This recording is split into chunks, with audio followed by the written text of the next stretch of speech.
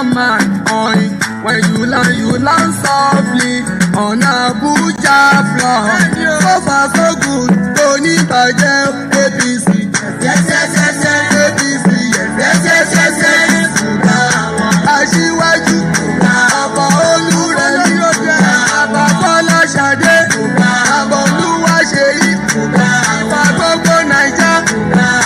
Káwọn jọ APC, yes, yes, yes, yes, APC, yes, yes, yes, yes.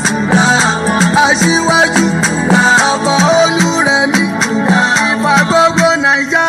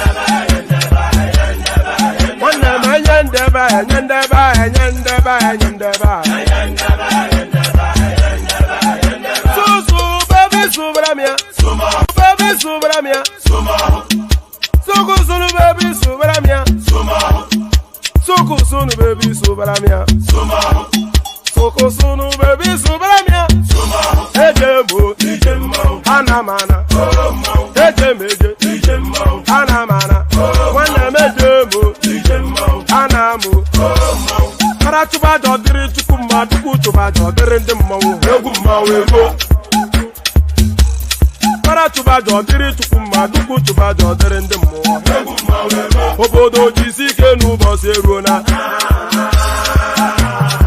oyibo.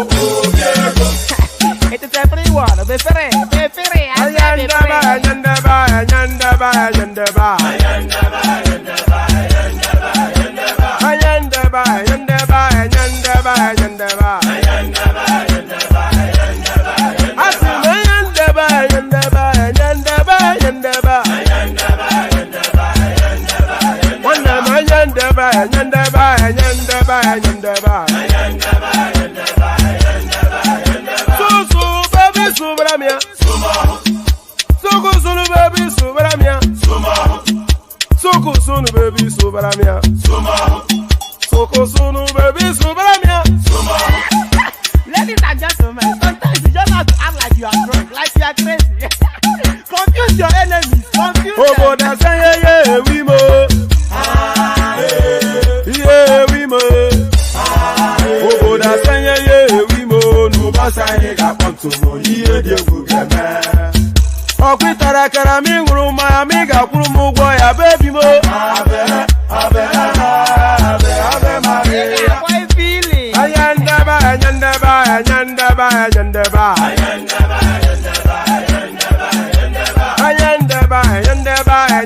ayandaba, ayandaba. Asima ayandaba, ayandaba, ayandaba, ayandaba. Wandama ayandaba, ayandaba, ayandaba, ayandaba. Susu baby subramia. Suku sunu baby subramia. Suku sunu baby subramia. Suku sunu baby subramia. Asekwa na ife oji abụ anyị si akwụna enye ego bụ maka mbọsị ọzọ. Since I was born, but now I am getting old. Akwụna mụta nwa akwụna ka ọ ga-abụ. Ẹni bàbá ilé, bọ́lábọ́lá, ọmọ ìṣúlú ojú, ìgbàlódé ọjọ́dù, ìgbàlódé ọjọ́dù, káyìn lábì lúbi, lọ́wọ́ lábì lúbi, ìgbàlódé ọjọ́dù, àtẹ̀lù lúbi, àtẹ̀lù létí, àtẹ̀lù mẹ́ta, àtẹ̀lù mẹ́rin, àtẹ̀lù bàrú, àtẹ̀lù kẹta.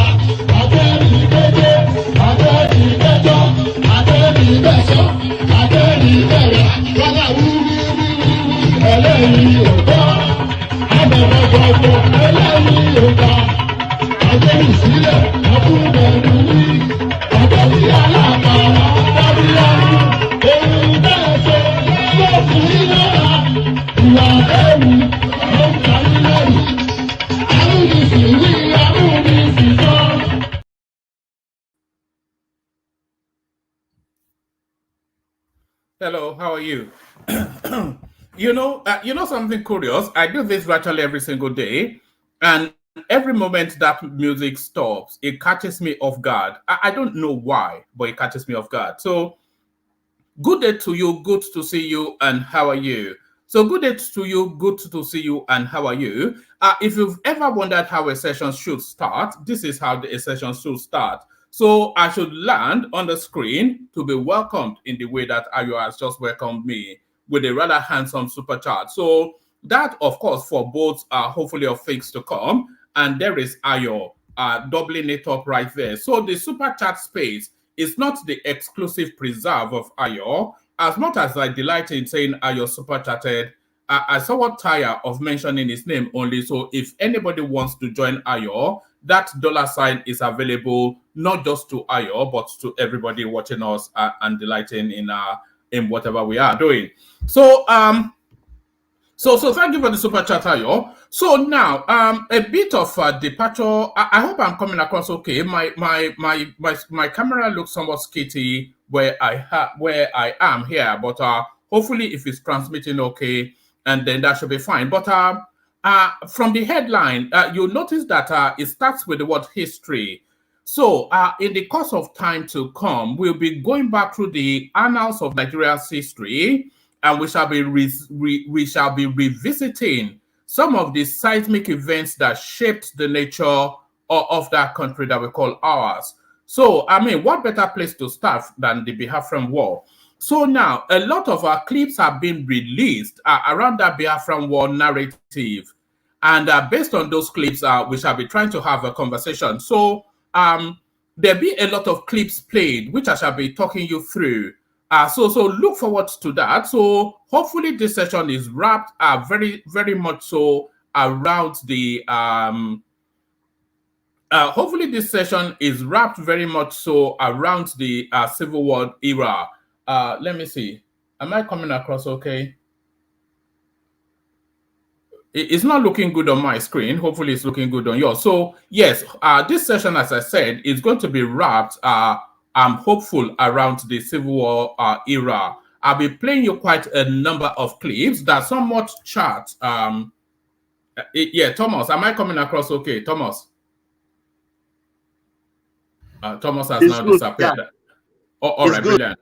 All right, brilliant. So yes, hopefully there'll be sufficient enough people turning up that are knowledgeable enough in that space, because that is a conversation that we've been recoiling from on this platform for months and months.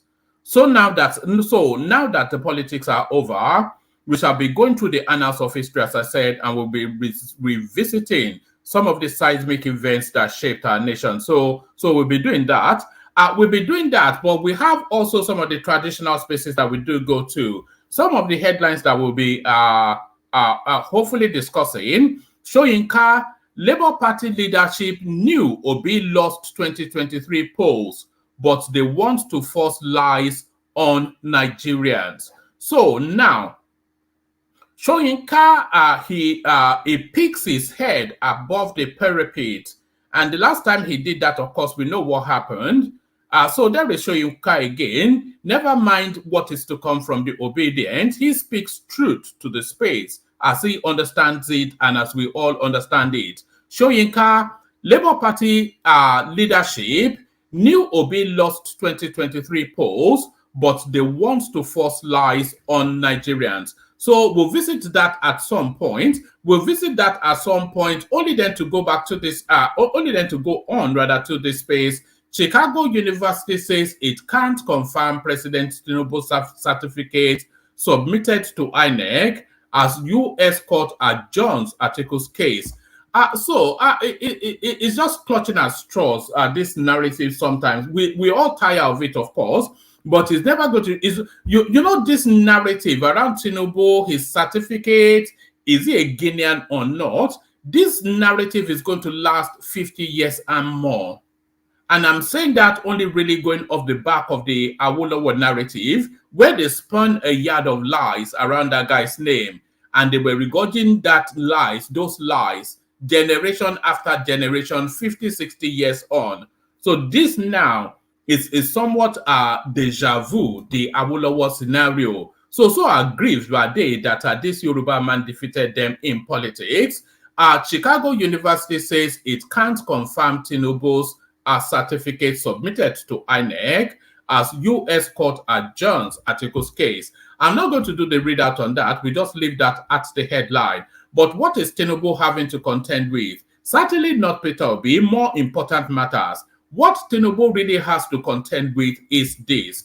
Nigeria owes World Bank Group, IMF, African Development Bank, $20.8 billion, China, $4.7 billion.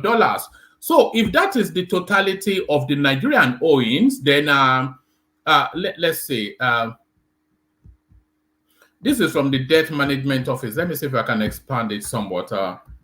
Yes, let's expand it a little. So this is from the Debt Management Office. What does it say? Debt Management Office, Nigeria, Nigeria's external debt stock as at June the 30th, 2023. So this seems to be the totality of everything that we are owing. International Monetary Fund, let's say 3.3. We round it off to the nearest decimal. So International Monetary Fund, $3.3 billion.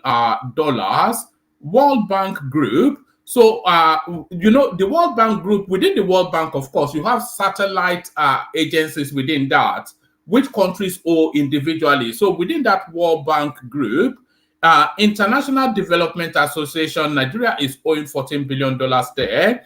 International Bank for Reconstruction and Development, $485 million. So that's how much in totality. Let's just say let's say $15 billion.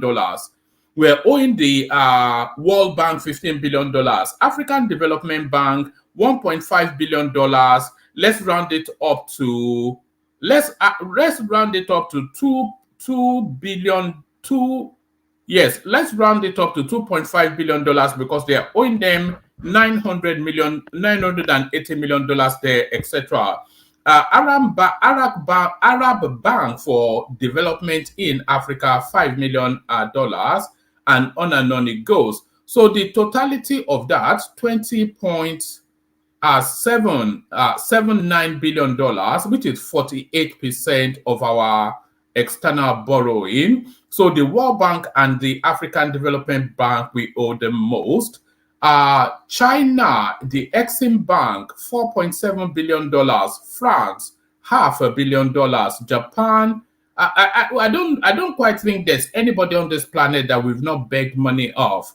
So Japan, we're owing them. India, Germany, the totality of that $5.5 billion.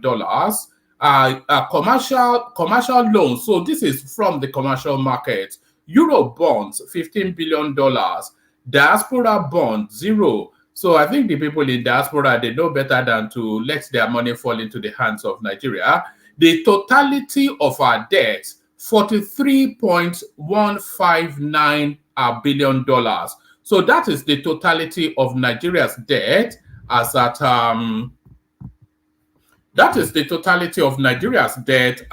June. Is that June 2023? When you start the date? That is the totality of Nigeria's debt as at the 30th of June 2023. So that is ground zero for the Tinubu space. So how he handles that, that's the task for him. So how he handles that is the task for him. Police spokesperson ACP Olumuyiwa Adejobi faults young people who allowed themselves. Let's do that again. Police spokesperson ACP Olumuyiwa Adejobi faults young people who allow themselves to be extorted by police officers. So quite how a young person is able to prevent themselves from being extorted by a police officer, let's find out. Police spokesperson ACP Olumuyiwa Adejobi has faulted young people who allowed themselves to be extorted by police officers. An ex-user, that is Twitter now X, an ex-user had alerted Adejobi of the alarming rate at which police officers extort Nigerians.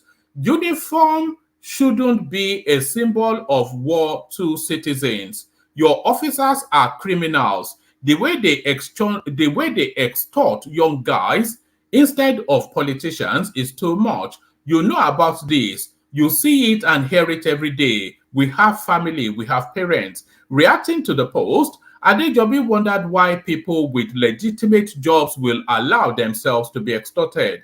Why do the young ones pay them? Someone who claims he doesn't have work is suffering, yet he pays 500,000 or ₦1 million etc. How come?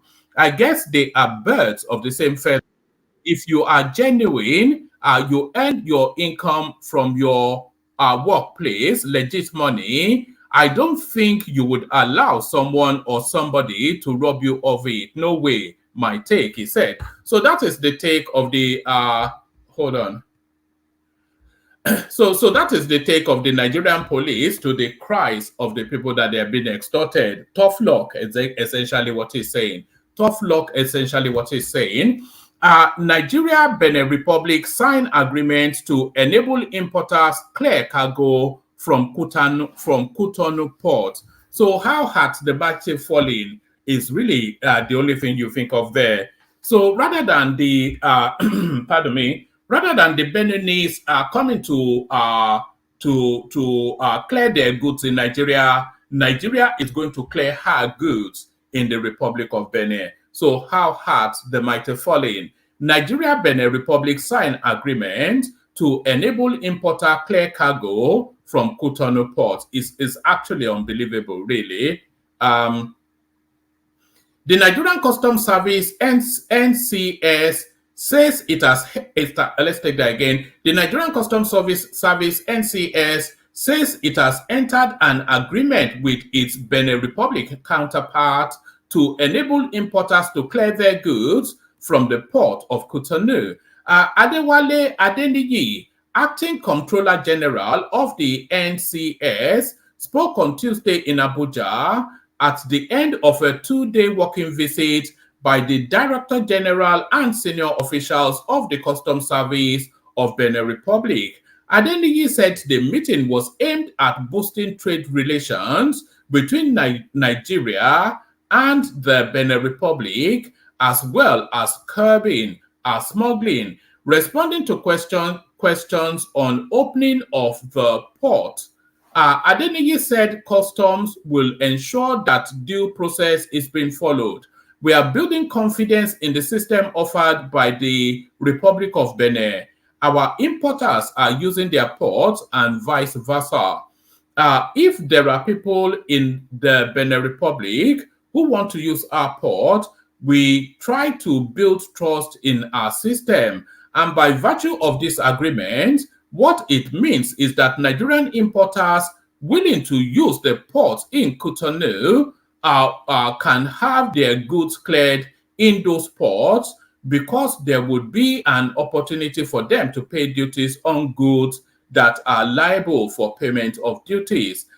We can account for the duties on those goods in the port of arrival. So they will now be free to enter Nigeria. So who gets the duties? That's the thing. So anyway, that's that. That's just the ridiculousness that is going on there. So that's the ridiculousness that is going on there. But as I said, I am hopeful that the session. But as I said, I am hopeful that the session is going to wrap around the Biafran narrative. So let's take a micro stop with our K-Guide music, and then when we come back, we go straight into the Biafran narrative. I've got quite a few clips to talk you through. But first, of course, we go to, and by the way, there's plenty of room in the studio for anyone that wants to join. But first, we go to the K-Guides. Only water, where they see ma. Water,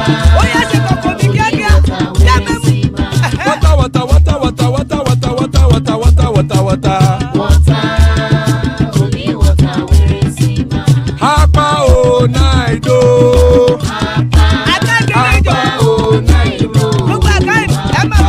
Hapa you don't come o.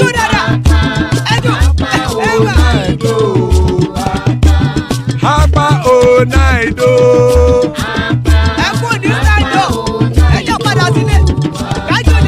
Oro kẹ̀kẹ́ ẹlẹ́mùrè o. Ilé sọ́díyà kẹ̀kẹ́ ẹlẹ́mùrè o. Bobby master kẹ̀kẹ́ ẹlẹ́mùrè o. Chief Failati kẹ̀kẹ́ ẹlẹ́mùrè o. Eruku lẹ̀lẹ̀ ẹlẹ́mùdé. Eruku lẹ̀lẹ̀ ẹgbẹ́ ẹlẹ́mùdódò jàre o. Eruku lẹ̀lẹ̀ Ghana ti dé ẹgbẹ́ bọ́dì o. Ọmọ ẹlẹ́yẹ ẹyẹ o ó dilé o. Olúyẹ̀lá ẹyẹ o ó dilé o. Petrosodana ẹyẹ o ó dilé o. Petrosodunke ẹyẹ rẹ̀ ó dilé o. Ẹlẹ́kọ̀ ọ̀run mú ìní o.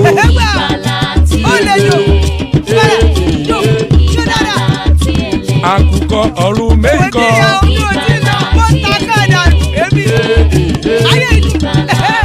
Ikú kò ní ríwà gbéṣe o.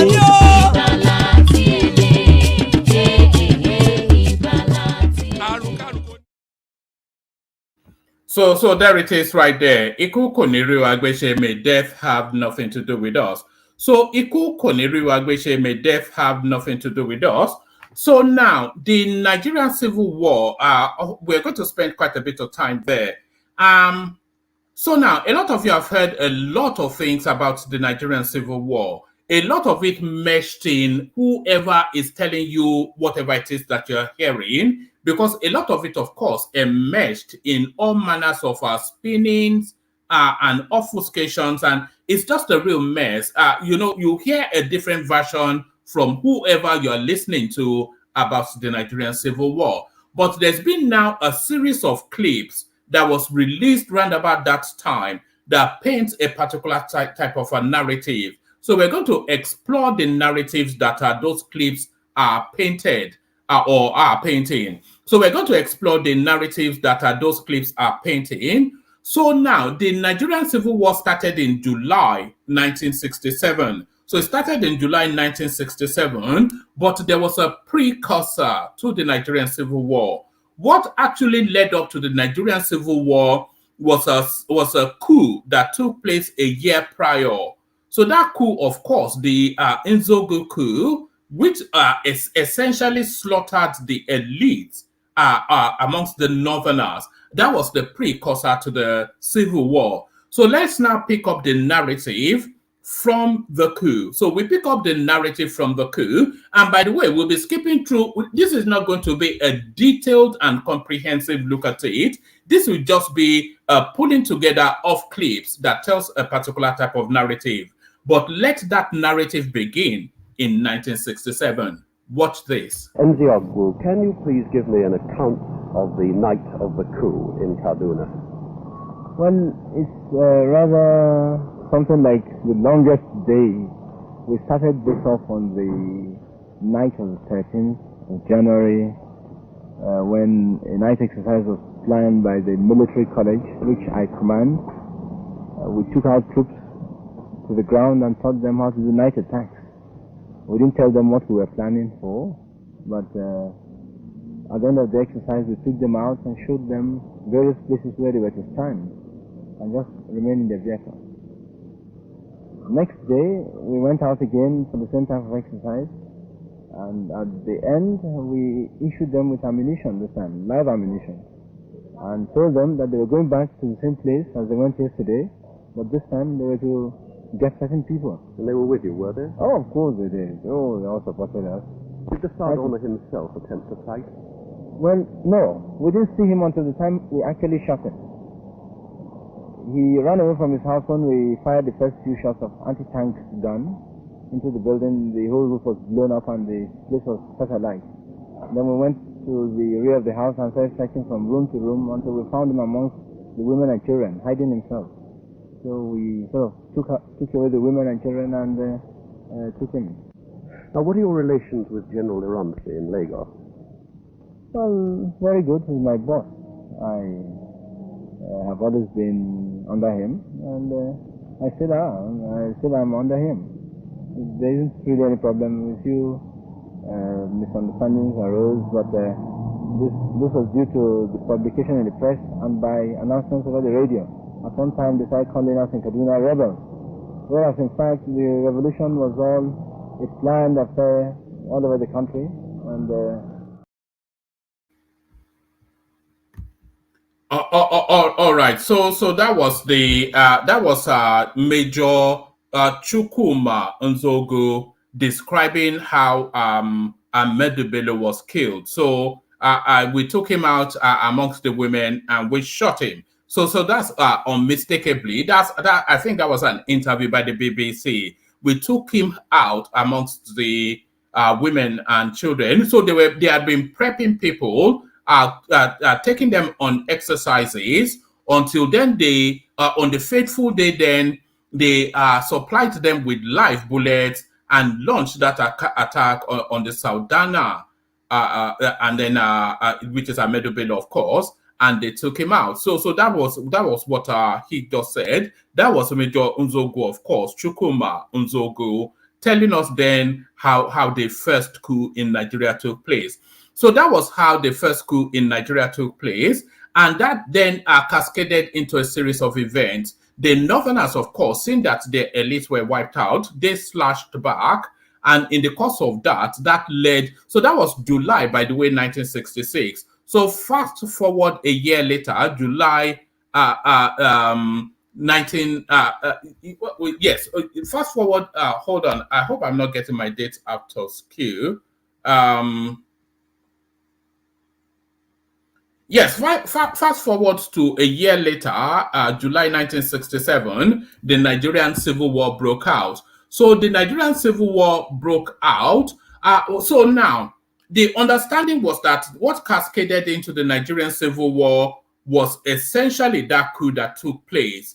But there's an underlying story, an underlying narrative that a lot of that Civil War was actually wrapped around the narrative of the discovery of oil in that middle belt, in that Delta region. So now let's pick it up from that spot. And let's hear from Gowon. So here is Gowon. Ojukwu is putting heavy pressure on the oil companies for payment to him of the royalties. Are the federal government doing the same? No, I don't think, in fact, I'm doing the same thing. In fact, the oil companies are my witness. I've tried my best not to get them involved or to be brought into our internal problems. and I shall do my best to keep them out of it. What action will you take if the oil royalties are paid to Colonel Ojukwu's regime? I think this question is hypothetical. It doesn't arise at the moment. I will do my best to keep the oil company out of this problem, our internal problems, and I hope I shall be able to keep my word to keep them out of this problem. If force is used, Major General Gowon, will this not increase bitterness between the various races in Nigeria? It might, to start off with, but I don't think that this is a thing that will last forever. I'm sure the present generation and the generation to come will be better friends than the ones in the past. You think you can limit force once you use it? Indeed. In fact, what I have done, I've told, in fact, my troops that they are not fighting a total war against an outside enemy. They are only taking police action to crush a rebellion. Therefore, the force that will be used will be just the force necessary to get the job done. So there it is. So that was Gowon telling us that in fact it was even the journalist that put the position to him that the oil companies now are being pressured to pay royalty to Ojukwu. So the oil companies being pressured to pay royalty to Ojukwu, that somewhat colors the altruistic narrative that Ojukwu painted of being a liberator, trying to free his people out of the bondage of the Nigerian state. So that was an undercurrent to what was perceived as the main reason, which was the coup. But let's stay within that space and let's hear a bit more from Gowon. They should call a halt to the shameless deception of innocent Igbos with reports of fictitious victories on the battlefronts. They should appreciate that the so-called diplomatic recognition by dubious characters cannot, in the least, alter the course of Nigerian history. It is sheer wickedness for Ojukwu and his clique to continue to goad innocent citizens to support rebellion and lay down their lives for a cause that is not just. The rebel leaders know in their hearts of hearts that all their false propaganda about genocide and massacre derives from personal ambition and the haunting fear of their own future and safety. Consequently, they do not know when to stop. I call on those who claim to love Nigeria and the Igbos to face realities and advise the people of the East Central State to lay down their arms and return to the fold. It is not enough for organizations and individuals to ask the federal government to cease hostilities while ignoring the evil intentions of the rebels. I honestly believe it is in the true interest of the Igbos that they return to the fatherland. I am satisfied that all other Nigerians have learned the lesson of our most recent history and the current civil war. And I pray to God that there will never be a repetition.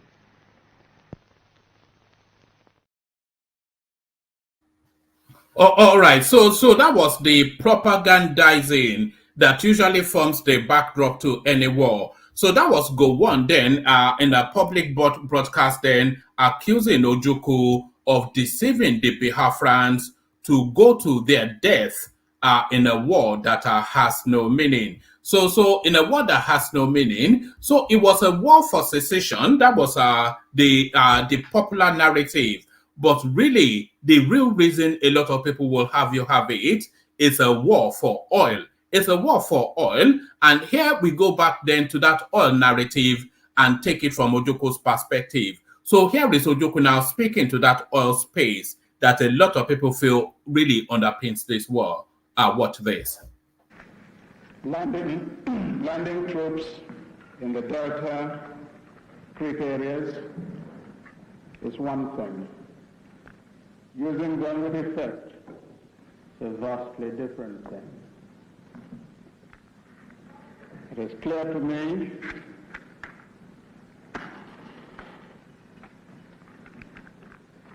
that what my good friend turned bandit Gowon is planning there is purely to get a group of men round the oil terminal and then to shake the managers of the oil companies by the scruff of the neck and demand money. That's all.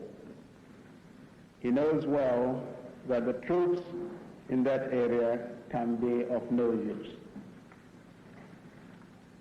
There is a danger to this, though, that in his lunacy, he might in fact decide to turn very nasty and destroy the terminal installation.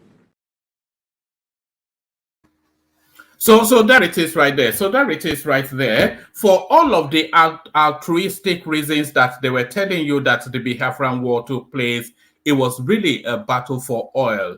It was a battle for oil. The oil newly discovered in the Creek region, Ojukwu pressuring the oil companies to pay royalty to him, and Gowon battling to retrieve it back for the Nigerian state. You heard it there from both men. So the battle really was about oil, more so than anything else. So the battle kicked off, and there was a lot of back and forth. It was essentially a David and Goliath fight. That essentially was what it was. It was essentially a David and Goliath fight, with the Biafrans, the Southeasterners, completely outmanned and outgunned. Completely outmanned and outgunned, but as ever in a David and Goliath fight, you never you take Goliath, you take him for granted to your peril.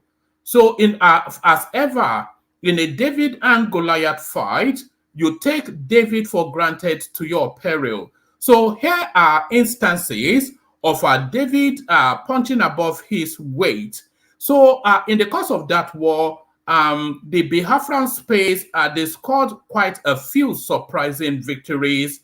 So a few victories in certain battles. They never won the war, of course, but they scored certain victories in certain battles. Examples.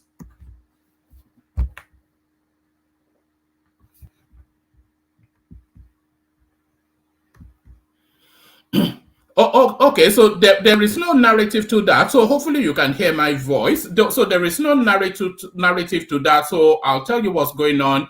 This is the Biafran force defeating the Muritala Mohammed 2nd Division of the Nigerian Army. They took down about 5,000 men. This was in March 1968. So that's the Biafran war. The Biafran Army rather recording some successes against actually a major success, because they took down quite an elite battalion which was led by Muritala Mohammed, the 2nd Division of the Nigerian Army. They took down about 5,000 men and went on to take their weapons. So that tells us that. So there is no voice to that, but that is what is going on. What is going on, and then subsequently they continue to record. So let me take.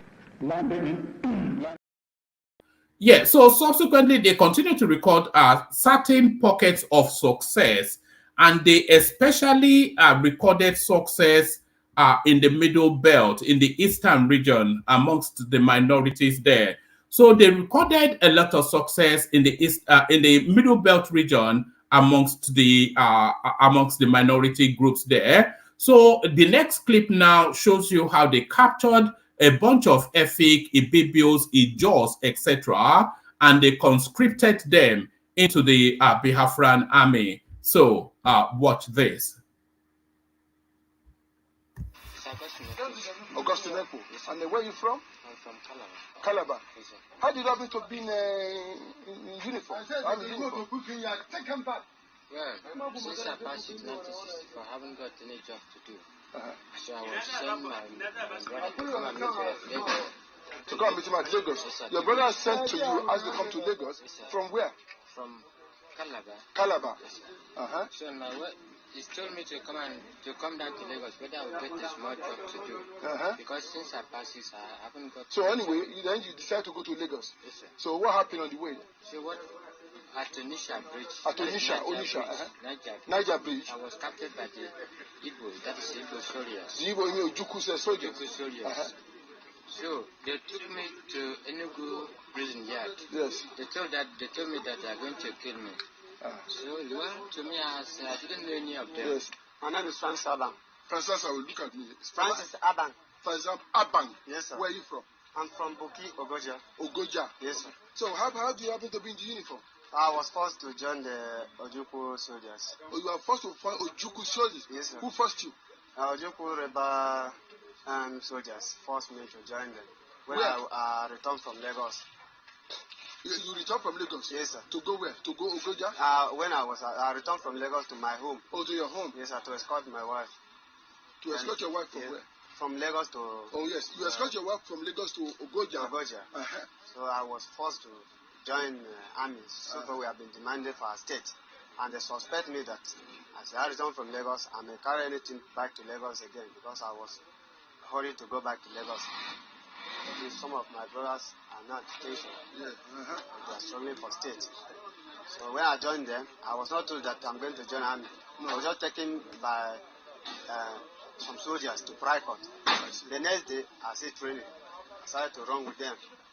Through training me. After training, I was brought up to fight. I had to escape myself and meet my brothers who are fighting for me, Nigerian soldiers. I surrender myself. How old are you? I'm up to 28 years, sir. 28? Yes, sir. 28? 28, sir. 28? Yes, sir. Yes. Okay, how many of you were captured? From Ogoja, sir? Yes. Anyway, they brought boys from different places. But the Boki boys, I know, we were 5 of us. Well, how many captured prisoners have you seen, say, around here? Or how many of you do you think? Soldiers. Yes. Those are soldiers. We are 5 of us here. Here? Yes, sir. From Ogoja? No, sir. Ogoja, only one person, sir. Yeah, only one person? Yes, sir. But when they kept you, how many of you? We are 5 of us, but some they misrode, some we are killed. I don't know where about. Perhaps they are still coming behind. But what I'm asking you now, how many prisoners are in this town? Where they went and got you? Where they get me? Yeah, now, where they brought you? Oh, where they brought me. I think we are 137 or something like that. 137. Yes. Because they keep you in different places. Yes. Yeah, but in your own camp, where they keep you? We are 137. There are others in various places. I think so. Yeah. Okay. Yes, sir. So now, those were minority groups within the Delta area, Effiks, Ibibios, Ijos, etc. You heard the witness account yourself, so you don't really need me to add or embellish. There's no embellishment needed. What they were telling you, and those ones that were brought in front of the cameras, there were countless of them. What they were telling you essentially was that they were captured, kidnapped by the Biafran soldier, taken into some sort of like a prison camp sort of a space. And then by the next day, they were already going through the drills of military formations and training and conscripted into the Biafran army. So the Delta areas, the Creeks essentially, they were forcefully conscripted into the Biafran army. So that was how Ojukwu was able to expand his military force. So that was how Ojukwu was able to expand his military force. But that wasn't only how he expanded his military force. This one now, you could say the conscription of adults is part of the fare of a war space. But this now next clip that I'm about to show you is unforgivable. Watch this.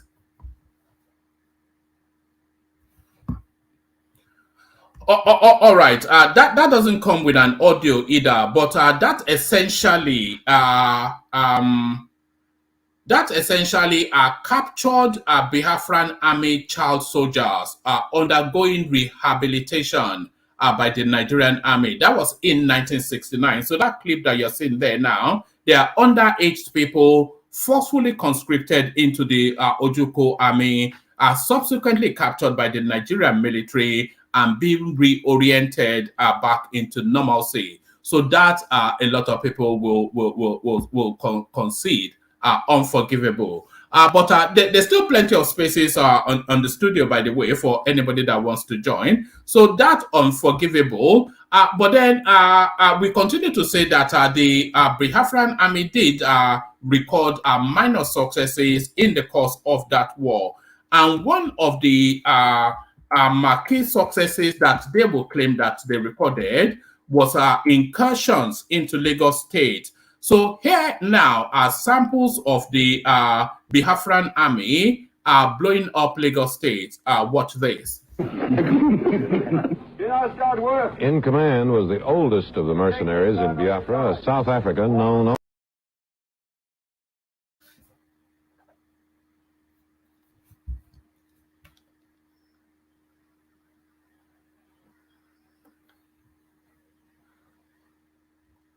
So that's the aftermath of Biafran air raid on Lagos. You can see for yourself quite a lot of damage on the Lagos space. And by the way, the Yorubas were not essentially part of that war. It was a war between the North and the East. Essentially, that was how it started, a war between the North and the East. But then, of course, they were just throwing missiles and attacking everywhere. The sample being this attack on Lagos, a heavy devastation, air raid on Lagos State. There was just a sleepy outsider out of that Biafran narrative. So essentially, the forceful invitation, let me put it that way, the forceful invitation of the Southwest into that war. So part of the examples of that is the clips that you're seeing on the screen. But like I said, they recorded some minor successes. And would you consider this a success though? This was the funeral of Colonel Fajoye, one of the excellent Yoruba officers that lost his life to that war. Watch this.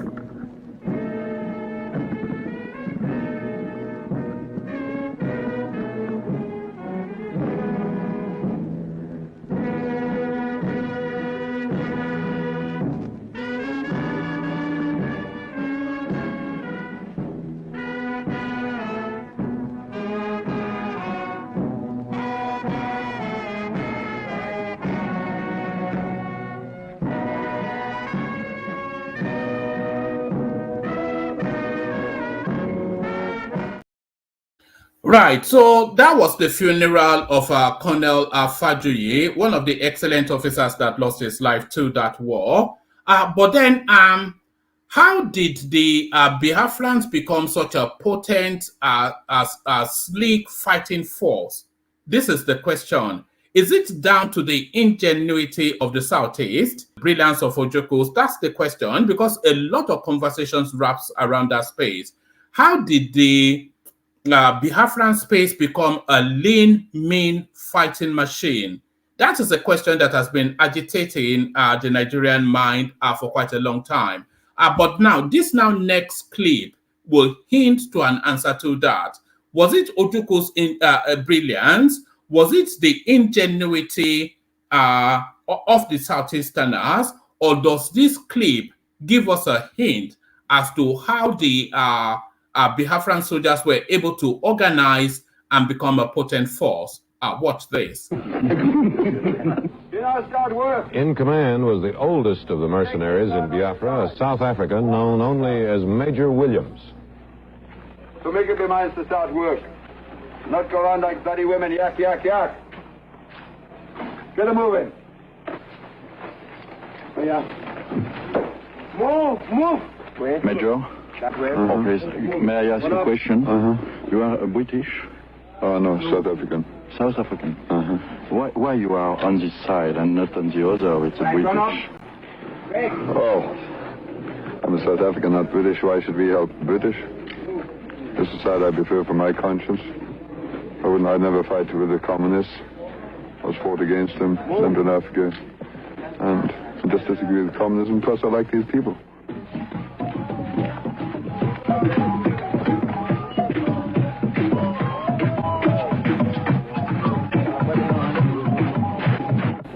outgun us, outnumber us, but we've got the fighting spirit, as you saw this morning. The blokes are willing to go in and have a go, and with our morale, we will beat them. And you stay in Biafra? Oh yes, definitely. More? Definitely. Definitely, until the end of the war. Then they go into the next one. Thank you. So there you have it. The brains behind the war in terms of organizational prowess, certainly not anything Southeastern, very much so South African. So that was the South African mercenaries that were essentially organizing the war for the Biafran space. So that was the South African mercenaries that were essentially organizing the war for the Biafran space. So the war came very quickly, but it ended very quickly because, of course, completely outgunned and outnumbered. So there was never any chance of the war not going the way it went. And this, one of the reasons that the war went the way it did go. Watch this. But we have Colonel Obasanjo, who is the commander of 3 Marine Commando, who have been able to capture a number of senior secessionist officers, and he had brought them to Lagos to see us in order to let us have their acceptance of the spirit of one Nigeria.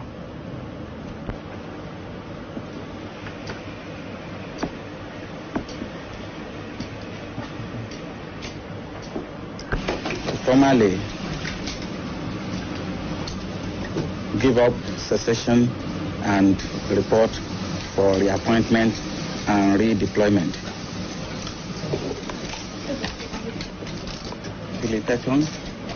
Your Excellency. Glad to see you again. My pleasure. How are you? Very well indeed. Glad to see you again. Thank you. Patrick Amadi.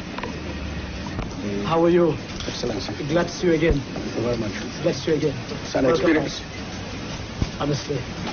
Glad to see you again.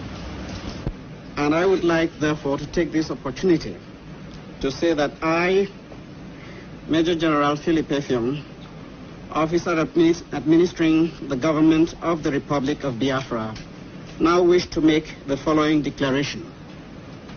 That we affirm we are loyal Nigerian citizens and accept the authority of the Federal Military Government of Nigeria. That we accept the existing administrative and political structure of the Federation of Nigeria. That any future constitutional arrangement will be worked out by representatives of the people of Nigeria. That the Republic of Biafra hereby ceases to exist.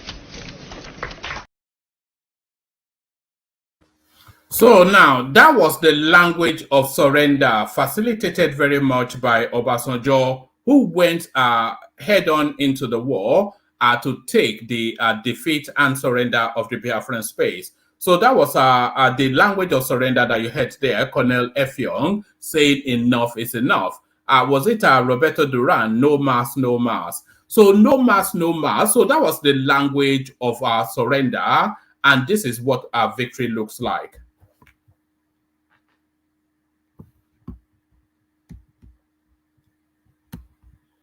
Oh, okay, so no commentaries on that one. So let me just give you the backdrop to it. That is Gowon being received as a hero in Port Harcourt after the war was over. So that was Gowon being received as a hero in Port Harcourt after the federal forces drove out the Biafran soldier. So that is what victory looks like. And this now final clip is a nation coming back together. Watch this.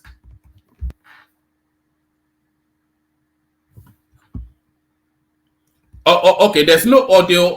There's no audio to that as well. But what you are seeing, what you are seeing on your screen, Biafran and Nigerian soldiers hugging each other and dancing that the war is over. That was after Ojukwu fled, of course, from Biafra and left them to their fate. So, so that last clip there was the Nigerian soldiers and the Biafran soldiers hugging each other that the war is over, in celebration of the war being over. So that's and by the way, that's not a full and detailed documentation of the Biafran War. That's just a soupçon of how it played out, a particular narrative. So let's now bring up the people we have so far. Thomas is in the house. Adan Lekoko, who is even pre-war, so he will give us a bit of a take on that. For a counter narrative, we've got this, and Tone joins us. So let's kick it off with Tone because he's new to the space. Tone, are you there? Tone, can anyone hear me? Yeah, one more. Can hear you. After all that Bulabalu, Tone, are you there? Are you ready to go, or do you want me to start with someone else? Tone. Tone. All right, you seem ready. Des. So is that a fair picture of the Nigerian Civil War? Des, just those clips, the way it was sequenced. I mean, I would say he got a lot of things wrong and a few bits right. I don't think someone that is a student of history would agree with you in totality. Yes, the Nigerian war was mostly the Nigerians going to war because of the oil they knew they were gonna, get from the Port Harcourt region and the Delta regions. Mostly that is why they went for war. But you can't start talking about Biafran war without mentioning some specific names, which is Kaduna and Zogo. You can't start talking about Biafran war without mentioning what was the name of the first military president? What was his name? Gowon. Gowon. No, No, not Aguiyi-Ironsi. Gowon. Aguiyi-Ironsi. Yeah. Yeah, you can't start talking about Biafran war without mentioning Aguiyi-Ironsi. So there is a lot of background to the story. Everybody with their own understanding. But with what I understand and with what a lot of people have told me, including my grandfather, may he so rest in peace, have told me is that Ojukwu in himself, rest in peace, before the war started, there was a lot of massacre, which everybody knew, that went going on in the north.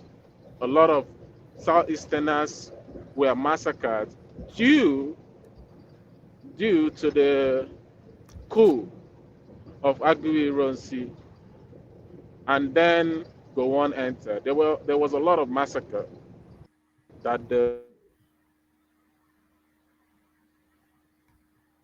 Have we lost you?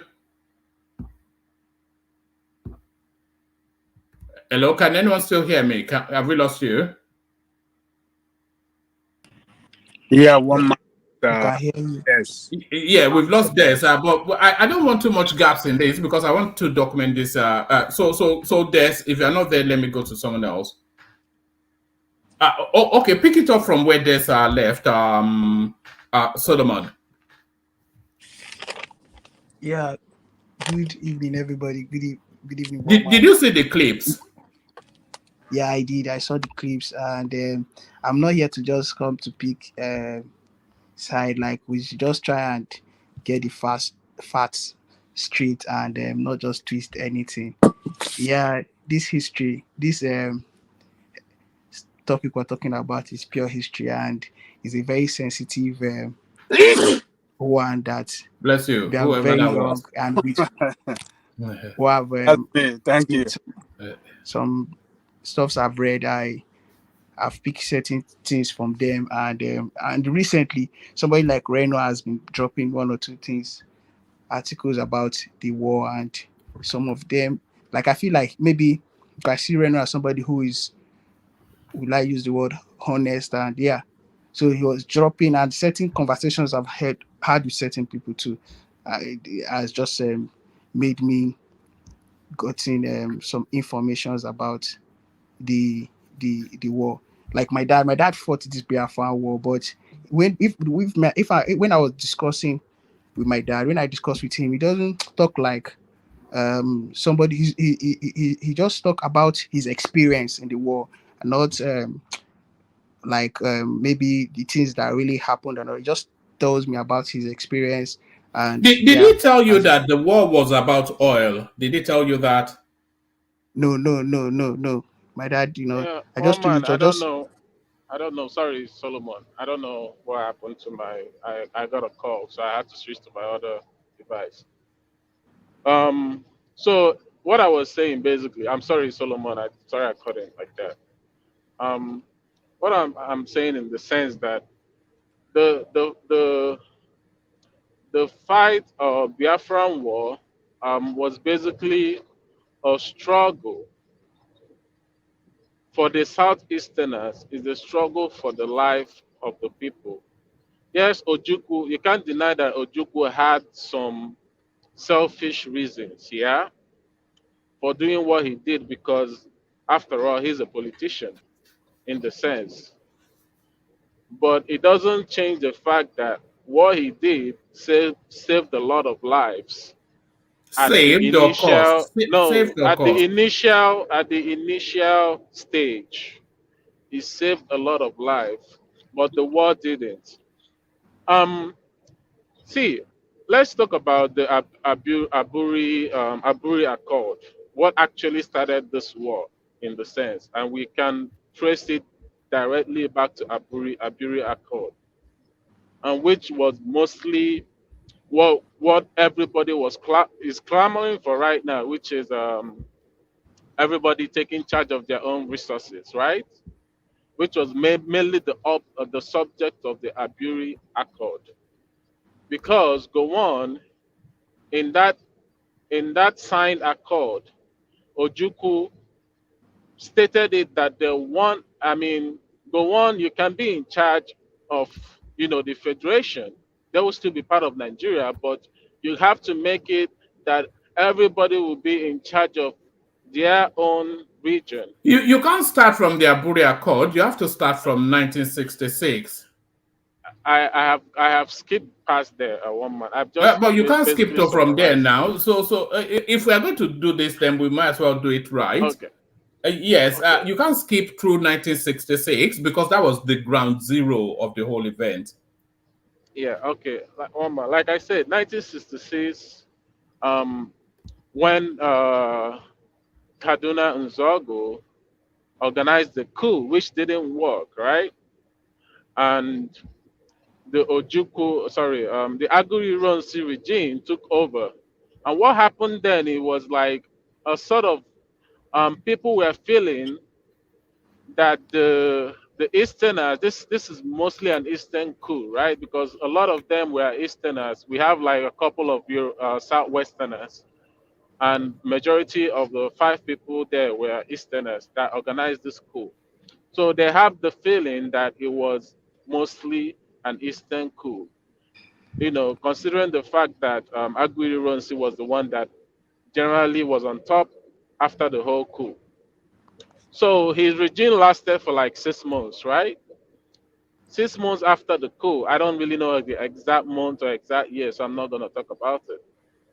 So 6 months after the coup, what happened? Aguirre Ronsi wanted to go on a tour because that time there was a feeling, because everybody was having this sense that you know the Igbos were trying to take over. Basically, the country was on ease. So what Aguirre did was try to take a tour around the whole country in order to get everybody together. And doing that tour, that is what when he was killed. I forgot where he went to on one of his tour. That is where they, toppled his government and took him over and killed him with some other Easterners, which was regarded as the most bloodiest coup Nigeria ever had up to date. That Agui Ronsi coup. was the bloodiest. The So the Izogoku was bloody too. From the clip we saw, he was boasting and bragging about yanking the Saldana from amongst his women and children and shooting him. yes, true. I never said it wasn't bloody. I said the coup after the second coup was regarded as the bloodiest according to history. I'm talking about history now.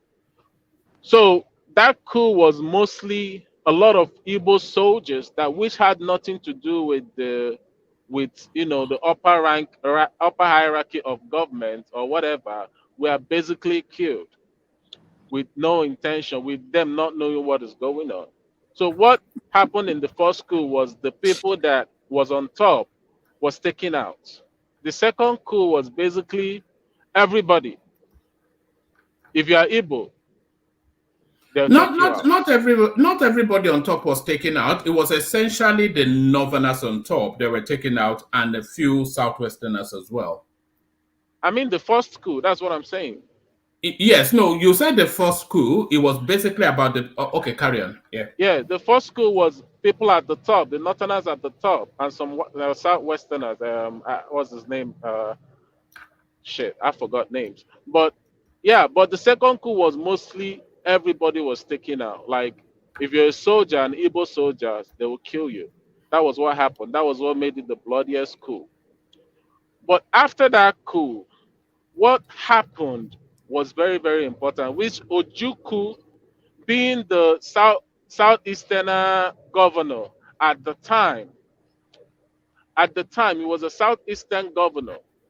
What he told the Nigerian government, because after the coup, what the Northerners did was basically um, they tried to find someone to take power, right?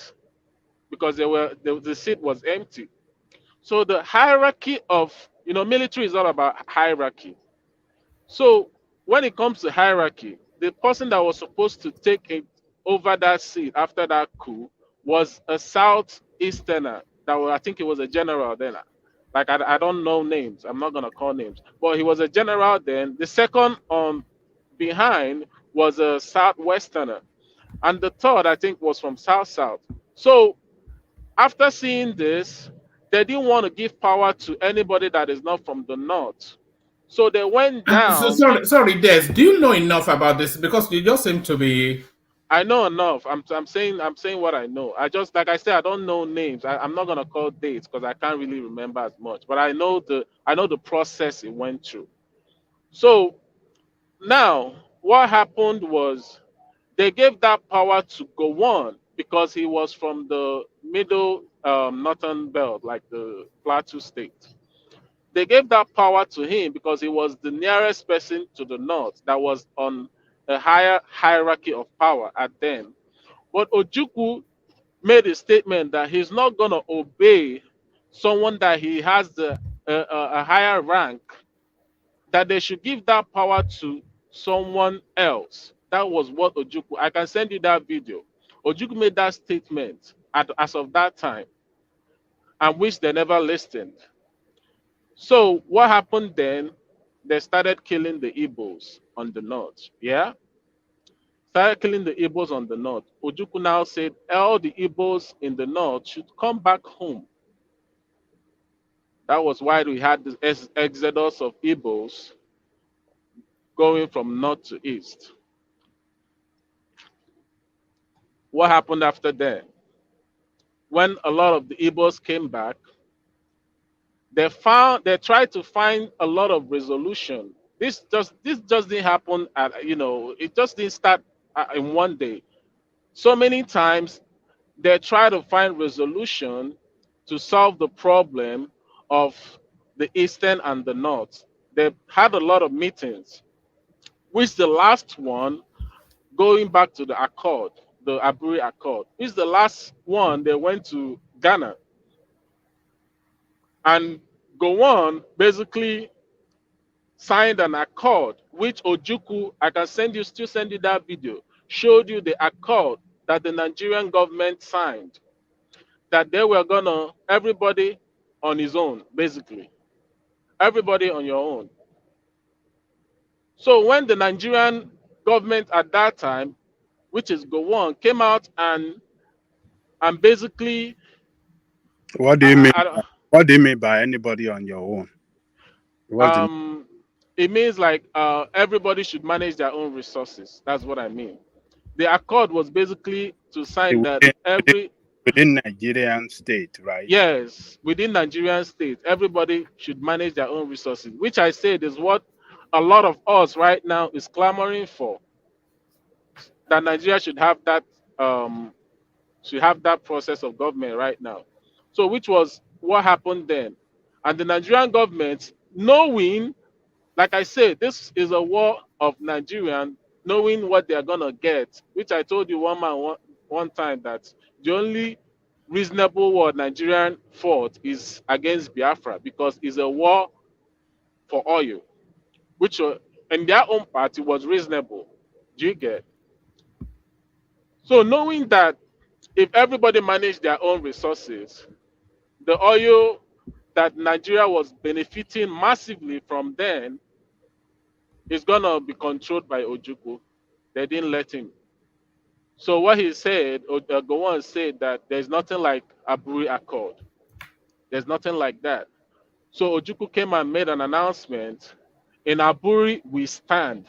He said that in Aburi we stand, and he declared the Republic of Biafra. After that, now became the tussle of power. The tussle of power began. So this is the background to the story.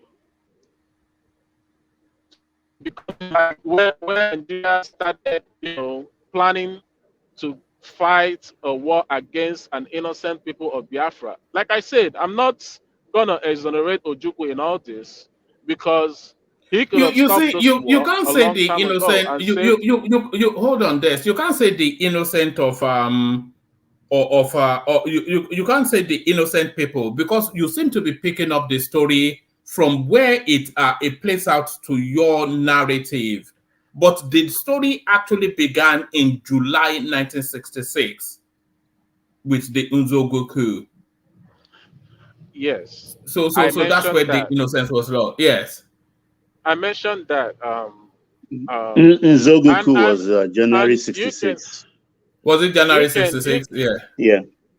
and what happened after that coup? Like I said, if you know, like, coups has been happening all over Nigeria, all over Africa right now. And what necessarily happened before that coup, we have to still talk about it. The government at the time was corrupt. There were so much that the government were corrupt. They were looting money all over the place. They were sending money to abroad. Ajali Koko, you're here. You should know what I'm saying. The government at the time were corrupt before the military government came in. So even after the coup, that did not succeed. That Well, was how it do you only even the say? northern? Hold on. Was it only because Nnamdi Azikiwe was very much part of that government? So was it only the northerners that were corrupt? Because a good 80, if not 90% of the people slaughtered were northerners. So was it only the True. northerners that were corrupt? Yes. No, it wasn't only the governor. The northerners were corrupt. It was an The ethnic coup. mistake I feel. It was an ethnic coup. No, don't say it was an ethnic coup because the Was it not? I, You are breaking up, my guy, man. can you hear me? Yes, I can now. Hello, If you hold are on. using Bluetooth, remove it. Yeah, carry on. We can hear you now. Okay, it's just network. I'm basically driving. So I feel like it was a mistake from Kaduna and Zogo because yes, it was a mysterious flying out of Nnamdi Azikiwe out of the country before that coup. I feel like it was very mysterious for him to fly out before that coup, and also some prominent Igbo people that wasn't killed. But what you would take from this, if it's an Igbo coup, I don't think that Ojukwu would have arrested and jailed the people that he was basically because they thought that it was an Igbo coup, that Ojukwu was working with Kaduna and Zogo. He wouldn't have locked them up if it was. He would have found a reason to let them go. But no, he didn't do that. But yeah, I feel like it was a mistake on his part. Like I said, I'm not gonna come here and say the some of the Biafrans, whatever the Biafrans did was good. Some of what they did was wrong. But during that war, I feel Let me say this, Des. The first blood that led to that civil war, the first blood that led to that civil war was drawn by Kaduna Nzogu when he went and slaughtered the Northerners. And that was what cascaded to where it landed. So the first blood was actually an ethnic blood drawn by Kaduna Nzogu. Would you consider that? Yeah, but one man, I concede that. But if you take your mind back, you would know that as at then, the Northerners were in control of power. As at then, the Northerners were in control of power. The NPC or something like that, the Northern People's Congress, whatever, they were in NCNC. control, majorly NCNC. They were majorly in control of power. So what happened was basically, I would say it is basically inevitable that the Northerners won't take a huge hit on that coup because they were in control of power. One man. Anyway, but what I see that Nigerian government did wrong in that coup, because when you're fighting a war, you don't go to the it's basically a war against soldiers. When you're fighting a war, it's a war against two soldiers. It But wasn't when the you Northerners that were in charge of that government, by the way. It was a conflagration of both the North and the East to the exclusion of the Southwest. The Fourth Republic was very much a Northerner Southeast government. who was the premier? One man. Who was the premier? No, this A guy was a Northerner, right? premier of his own place. No, you said the prime No, minister. no. It was Tafawa Balewa. The He was the prime prime minister. minister. The prime Is the minister. prime Sorry, that's minister what I you're talking? meant. Tafawa The Balewa prime was the minister, prime Tafawa minister. Balewa. That's what I'm saying. It was a Northerner. Northerner was sort of like a Who president was the as who at was the then. president? It was a Nnamdi It was Azikiwe. but he ceremonial. was a ceremonial It was president a now. ceremonial president. That's It was a different. Well, joint government. It was a joint government Who by was the Senate president, the head of the parliament? Nwafọ Rizu. it was a joint government by both the Why wasn't he killed? and Or was he killed one for Rizu? Was he killed? one He for was not reason. killed. All the No. Easterners, One man, can I? Okpara, the premier of Eastern region, Nnamdi the governor of Azikiwe, before Nwafọ Rizu, they all escaped. Not a single Igbo blood was dropped in that coup. I'm coming. When it gets to my turn, I will elaborate. Even though it was a joint government. All right, bring it home, Des. Let's go to people who may well know a bit more. Des. Yeah, my network is bad. Just go to another person. One man, please. All right, brilliant. I'll come to you, Solomon, and then we'll go to Baba for a bit more in-depth understanding, because I think he may well have experienced that period. But Solomon, come in. Yeah, this I just what this was say just how maybe he knows it, but in this war of it, in this whole thing, I don't agree with this with most of the things he was saying, because okay, let's just assume that the war has, like, they've killed, like they said here now, or not like they said, like how it happened. Azikiwe went for medical vacation and no Igbo leader was killed. But after the coup was carried out, those Igbo guys that were arrested, that they arrested, they were still receiving payment in the prison. They were still paying them, and it's not good. If you see, that movement was more like an hypocritical movement, even though they were claiming that they wanted to clean the system. Okay, all the Igbo elders they were not killed, and the guys that carried out this thing were receiving salary. So you see, that was what led to the counter coup of that same year. Yeah, after 6 months. So for the war, I'm not going to really go deep in all this. I just say the point I feel are important. For the war, it was not really we don't need to really say that yes, certain things were happening and all that, but we don't need to really just come out and just say Ojukwu like he was really fighting. I don't really see him like really fighting for the people, because these guys are military guys. They know what they've already the kind of thing the kind of Well, issues was he they've had. fighting for oil, as a lot of people believe it was? Was it essentially a fight for oil, which some people believe He, it was?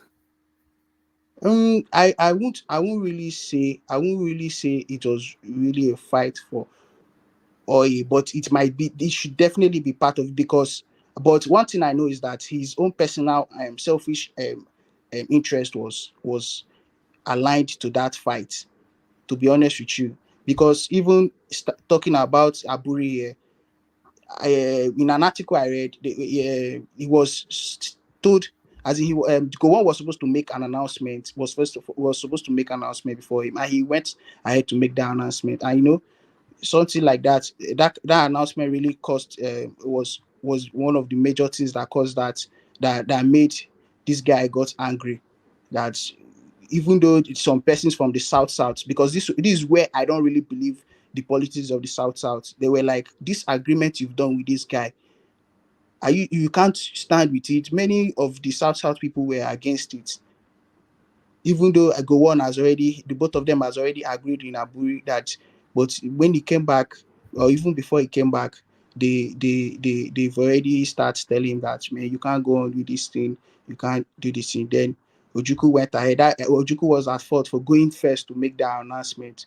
It was not really, and there would have been a better way of resolving this thing than just using, because innocent people were really killed in this war.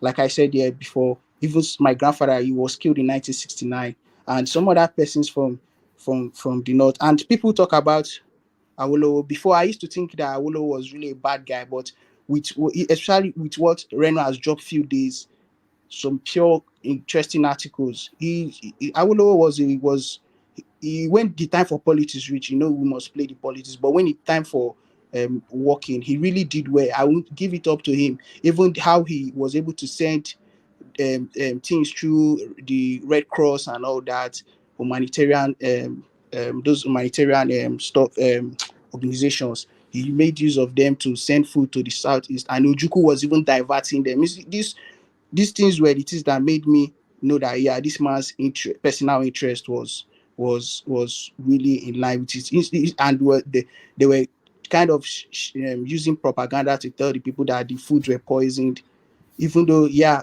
like my dad was part of the Biafra war, he benefited from that food, but it was not really good the way he was just diverting those things. The people, this kwashoko of a thing really happened in the southeast.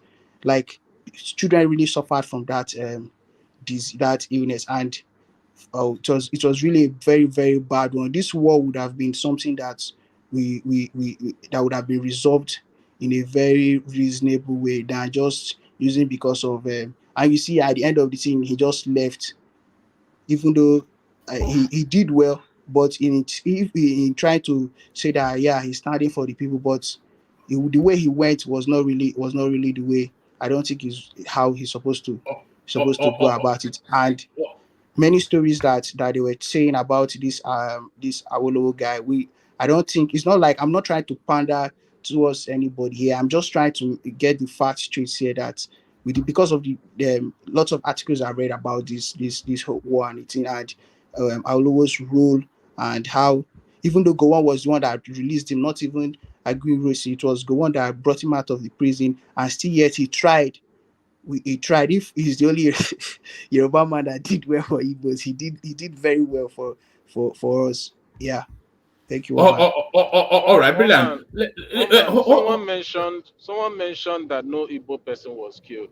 The Igbo guy that was killed was Lieutenant Colonel Ato Unebe. He was in charge Just of so you know. armory in Yeah, the Lagos. They guy. It killed him doesn't because he matter. didn't open the He's armory. an Igbo guy. The fact remains that he's an Igbo guy. That's what I'm saying. Yeah, sure. But he was a soldier. All right, let's go on to Baba, who may well have a bit more in-depth understanding of that space, only because he witnessed part of it. Let's come to you, Baba, and the way the clips have been sequenced. The story actually kicked off in 1966, January. You corrected when we saw that clip, of course, of Chukwuma Nzogu, rather gleefully telling us about how Ahmedu Bello the Saudada was yanked from his family and shot. So that was the first blood that was drawn there, and very quickly it cascaded into that civil war, and then we all know how that played out. So what was your memories of that time, set against the backdrop of the video clips that we've watched, and also the narrative that a lot of it was actually about oil? Was oil mentioned at that time, Baba? Yes, thank you, one man, for the opportunity. Folks on the panel, I salute you all with your knowledge and painstaking analysis, and all the men and women of the comment section. You are the warrior of this panel. I salute you all. Good evening. Please, listeners, watchers, like and share and subscribe to this show. By all means, you can just click like at the moment and then share possibly in between and subscribe also. Thank you very much. One man, I always repeat the word, I'm a witness to this history. And I will want the panelists and gentlemen and women of the comment section to indulge me and let me put these things in historical perspective. Honestly, and as I witness it with my kuru eyes. Firstly, I'll start. Oil was discovered 1956, at Oloibiri, at a place called Oloibiri in today's Rivers State by Shell. Okay. 60s, we got independence. 63, we became a republic. We had northern region, we have western region, we have eastern region. Then later, Midwest was carved out of western region. In the north, as premier, we have premier leading these regions. It was Sir Ahmadu Bello, a Fulani man, revered from Uthman Danfodio dynasty. In the west, we have Obafemi Awolowo. In the east, we have the renowned Nnamdi Azikiwe. I'm sorry, we have Okpara in the east. And in the Midwest, we have Osadebe as premier. So, yes, we had a lot of problems during that period, particularly when Awolowo was jailed. 1963, I think 63. The whole thing started. I'll call it a real fracas.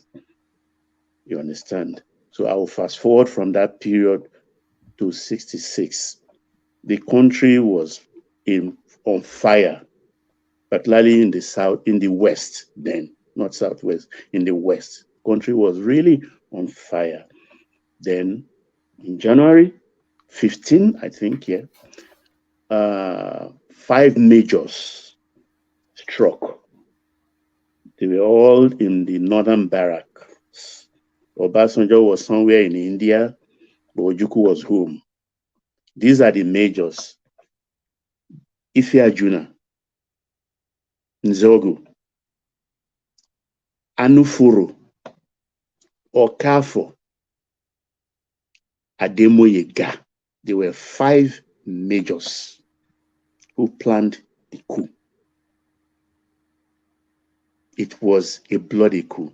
And these men, I read in the comment section, these were brilliant men. Imagine if these soldiers were this brilliant then. Imagine what the politicians were then. They were giants. Literally, administratively, were giants all over, not only them in Nigeria, all over Africa. I just put that as an aside. When they planned the coup, I want to also let us have an open mind here. Whether we like it or not, during this period, all the people in Midwest then, the Eka Igbo, we call them Eka Igbo. You understand, from Asaba, Onisha Ogbu, Agbo, all those places, we consider them to be Igbos. So if they are saying Nzegu is not an Igbo, then it was classified as Igbo, even though he was from Okpanam, close to Asaba. But if you are Juna, a graduate, an athlete, I think Olympic medalist, Commonwealth Sports Games medalist, if you are Juna, a graduate of University of Ibadan, was from Onitsha, Okafo, Anufuru, purely Easterner. Ademoyega from today's Ikiti. They planned the coup, quite all right. Who are the people that died? Let's take it from Tafawa Balewa. The prime minister was killed. His wife was killed. Then let's go to the premier. Ahmadu Bello was killed. The wife was killed. Let's come to Southwest. Akitola was killed. Awolowo was lucky. He was in jail. Then let's go to the Midwest. The finance minister, Okotiebo, a very flamboyant man, whose rapper, when he stands as Piccadilly, the rapper will extend up to Bond Street corner. I'm just exaggerating. With a feather so long in his cap, typical Delta man now of today, he was killed also. And then Colonel Shodeinde was killed. Brigadier Mai Malari was killed, and his pregnant wife was killed also. Wash Pam, a colonel, was killed, and Ademulegun was killed. Brigadier Ademulegun was killed, and about 13 top army officers, then including the lieutenant colonel in Lagos in charge of the armory. He was an Igbo man. He didn't cooperate with them, so he was killed. So all in all of this, no Easterner. The premier of East, they killed the premier of Northwest.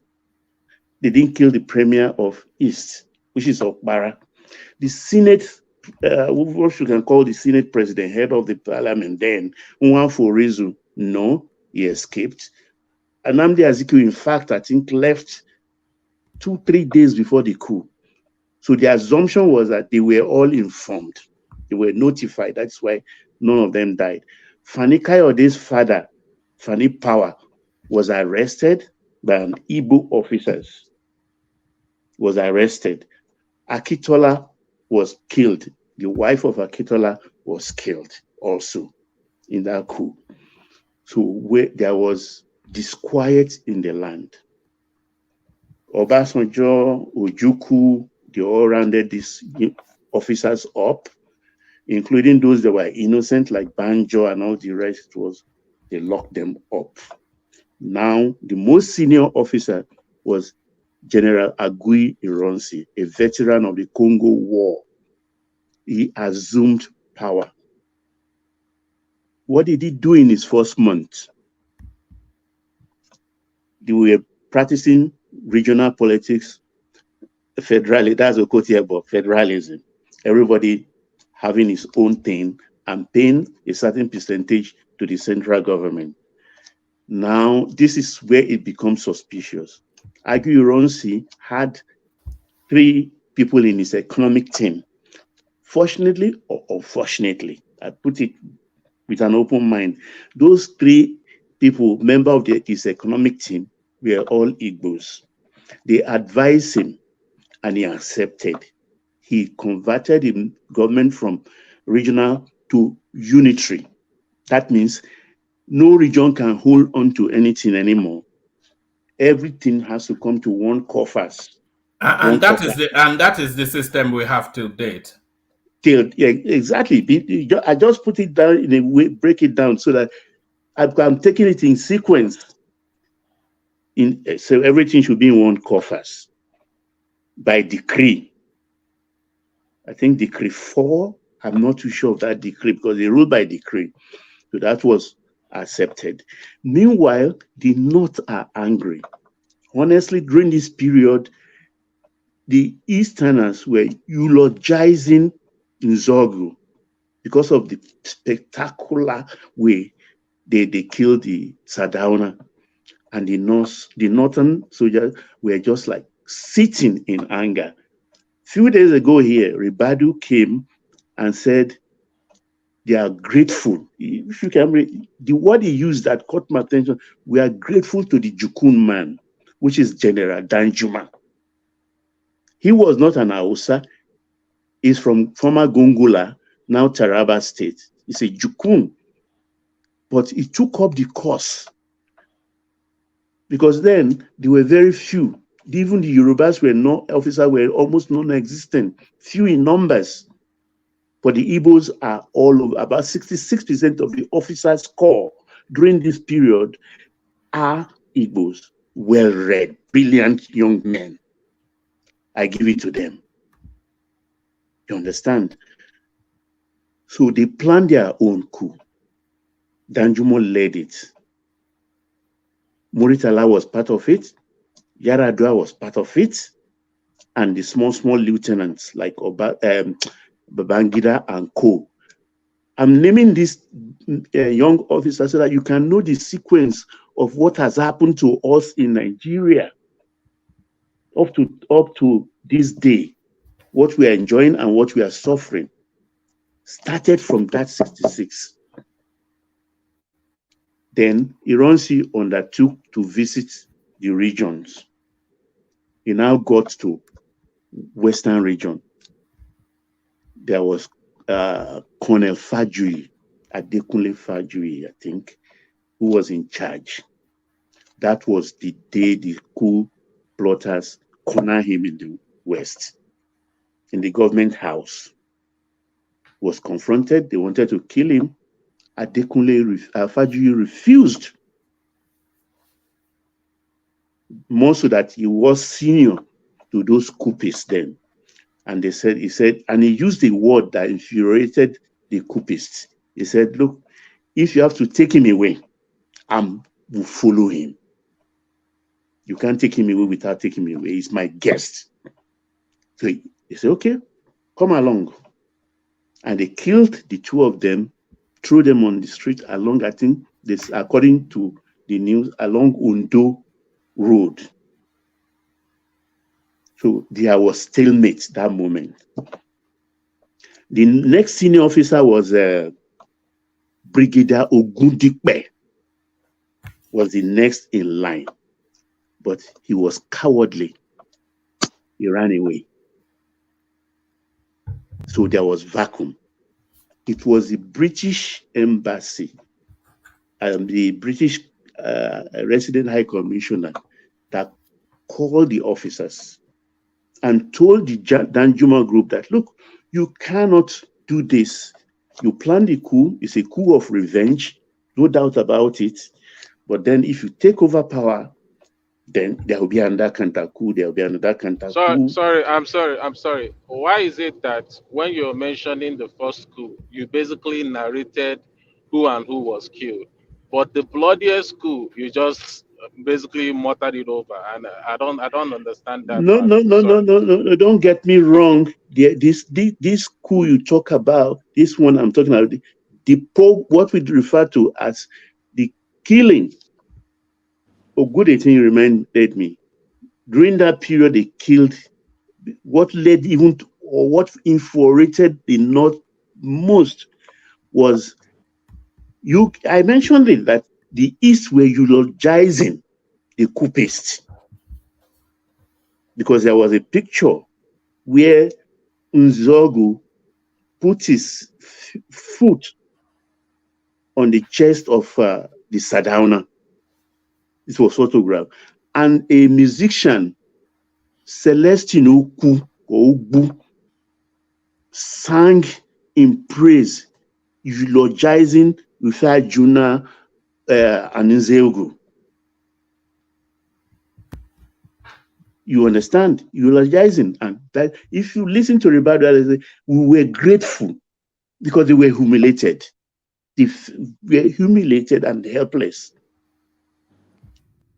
And when that coup happened, they started pouncing on the Igbos. And they started killing them in the north. So that's true. They started killing them in the north, in numbers.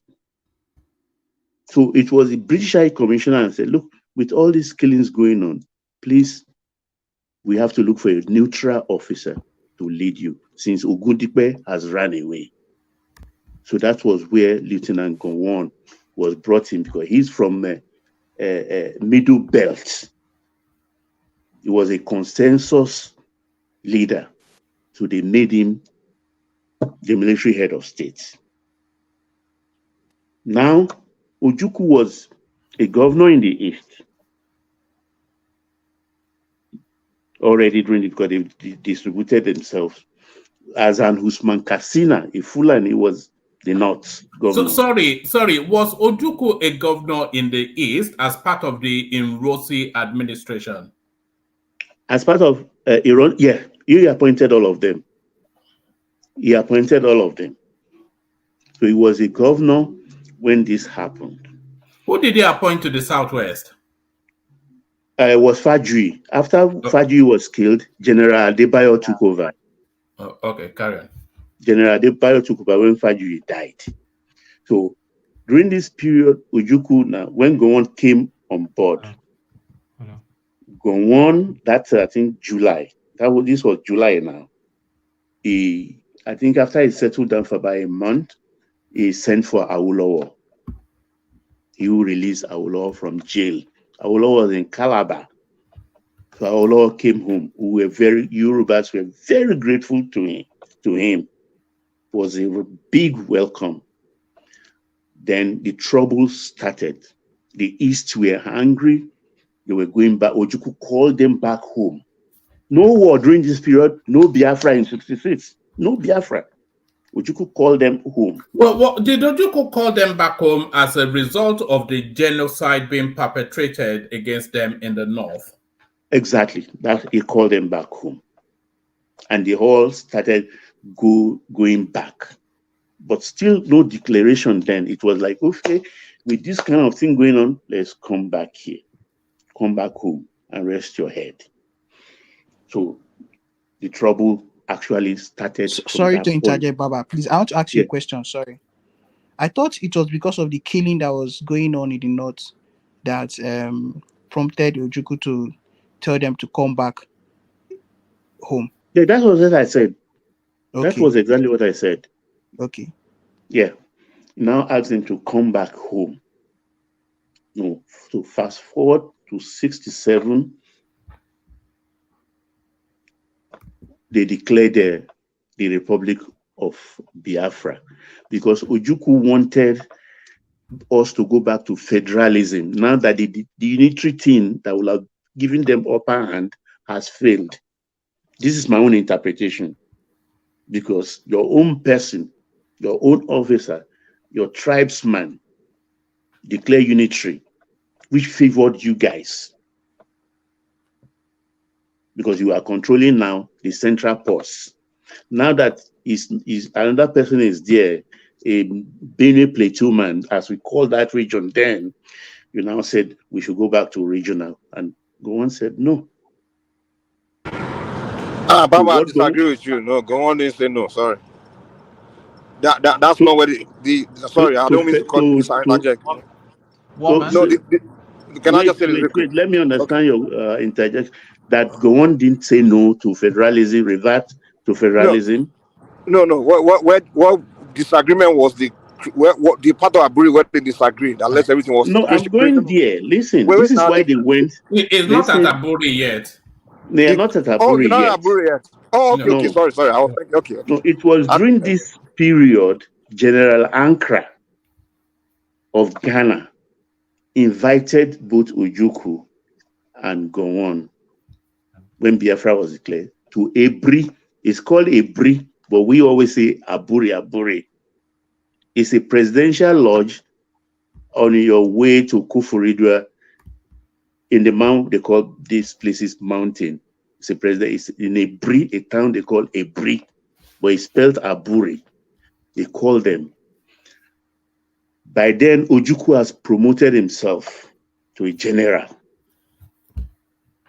He came to Ebri in shirts, long sleeve, and in trousers. Gowon, and came with what you now will call today technocrats. He didn't come with any other soldiers. He came alone in mufti with his signature cigarette dangling on his lips with technocrats. Gowon came with military men. He came with Mobolaji Johnson of Lagos because the 12 states had been created to break that east. Out of the east, River State was created. The Ikwere people, the Calabaris, the Brass people, the Jaws were drawn into River State. Sorry to pause you, Baba. Those states, were they created as a result of petitions from those people to say that they don't essentially see themselves as Easterners? No. Was it created before Aburi or after Aburi, Baba? No. They created it just to break that Eastern jinx because he has captured all those places and they're like Igbos. You understand? Was it created before or after? No, after Aburi. It was after Aburi they created. It was after Aburi. You're telling us like in Aburi or something like that. Okay. Right. All right. No, stay muted. Stay muted. So they came to Ebri. Gowon went with Akinwale Way, head of Navy, Mobolaji Johnson, and a whole host of, I think Kam Salem was part of it, a policeman. They are all even in uniform. So they came, Ojukwu put their own case forward brilliantly, calling for true federalism, like we are calling for today. And Gowon is insisting on the unitary, which Ironsi put in place. But at the end of the day, Ojukwu, masters from Oxford, rich man. So he gained upper hand because he came with technocrats. He came ready. He knows where he was going. All Gowon and his team wanted was peace. They signed. In actual fact, they signed the Ebri Accord. Ojukwu went back happy. Gowon went back. It was when he got back, these young Turks, including then Colonel Usman Kassina, Dan Juma, and all the rest, looking at the agreement, and then Awolowo following them and looking at it, it's like, what did you sign? Do you know exactly what you signed? How could you sign this? That was how Ebri was rejected. And then Biafra said, well, if you're on Ebri, we stand, because you put your signature to it. And the rest of Nigeria, we are not buying into this. We are not buying into this. Ebri will stand. That's what you signed. That was how the war started. But sorry, I'm sorry. Honestly, the Aburi, yes, there was an agreement, but I thought the only part of the Aburi that broke apart was the creation of states. Because, yes, they agreed in Aburi, Gowon signed everything. But then when they came back, the people that approached Gowon, that they didn't agree with that part of Aburi that they will not divide the East were the people of the rivers. And in fact, the permanent secretary at that time was Prince Akinzua, which later became the Oba of Benin. He was the one that actually led Yeah, those guys exactly. to make It Gowon. was And so Ministry of Defense or something. yeah, that's what I'm saying. Like Gowon didn't was initially told them that they already signed, you can't go against it. But those guys kept insisting that no, you can't sign our future to the Igbos. We have, and again, earlier on, remember the Adakaburu situation. Those one were still angry about that. So That was they even pressure before. go Yeah, on. before. But wait now, let me they pressure go on, and go on decided to organize a meeting between them and Ojukwu in Benin. In Benin, the video is still on YouTube where they settled that meeting. But Ojukwu didn't show up, he didn't send No, anybody. he And didn't that's go. when He didn't Ojukwu now attend. said, he said, in Aburi I stand. I was not even trying to negotiate with those people. So the cause of that war was because Ojukwu didn't want to discuss that issue with the river, those South people. Was then go on and say, okay, if you don't show up, then I will just honor these people, their request. And if for that reason, Ojukwu now declared Hello? Biafra. Okay. Yeah. You are All right. right, Mike. I think what Baba is giving us is an eyewitness account of that event. So an eyewitness account. No. But he's saying, but what he says is that when the other people say they don't agree with everything Aburi and go on now tear the Aburi agreement, and that's what led to war. No, he never turned. He may have disagreed, but he never turned the agreement, Aburi agreement, or No, even discussed further. He he didn't even signed get a it. It chance to was when he announce. came back home. Hold on, remember, he didn't even get a chance to announce, like to speak. You understand? To even talk further about what they discussed in Aburi. They never discussed further. The only first thing they Mike, No. So sorry. Let Baba give us this. I think people are actually listening to him. So pick it up from what Mike interjected and then continue, Baba. Okay. The agreement, the Aburi agreement, was set aside by the federal side because they blame Gowon. They didn't know what they were doing because they were all military men. So at the end of the day, Ojukwu insisted that is the agreement they have to follow, all or nothing. It was at that period Nigeria was now divided into 12 states. Dieter Spiff, I think he was the commander then, under 30, was made the governor of Rivers State. His Suene was in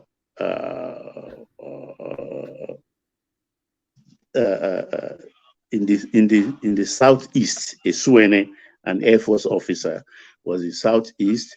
Lagos, Mobolaji Johnson. In the west, General Adeyinka Adebayo. I can't remember the one with they created Benue Plateau State. I can't remember who was in Benue Plateau State now. In the north, as an Usman Castina still reigns supreme, but the whole thing was 12. So Ojukwu sat back, and then it became belligerent. It cut off. Biafra has been declared. To him, also Rivers State, everybody is part of it. Gowon didn't realize that he's serious. He sent policemen down. They call it police action. To go, I mean, it's laughable anyway, to go and arrest Ojukwu. And of course, those policemen never returned.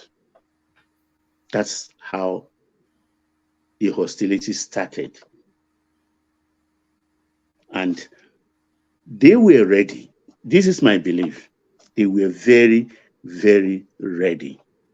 But if Nigerian side was not like ready, because find it unbelievable. But they have on their side, because they were very ready. I don't know how to put it. When did they start recruiting South African mercenaries? Is it in the course of the war or in the build-up to it?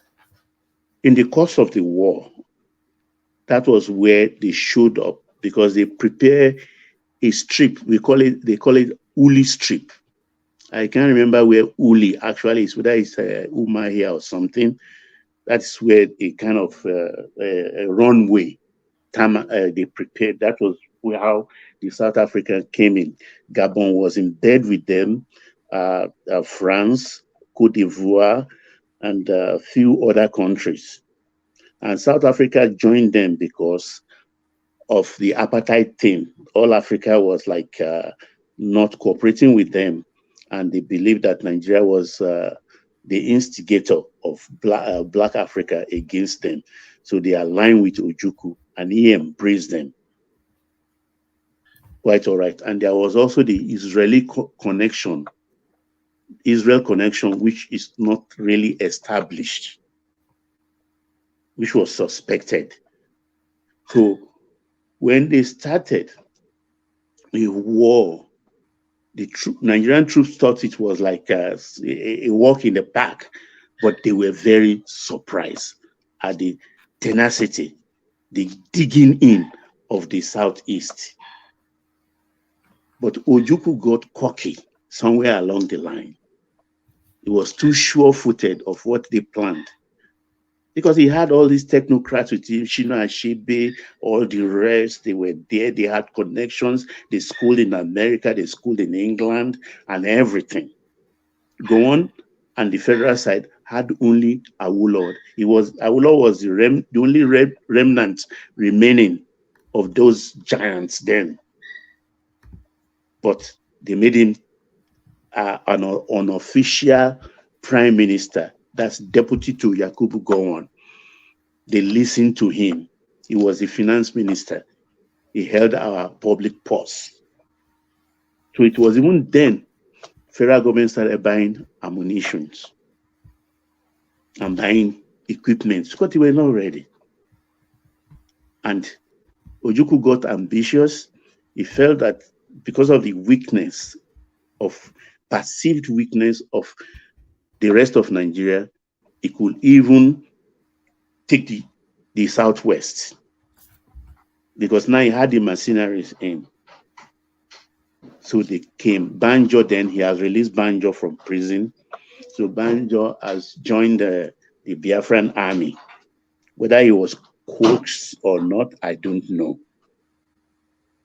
How long into the war did they start doing air raids on how long into the war did they start doing air raids on Lagos? 1968. They bombed Lagos. And how did Lagos take to that? Was the Southwest already in that war as at the time they were air raiding Lagos? And how did Lagos respond, and by extension the Southwest respond to air raids on Lagos?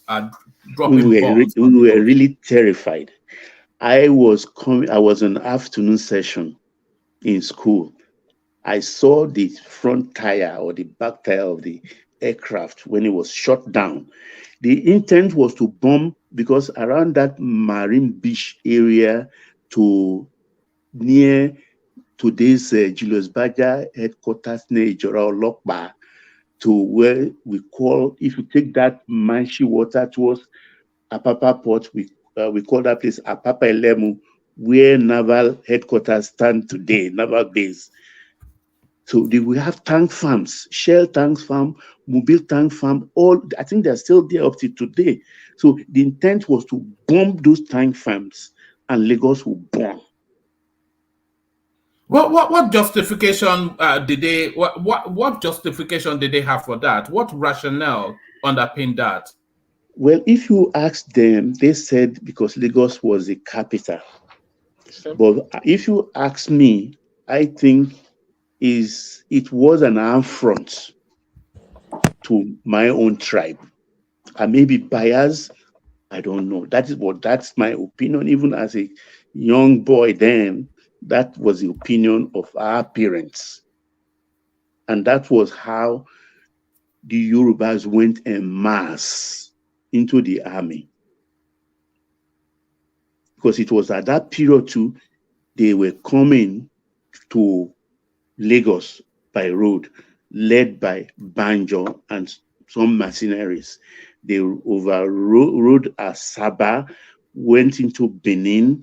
David Ejo was in charge of Benin as Colonel David Ejo, and he ran away. They opened the central bank this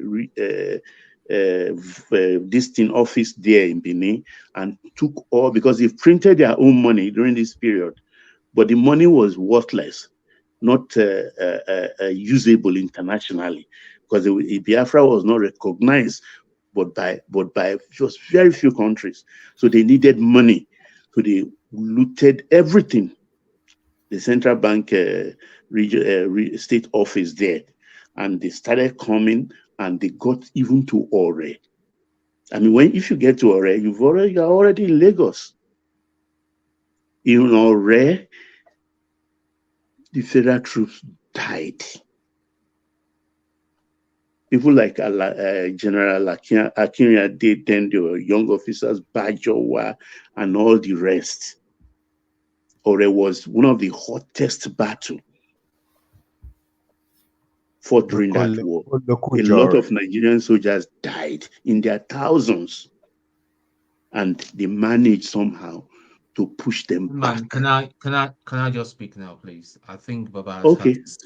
No. Baba is giving a narrative, so we're all listening. No, because some of his he started off nicely, and now sentiments and incorrect narratives have started to creep in, and I don't feel very comfortable. You can interject. You can interject to make a correction or to dispute a point, but I think everybody is actually following Baba. No, but really, if you want to interject, yeah.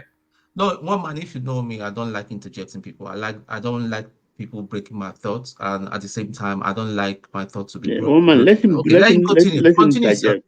No, please go ahead. Please, sir, go ahead. I don't want to break your please. Baba, we are having a discussion. Baba, carry on, because you are in the process of a narrative, which I think is everybody's enraptured by it. So carry on,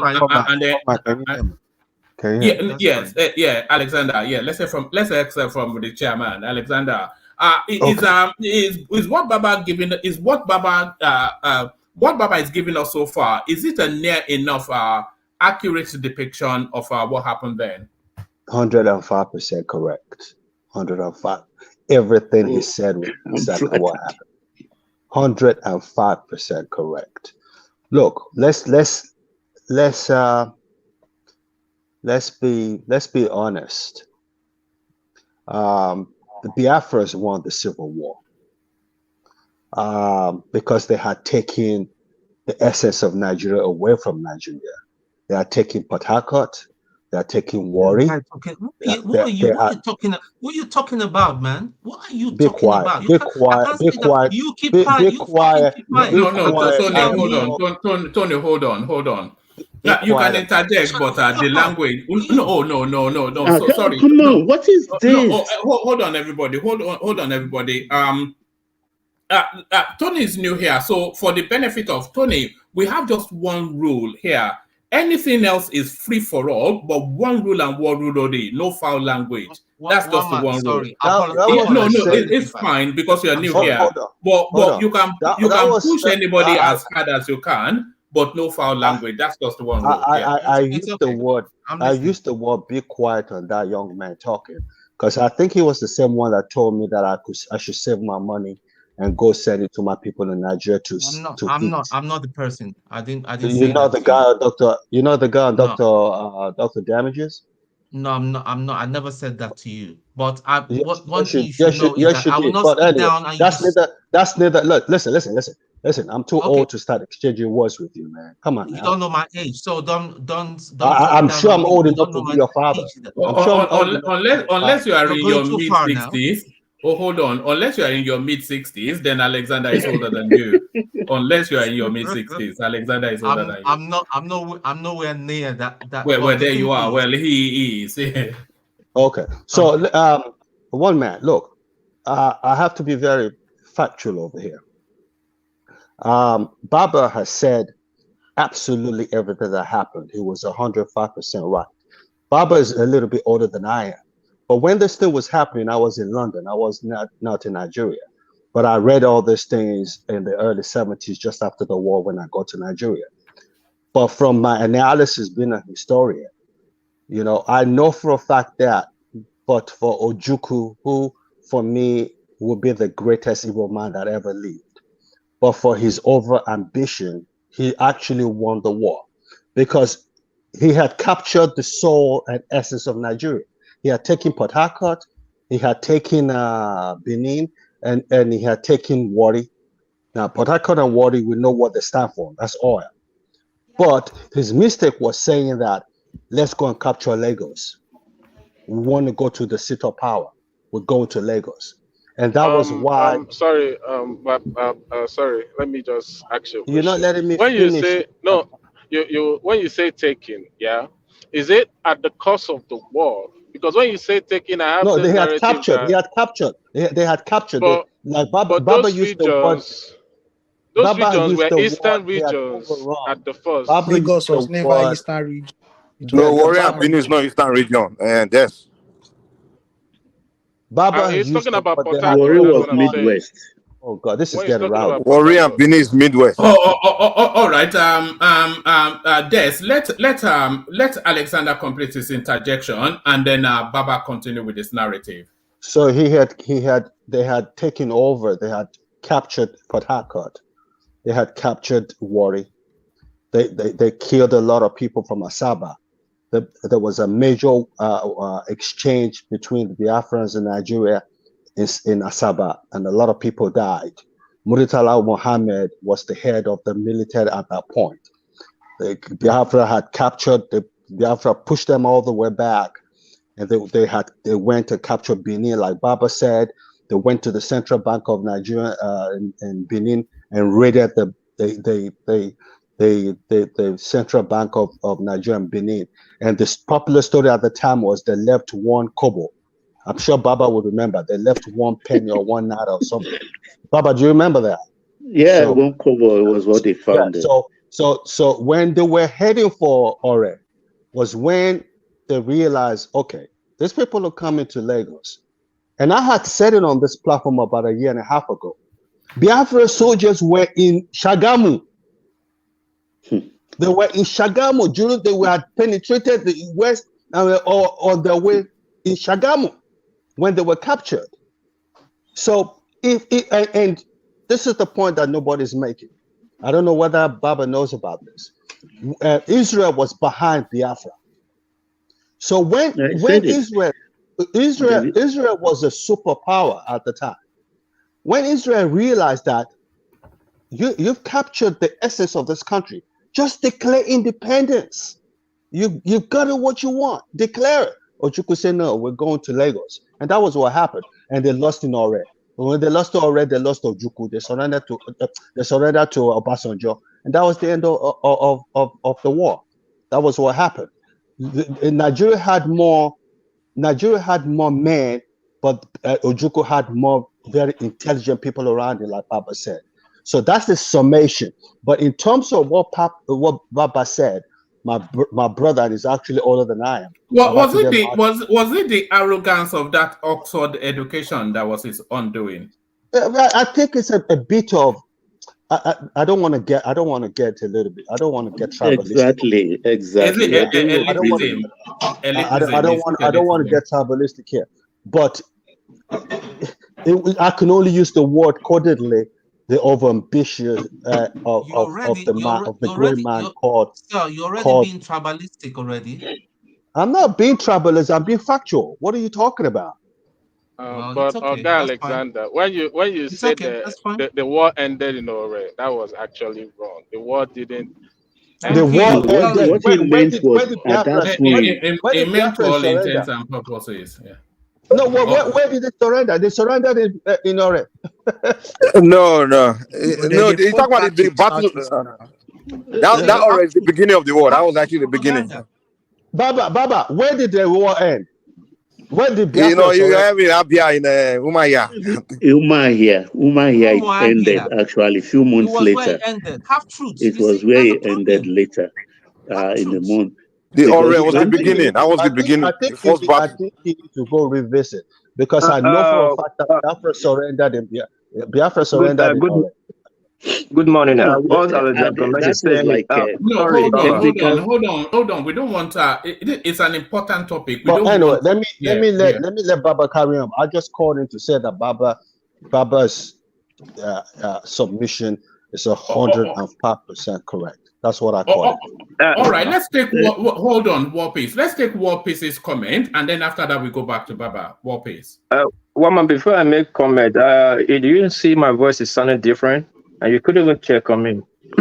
I checked on you now. I sent you several messages. I was dying in my house. My full house has coronavirus. Even my new baby has to be on intensive Coronavirus? care.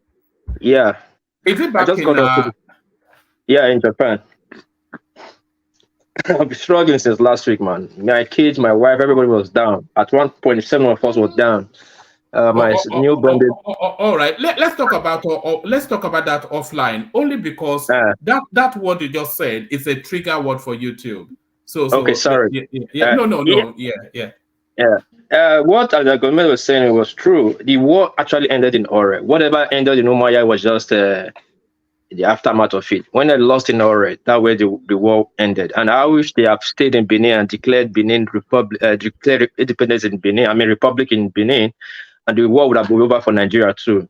That was just my contribution to this, to what Gomez was saying. Thank you. All right. Back to you, Baba. Okay. So the whole thing started when they were pushed back, and even Shoyinka at that period visited the East. He was rebuffed. He came back to the Was Nigerian side. Shoyinka in favor of the war initially? Was he in favor of the war? How do I put it? He wanted, to me, the way I read it is like he wanted peace. Though everybody says he was on the side of Biafra, but I think what he went there to do is just to appeal to the vanity of Ojukwu. But when he didn't succeed and he came back, Gowon put him in jail. This same Shoyinka they are abusing and denigrating today spent the rest of, until the war ended, he was in jail. For 22 months.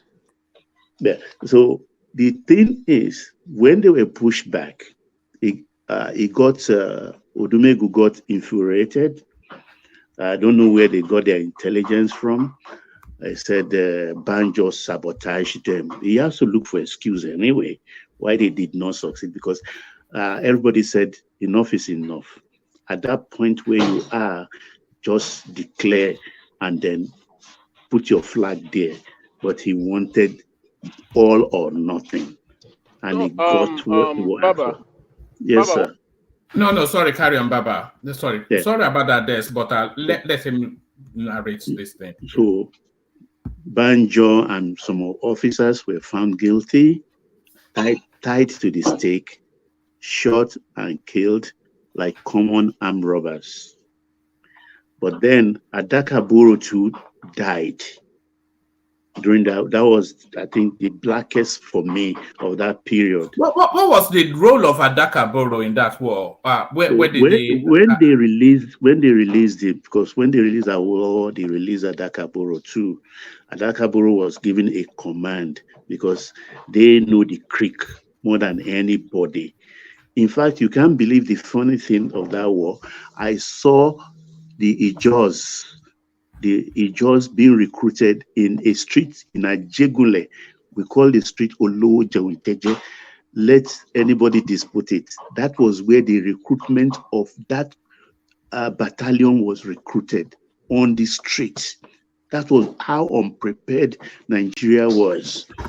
They were giving their uniform, training them in the morning. It was a spectacle, because even at my age then, I see soldiers during ceremonies. I've never saw any soldier in uniform until 1966 coup. You don't see soldiers on the street, so there were not that many. They were all in the barracks. So when they started recruiting soldiers on the streets, and they shave their hair, and that's the first sign you see anybody with shaved hair is a new recruit in the army. So that's just an aside. So the war went on. They were becoming weak, and then no food, propaganda started. Though, like a young man here, Solomon stated that I will send food or no, but well, I don't want argument about that. But I'm saying emphatically here that starvation is a justified weapon of war. If it's that what the Biafrans say was applied against them, it is justified. War is not tea party. You don't serve salad to your enemies, enemy combatants in the morning and give them ishiwu in the afternoon and serve them ugu soup in the evening. It's not done anywhere. So it was a valid weapon of war. They used that as weapon. Propaganda started. Shuku Merije and this brilliant Igbo guy who was. Can you remember the name of the artist that was singing songs of how Nzogu? Celestine Oku. The How do you man spell that? Oku? Do you know? Uku, either OKWU was, I think, It's Celestine Uku, UKWU, Uku. See, Baba. Yes, please, let's let Baba flow. We'll come back to you. You had the floor first. Sorry, too many interjections. Yeah. So this was how. But the thing for me here is, in Guinea-Bissau, there were two brothers, Louis Cabra and Amilcar Cabra.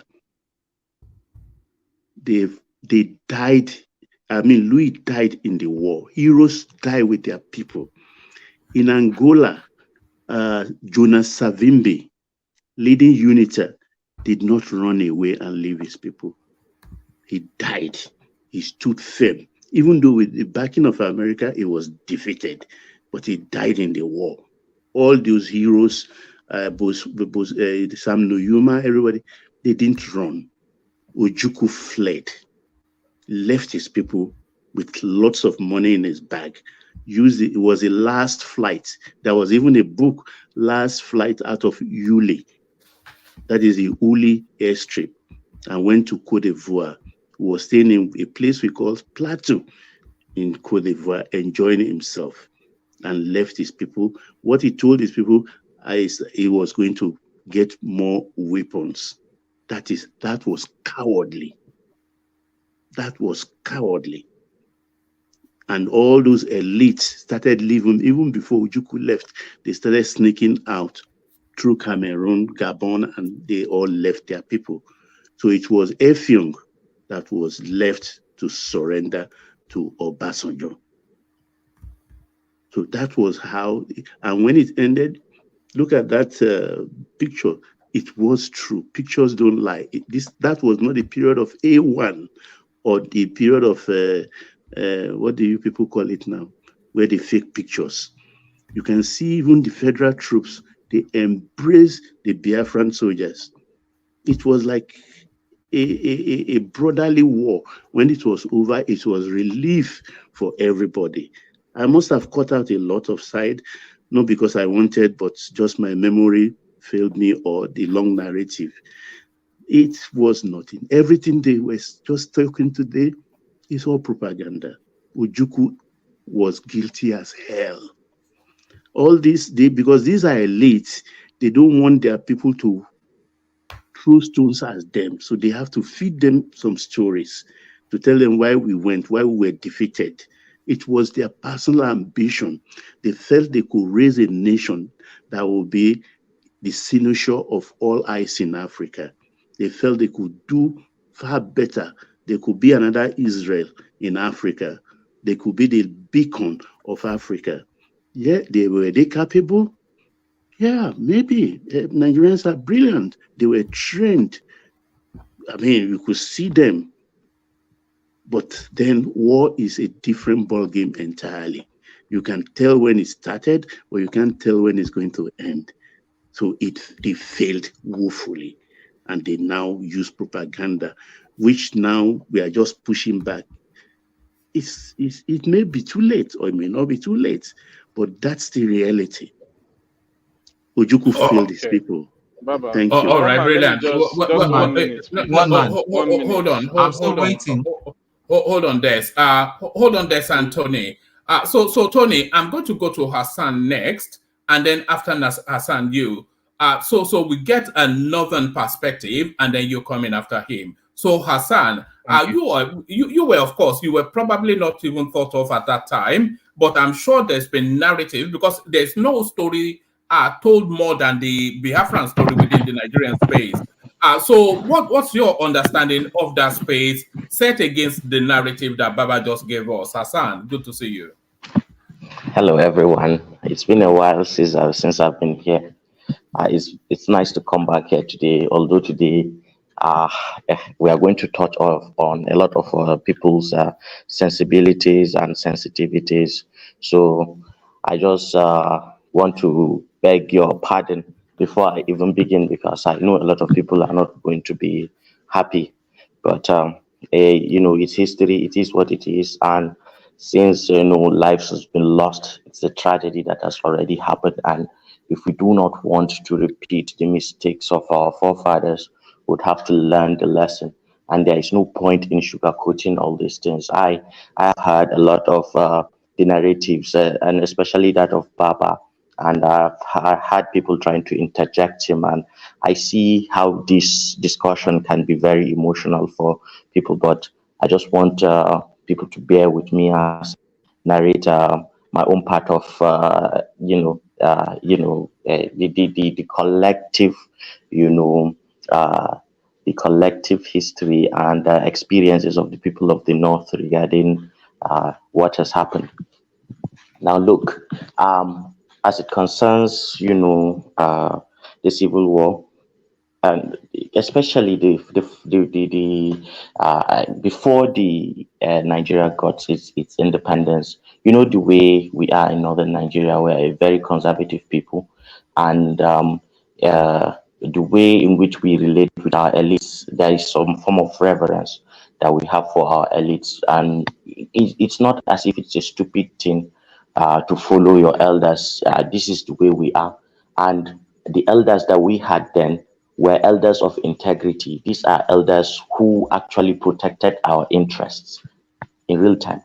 Baba said it, and he said, Amadou Bello, Tafawa Balewa, those people that, actually fought for Nigeria's independence, they were giants. These are not ordinary people. These are not the kind of people that you produce, every time, especially for the north of that period of time. They were seasoned, administrators. They've gone through everything that you want them to go through. And these are people who were revered. And for somebody like the Sardana of Sokoto, this is also somebody who is doubling, who is coming from a family that, have, the spiritual stool. And he also has, the official stool of government as the premier. And it was not even for the people of the North, the fact that these people have been murdered in cold blood, and the Igbos, are now in charge. What was happening was there was this common phraseology, and just look at all of us, we have a way in which we behave, which is kind of like our culture. There is a competitive nature even in cultural and social cycles. In southern Nigeria, the atmosphere, the culture there is more competitive. And when something happens, the tendency to come back at your detractors and naysayers, and kind of you try to put it back at them, show them, or just make a little bit display to make them feel jealous. It was just that kind of an atmosphere where they came back, and I was saying, and they were telling the northerners, like, ga Sardona ng Allanku, gashi nan mun kashe shi." What it translates is the Sardona that you guys are worshipping, we have killed him. This was a general occurrence in Sokoto, in Maiduguri, in Kano. Igbo traders will stop, they will hang one photo of Nzegu, his boots to the neck of the Sardona. That was after Agui Ironsi was has declared himself head of state. It after the Northerners were already sitting, in fact, that these guys have been murdered, and even at that, there was no, punishment, no justice. Just imagine how it felt, and a lot of people say that the Southeasterners that were at the helm at that time, they were brilliant, they were intelligent. I don't think just because you are intelligent, you can cram big English words, or you can master some form of the language of the white man.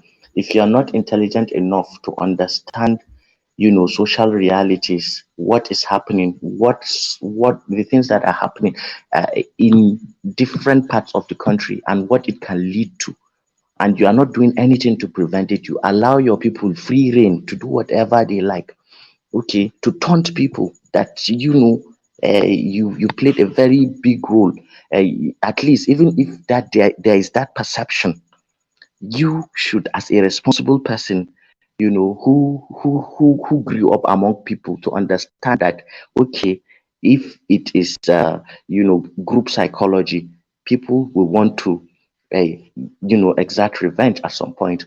Now they would show northerners this picture and say, look at the god you are worshiping, Sardona, we have finished him, now you are under us, that kind of taunting. And they would play this music in market square, in their shops where they do their things. So it was a constant in your face kind of mockery against the people that are hosting you. You are doing a business, so your brother now is now in charge, and you're telling them, you are reminding them that this is what you've done, this is what you do. Even if people have give you a benefit of the doubt, you would you would very easily, you are going to ignite something that is very, very animalistic out of them, and that will not be good. Now, in truth, what They are still actually doing it happened was today true. now. We'll conquer In Lagos. truth, yes, in truth, you will look, and that is experimental probability. Something has happened before, then there is more likelihood that it will happen, especially if that is coming from a collective culture, from a collective place, from a particular place in that culture. Now, that is true. So now the killing actually happened. The genocide actually happened. But it would be wrong to just frame it as if no, the people did not just woke up one day out of nowhere, just like that, because some few soldiers did that. If the soldiers killed Sarona, that was for them.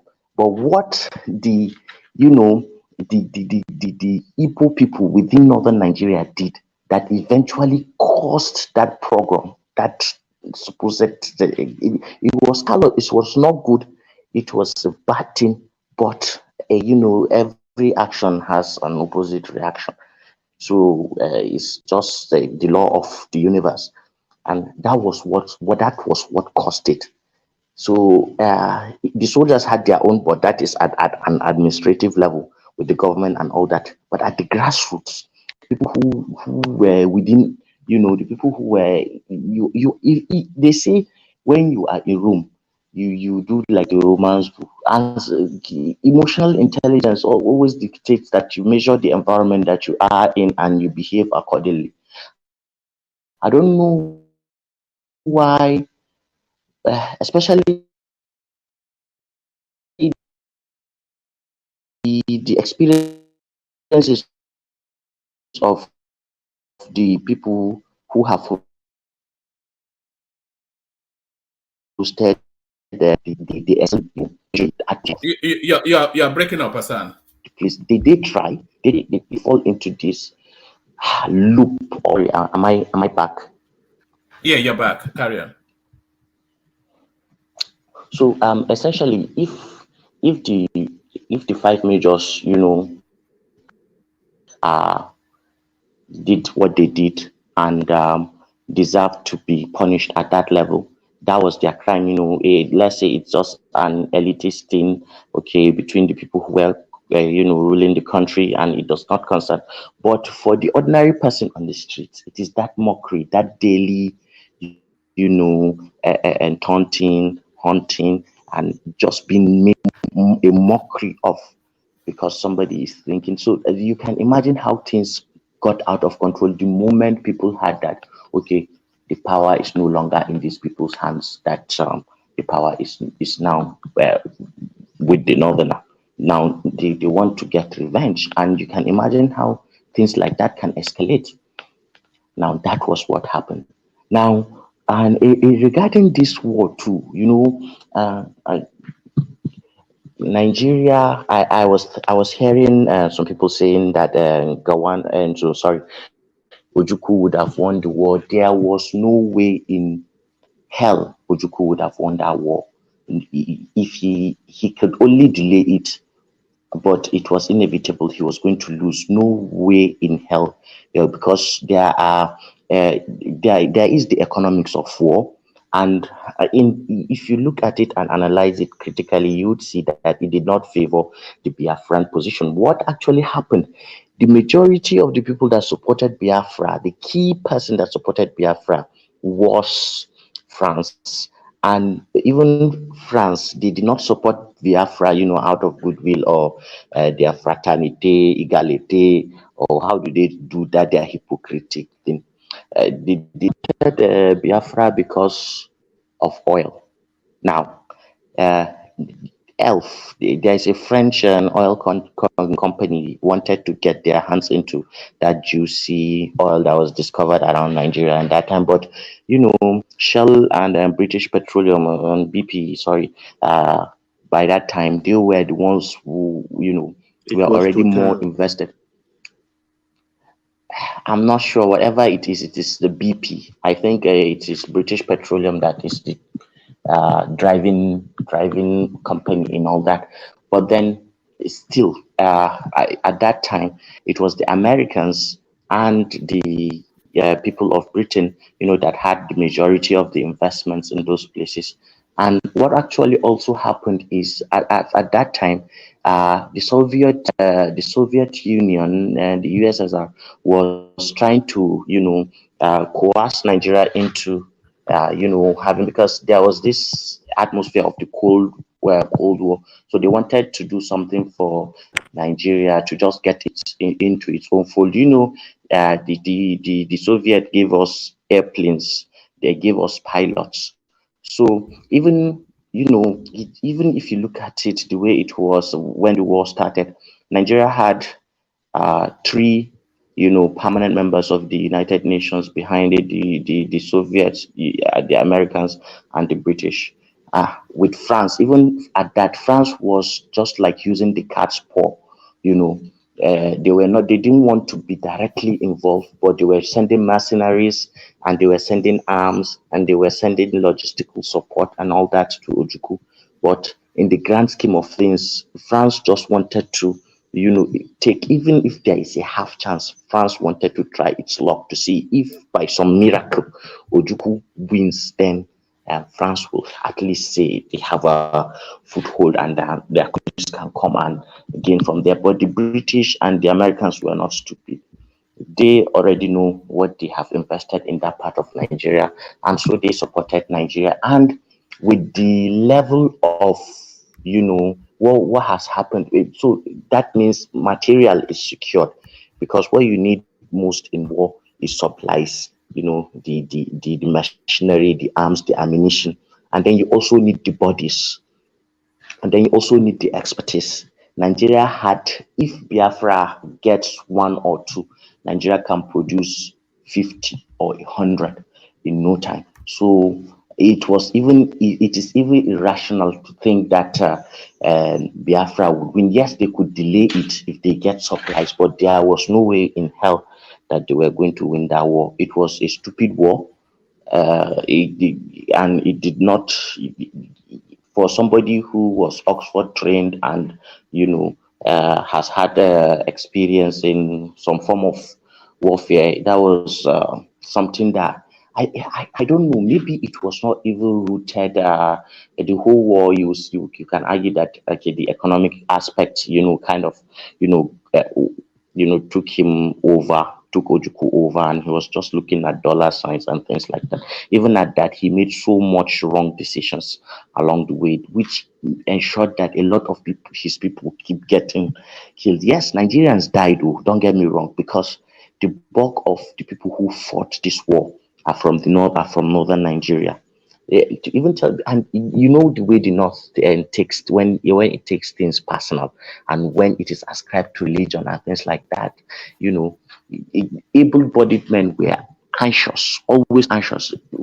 I cannot remember off the top of my head, but a lot of soldiers were expended during that war. A lot of soldiers running into the hundred thousands, especially on the Nigerian side, running into the hundreds of thousands were expended in that war. I have a granddad who is soul rest in peace, who was a policeman during the war. I was looking at his his pictures the other day. At that time, they were wearing shorts as their uniform, one kind of uniform like that, very odd kind of looking. So he has told me, Kaki. yeah. He had told me before during that time that if you wanted to be a soldier, and a lot of the youths in northern Nigeria were, giving up themselves for service because they were anxious to go and finish the Igbo threat. And because, the narrative, has already, there are aspects of religion also in it. And Is, the is, way... is there still a hangover of that in the north still till today? No, I don't think so. I don't No, think so Ribadu, because... no, I can hear it in your voice. Yes, that's what I said. There's a bias in your voice, man. Let's say it. You've Rightfully got a so. bias I will there. not Rightfully answer so. I'm any not of you. condemning I you, will but only we talk to need to one man. vent. We need to vent and then You get need it to off speak our to me, system. man. That's the Purge problem ourselves with off us. If our you cannot system. address it, if you Don't cannot worry. Don't worry. Don't I'll worry. come to you. I'll come to I'm you not You in a will minute. condemning vent. you, Don't Ribadu. worry. Don't worry. Don't This is worry. not Ribadu, by Don't the way. worry. This is I'm not Hassan. Ribado. This This is is not Hassan. Ribado. Yeah.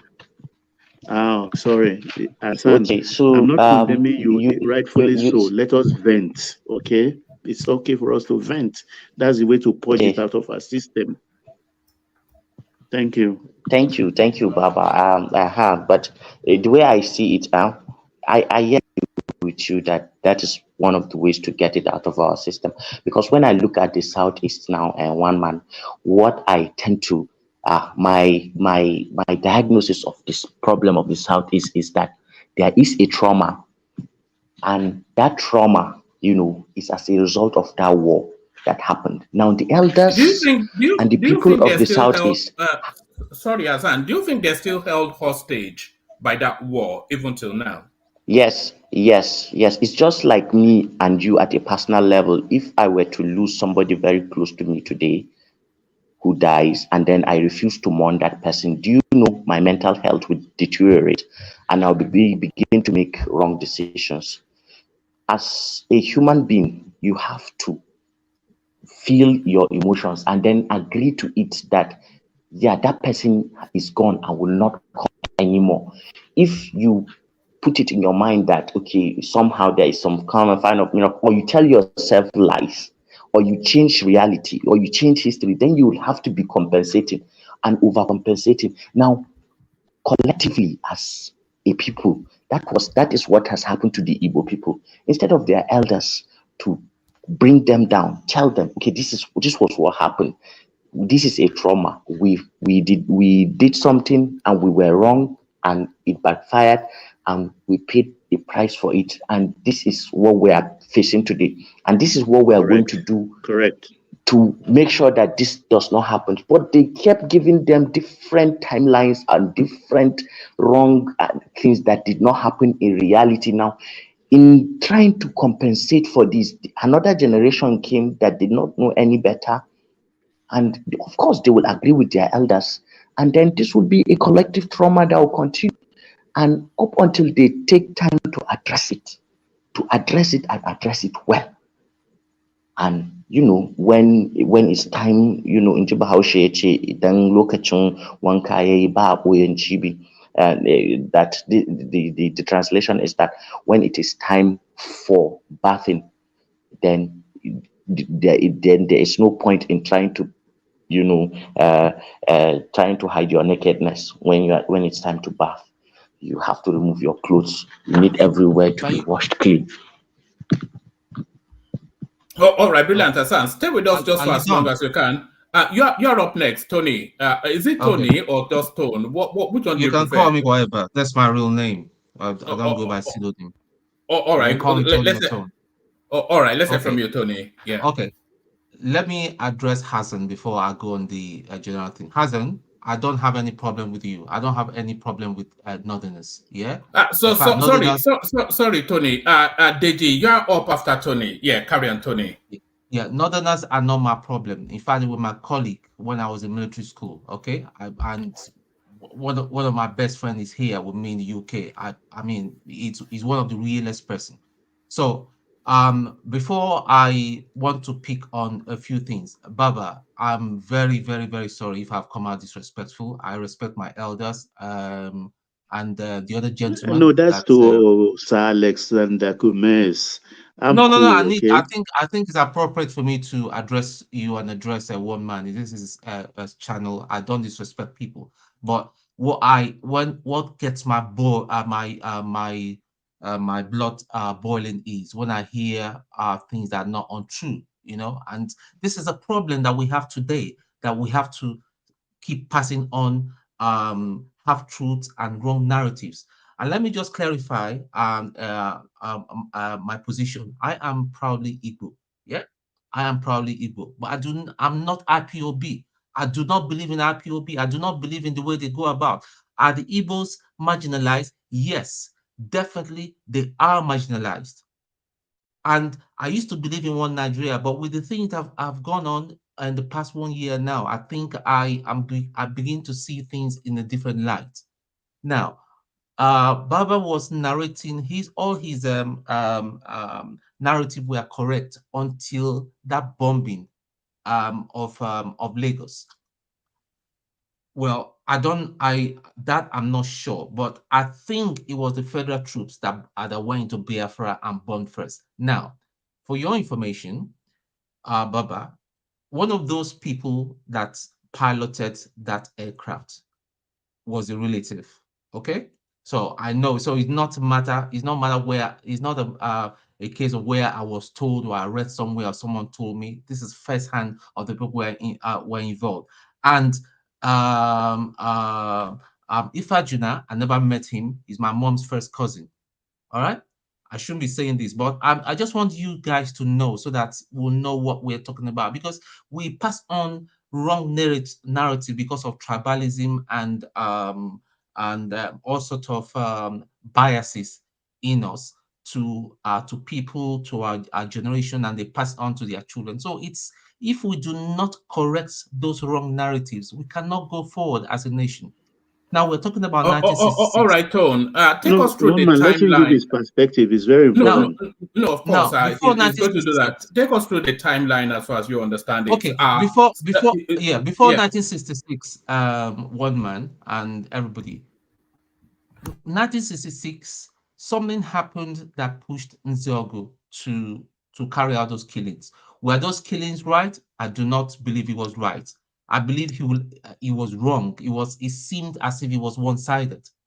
Now we forget it's even on anybody can go to YouTube. Is there that video is there where Ahmadu Bello was insulting the Igbos and we're calling for their heads. The only crime that Igbos committed was they were too ambitious. Is it wrong to be ambitious? Is it wrong to aspire to be the best when you are found? That was the only thing that was the only offense that the Igbos, and then the killings in the north, Hassan mischievously omitted it.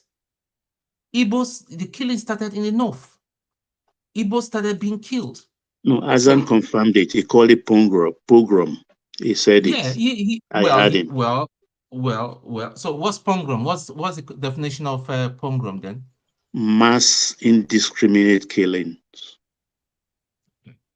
All right. So because we should be careful of the way we use words and all that.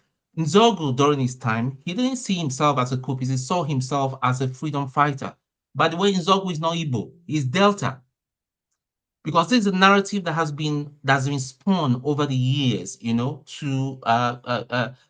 use to attack the Igbos. He wasn't Igbo. He was from Okpanam. All right, so he's not Igbo. Okay, the coup was not even just him. There were other people that were involved. So I mentioned their names. Huh? I mentioned their names. Yeah, you mentioned. Yeah, you did mention. No, you did. You did. You did a brilliant job. Yeah, but the only place I started to disagree with you, sir, was from the bombing of Lagos. They bombed Biafra first. I'm not sure, but I'm pretty sure that they bombed Biafra first. For crying out loud, this is a war situation. This was a war situation. It was like a survival of the fittest. So by saying that Ojukwu should have stopped in some place and then pitched his flag and say, yeah, this whole law that we've got so far is a Biafra, I don't think it was the correct narrative. The Aburi the Aburi thing that was yeah, Aburi, yeah, whatever. Okay, we've anglicized it over the years. Yeah, the Aburi Accord will have been agreed upon. In my own opinion, I think that was what caused the breakdown because the owners of Nigeria, the so-called uh, people that influenced the decision of Nigeria then, when it came back, they looked at it and said, hey, this Ojukwu guy has outsmarted you. What are we talking about and all that? Do you know in implication the Igbos are going to go their own way and maybe the Yorubas too? And at that time, Adakaboro was agitating for his region to have their own region, and that was why they said no, this cannot happen. This is if we agree on this Abori Accord, this is what is going to happen. And then obviously the war could that war be avoided? Yes, but unfortunately, the age we live now, where I think our generation were very privileged because we have information. You cannot come and tell me, one man cannot come and tell me one thing and all that. I will have to research it. And if I tell one man something, he will go back and research it and all that. I am a detribalized Nigerian and an Igbo man. People, even today as we're speaking and all that, that's a problem I have with IPOB people. I will not support something that does not make sense. The approach towards the actualization of the people of Biafra. And by the way, I don't want to even go into that. What is Biafra? That is another story for another day. But all I'm trying to say is, let us be careful in spewing out half truths and incorrect. Hassan now called. I don't know how old Hassan is. I know that. I'm sure I'm much older than him. Yeah, this is the part of the brainwashing that the North has been brainwashing a lot of young people like Hassan, and they take it and run. It cannot continue. Then if it has to continue, let us go. Let the Biafrans go. Let Yoruba people have their own thing, and they don't want us to go. That's the problem. That is just the problem. It's not about can the I oil. just come in for 15 seconds? Wait, let me come in first. Let me come in before you come in, please. There is some narratives that people keep getting wrong. Like I said, one man, you already know most of what Baba said is basically what I said, just that I didn't put names to it. So when people are saying that, I think a couple of people have said Ojukwu should have stopped wherever. So what actually happened? Because people are getting it quite wrong, really wrong. So during this war, it was mostly defensive war. That is what people don't know. At the first stage of this war, it was defensive war for the Biafrans. Biafran was basically defending their territories. Territory. Exactly. So, I was going to touch that actually. Yeah. I was going to touch that area. Wait, let me just get to some part. So what happened that made this fight offensive was basically the closure of the closure of the food coming in from the east. So the Exactly. east had to actually go offensive, going furthering up to Lagos, which was the capital. So if they can get the capital, then the war would have been over. So when people are saying that they should have stopped in Benin, no, people were dying of starvation. So it wasn't an Exactly. option to stop. So get that narrative very right. Thank you, Okay, my brother. You can okay, continue. okay. Let me come in, And please, again, for 15 seconds. and Let me come in, please, for 15 okay, seconds. okay, One, during the negotiation for independence, it was like a tripartite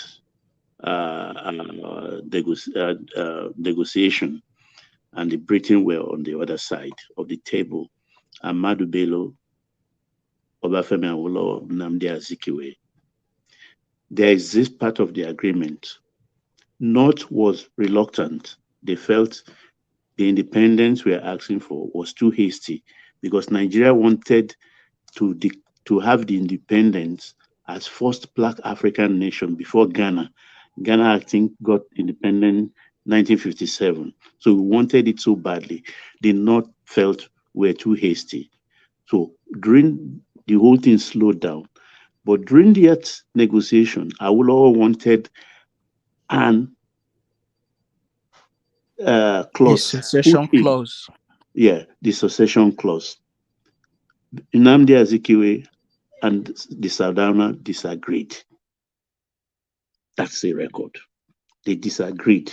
That is one. Two was when Aguiyi took over the reins of government.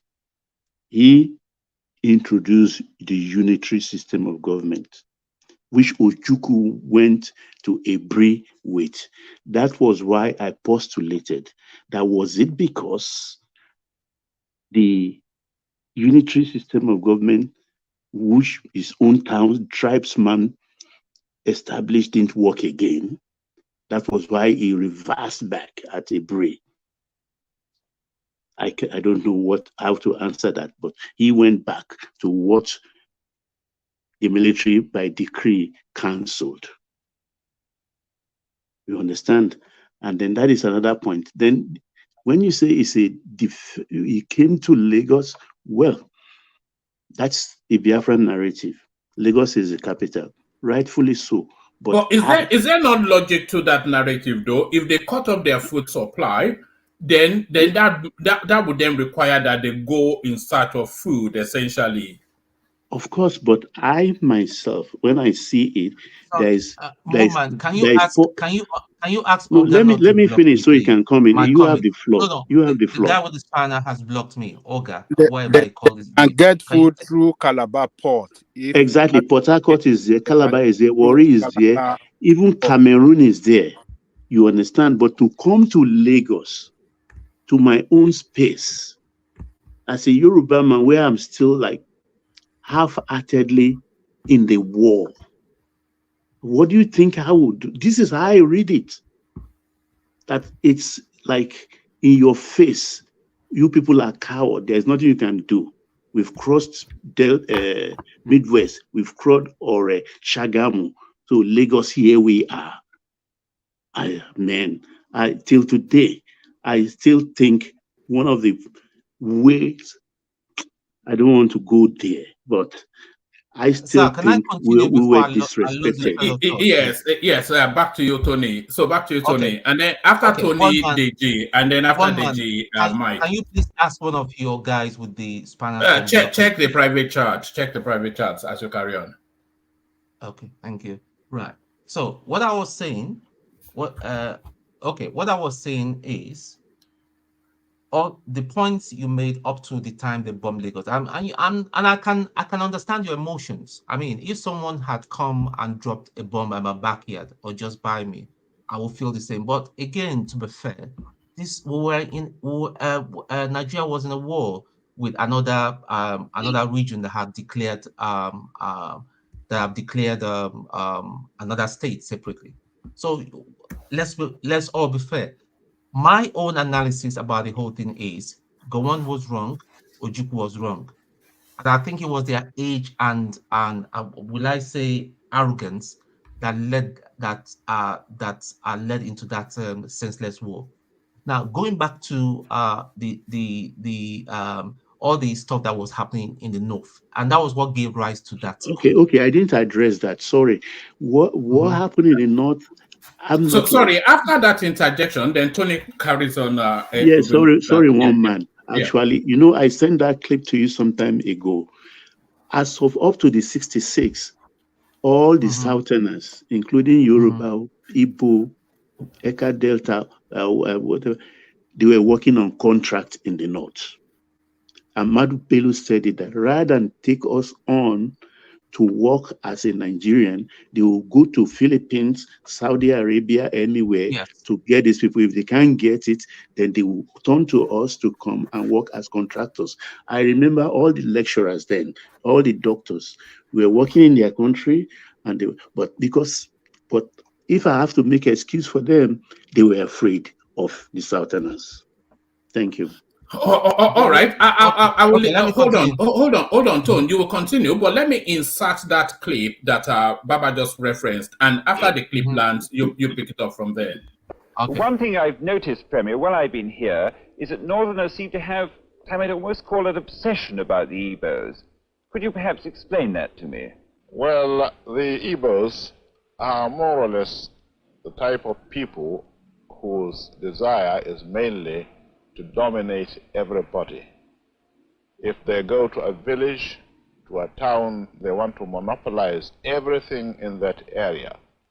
If you put them in a labor camp as a laborer, within a year they will try to emerge as headman of that camp, and so on. Well, in the past, our people were not alive to their responsibilities, because you can see from our northernization policy that in 1952, when I came here, there weren't 10 northerners in our civil service here. Then I tried to have it northernized, and now all important posts are being held by northerners. Is this policy of filling all key posts in the north solely with Northerners and not with other Nigerians a temporary or permanent one? In actual fact, what it is a northerner first.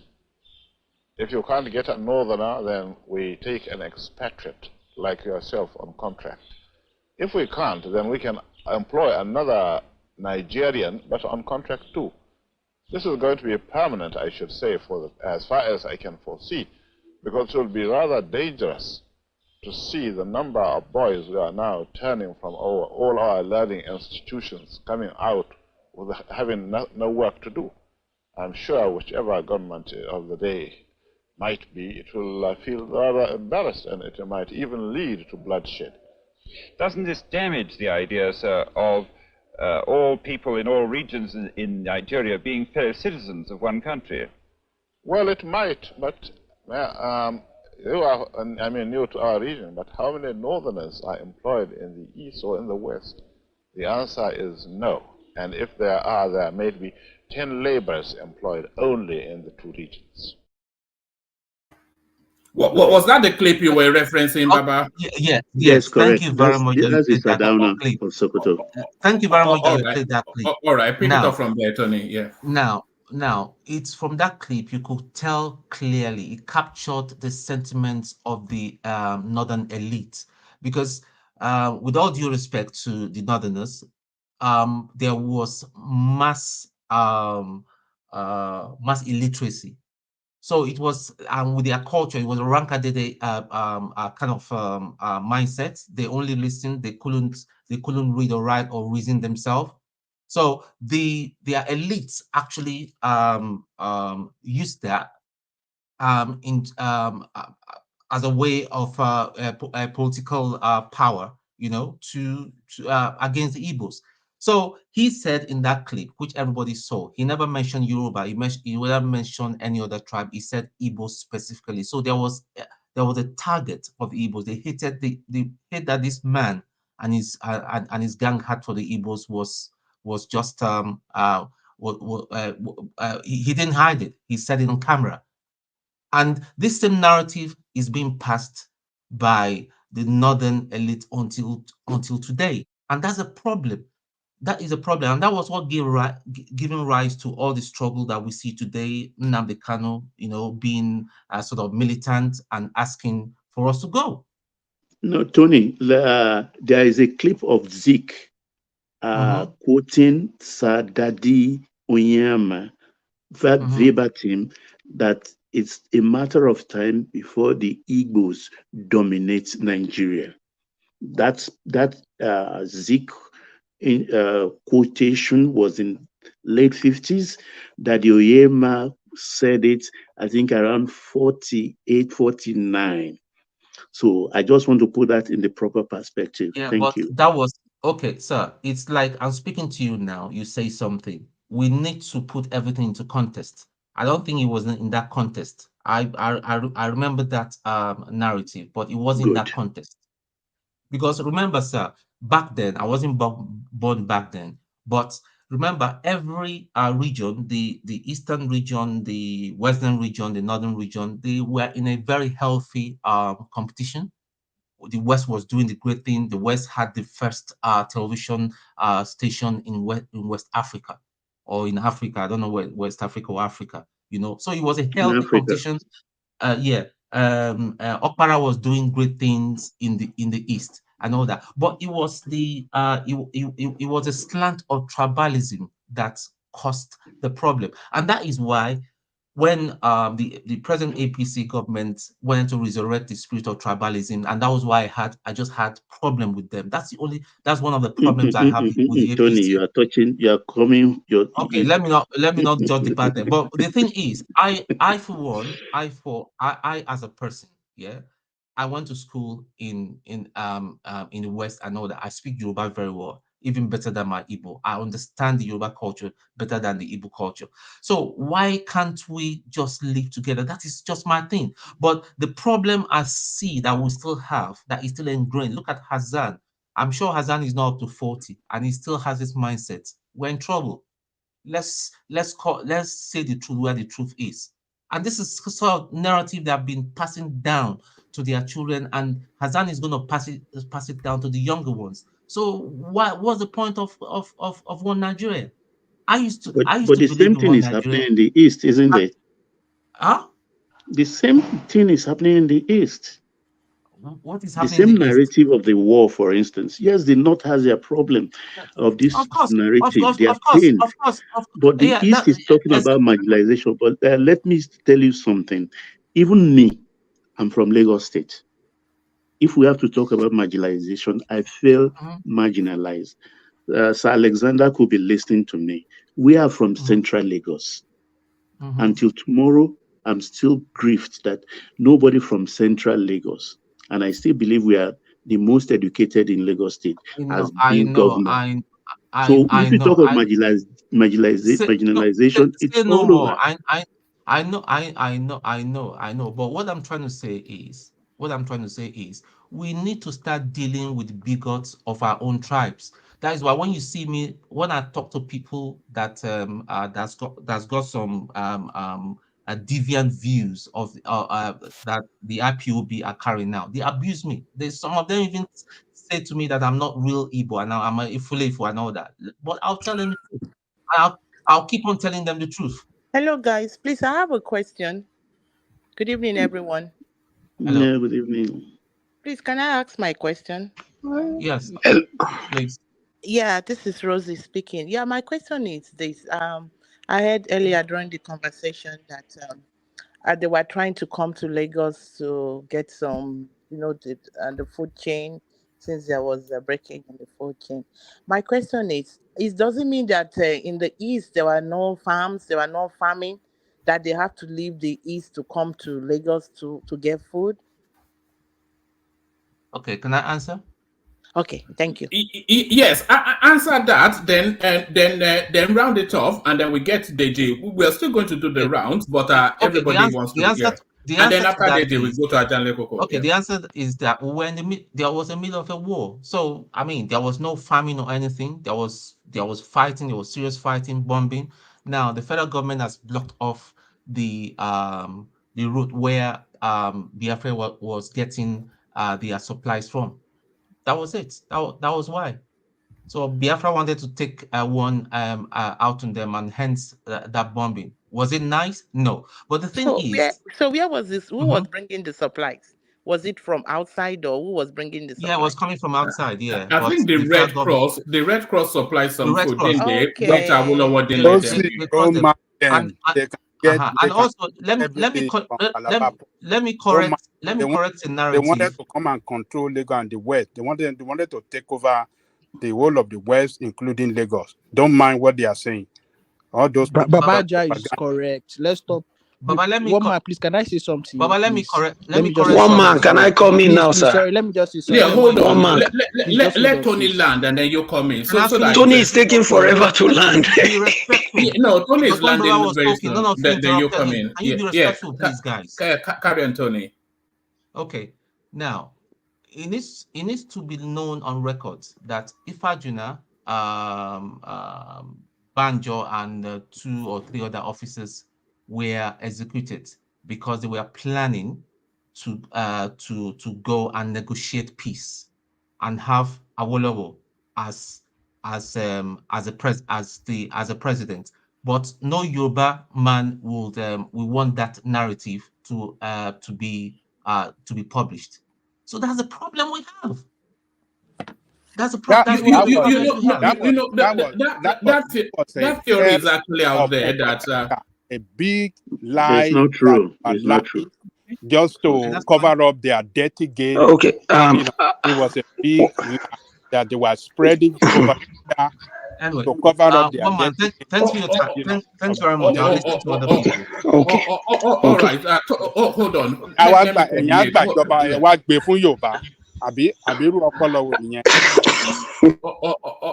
right, Deji. Let me call you in, Deji. So yes. Thank you, Tony. We'll stay with us. We're still going to do the rounds. But let's bring Deji on, and then after Deji, and Koko Deji. Yeah, you're up next.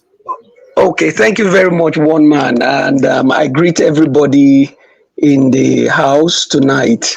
I actually don't have much to say, but I just want to thank the Baba and the other Baba that spoke, the over 60 years old man that spoke.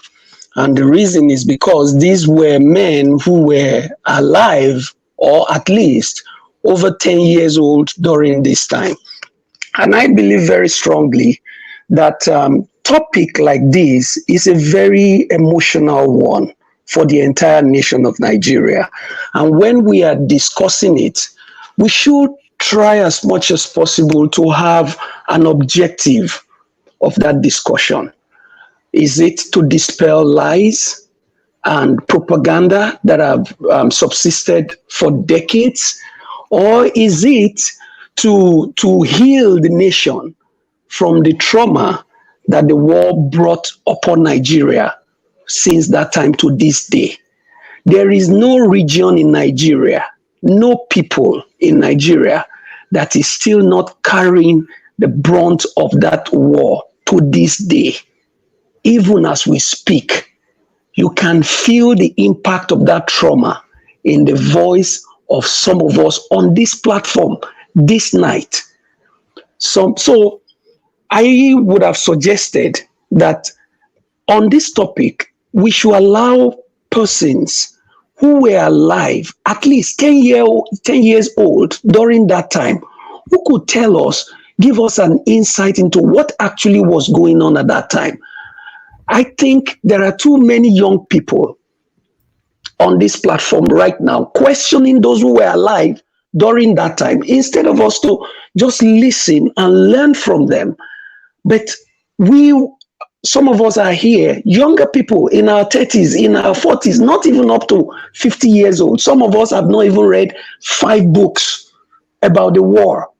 And then we want to question, or we want to continue to parrot the narrative that have been fed us by our fathers and our grandparents. So I just want us to be focused. If this discussion is to heal this nation, at least for us intellectuals that are on this platform, to be able to heal and be able to free ourselves from the burden of that trauma. I think that is what should be our focus, not to begin to come and continue to strengthen propagandas and lies, even in the face of documentary evidence. And some of the claims that some of us make here tonight, there are no documentary evidence to them. If you have them, if you want to make such narrative, bring the evidence. One man is going to play. So, yes, sir. What you have to realize is that yes, this sort of conversation, it challenges long subsisting and narratives that people have held. And when I'm saying long subsisting narratives that people have held, I'm talking about people in their mid-30s, mid-40s, in their 50s, 60s, etc. So lifelong held positions are being challenged by a narrative that says it's not so. So of course you'll get some pushback, but if we manage the conversation elegantly, we might be able to take something out of it. So bring it home, and then we hear from Ajan. Yes, thank you very much. Hello. Yeah, land that point, then Prince hello. Yeah. In, and then yeah. Okay, thank you very much. Now, I just wanted to ask Baba one question. I think I read it, and also some older folks had already mentioned it. It is the visit of Awolowo to the East at the time to discuss peace with Ojukwu. Is that true? Did you hear about that at the time? And, I want you to shed some light on that, sir. Thank you very much, everybody. Thank you, one man. Yes, thank you, my friend. Actually, Chief Awolowo went to the East. He believed he can talk to him. And it's on record. Ojukwu recorded that meeting, but to this day, he never showed it. Awolowo went to him like to dissuade him and to tell him also the consequences. But Odumegwu felt that Awolowo was saying that because it's like the prime minister to Gowon. So he did not agree with Obafemi Awolowo. But when Awo left, was even when Soyinka followed. But what Ojukwu told the world press later was like, in that meeting, Awolowo said, if the East secede, the West also will secede. But it did not. He was challenged that after all, he filmed that meeting. He should bring out the clip, which he never did until he went home to sleep in the bosom of the Lord. That's the answer. Okay, thank you very much, sir. All right, brilliant. Come in, Prince, and then after that interjection, Ajan Lekoko will pick it up from there. Prince. Yeah, thanks, Roman. Hello, everyone. Yeah, I was going to say, in regards to the topic here, that it's not sufficient to be 10-year-old or even older to be able to give accounts of what happened during the Civil War or prior. And history is not about being passed down by the word of mouth from one generation to the other. It's about people that do the research and actually study to understand what happened from credible sources.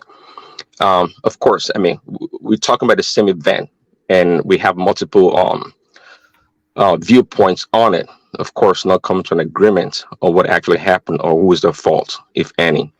But of course, one side has to be at fault.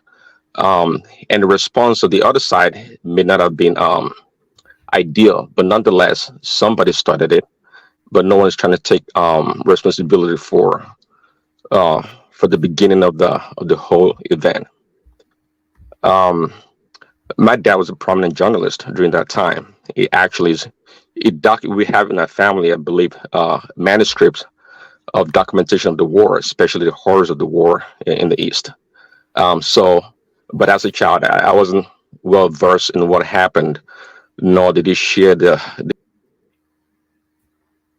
war to us. I believe my older brother does have an idea, though.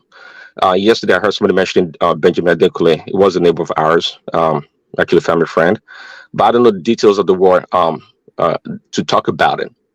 But I would say, though, you know, even being older doesn't guarantee that you know what happened during the war. Um, Again, people that study or do their research will actually know. But at this point in time, the people from the southeast, everyone has a way to dance around if they were at fault or what they did wrong. I mean, I'm yet to see somebody on this platform or elsewhere say, "Yeah, this was what we did wrong," and as a result, we take responsibility. Nobody's doing that. It's always pointing a finger to one side or what one side did or did not do, or it wasn't their fault. They were just reacting to this and that. We're not going to get to the bottom of it, because we don't, especially on the south. Prince, do you feel in many ways that the war is still being fought somewhat? Even in this sort of conversations, you get a sense that the war is still being fought. Well, of course. I mean, it's been yes, in one way or another. Even though, of course, we are more integrated, more related than ever before. The Yorubas, especially, and the Igbos. But somehow, some way, the head of that war keeps creeping up one way or another.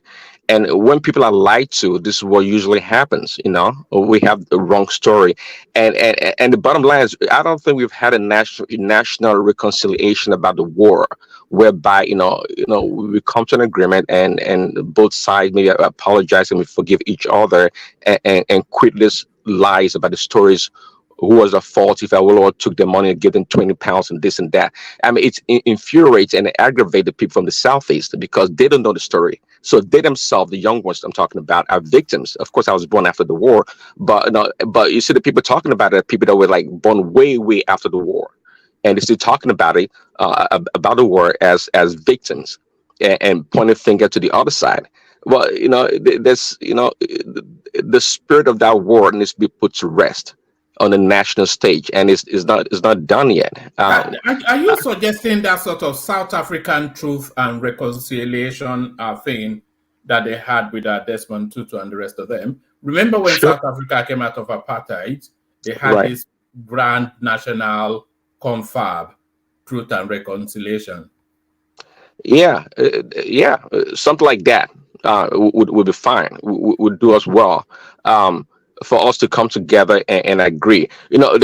There's always, I love competition, and the other speaker, I think was Tony said, well, there's nothing being ambitious. Of course, there's nothing being wrong about being ambitious, but being overly ambitious can be a problem, especially at the detriment or the displacement of other people that think they too are as equal as you are.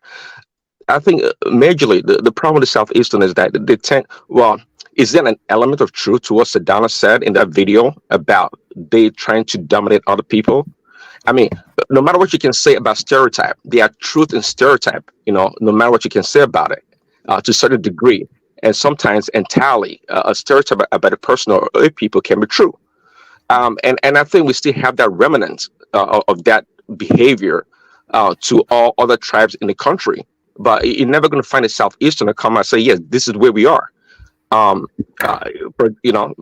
say the Yorubas are maybe cowards or passive in a lot of ways. Maybe so, because of our culture and tradition, but it doesn't make us weak, And they too may not be a bad thing to be forward and be ambitious. It's not a bad thing either, just like you said. But be overly ambitious at the detriment of other people is not going to be acceptable, especially when no one is going to bow down to you. The Yorubas are going to bow down. The Hausas are not going to bow down to Fulanis. So that's the point that we've come to, and.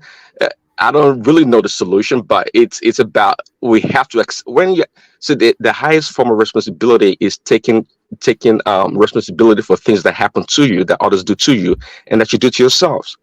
But and at this point in time, we're not trying to do that. We're just trying to dance around and say who's right or wrong. And it's not our fault. It's their fault. They killed 3 million people. It's 1 billion people. We're not going to get to the bottom of it. We know the truth. You know that figure is still shrouded somewhat in some sort of a mystery. How many people actually got killed? So there's the over embellished narrative of a lot of people say over embellished 3 to 5 million, but there's the more and then there's the low estimate of the mid late hundreds of thousands, but there's the more realistic version of 1 point something million. So we don't even know how many lives were lost. And all of the lives being lost, by the way, when Hassan was just speaking, there are hundreds of thousands of Nigerian soldiers were also killed in the course of that war. That is never really truly mentioned. All we hear about that war are the people that were lost to Kwashoko. Well, yeah, that is true. Well, I mean, well, I guess I can understand from that point of view because the multiples of the people that died in the southeast is greater than the thousands of or hundred of thousands of soldiers that died in the war on the Nigerian side. So, of course, the larger number or the greater number we talked about, if it's truly in the millions, man, that's a lot of people to be dead. I mean, and the aftermath of the war, apart from direct, kinetic war, the aftermath of the war, people that died from hunger, kwashoko, whatever, is part of the death toll. We can't deny that people genuinely suffered in the southeast. That is the fact.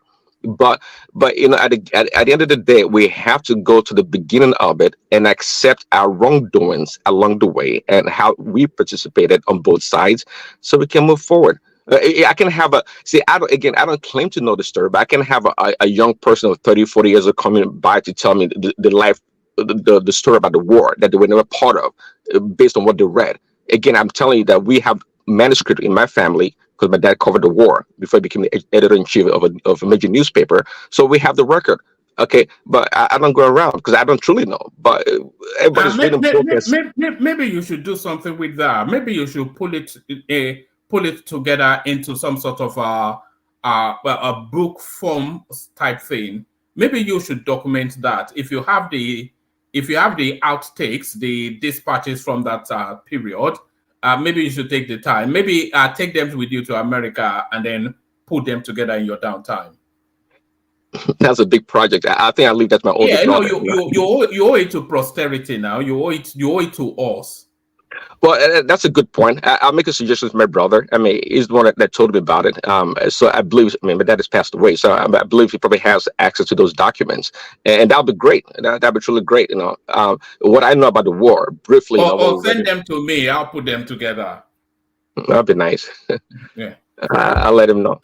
So I learned from social studies. I mean, that's what I know, and what people say on different platforms and articles that I read. I don't really know at the end of the day, but I know we want peace. I know we want to keep one Nigeria. I believe so, and I believe that we all are beneficiaries of this country called Nigeria, even though many people might disagree.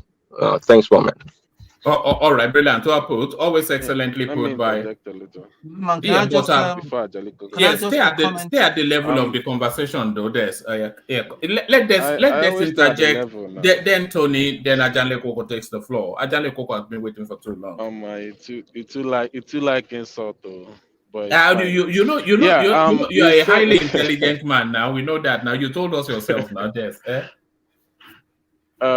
You have to understand the mindset. You have to have a philosophical mind to understand what actually transpired. It's not just by reading. And like I said, I read, and also my late grandfather died 115. So he was at the war, so he told me some stuff. So what I think, because at the time, Port Harcourt refinery was built like around the 1950 something or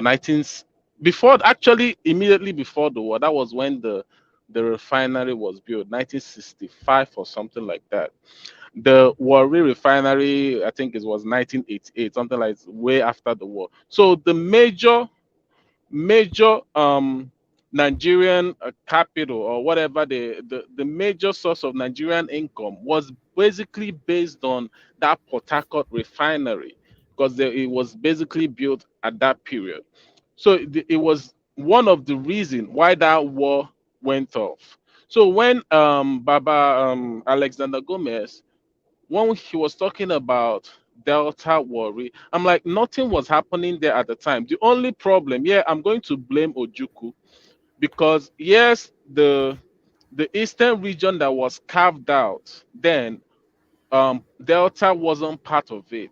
Although Delta had oil, but it wasn't really a big deal then, because they were concentrated in Port Harcourt, which was part of the eastern region at the time.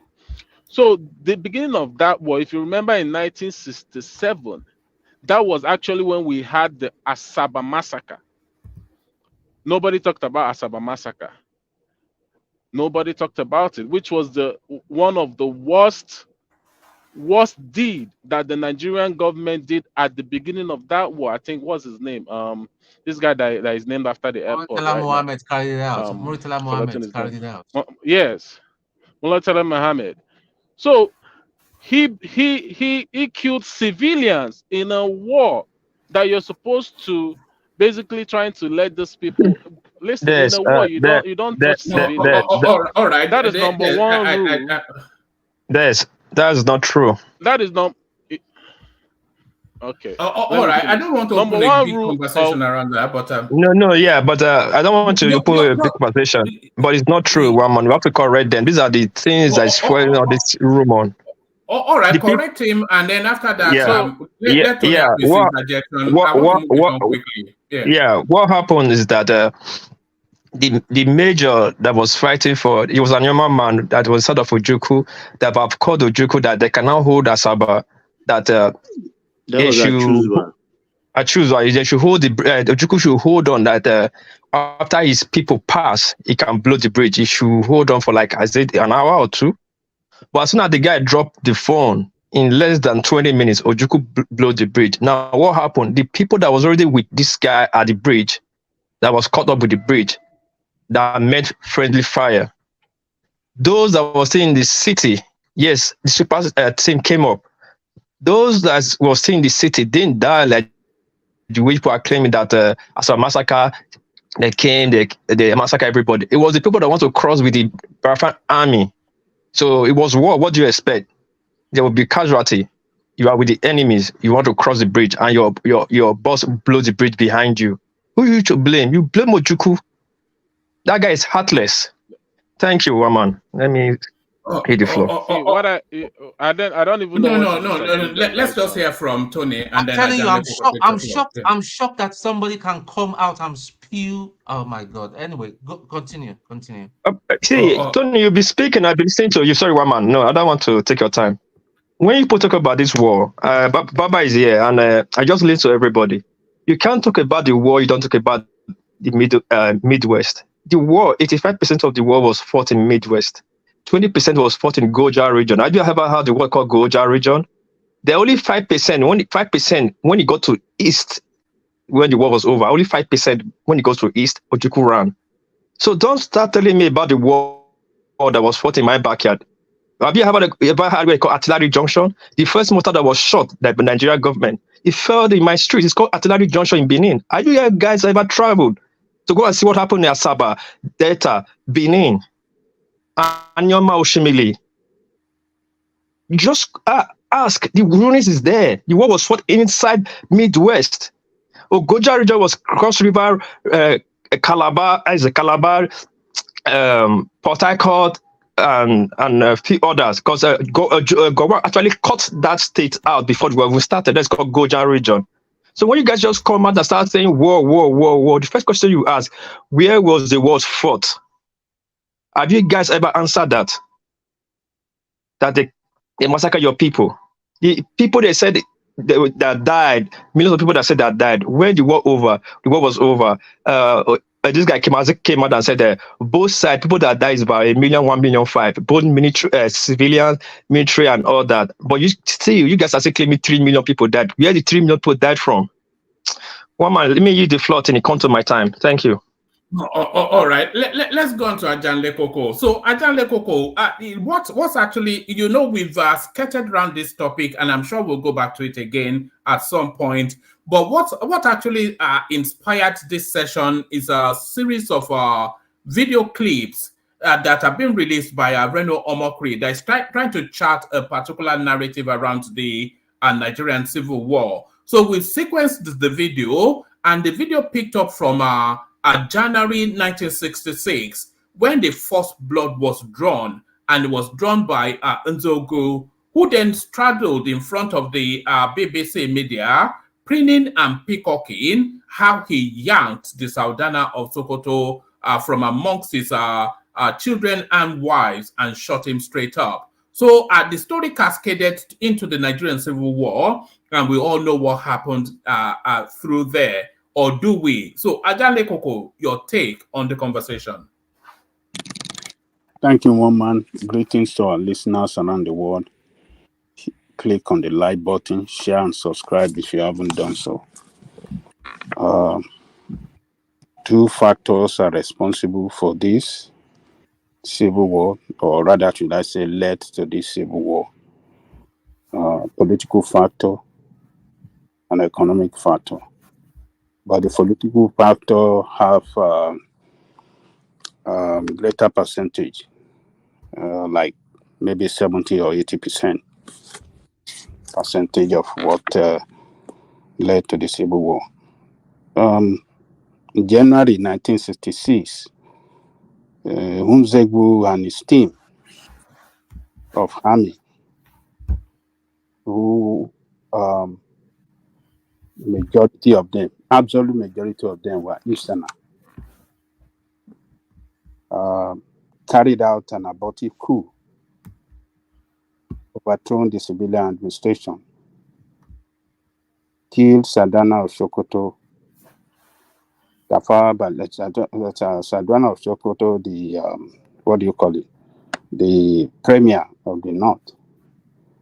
Tafawa Balewa, yes, you're right.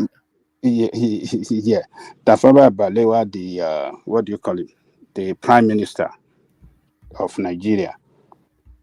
Akintola, the premier of the West. Okotiebo, who was the I think was finance minister then, and other politicians that Westerner and the Northerner. So this Uzegbu of a guy was an adopted son of Saldana of Sokoto. Maybe a lot of people did not know. He was an adopted son of Saldana of Sokoto. He was close to Saldana. He can enter his bedroom. He can stay. He stay in his house and he can sleep there. So before he carried out this coup, he offered himself to carry out that particular plot against Saldana because he had the understanding of how the inside of the palace looked like, where he can get him, because he knew this was a very big palace and various rooms, and a lot of people are always around him. So how could he minimize civilian casualty because of his the foreknowledge and the because of the knowledge of he had concerning the inside of that palace, he offered himself to carry out that plot against him. Why he designated some others to Lagos, to get the what do you call the prime minister and those that designated to the southwest to get the premier of the west, So, but he offered to get Saldana, and there was instruction he left then that he gave them timeline that if they couldn't get him, if he couldn't come out from the palace within so period of time, they should bomb that palace. They should they should Aja, eat. Aja, Yes, sir. I commend you coming out with this. I didn't want to come out with it because it sounds like something from a book you read. So that's why I didn't come out with it. So since you are braver than me, I commend you. Carry on, sir. So he told them that, look, I couldn't come out, bombard that place with grenade so that we can all go together, you know. So, but, you know, he was able to meet his, to carry out his, what do you call it? His plot within, Mission. yeah, his mission within that period of time that he gave. So the prime minister, they took him from Lagos. They went to dump his body in one farm in Ota. That was where they discovered his body. So the Northerners were very. This happened in January '66. So the Northerners were very furious about this incident, particularly the way their spiritual leader was killed. They saw the picture, and they started riot in between the month of June. Actually, when they toppled the civilian administration, then Irosi came in. Irosi was not part of the coup. They wanted to get him too, but they mixed him in his official residence.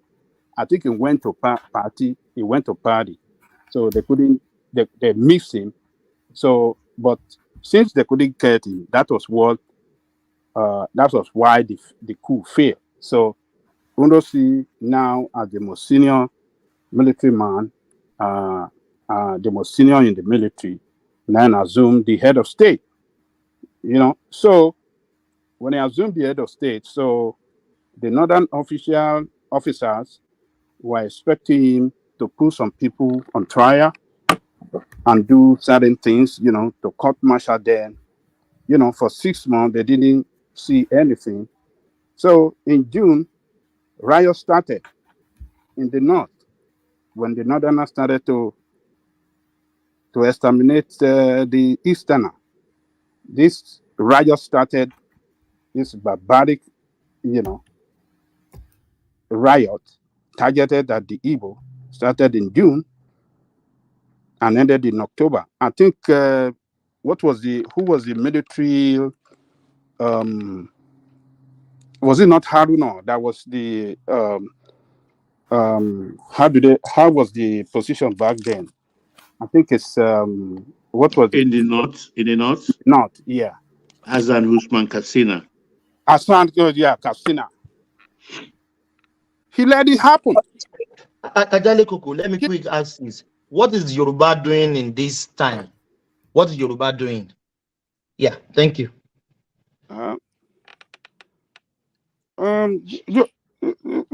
Well, Yoruba officers were not part of this game actually, but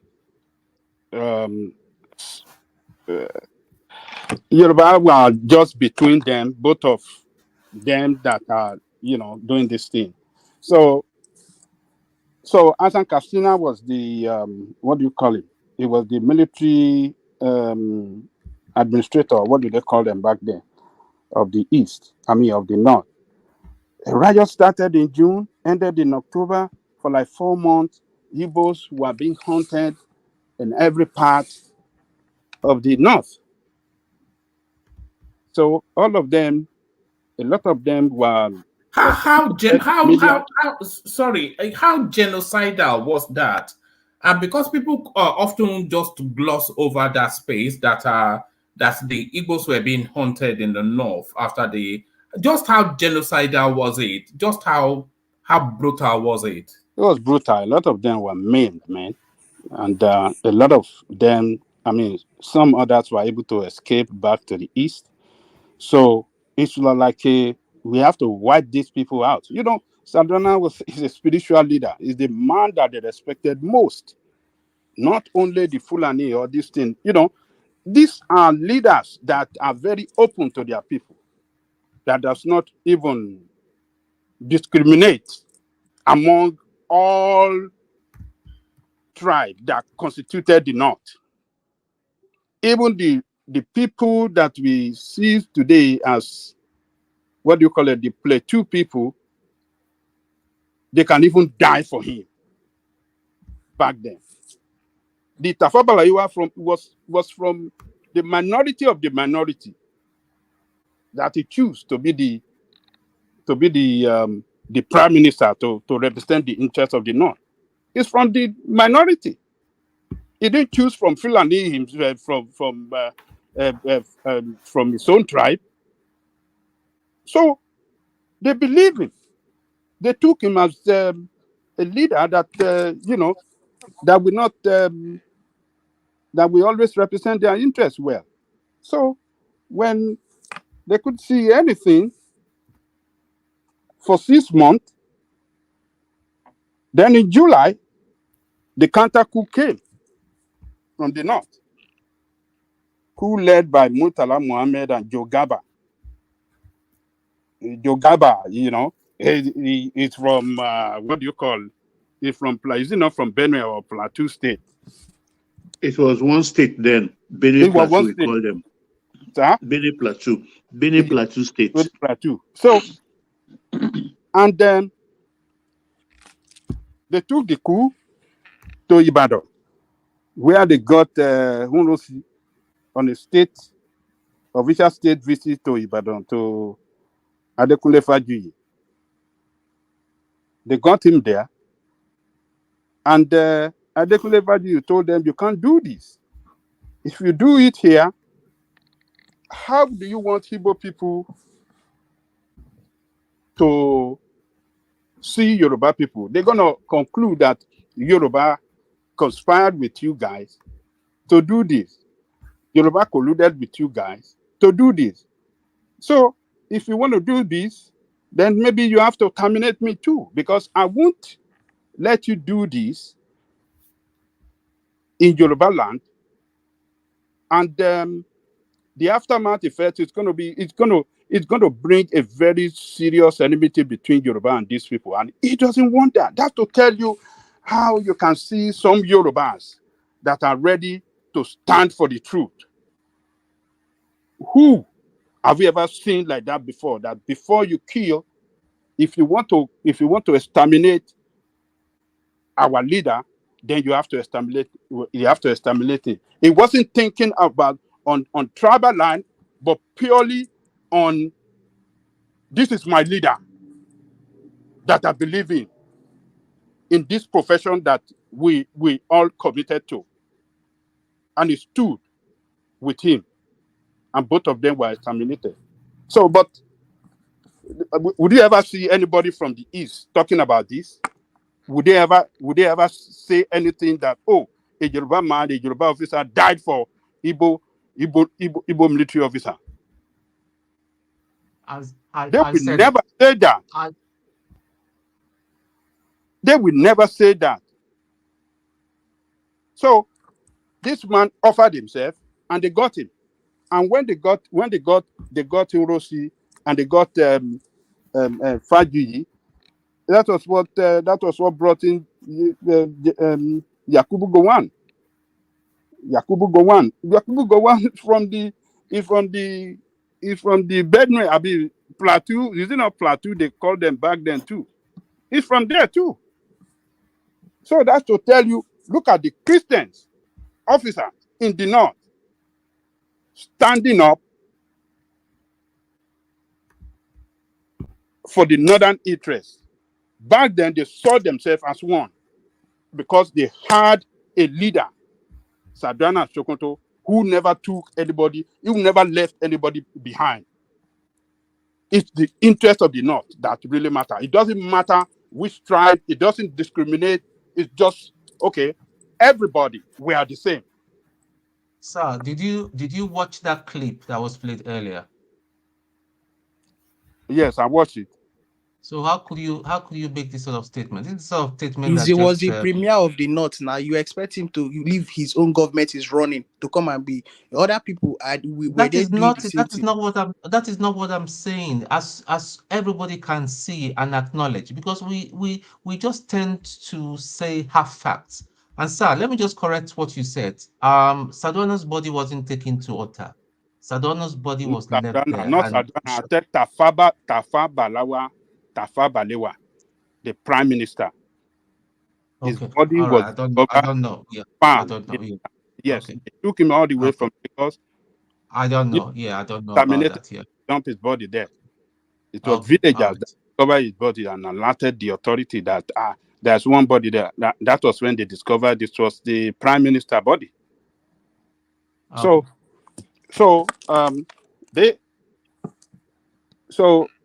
That was how what do you call it? Gowon came to power. Ojukwu, who was the what was his position in the East then? Was it not Governor General? What was the position they called them? Can't even remember that position they called them. I think was Governor of Eastern. Yeah, I think was Governor Administrator of Eastern Region. Did not accept the leadership of Gowon on the basis that he's senior Gowon in rank. I can't understand what his argument, but he did not accept his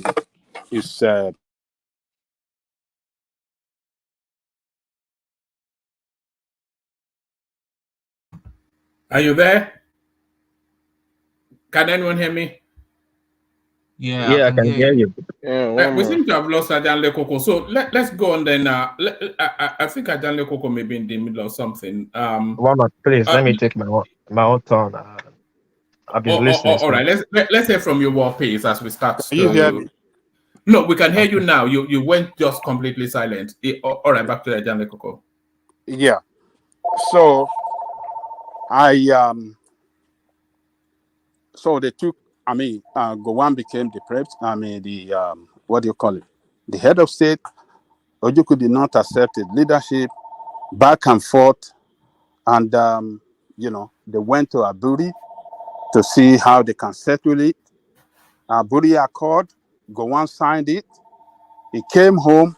When he came back, Ajali Koko, sorry, why did Ojukwu not accept the leadership? Can you? Because I made the mention of why. Can you tell me what? well, why he did not accept the leadership? Number one, he was asking for Izegu that they have to produce Izegu. That's number one. And Uzegu is dead. Why are you asking for his body? Why are you asking for? He said that is the only leader that he recognized. So then, who had seniority in the army? Did Ojukwu not have seniority over Gowon in the army? I think Ojukwu, I think is senior Gowon in the army. I think so. I might be wrong though. Or both of them the same rank. What happened? What happened then? Gowon was the chief of army staff at that time to Uronsi. So according to army hierarchy, when the president is gone, the chief of army staff take over the position. That's how Gowon came into power. That's how Uronsi came into power too. He was chief of army staff to Tapalewa Balewa. That's wrong. That's wrong. No. Uronsi was the most senior. He was the most senior. Hold on. What was his position? No, Uronsi was the most senior in the military. I know. So It and wasn't they even the used senior. them It wasn't even the senior. In terms of military rank, is in what we're terms of saying. military rank. So Yeah, they yeah. wanted to get him down, but they couldn't get. They mixed him when they went to his official residence to get him. They couldn't get him. It was away for party. So that was how they mixed him. So and when the coup failed, automatically the most senior will definitely assume, the position of leadership. So that was And what happened in the case Ojukwu of Unros. Ojukwu was senior to Gowon. Ojukwu was senior to Gowon because Unrosi appointed Ojukwu to be the military administrator of Eastern Nigeria. So Ojukwu was Unrosi boy. So when the counter coup came that terminated Unrosi, Ojukwu did not accept the leadership of Gowon. So this back and forth led to Aburi. As Baba explained to us, the leader of the Ghana then invited them to the mountain region where they have, prepared everything for them to sign agreement. Gowon signed the agreement that they will maintain, they will go back to confederation of the regional government. Gowon signed it. Is That there not okay? is there not an argument, Ajande Koko? Is there not an argument to say that Gowon actually started that war by reneging on that Aburi agreement? Oh yeah, I think I blame Gowon for that. I think he Because was you signed badly advised. To be when quite honest, I think he was badly. He was immature. During my presentation, I said I wouldn't blame Gowon and I wouldn't blame Ojukwu. I think the pride and the age too. He no, you was got to blame one person. You can't sign agreement and renege on following exactly. I agree agreement. with you. So Yeah. Mhm. we got to blame him. So the reason why he have to renege on following the agreement is a different ball game. It's a different topic entirely. And when he came back, like Baba told us, Was it not because he well, was put under pressure by the Abokis when he got back home? anyway, according to Baba, what is Baba, said, you get into trouble with some he people. was prepared. He was prepared. He went with brilliant people that are well to do with book and can really, negotiate very well. So they negotiated very well, and Gowon signed it. Like Baba said, Gowon was looking for peace. We are all Nigerian. We are all we went to the same training. We went to the same military school. We were friends. Why can't we avoid war? And back then, Igbo I believe dominated the Gowon was military. used. He didn't understand. I think it is politicians. He fell into their trap. He didn't understand. Gowon, yes, wanted one Nigeria. You're correct, 100%. But he did not understand the intricacies, the cunningness behind following the advice to tear the agreement that was reached in Ghana. So and we're still. Ajale Koko, my Yeah. brother, please, if you don't mind, Ajale Koko, please. I'm learning. That's what I've been quiet since. I'm not like that. Some people that God has not even sent them to the world when the war happened, but they are arguing with people that when they won the war. Ajale Koko, in summary, can you say these people are fighting for their people or they are fighting for their selfish interest? Thank you. No, Ojukwu was a very ambitious soldier. He really he wanted to be at the head. So he was very ambitious. Even when you go back to how he entered the military with his masters, you won't expect somebody with master degree from, is it not Cambridge or where did he go? I think he went to Oxford. Oxford. Oxford. People that people back then that we know that going to they are was there drummers that He was at Lincoln College and he was riding MG red sports car. was there a superiority complex about Ojukwu? He comes from a privileged upper class background, and then he had the best. He had the best education that the world had to offer. Huge money. Was there a Huge fortune. superiority complex? Yes, that's some Malam from Lantan or who is something. One man. That was why I said at the beginning. And he went to King's College in Lagos. And he went to King's College. No, you guys are not listening. I said during my presentation that Ojukwu he's got this arrogance in him. He's got this air in him. I mean, his dad was one of the richest men in Nigeria at the time. You know, I mean, he had everything at his feet. And then you could see him when he was even talking on the microphone. He was lighting up his cigar. That was like, height of who the hell are you? Do you know who I am? You know, his dad wasn't even happy with him joining the army. So they came back from Aburi. Then Ken Saruwiwa. I hope we all remember Ken Saruwiwa, the environmentalist of the Abacha fame. Of the or infamy. Isaac Boro tried to talk about. Yeah. So Ken Saruwiwa and some chief from the Riverine area. Sorry, Ajande Koko. Solomon is saying it was Isaac. It was actually Isaac Boro. He was trying to talk about. Not Ken Saruwiwa, because was Ken Saruwiwa not too young for that period? I think no, it was Ken Saruwiwa. It was not Isaac Boro. It was Ken Saruwiwa. Ken Saruwiwa. I know what I'm saying. Ken Saruwiwa gathered some chiefs around the Riverine area, went to Lagos to meet with Gowon. Sir, you cannot put us under the slavery of Igbo for life. We do not accept that agreement that you signed with him. We don't want to be part of that because we have been marginalized by Igbo in the East. And if you continue with that confederacy, we will be marginalized or we'll be slaves to these people for life. We don't want it. So it's like, when you see people from the same region where you have your enemy coming to you that, okay, they don't want to be part of your enemy, what do? Then go on with some others, planning their own strategy too. See, what can we do? How can we break them up? Then Gowon created 12 states. When they created those 12 states, then in the East, we had 3 states.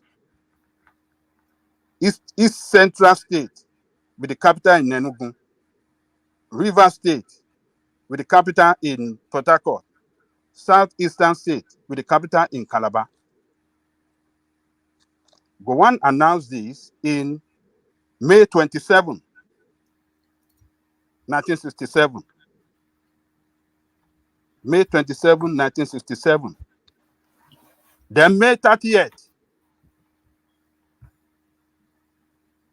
Ojukwu declared Republic of Biafra in response to what Gowon did. That, well, you creating state for your head.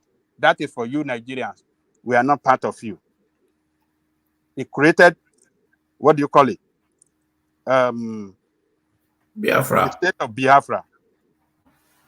And in July 27, July 1967, Nigerian army declared war on Biafra. As a matter of fact, we can say Nigerian army fired the first shot. So, because Nigerian army said, well, Ojukwu game is no more a game, it is a reality. All this patch that we have been doing, all this while, since he has declared Biafran state, as a matter of fact, he hijacked some Nigerian state, some Nigerian, Nigerian train. They painted it Biafra train. They had their own currency They have their own army uniform.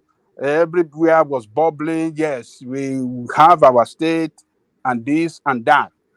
So that was when Gowon and his team saw that no, this is not a joke. This is reality. That was when we can say, okay, for economic reason, we cannot let these people go because we have economic interest, which is oil in that area. So, and the Nigerian state fired the first shot, the launch attack against them. So that was what. But Ojukwu, How much of a role did that oil play in that war? You have described how we played the role on the part of the Nigerian state because one of the clips that we played, Ojukwu was accused of pressuring the oil companies to pay royalty to him, and he in turn accused Gowon of fighting for oil. So how much of a role did oil play in that war? as a matter of fact, Ojukwu played a diplomatic game back then that, positioned the Biafran before the whole world. He, how do I say it? Some oil workers were arrested by Biafra on the basis that they are spy for Nigerian state. And the punishment to that is elimination. So what did that do? The eastern Nigeria, where was the capital? Is it not Oka or is it not Enugu? Became the Mecca. They overshadowed Nigeria because you see all diplomats from Western country coming to negotiate with Ojukwu to release those people. So he was able to put on the diplomatic front, he was able to put a case against Nigeria before the international community. And doing that, diplomat came from United States,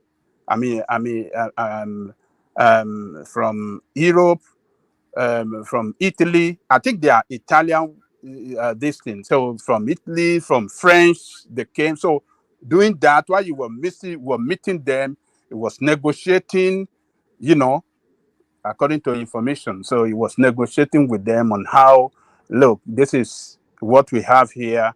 If you can support us, if you can win this thing, yes, you will have a stake here.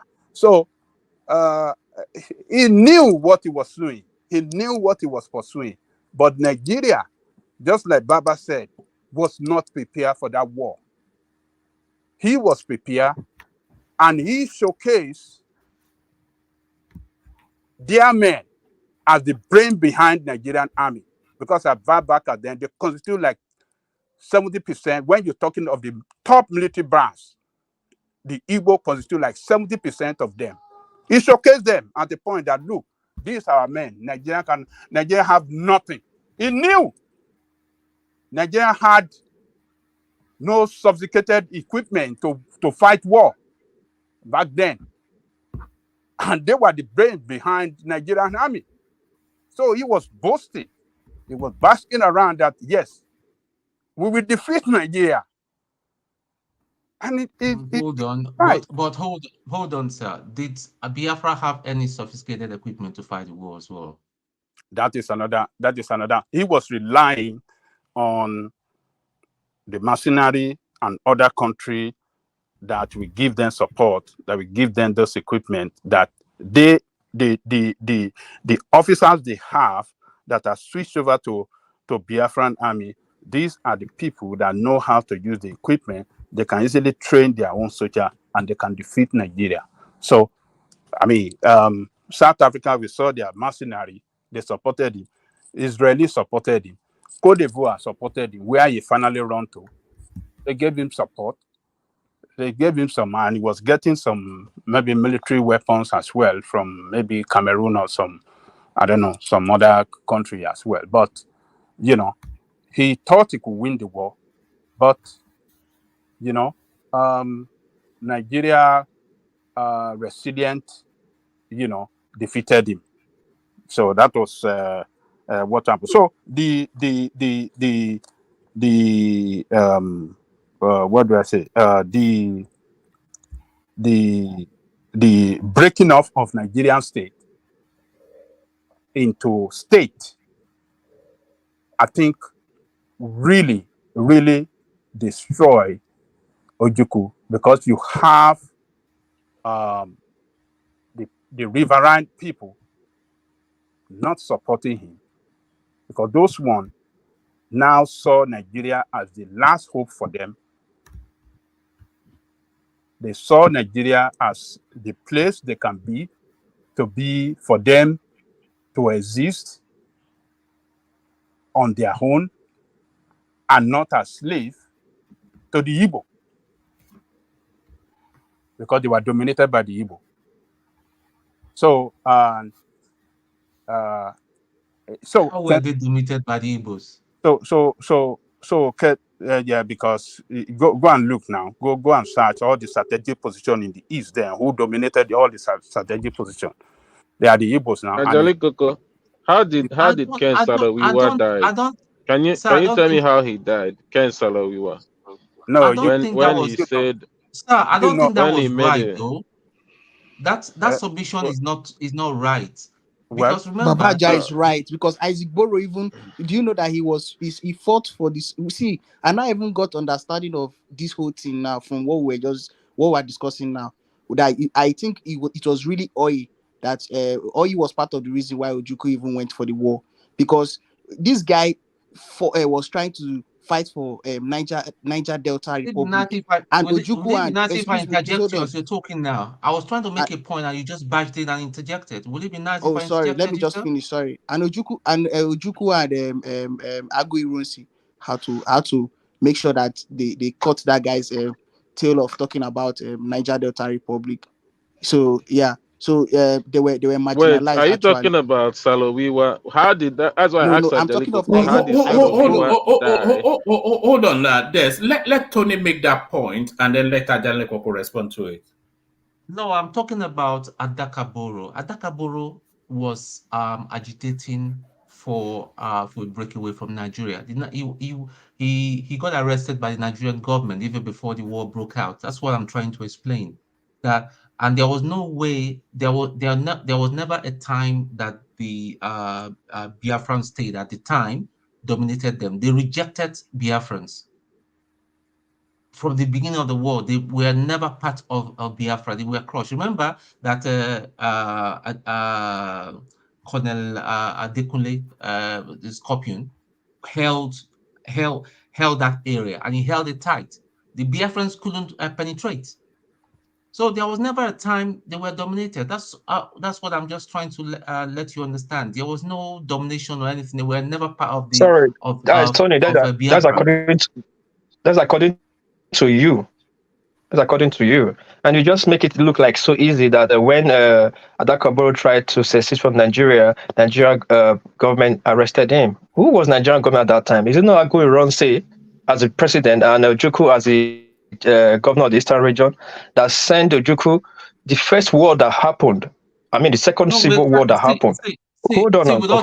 Let me make the point. Let me make the point now before you attack. Sorry, let me make the point. The second civil war that happened, or let me say the first, was the 12 days war. If you didn't even know it was 12 days war, they went to Adakaboro's village and burned the village and sacked the village and shot people before Adakaboro lost the war. No, bro. Hold on.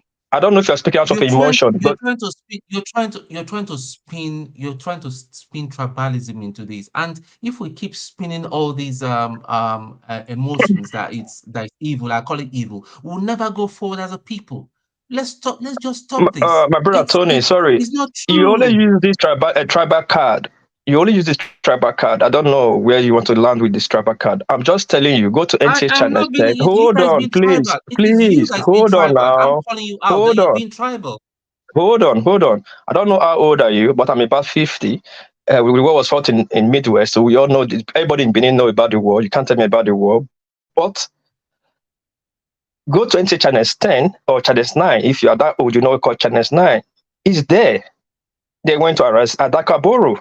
But Ojukwu, when he came back, when Agoy Ronsi, Baba can testify to this, when Agoy Ronsi used the statement, Nigeria unity is non-negotiable. So I don't know where you guys getting your own story from, or you think somebody is betting you bad, or somebody's trying to. Hang I don't know. on. Listen, no. This is just a half truth. I'm not disputing that the war was not fought in what we know as Niger Delta and Edo State right now. I'm not disputing that from you. But what I'm trying to say to you that when you have to present a narrative, please do not spin or add any Okay. Let me present you on a proper context, and let me put it on a proper context so you understand it. Adapagoro was a chemist. He was a chemistry, biochemistry student. Now, when Aguiyi took over power, let me tell you, I was waiting for my own turn. Since my turn never called, let me just quickly tell you this. When the failed attempt coup happened. What piece you come in after Ajan Lekoko? So okay, let me just hold on. Let me hold on. Yeah, Ajan Lekoko, back to you. So it was a fight between two ideologies. One saying that is Ojukwu on Aburi we stand, and Gowon saying that to keep Nigeria one is a task that must be done. So to keep Nigeria one is a task that must be done. Won the war.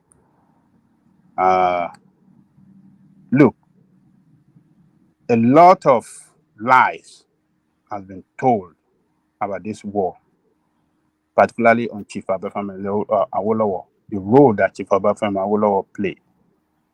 And they are still blind. Everybody told lies anyway. Even the Biafrans told their own lies. You know, I've been lied. It did everything to save Igbo life. But Ojukwu deliberately, with his uncare nature, starve his people, millions, to death. The Kachoko story, the Kachoko that we were seeing. How did that play out at the time? You know, because we hear this word Kwashoko, but let me even look it up, see what it actually means. How did that play out, the Kwashoko? It's a disease of malnutrition. Yeah, malnutrition. It affects the bone and the stomach. Let me tell you. No, there are two forms of extreme. There are two forms of extreme malnutrition that you can get. We have the kwashiorkor and the marasmus.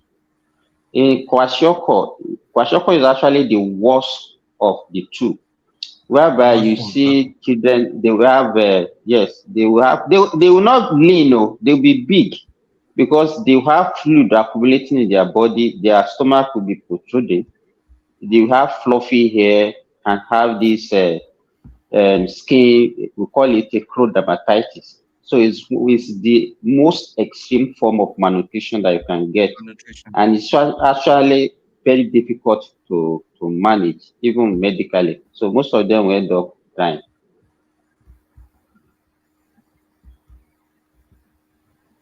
Okay, carry on about Jalekuko or Tuni, whoever. Okay. Is this a fair enough depiction of what you've just said, Simba? This is even good. It's worse than this. So this one you will see that exactly. To the bone. But this one is not worse. It's not easy. It's not even. It's the early stage that you are seeing now. Early stage. So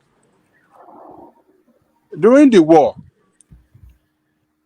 Awolowo still allowed food to go to the what they call to the east. They were supplying food on humanitarian ground in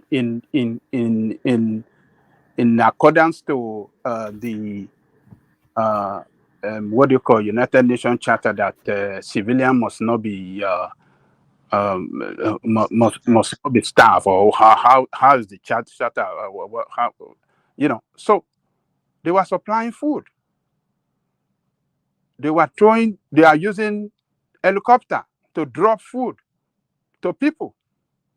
But Biafran army will corner the people and take the food from them and take it to their storage.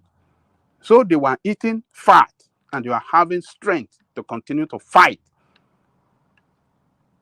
So when I think,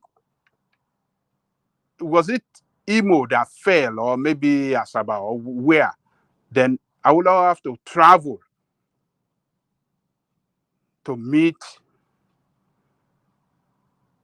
the war leaders at the war front to know exactly what was going on. That was when he saw all these Igbo people with this kashoko, and he asked, what happened? Why are people looking like this? Then they narrated the story to him that the food being supplied were taken by the military, by the Biafran army, and they wouldn't let them have nothing to eat. So when he got back to Lagos, he met with Gowon, and they said, look, we have to change strategy. And he brought in the strategy of stoppage of food supply, change of currency. Even the change of currency, Gowon did not even know. It was between him and the central bank,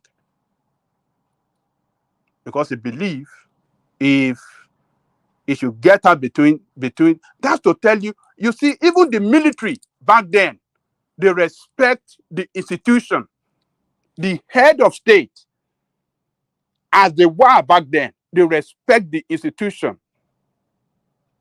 They don't just command that, oh, this is what I want because I'm military. They believe that the institution is there to work, and is backed by law, and they should let it work. They did not,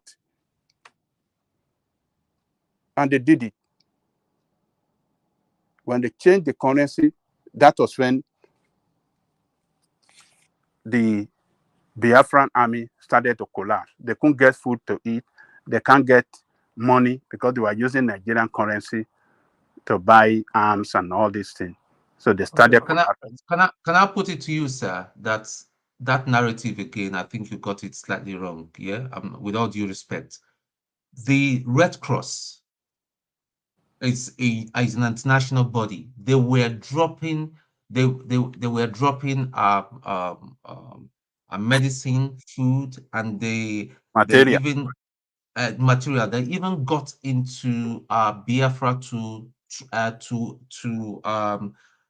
treat both the federal troops and the Biafran troops. So there were a lot of a war crime that went on both sides of the troops. So I would like us that when we're presenting this, I think it's best food supply. It was supply, yeah, and then medicine. But it was when the Red Cross was stopped that the Biafrans, the Biafran side started feeling it really. It's really, it's like it was when what? That was when they started losing, really. It was when what happened that they started losing? When the Red Cross was stopped in coming into Biafra. We are talking about food. You are talking of Red Cross. Is this not when somebody is wounded that Red Cross will come in to treat them? But there were other the Biafrans, the Red Cross too was dropping food through Gabon. Gabon too helped. Do you know how many children from Biafra that they were transported to Gabon? They were orphans. I know that they are now Gabonese. They don't even know their parents. There were thousands and thousands of babies. This is what happened, Tony. This is what happened. I don't like to talk about this food thing because I believe starvation is a valid weapon of war. But for the narrative concerning the Biafra one, let us face it. Ojukwu was a cold-blooded soldier to the blood, to his bones. I know that. This is what happened. He wanted that propaganda of those children to appeal to the world. So he was against even the food, the Red Cross. He rather hampered the Red Cross operation. And the federal troops were giving their food out in a convoy to the Biafran, for the children mainly. But the Biafran soldiers will intercept these trucks and take the food. So the soldiers were okay, they were well fed, but the non-soldiers, the children, they were suffering. This is the truth. He was a cold-blooded soldier. I'm not saying it with malice or anything. That is what soldiers do. They are not about emotions. That's why. That's right. And he was using propaganda too. You know, he had a mobile radio station that they carried around to lie to the whole world that they are winning the war. It's like if they are losing ground, let's say they are losing ground in one side of the eastern part, let's say Enugu now, they are losing ground there. They will say they are in Enugu, oh, we have destroyed a lot of Nigerian army. They are, because that radio, Nigerian, they can pick the signal, we can listen to it, and they said not knowing that it was a mobile radio station in Danfo van that they were moving from one place to the other. But who does not What do you call this thing? What is the name of that the chief propagandist? Is it not Chukwumerije and Ewumerije, they have to beg them in 1969 to come out from the bush. They were still propaganda from the bush that they are still fighting war. Propaganda, Oh God. propaganda.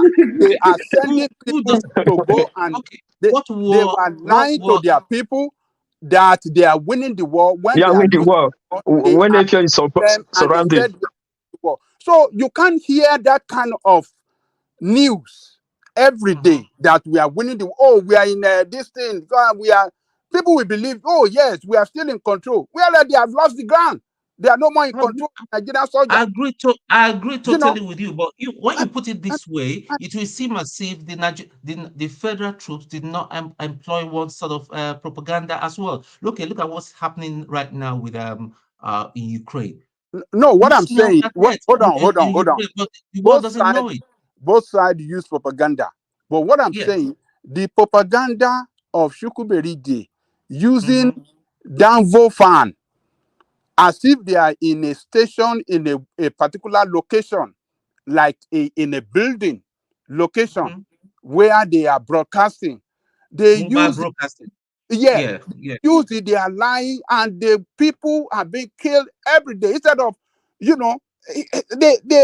push their people to be exterminated by Nigerian army. Yeah, but you forget to understand that Ojukwu has some kind of insatiable desire to just go and go. I mean, because I believe where his downfall started was when he executed those soldiers, those officers, which were one of his the people that really helped him. He didn't like any competition. He set up Nzogu to be killed. So we all know about it, and that was one of his biggest downfall. That was where he began, because he just felt that he was like nobody should question him. That he made the decision, and he didn't want to listen to anybody. So what do you expect? So those people that are the people that were running the propaganda and all that, it was under his direct orders and command. Or else you'll be shot. So you can't. I wouldn't blame them too much. Well, yeah, could I interject a little bit? Ajanla Kuku. Okay, Pansat. All right. I say hello to everybody in the My panel. brother, I'm sorry. I'm very, very sorry. You see, this is the problem. The same thing I see with the present IPOB. You know, when you can't talk to an IPOB member, and when you mention Kanus, they will say, no, no, no, no, God punish you and all that. That's a problem I have with them. And that is the same thing that happened. Even that same Biafra, if they should get it, this is going to be the problem. Because we're going to have somebody as a dictator there. Okay, continue. Tony caution, Pansat is around. I don't care. I was about to enjoin the protocol of saying hello to everybody in the panel and those in the comment section, including those listening to the show. Now, the thing about amateur historians like we have here, nobody's laid a foundation. Are you a trained historian? Are you one? Pansat, are you interjecting or you are trying to flesh out your own thought? That is Let the me question. finish. We will get to you. Babajare Koko, why did you allow Pansat to actually start talking? He's not interjecting. He said he's not interjecting. I'm interjecting. One man, let Pansat go and queue. Let Pansat go and queue. He just came in. We let him wait for his turn. No interjection. You know, Pansat will not allow any other person to talk again. Pansat should go and wait. My friend, wait. One man. Let me finish. In a much I want Pansat to interject, but I'm going after Jalgo and I've been waiting for an hour half since. Yeah, you go I'm after Jan Lekoko. Okay, you go after Jan Lekoko. Pansat, make the interjection brief. Jan Lekoko sum it up in a few more sentences, and then you come up next. War Peace. Okay, very well. Now, I heard. I think I'm allowed to interject. I believe that was the conclusion on that. Pansat, I go round it off, and then War Peace. All right, thank you. Now, the thing I'm trying to say is that when you are making all this recounting stuff, you are concentrated on propaganda. I believe propaganda is part of war.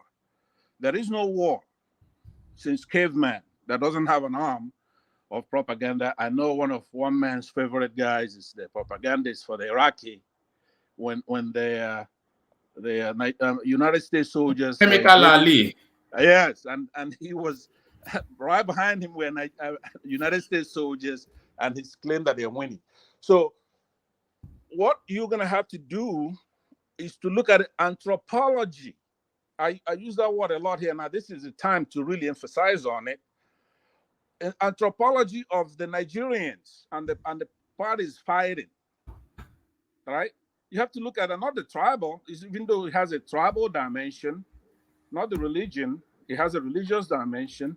But you have to look at these people that the Biafrans are fighting.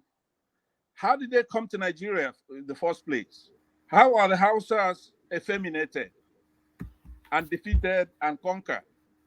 And since then, you are taking us in a totally different dimension. Where are we going? Where we're going is the proper route, not the improper route, right? I'm not going to take you to where you've been going because you're going the wrong way. So I wait for my turn so that I could properly instruct this particular issue. Okay, better. Let's go. It's been coming up all the time, but it needs to be dealt with properly. You mentioned Ken Sarowiwa. Somebody's asking you, how did he die? Well, you're giving account of people. Yeah, but how he died is outside of the loop of the narrative now. That is not, it's outside of the loop of the Biafran war but state. if he says, look, I don't want to go with the Biafrans, I want to go with my people, and they finally gave him a bomb that blew him into smithereens, or Gowon and his people are being decimated now. So he was myopic right? So you have to say, okay, look, Biafrans had a just cause.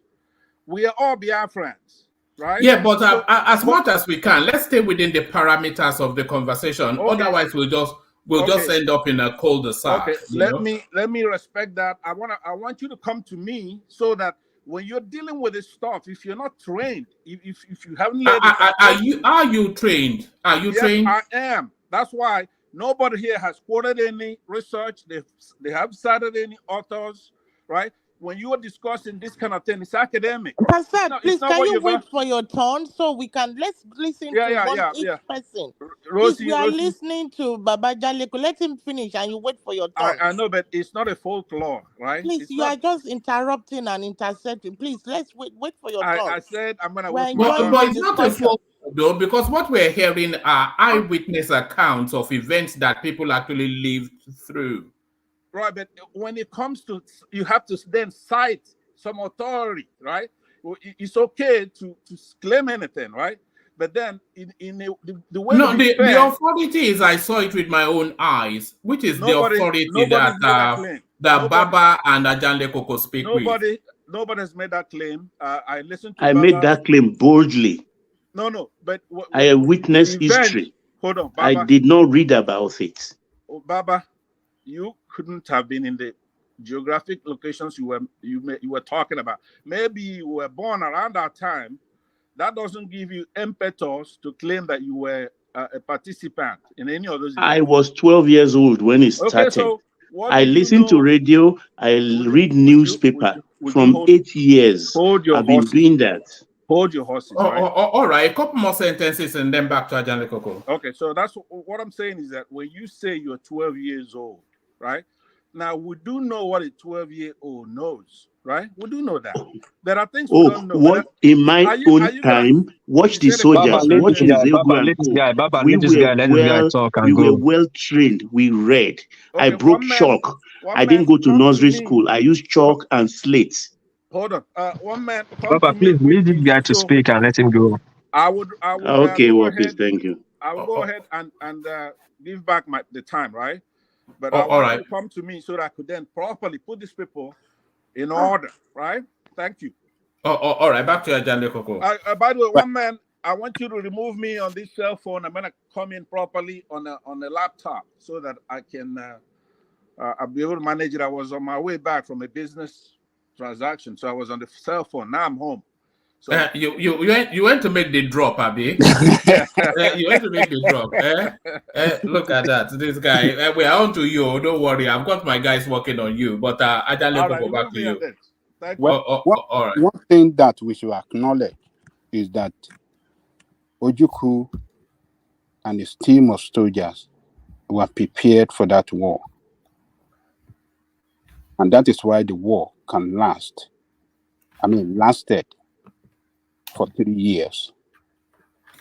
If they were you know, there are a few things that probably you and Baba can clear up. How did they get the armaments for the war? How did they get the money to fund it? You will say that was being funneled in by foreign bodies. So how were they able to sustain just the economics of it? The central bank in the eastern region, they took over. They took all the money there. Central bank in the so they were using the Nigerian naira. It was Nigerian money now that they were using to buy this arm, and they were able to put together their people, their brains. The same way their diaspora no, spending money now. Let him land, please. Yeah, let him land. And they were able to put together their best brain in the school. In Unsuka, some professors in science and technology to develop some weapons for them. Okay, address that space, because we've often heard of these narratives of the ingenuity of the Southeasterners, that they were able to, through rudimentary means, couple together sophisticated weaponry. So was it just Shakabula? What was it? This is this Shakabula that they are trying to? Is the like IDS or what they call it now? Raw form. So it was just It wasn't raw pork. some rudimentary something. No, it wasn't. It was. Do you know? Do you know there's what's it called? There is in Umuahia. What do you call? What's this word now? Just escaped me. If you go to Umuahia, you see The the relics bunker. of no. The Obunigwe. Museum of the War. Yeah. You want listen, I got to give those people that did research at the time. I know that they were fairly sophisticated. In fact, some armored cars were built in Biafra. Armored cars? Yeah. You mean they welded some tin can together? Yeah. What's armored car? What are we? More like armored personnel carrier. Bro, more like armored car. Those things functioned.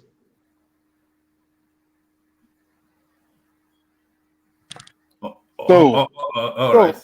So they were able to put their best brain together in professors from university in Soka, to develop some weapons to fight. They were able to put some of them together, and they were able to make their own weapons locally as well, combined with the one they were able to get from outside the country to fight the war. And they carried out some strategy too that they used, to exterminate a lot of Nigerian army. One of it was by sending children roaming around like they know where Nigerian army are. Let's say they know. They will send some little kids. So when Nigerian army come around those little kids, that is when they will bombard them with, carried out a very serious attack on them, on Nigerian army. So they planned. There were Ajale Koko, there were narratives of child soldiers being used. Yes. How true was that, and how It was true. widespread? It was true. Yeah. It was just like the Viet Cong. They were called boys. They were called boys company. They were called boys company at the time. Correct. True. So and what age bracket are we calling child? 9, 10, and things like that. Yes, 9, 10, and all the rest. Yeah, they will deploy them on the field. They will send them out, and when soldiers were they using them as spies or combatants? As spies. Sometimes they will use them as spies. But they were not carrying guns. They were not carrying guns. Okay. They will use them as spies, and those students will go and tell them, oh, they are so place. People will see children, so this is a lost child. He's just roaming around. Whereas that side is an intelligent officer for the military. So they were able to do a lot of things to carry on the war that lasted for 2 years. But but when Awolowo did those changes in respect to currency redesigning and stoppage of food, and what else? There's another thing that he did. That was what gave them. I mean, caused a very serious setback. Let me remind you also, one of the things I observed. One of the things I observed towards the end of the war, those wounded soldiers coming back home, they brought Igbo bride. Can you believe that? Even before the war ended, they brought Igbo brides. This is the thing now. The Igbo woman and irresistibility. But let me ask you 2 questions by way of rounding off. But condense the answers to the 2 questions. The first question is, who is ultimately culpable for that war? Who would you say singularly is most responsible for that war? So that's the first question. The politician. No, that's to Ajale Koko. That's to Ajale Koko. Yeah. Okay. Well, I think both Gowon and Ojukwu. There has to be one person more responsible than the other. Ajale Koko. I think. Well, I would say this.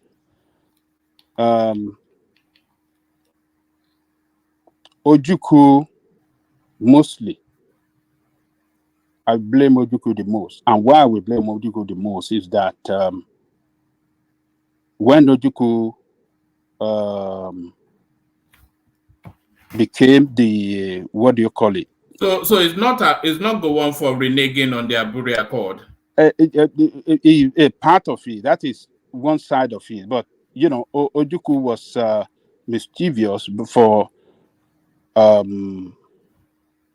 confederation of regional, for his position on confederation of regional government, So because as at the time that what do you call this guy, his boss was the head of state, that one was already centralized the government anyway.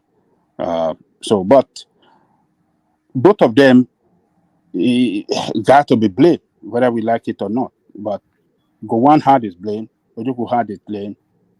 It's just unfortunate that Ojukwu did not accept all the plea from notable Nigerian. Notable Nigerian traveled to the east to talk to him, to let them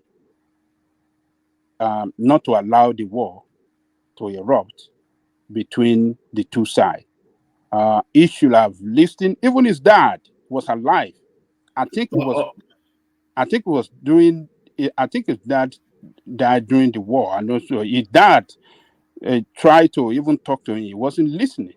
So he's not even on speaking terms with his dad. Remember? All right. I'll ask you the second question, Ajan Lekoko, and I'll give you two names to choose from.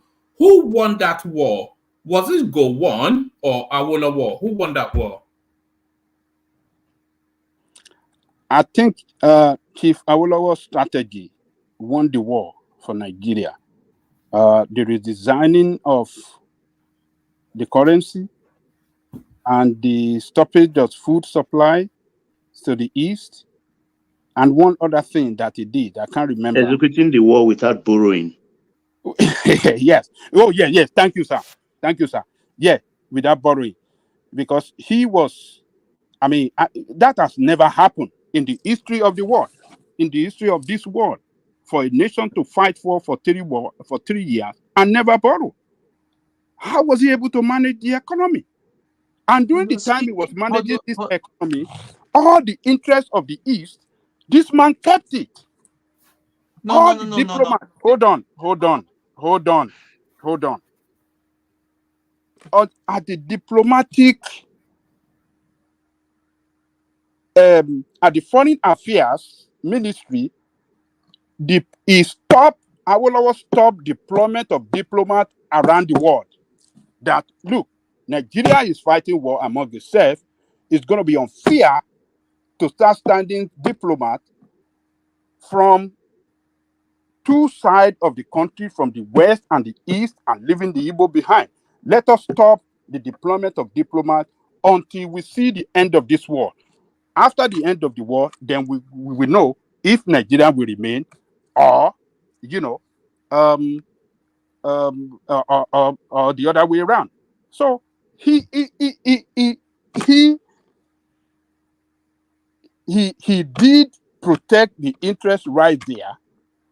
And when it comes to even the $20 they were talking about, he fought for that $20, 20 pounds that he gave them. They were not supposed to give them that money, but he took it on himself. That, look, people coming out from this war, we have to pay some reparation.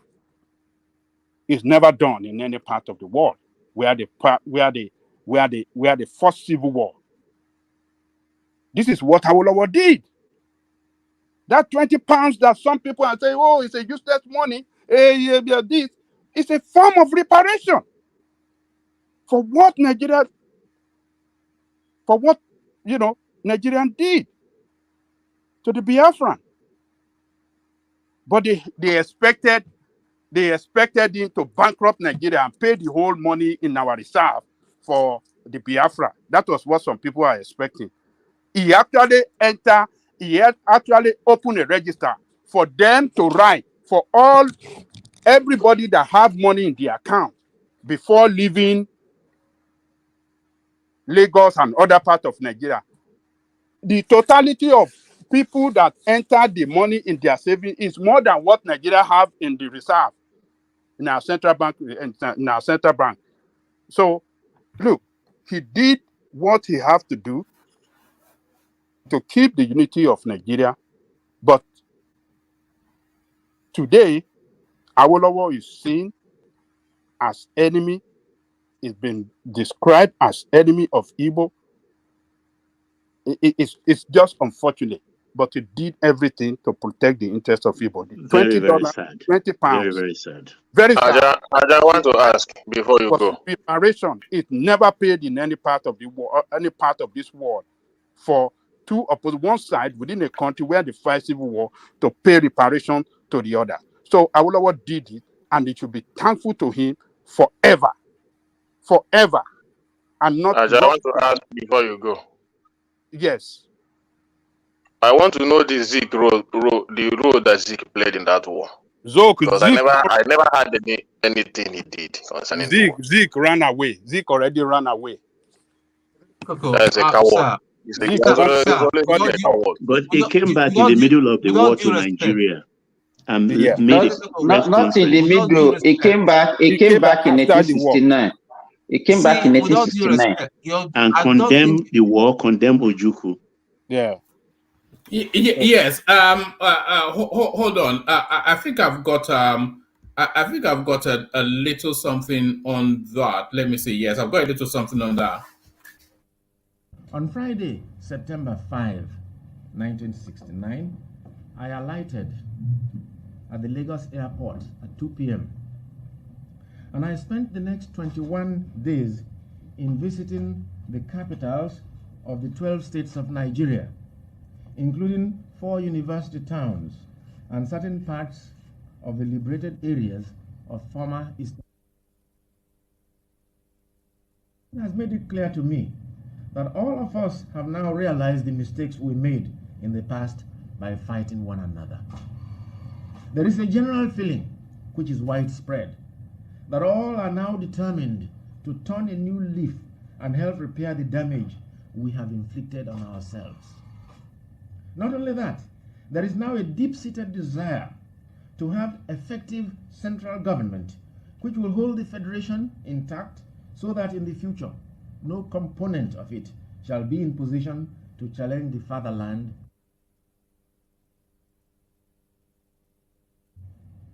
The world has been shocked that an enterprising people like the Igbo have been tongue-tied and emasculated, that they have allowed tyrants to blindfold and hoodwink them, so that in a war alleged to be fought for their survival, more than 1.5 million children of their country had died of starvation and disease.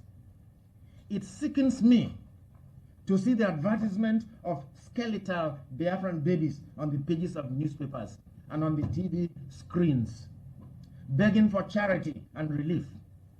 It hurts my pride as a human being.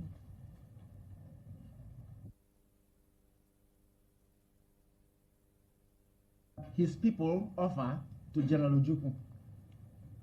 I wish he would have second thoughts and inscribe his name in contemporary world history as a brave soldier and a beloved leader, instead of disfiguring the pages of Nigerian history as another political impostor and petty tyrant.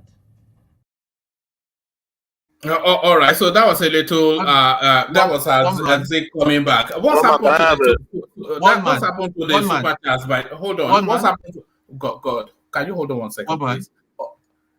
Can you hold on 1 second, please? What's happened to the super chat for all of these?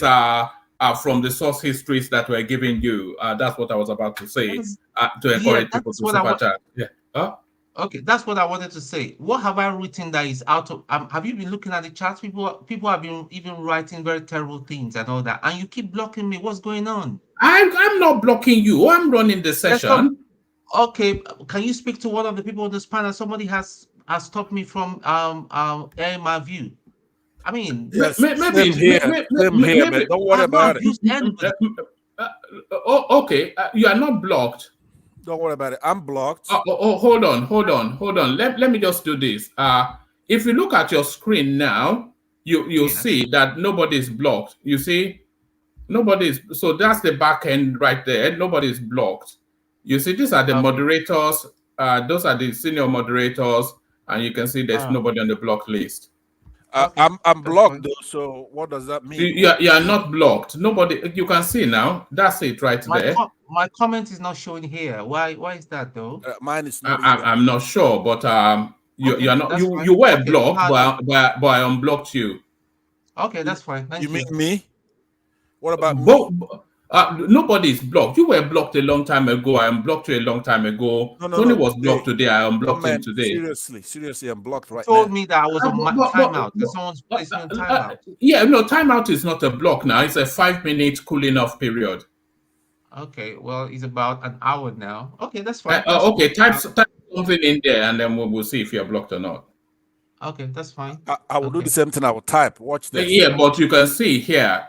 So hidden. You see, the blocked people are usually in this section. Hidden users, and you can see it's empty. So nobody's blocked.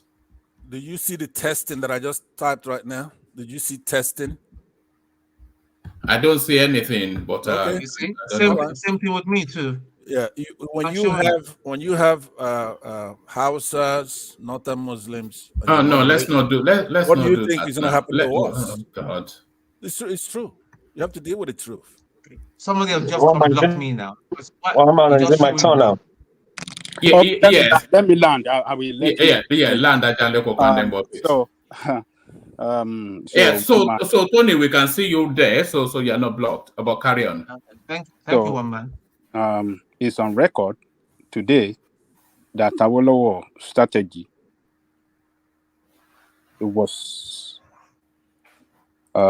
responsible for the defeat of the Biafra army. We cannot take away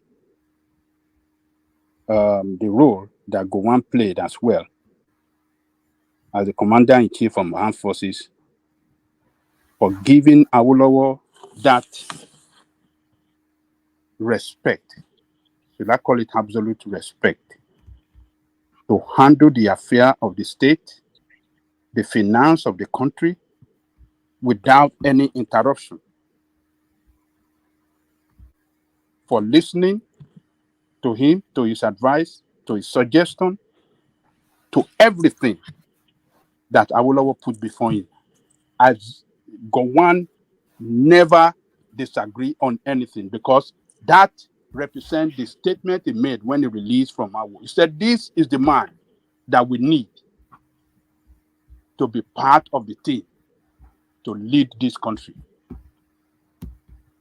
And he demonstrated it by action, by giving the free hand to manage the finances of the country well. And I will never fail the country. He managed the finances well. He introduced the indigenization policy. There are so many things that he did for Nigerian state to keep Nigerian warm. So Awolowo won on the strategy. Gowon gave him the support, and everything worked together and fulfilled Gowon's position that to keep Nigerian warm is a task that must be done. So Nigerian won the war in 1970, January 1970. Ojukwu flee Nigeria to Ivory Coast, where he was granted asylum. Ivory Coast, of course, was one of those countries supporting him during the war. So January 1970, Biafra surrender. The second in command, what's the name of the man? Is it not, I can't remember his name now. Effiong surrender to Obasanjo. In 1982, Ojukwu returned to Nigeria after 13 years in exile. I can remember. Can I interject? Let Ajanle Koko just land. We have been He came back. Keeping people waiting for too long. Yeah. One thing that we must take, everybody must take to bed tonight is that Ojukwu is a man of his people. His people love him. When he came back and he arrived in Lagos, the whole Igbo stores across Lagos were closed to welcome him. Everywhere was closed down. After he plunged them into war. What can you say? The guy deceived them. He deceived them, and they were still following him. Yes. So, but that guy just interjected you right now. The right? glory. I mean, he just Aja, interjected you. Aja, please just let me contribute to help your contribution. What happened there? Your contribution will be the rounding off of Aja's space because what piece? Aja, please grant me that one. Yes, sir. Yes, sir. I think it played out later by observation and benefit of hindsight. That gathering, that fondness for him was a situation of curiosity, because when he came, the same people he fought against were in NPN, National Party of Nigeria. Did he not have to fight? Did he not have to fight to get his house back in Ikoyi? Oh yeah. Remember No, when I'll come to that if you permit me. But he joined MPN, and when he contested as a senator, and the MPP candidate beat him bad. Yes. Beat him bad. Yes. This was just within 6-9 months. Yes. They gathered to look at him, to pump his fist, to touch him, adore him, but they never voted for him. They never voted, yeah. But you know that Azikwe party was strong, though, in the East. They controlled the whole East back then. MPP controlled everything. It's just like saying somebody to come and defeat UPN from MPN. Why didn't he join his people's party? Because UPN was West, because Shagari was North. Baba, because Azikwe, he did not accept Azikwe as a political leader. He saw Azikwe as a traitor. Azikwe, you are right. He saw Azikwe. He didn't accept him as a real leader of Igbo. He saw him as a traitor, a man that will sell Igbo, to be dominated by the North.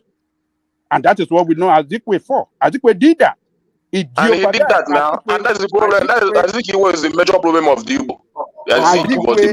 Azikwe, not only the Igbo, Azikwe marginalized the whole of the South for not accepting that offer that Awolowo gave him then to be prime minister, and for Awolowo to be finance commissioner, for surrendering that position to the North. He marginalized rather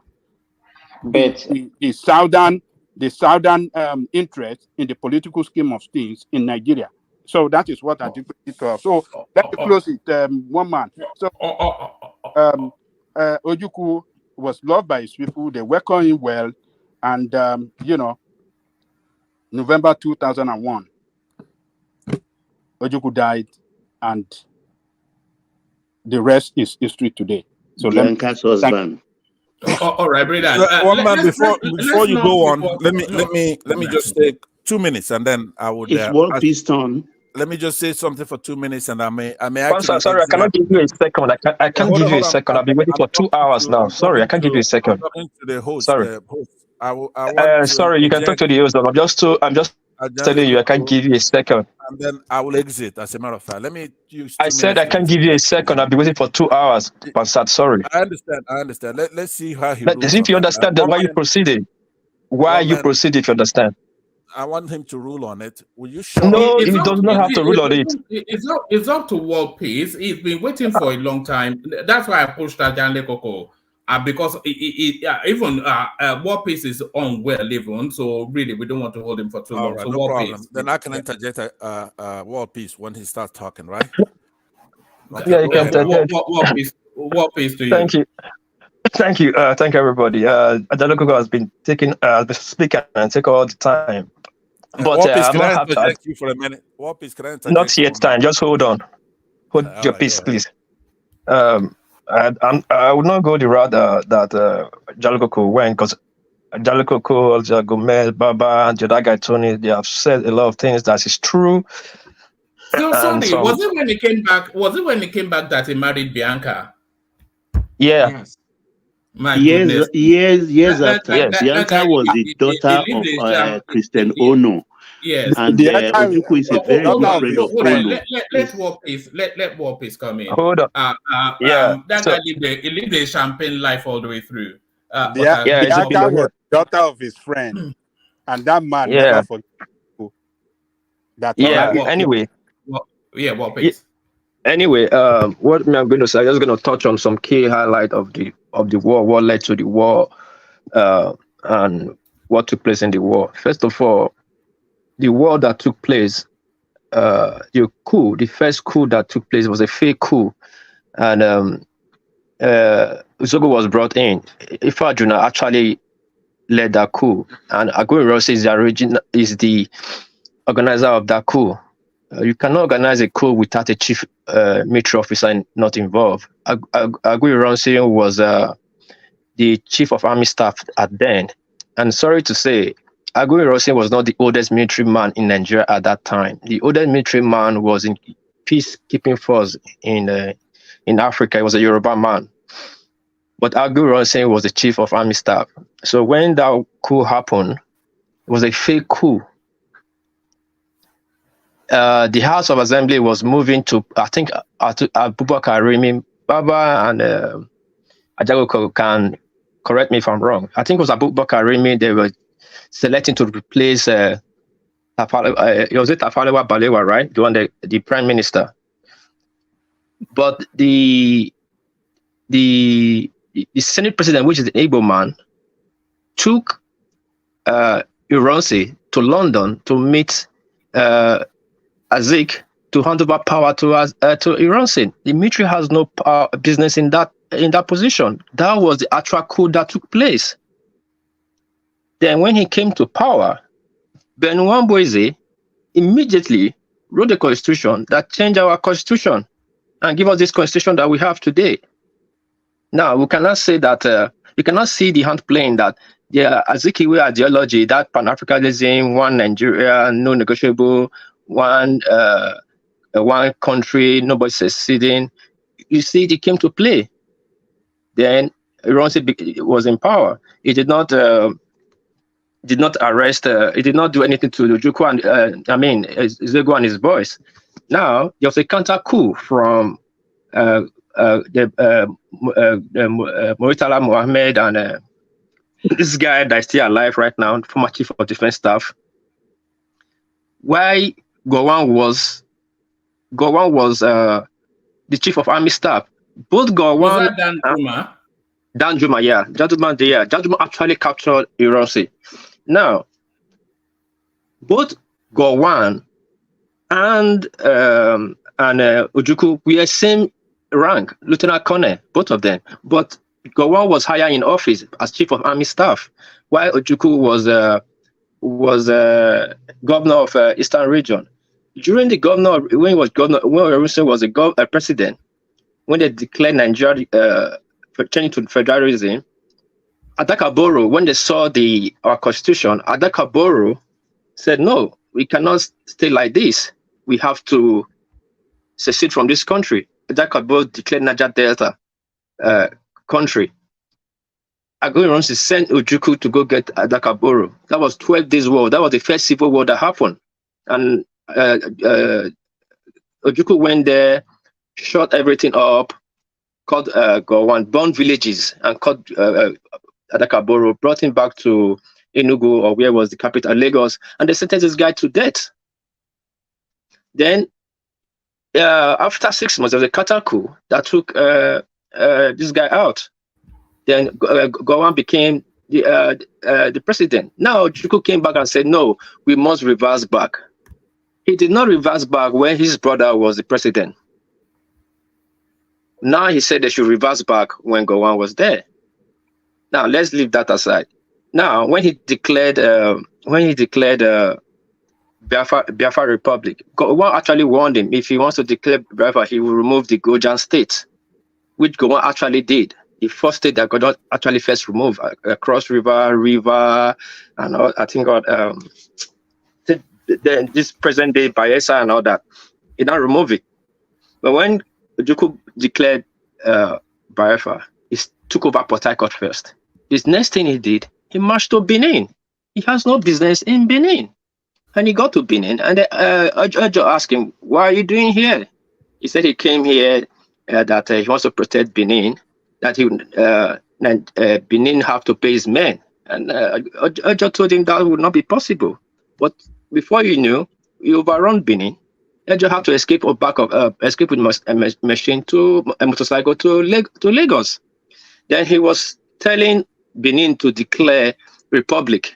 And the Benin was the king said that he cannot declare a republic. But his mission was, if we have tried that, there would have been no Benin existing today. He moved on, then he was stopping Ore. Now, the war, when he was stopping Ore, he was beaten back to Benin. The war was fought in Benin, Midwest. It was massacre. You're from Benin, right? Yeah. Okay, I'm not surprised. Okay, go on. Why won't you be surprised? But most of your hold on. Why hold are you on, please. so averse to me Hold on. What are you hiding? Let me interject. Hold on. What is he hiding? What are you hiding? What are you afraid of? Okay. It's funny enough. When we talk, have anything to say. You're a small hold on. If you can let me speak. If you can be quiet, because you're not part of this stand. You're a minority. You're a small group of people that have no input in that war. So anything you say has to be biased. You don't know what the hell you're talking about. Okay, all right. You make your statement. Then let me explain. Let me respond to you. Now, if you say a minority, no doubt, I'm not questioning that. When you came to Benin, we were Midwest. Then we were just 4 regions. There was no minority region. I don't know how educated you are supposed to know that. It was just 4 regions, and all region was equal. And when you guys came into Benin, 85% of the war was fought in Midwest. I said it before. Then 20% was fought in the Goja region, which is Port Harcourt, Calabar, Bayelsa, and other part. Only 5% got to the eastern region, and the war was over. 5%. And I want you to prove me wrong. And when it's none of your business. Stay out of it. No, hold on. I don't know why people just come. I don't want to speak with. We're not speaking in emotion here. We are speaking so that people can be like. Hold on, now, please. Now, I don't have enough energy. What do you have to say, though? It's none of your business. Well, you don't have anything to say. Like you don't have anything to say. You are accusing me of who. You're not interjecting me yet. If what you're going to say doesn't make sense, you're gonna have a discussion. Then you can interject me. But if you're coming here to impose your propaganda be felt by your past leader to you, then you want to tell me because you never experienced the war. No. Hold on. You never experienced the war. I was a soldier in that war. So you were never any soldier in that war. You were never any soldier in that war. That's how you guys just lie easily. Hold on. I was a You hold on. Okay, Stop go these ahead. lies. Let me interject. It's only polite. Stop the lies. Stop the lies. Sorry. Go ahead. When the war was taking place, in that war, there's some certain secrets people don't talk about. They keep saying Biafra has 70% of Nigerian military. That was true. But 45% of the Biafra army that was really the top and the brain of Biafra army was the Anioma stock, what they call Bende Igbo then. Baba, prove me wrong if I'm lying. Go and look at their generals. I called your name, Baba. Respond to me, please. I don't know why they are denying them. They are Ika Igbos. They are Bendel Igbos. Anioma, Oshun, these are Bende Igbos. Go and look at their top generals then, colonels. Igbos. Go and look at them. All of them. Bemudia, those are Bemudia, they're banker. Why do you think they defected? When they defected from that war, the war was finished. Now, Ojukwu has his own agenda, his supremacy agenda. It is quite amazing how you always land everything on Benin. It's No, one man. Sorry, it is on YouTube. If you follow this war very well, if you follow the war, if you watch the war, you wonder which part of the East they fought this war. They're saying, "Oh, the killed us." That's why you see Isaac talking about the 1.5 million children that died. They died of starvation, not by bullets. My guy, you're being Hold on, now, please. Hold on. You're not be trying. So when you guys hear the truth, hold on. Hold on now. Why you guys keep you just? I just spoke for two hours and I was short. I kept my mouth shut. You guys will see a fact, a very clear evidence, like a Statue of Liberty. Then you say it's not. There's a blue sky. You just watch Azikiwe saying it with his own mouth that 1.5 million children died out of starvation. But yet you will say that the war killed 3 million people. All right. So why is that important? Why is everybody talking about the starvation thing? Please let me. If it's not important, then you don't have any right to complain that you were killed in the war. If it's not important, the lies is too much. Ojukwu went to war because of his own set ego. The lies. Sorry. Let him have a moment to express himself. Now, I don't have to. You know something funny, Pansat. In and out, you've been with this session for with this platform for a good 18 months, thereabout.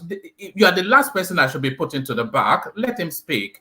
Just let him speak. Can I interject him? All right, thank you. Sorry, carry on. After what I just said, show some elegance now. Yeah, carry on.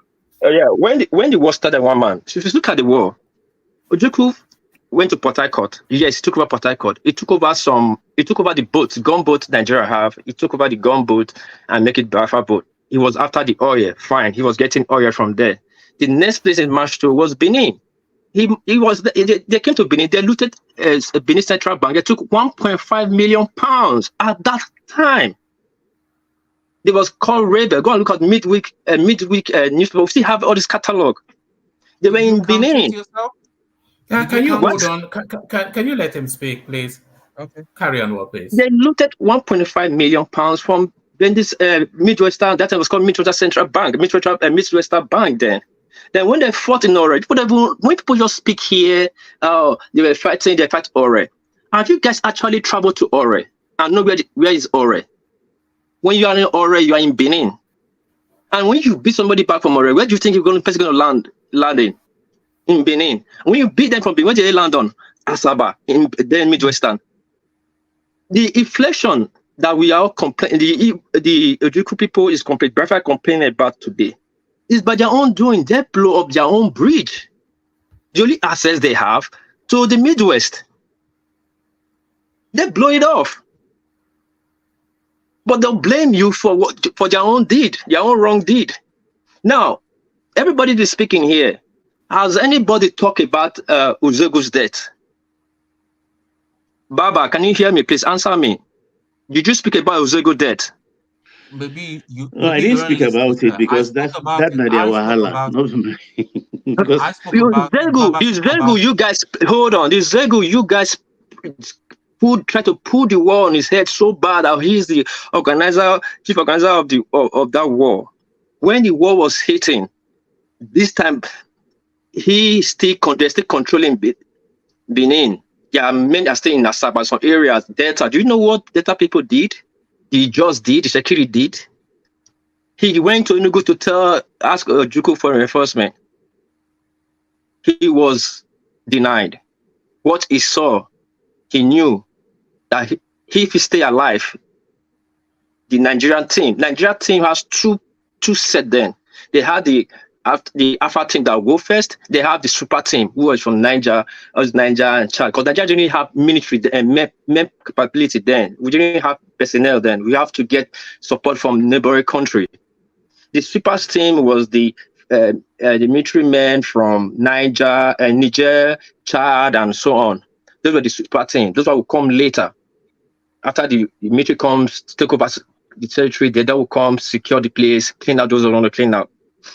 Now, when he went those to were the people who call Gudu Gudu.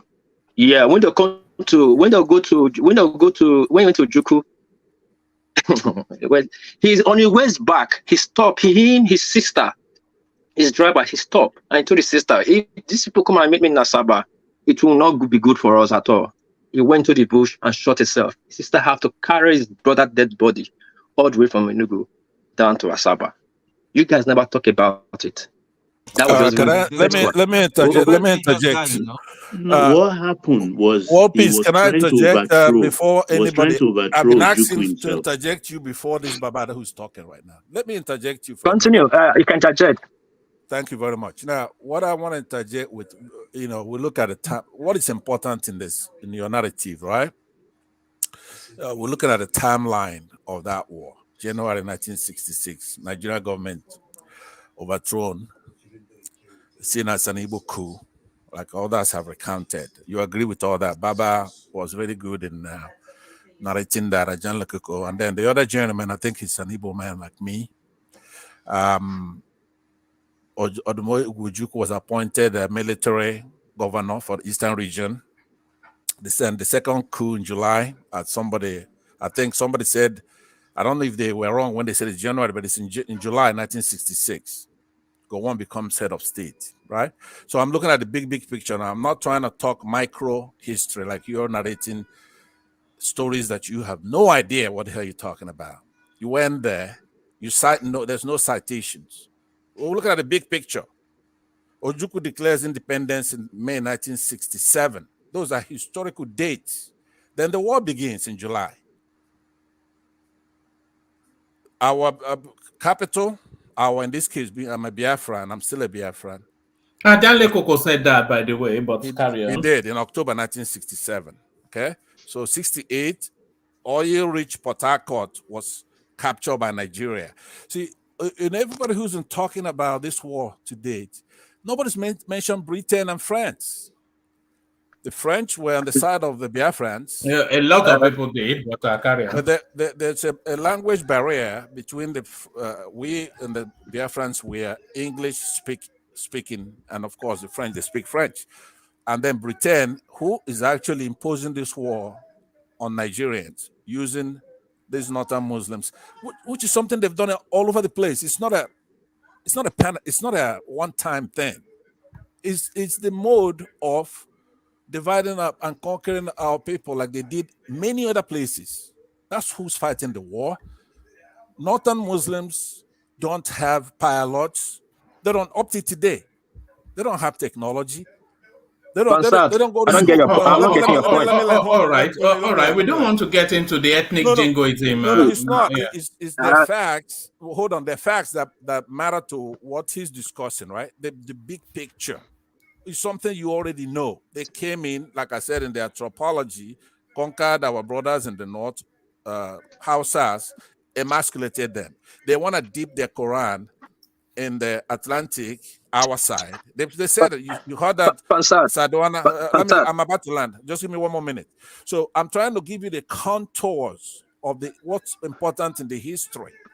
Anthropology, not just tribal. Thank you. First, thank you. This is the propaganda that some people still say in the East that's still making. Hold on, War Peace. Leave that space that Pansat just went to. Okay, let me leave it. Carry on from where you were. I thought he's gonna tell me something better, but I was gonna tell you if you let me. I was gonna tell you. Let me unfortunately, is rubbish. One man, as I was saying.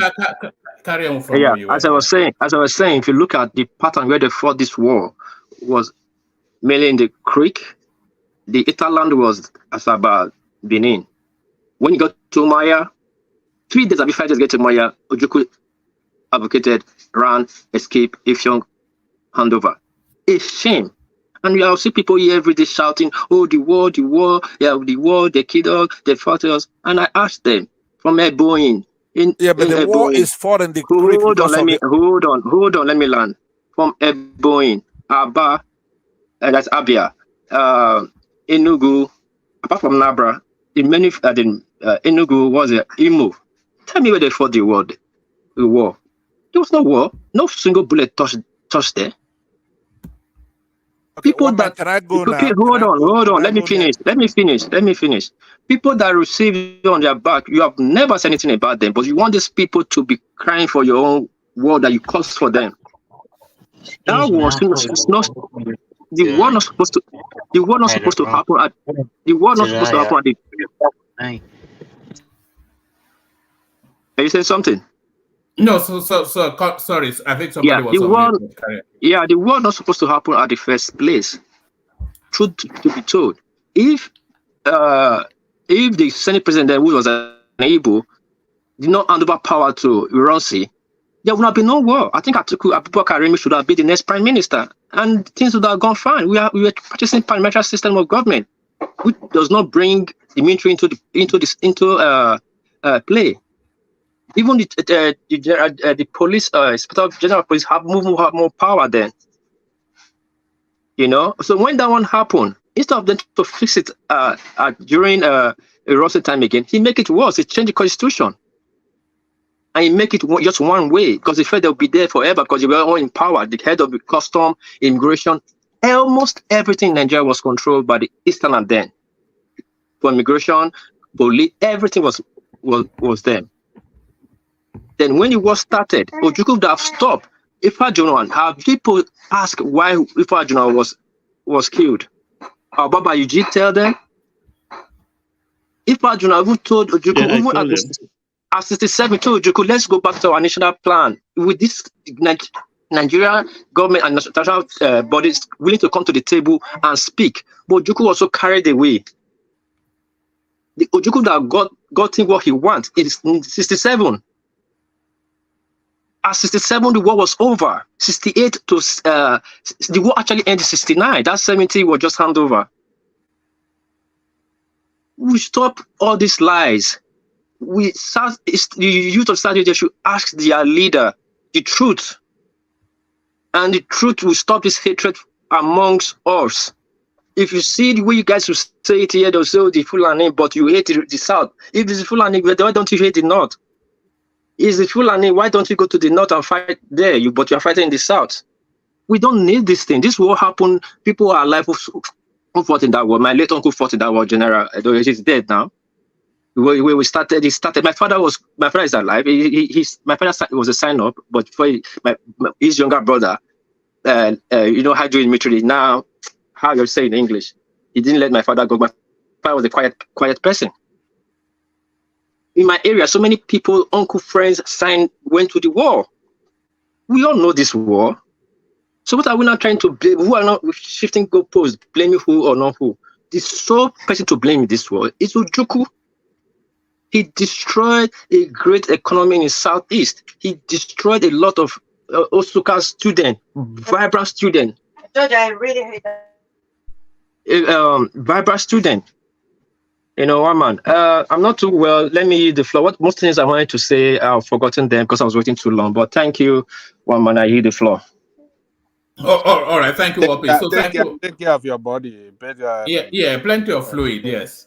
I think we have. I mean, for this interaction you had with us tonight, I believe your body is. You're a better person tonight.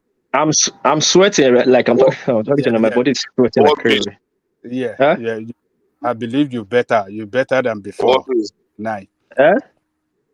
Ekene? Yeah. Everything that happened in this war, though I don't know anything about the war, it was just a story.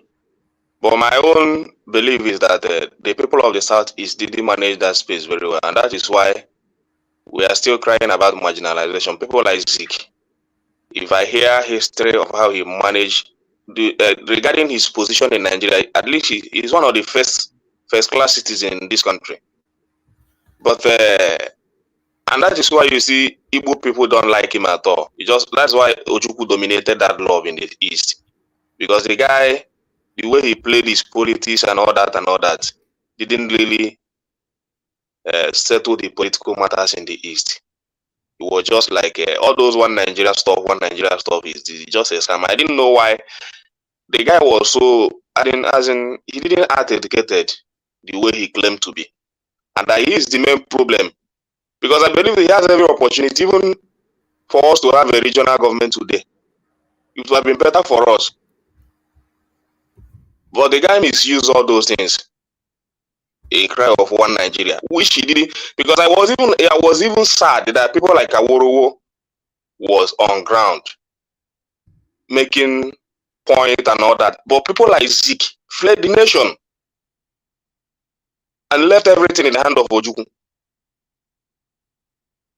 You know why he left?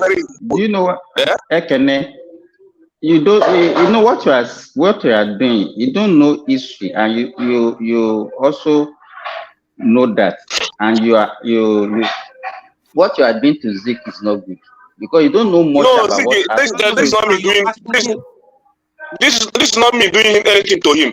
He's the poem of the East. It is a fact. There is nothing I'm doing to him. It's just everything you mentioned. What happened? Let me finish. Let me finish. Everything you mentioned here, you said what Aworowo did. Even the word that didn't concern him, but he played some major role. But where was Zik? That's why I asked that question. Where was Zik? He ran away. After to come back to blame He didn't just run away. He didn't just run away. He didn't just run away. Why would he run away? That is my position. He didn't. Let me tell you. In fact, let me tell you, Zik. What happened to Zik was actually one of the bone of contention of that war. Why was he not killed? That is the question you're supposed to ask. Why did they allow him to go? That is not because regarding history, the people that you are praising. Let me tell you, the people that you are praising, Ojukwu and co. This Biafra of a store. The people you are. This Biafra of a store. This is the feeling. Let me finish, Simba. This is the feeling in the East. It's not only me. Because even this Biafra of a store won't be talking about it if Zik has played his role very well. Because that's an opportunity. Every opportunity to create a better ground for the Easterners. At the end of the day, what does he get? Even his go to his house in Onitsha. Zik is nowhere to be found today in the history of Igbo land. Wait. Let's calm down here. You admitted, admittedly, and I like your honesty. First of all, that was your opening statement that you don't understand anything about the war. Before you start criticizing Zik, I think it's fair to look beyond 66, to look behind and all that. And why? Because that was a question I've always asked myself. If we had two great men like Awu and Zik, why didn't both of them team together and even giving the South a very solid... Hold on. Ekene is saying the right thing. How could Zik, hold on. Zik left that country maybe 3 days before the coup, or maybe a week before the coup. Which was suspicious, yes. Exactly. Yes. We showed that maybe he had a hint and he ran away. And he was outside the country for over 2 years. Hold on. About Dele Koko, his brothers that partook in that coup were the one that hinted him and allowed him to escape. Yes, it was not the only one. Even the premier of the Southeast, he did not kill him. Let me land. All of them, all the people in the Southeast left before the coup. Hold on, Simba. What you are saying is right. Ekene is right too. To say Zik did not do well. He was the political leader of the East, and war is going on in your land, and you run away for over 2 years, going to 3 years. It was outside the country. He only said he's going for medical treatment. Baba Dele Koko, let us be fair, whatever we are saying. Zik has left the country before the war. He has left the country before the war. Hold on now. We are saying the same thing. He left the country before the war. No, you're biased. You need to listen to yourself. You're biased in your narration. Hold on. What do you mean by bias? Am I saying something different from the history? Yes, bias. Okay. He left the country before the war. He left before the war, and he was outside there till 1969. The war ended in 1970. How dare a leader of the eastern zone of Nigeria was outside the country before the war, and throughout the war, he was outside the country. It was at the tail end of the war that he came back. So did you know the What? roles he was playing What was did that outside the tell country? you? What did Did that you tell know? you? Do you? No, excuse me. Let's be fair. Let's be balanced in our criticism. Do you know So what he was doing he whilst he was was outside?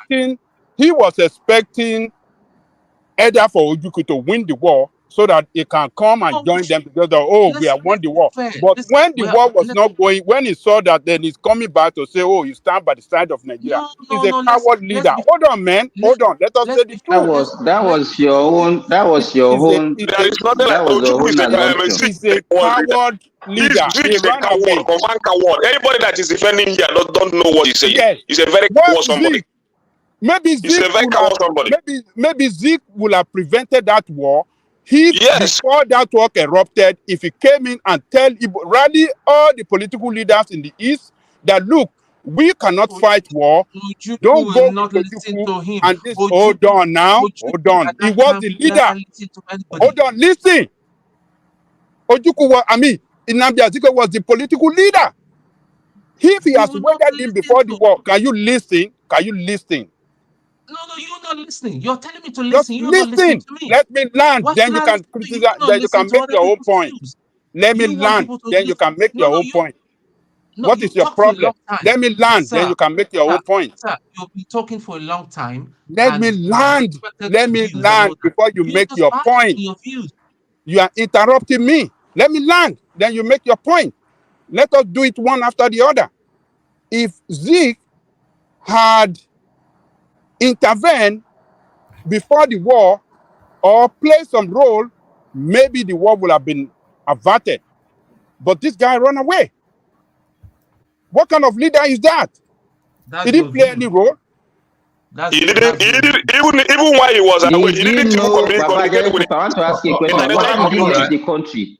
All right. Ask that question. But before you ask that question, let me use this window to bail out, and then I hand over to Thomas to carry on the session. But before I hand over, of course, administrative stuff.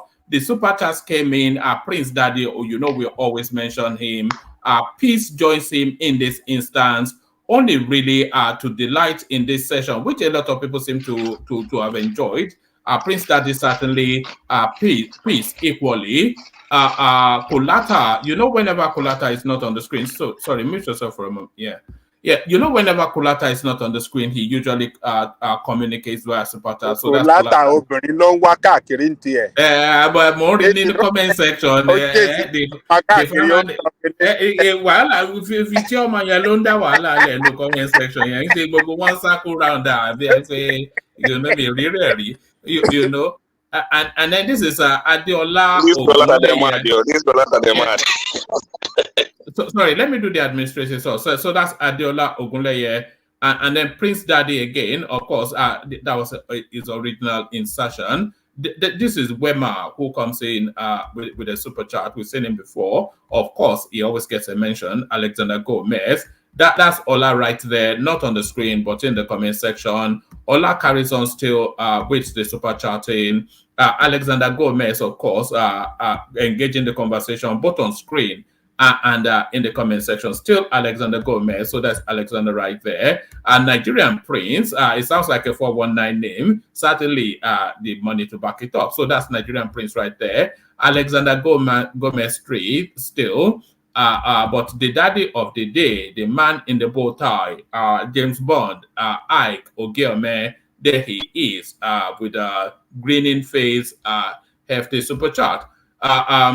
Ola Tubosun, Oshunleti. So hopefully I pronounced that right. So thank you, Bosun. And that's Chioma right there doing the necessary. And of course, you always know the name we always mention. There's Ayo holding an AK-47 to the super chat space. So there it is. Still open for anybody that wants to join those names just mentioned. So I'll bail out here. The conversation carries on still, hopefully with the same level of elegance that it has been all the way through. And if you don't behave yourself, you know what comes.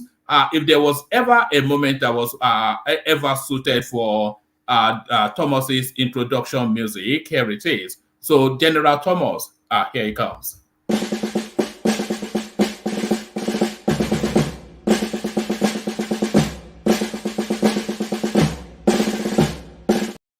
Sorry, Thomas, to pause that. Prince Daddy has not spoken. Simba has not spoken, and then Ekene as well. So let me bring you in.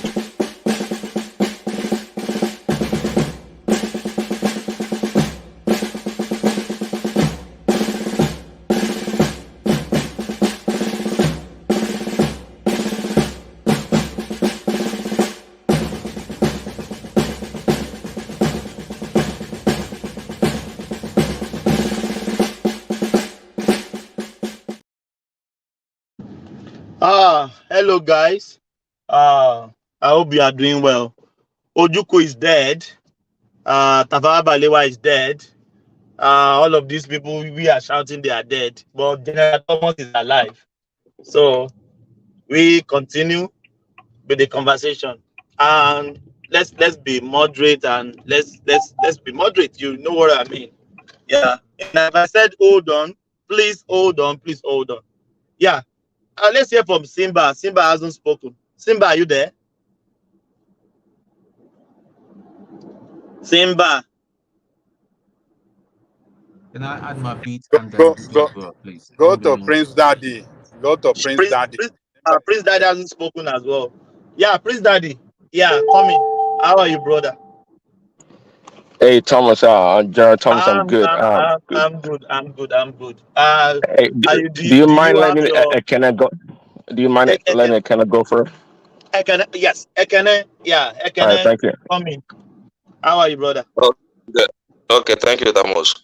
Prince Daddy, thank you. I don't have any. Put general. General Thomas. Sorry for that. Sorry for my disrespect. I'm joking, my brother. Go on. This, for me, I'm just reading history because I cannot say what I don't know. It's just Ekene, I have two questions. I've determined that I will not ask somebody that he was not born, he didn't witness the war. Do you witness the war? I didn't witness it at all. You did it, yes, yeah, but because you are from Southeast, let me ask you these two questions. I reserve these two questions for Ajale Koko and Baba. But let me ask you, because you are from the South, yeah, you are from the Southeast. So, can we call Nigerian war and Biafran war two fighting? You remember when we were young, when we fight, when we take it to the headers, they will say, you slap me. The header will say, hey, it is two fighting now. You people go away. So can we call it two fighting? Then two, can we blame Ojukwu for starving the Southeasterner to death by Kwashoko? I don't talk about the war now, but starving them, keeping the food, not giving it to the people, and keeping it for his soldier. So this is my two questions. I promise I will not ask anybody that doesn't witness the war, but because you are good obedient, so let me ask you. General Thomas, why are you pushing me to the side? Listen, I've been calm with everybody. I mean, Ajay Koko has spoken for over an hour. I didn't know my brother. Who is speaking, please, if you don't mind. Tone, if you remove the big thing that you got on the screen, you should be able to see people clearly. My brother, I'm driving. If you don't mind, if you can't mention your name, so just my name is Tone. Let me continue with my name is Tone. Your name is what? Tone. Tone. Yeah, Tone. Oh yes, Tone. Can you please let me give Kennedy because he's speaking from Nigeria. You know Nigeria data and network. Yeah, let him go first. Then I'll come to you next. I promise. Yeah, Ekene, you have the floor. Yeah, actually, Thomas, I didn't witness anything about the war. It's just a story. Father tell you this, mother tell you this. But for me, that starvation was very terrible. That starvation was very terrible. That is the most terrible thing that happened in that war. Which I don't know really. Is it that the soldiers don't have enough food? Why should the soldiers just starve the whole populace? I don't understand. And the issue of whether but do you believe that narration? I know I saw the story. I saw this. I really read it. It's a fact because if it did not happen, I wouldn't be seeing those pages in the in that story. It really happened. Those Kwashiorkor thing happened. So, But I have a me. no, hold on, my brother. What I'm asking is, do you believe the narration that is Ojukwu that starved people to death because he's keeping food for his soldiers? Do you believe that? No, I don't believe that. I don't believe Why that. don't you believe? Why don't you believe it? I don't believe that he can just stand up and say, "Let me starve my people to death." There must be circumstances behind it if it really happened. Even if he really fighting for the interest of the Igbos, I cannot believe that he just woke up and said, "Let me starve these people to death." It's either there is a shortage of food, which in the war I believe the soldiers need to eat first to have the strength to go for the war. That's what I believe. What of the people? Maybe the people like my father said that they are the people that were fetching food for them. It's the thing that you stole, maybe because what they do was to go. The citizens were to go and maybe cook food or for the soldiers. So you are not even allowed to eat. You either eat from the yam peel. It's the soldiers first. If there is a leftover before it can go to the citizen. And that's how the story was told. Boy, Kenny, my brother, let's be honest with ourselves. If soldiers were to hit and people were starving to death, if they finally got that country and everybody is gone, so who are they going to govern? They got to govern themselves. That is why war is not good at all. I know that I really don't like the war because the experience that really happened there, if I read it, yeah, I really don't like it. And I really never pray that something will happen in our space again. I don't want to experience it. But I have a general view of the war, and that is the point I made earlier. Because I still insist on that. Going by history and what I read, Zeke never did well for the Easterners. It's a fact. Anybody can dispute that. You just think like people like Awolowo, how they stood for the West. All those northern leaders, they were on ground. But you know who is Zeke in the history of Nigeria? You know who is the first ceremonial president of this country? There was a war. You left your people. And you are telling me that he's running for his life, all that and all that. He's not well. He went for medical medication and all that. And coming back, the type of speech he gave, I didn't like it at all. He didn't act intelligent. That is why, you see, I know Zeke's house. I know his place very well. There is nothing to find there today. Nobody is celebrating him in the East. Compared to, so before, people like Awolowo is on ground, making suggestions, providing food and all that, and you left the country and you are telling me that he did well. What did he did? Regarding the fact that all the opportunity he have, even to position this country, he played with it. Let's not deceive ourselves. We are people of diverse interest. We are people of diverse interest. He would have used his position to position those interests very well before he died. He gave everything out. I didn't see anything that Zeke did for this country, apart from going about speaking English.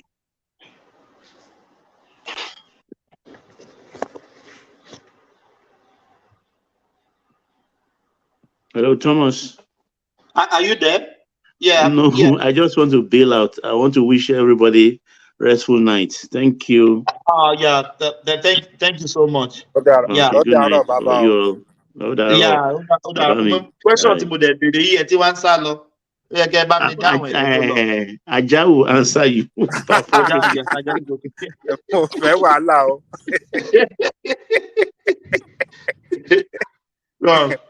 Ekele, yeah. Thomas, me, I don't have anything to say about the war much because I didn't explain. My only submission was that Zeke part of everything. That's the only problem I have. he created everything we are suffering, even as a Nigerian generally. Even as Nigerians generally, he created everything that we are suffering today. Ekene. You say you don't know anything about the war, and you are blaming the person. I doubt even if you know Zeke at all, because I don't know your He's age. even insulting the man. I'm just disgusted that an Igbo man will be opening his mouth that wasn't even born in 1970. I'm sure you are not even born in 1970 or 71, Ekene. And you're talking Yeah, you can have your own submission, but reading the history and everything, the opportunity given to him to position this country, which he did not did. That is why I blame everything on him. Did you want? Even before independence, we know the role he played to bring everyone together, all that. You couldn't even use the opportunity to create the regional government that this country needed. You see, if you're a leader, you should understand that diversity very well and plan ahead on how to manage it. Not today. Now everybody now has grown. It's very difficult now. We are talking about regional government now, or separation of power, all this and all that. You cannot do that. It's not easy to be done in Nigeria today.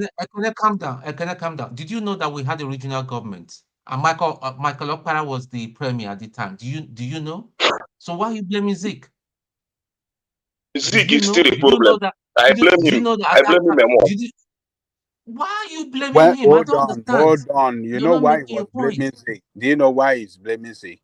You know, in the first constitution, they were supposed, Awolowo suggested that they should have a clause in that constitution that, look, this union, if at any time any region want to leave the union, it should be easy for that.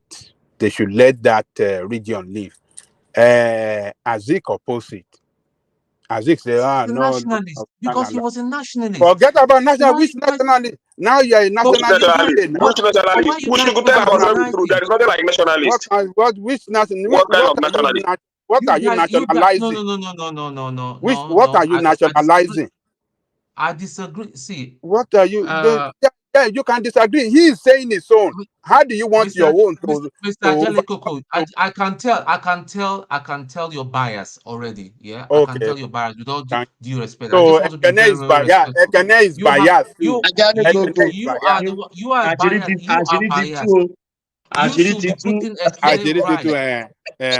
I am biased. Ekene is biased. Ekene as an Igbo man is biased too. Against I don't want to use the word. There's a word I wanted to use, but I don't want to. I am telling you what Ekene is saying. What is referring to? We can. No, Tony. What you are saying, you don't know Adani Koko. It is biased because Ekene is towing his line. And he has been telling a lot of things that are not true. He said when Ojukwu came in, he was wrong by How can I know his mind? How can you say that I'm towing his mind? He's older than me. He knows system more than me. What are you telling me? This is what I Ekene, you know why he's supporting you? You are speaking to his bias. That's what you are saying. And that's why he's supporting what you. Do you mean? What do you mean? He's not speaking to my bias. I see that Ekene is standing for the truth. He's saying what is not the truth. Well, how can you say your own is the truth? How can you say your own is the truth? Can you guys tell us the truth? Look, Babajale Koko is telling you, according to the story Babajale Koko and Baba is giving us is correct. But why you guys want to? Why is it correct? It's correct. Listen, why is it correct? Kumi, I don't know, maybe you are just waking up or you are just joining. You don't know what you are speaking to. I'm joining. Hold on. What you are talking? I'm on YouTube. Wait, see. We are not. Wait, see. Kumi, hold on. I'm just following the story. Kumi, hold on. What you are talking is not about the story of the Biafra. We are talking about some narrations. We are talking about what they are saying about Zeke. We are talking about what he was saying about Ojukwu. About Zeke, Baba just said Zeke run away before the war, 2 days or one He did not run away. Baba just know the truth. He didn't tell you. What happened? Let me tell you. When they were planning the coup, you understand? It's one of the problems that we have with that war. The Northerners felt that the people that executed that first coup were not fair because they didn't kill their own people. They only killed the people, the Western people and the Northerners alone. And they hinted Zik, and Zik ran away even before the war broke out. So that was the truth. But the way they are saying it is as if Zik ran away because of the war. He ran away before the war. He was not He in the ran away because country. of the war. There is nothing like medical checkup. He ran You away. didn't hear us well, Baba. He ran away before the coup and he stayed away till Till everything finished. For how many years? How can you be an abandoned? So do you know? No, let me tell you the plan. It's not about abandoning these people. The so-called Ojukwu, Baba, listen to me. The so-called Ojukwu, the people that actually planned the coup were the one that asked him to run away from the country, and he couldn't have come back because it will look as if they planned it. So they wanted to cover their plan. That was why he stayed away. He didn't. So what, do you want him to now come to the country when the war is going on? Even the same Awolowo that you are talking about was in prison during the coup. That was why he was not killed, and he came back and joined the military regime. So what are we talking about? All of them, they have their hands. All of them, tell you, there is none of them that you can actually exonerated and say they have done well for that war. All of them, they have their hands sold in the political space. Awolowo was also pursuing his own ambition. So don't exonerate anybody. Which ambition was Awolowo pursuing? Rwanda was the reason that they released. He came to pursue his ambition. Which ambition was Awolowo pursuing during the war? Is he a coward? Is he a coward for running away? Who is a coward? The one that ran away before the war. He says he's a coward now, confirmed coward now. No. He couldn't even make a bold statement. Even after the war, he couldn't make a bold statement concerning the Easterners. Thomas, are you listening to what we are saying? Do you listen to what we are saying? We say he left the country even before the coup. But he knew and that the time before the he knew that would be cool. That's why that's the coward. It's the people that actually executed the coup that allow him to go because they don't want to kill him because he's from their side. He's a coward. He's a coward. Which coward? If you are the one, you will stay for you to be killed. If it's not a coward, leave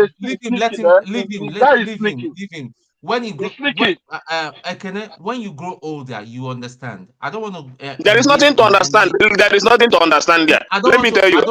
Listen.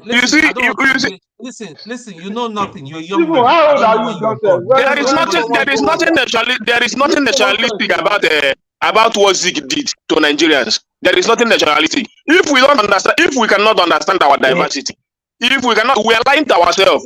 So the people that are supposed, the people that have, even the people that knows it, the people that knows it, the people that knows it advise Zik on that. What did he do? What did he do? Well, I don't even know what you're talking about. Those diversity. Advise him. You're talking about nationalism. You said you didn't know anything. Which story? According to this story, Zik is a very corny person. You understand me? And the man has a lot of. How did you come about that? How did you come? How? Explain now. You guys should just stop all this bigotry. Because this is just bigotry. You see now, what is bigotry here now? Can you just use your common sense? You'll be mischievous. You saw Shut up, man. You're just talking like someone that's ignorance. Think before you talk, man. Hold on, everybody, hold on, please. Hold on, please. Hold on. If I said everything comes against you guys will be talking about bigotry. Kumi, you can hear me. I said, hold on. We have been having a good conversation. Please don't let it degenerate to you are not good. Your head is not correct. Please, let's have a good conversation. Please. Yeah. Kumi. Yeah, let's hear from Kumi. Because I'm on YouTube since. Because me, I don't even the only mistake our Southern parents did to us that they don't let us know what is going on about this.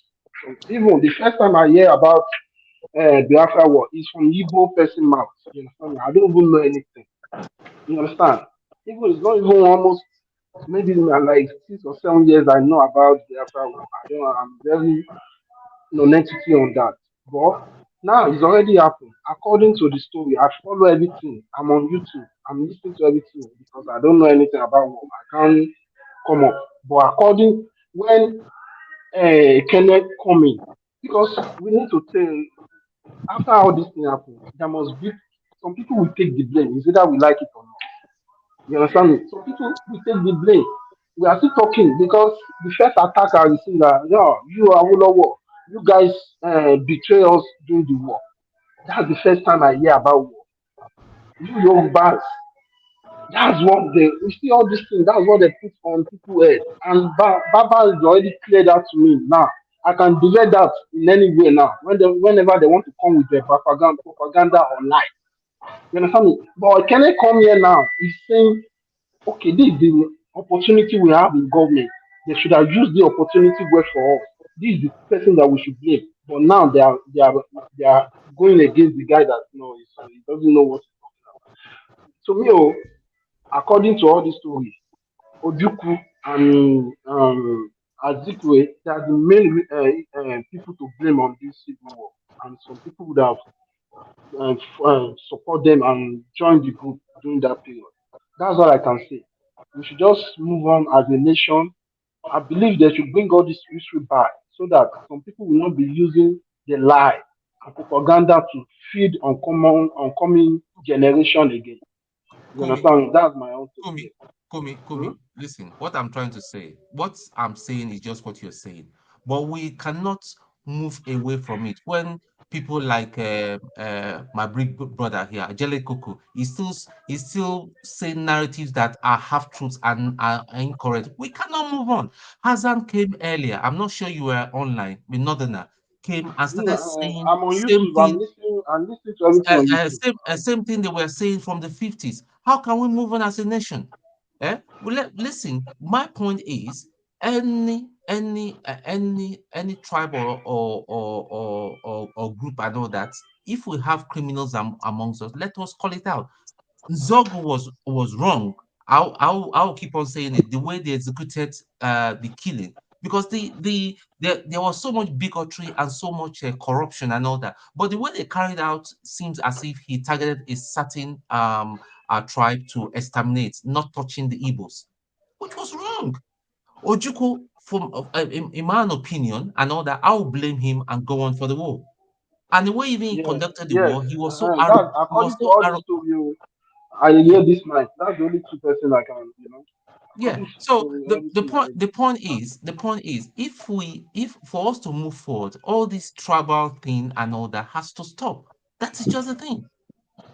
If it does not stop, we cannot move forward. Listen, right now, yeah, the Northerners, they are even from when I was up there, up north and all that. They used to say, listen, Igbo man can never be a president of Nigeria. And yet, an Igbo man like Ekene will be insulting Azikiwe here, coming on social media to insult He's not Azikiwe. insulting. He's putting the blame. Azikiwe will have Get it right. I'm Azikiwe will not have insulting him. planted. I'm not He's not insulting him. insulting. He's As a just father, As as an a father, insult.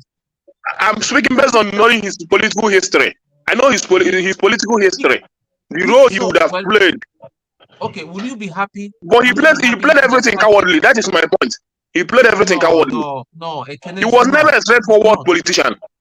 No, it is not. So do It you? is not. There is nothing like that. That is my view. You can say whatever you want to say. It's my No, view. Ekene, it is not. No, You no, see, Ekene, it is not. whether you want to believe that Awolowo did this to Let Igbos and all me that, but let me Awolowo give was you on this, ground. Ekene. See, Ekene, wait, see, in everything Awolowo that was was on happening in that ground. Let war, me tell you in this, everything that was happening in that war, Ekene. Wait. Ekene, Even Awolowo, there were some certain things he has done which did not sound very straightforward. But listen, I still but the respect people that him. were supposed to be there, the I people still that were respect supposed him to massively. even do I'm the not same thing Yoruba, with but I him. still respect him. He's a legend. But where was Zeke? Azikiwe, Because Zeke was in the same category with that Awolowo. That is my point. If not higher, where was Zeke when Awolowo was another where? Whether they are deceiving you or not, where was Zeke? That is my point. he left the Where okay, country was so Zeke? you well don't before know. the war Let me tell started. you what they didn't tell you on this platform. Hold Ekene, on, Zeke was Ekene. in London eating burger. Thomas, no, where what? Exactly. Exactly. That's what Ekene. And you're telling Let me me that tell I you am what you not don't watching. know. No, Ekene, let me tell you what you don't know. And the people here, they didn't tell you the truth. Awolowo was in prison. Do you understand? He was in prison before the coup. Do you understand? He was charged for treason. And this same Awolowo that was they called the father of democracy and everything. He was, when the military people now came in, he joined them and became the minister of finance. And we are still praising. Say it does it need to people that truncated our regional government, that truncated our democracy. Ordinarily, did he supposed to join them? Exactly. You know, that is why what are you saying? So if somebody saved your life and asks you, oh, come and work with me, he saved his life from can you imagine this? Can you imagine what is coming from Stop. What are you imagining? What do you want to imagine? What do you want to imagine? He was slammed in jail. He was in jail, and one came to release him and beg him, please, I want you to come and help us govern this country. And he gave him second in why command. should And you are saying when you're saying democratic, be supporting military? Why should the Democrats? Why should the Democrats be supporting military? Hold on, this your Tinubu. Did he not serve under military? With my Tinubu, we are not talking about Tinubu here now. Don't bring Tinubu in. When Babangida was president, he was a senator. He was a senator. This your president that you can die for. He was a senator when Babangida was president. It was towards no, don't say that. Babangida Koko, you are disappointing me this morning. Why should you be? It's the story of senator. He was a senator in 1992, 93 when Babangida was trying to hand over to civilians.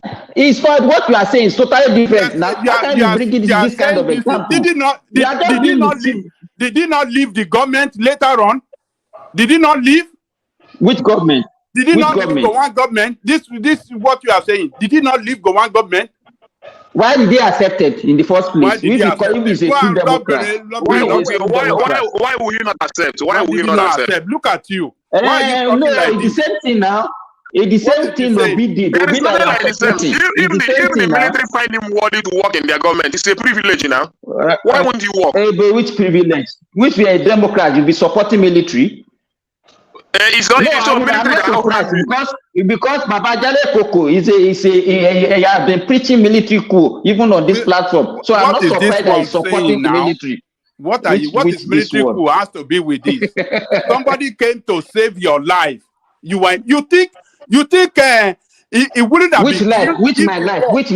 Who saved my life? Who came to save? Is it Awolowo that came to save my life? Hold on.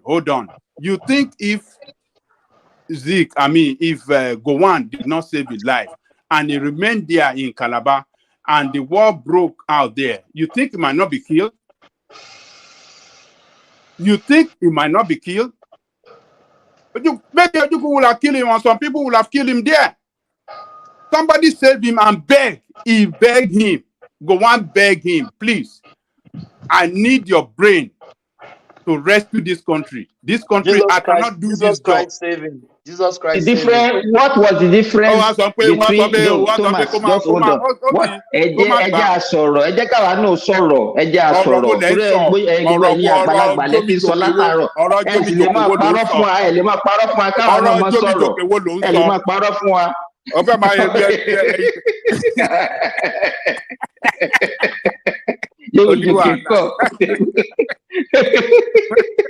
Àwọn ará Saudi Arabia àgbàlagbà ò kí ń purọ́ o Simba. Okay, princess, ó tẹ́ mi ò pọn náà parọ́ o. Mi ò kọ́kàn lè pé olùtọ́ jìnnà sí ìjọba sọ. Princess is still there. Ẹ jẹ́ kí princess sọ̀rọ̀. Thomas, princess have not spoken. Let princess speak now. If you what you are. Kò tí ì sanwó, kò sanwó mọ́, kò sanwó lẹ̀ tó bá ti sanwó. He is not a coward. I'm learning mi ò mọ nǹkan kan nípa Biafra wọ so gbogbo tẹ́ ẹ̀ sọ mò ń gbọ́. But Simba àgbàlagbà ò kí ń purọ́ o. A gbé Simba ní Saudi Arabia, a máa gbé wá sí Amẹ́ríkà.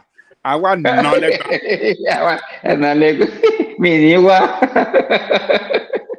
máa lọ bọ́ńdù wọn ni àti mọ ibi tí wọ́n gbé Saudi a máa lọ bọ́ńdù wọn ẹ mọ bí wọ́n ṣe sí Nnamdi Kanu nǹkan tá a máa ṣe fún wọn náà nìyẹn. But I think I don't know how we can actually unbundle this Brapa Wall of a thing, and how we can make it a thing of the past that we cannot even be refined to again. The thing is but that it's very, very difficult. That the emotions can never be erased. It's just like even people are talking. People are talking. It's like what happened to the Jews. Can that ever be erased in the mind of the Jews? It can never be erased. So whatever is going on, even if it's 1,000,000 years, that emotion is still going to carry on. You get what I'm saying? I don't think it can ever be erased.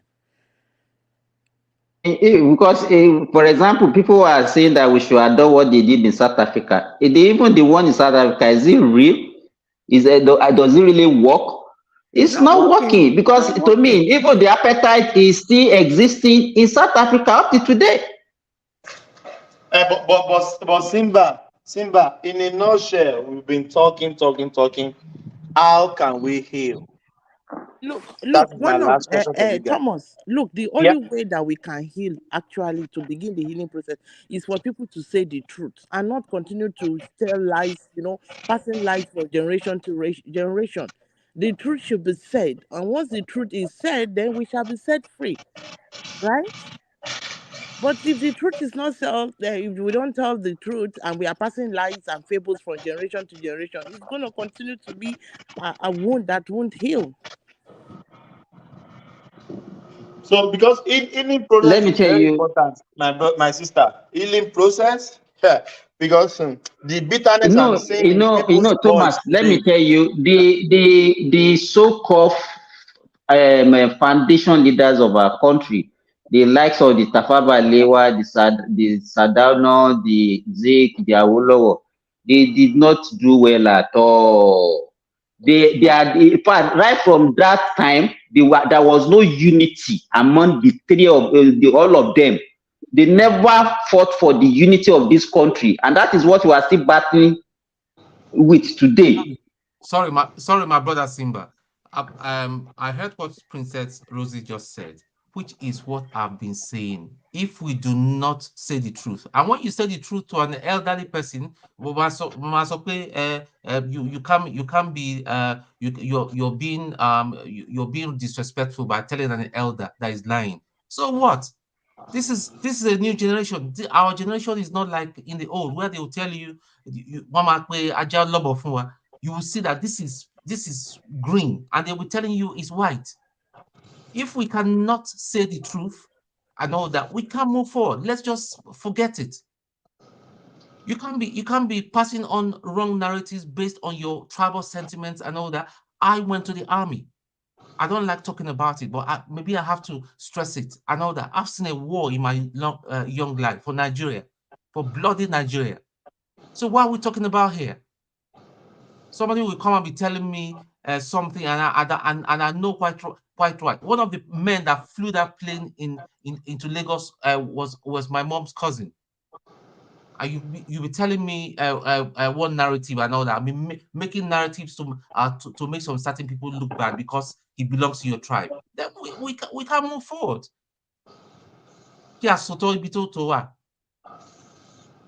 Thank you.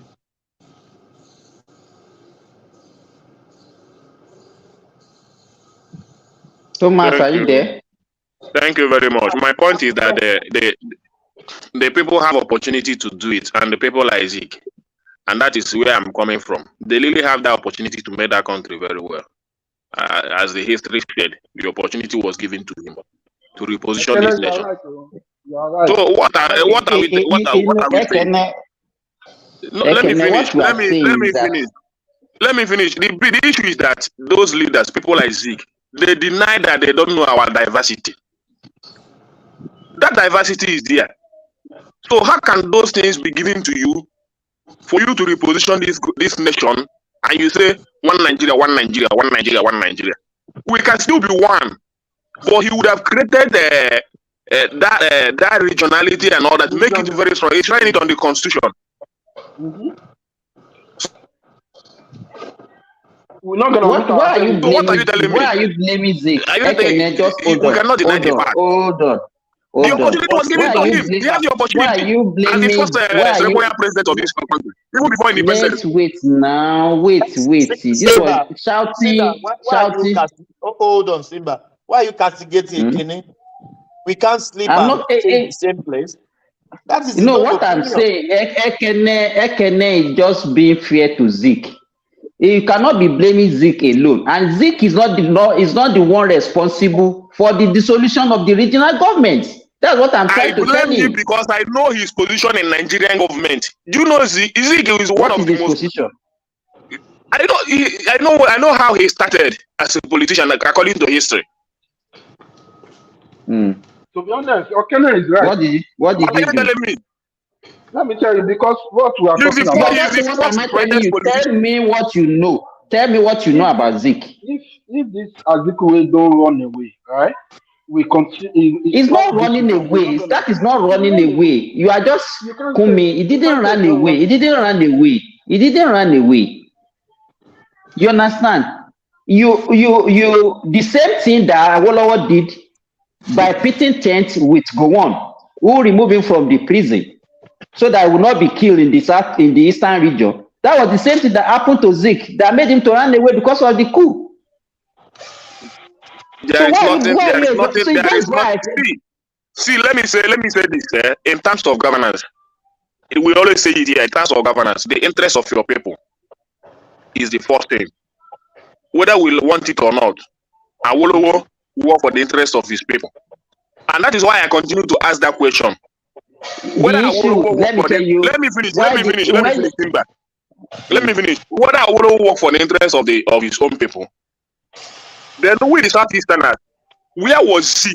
Zeke, we were supposed to be on that table when Awolowo was also working for the interest of his own people. It's a fact. which what did Awolowo did for the people, his own people that you are talking about now? What did he do?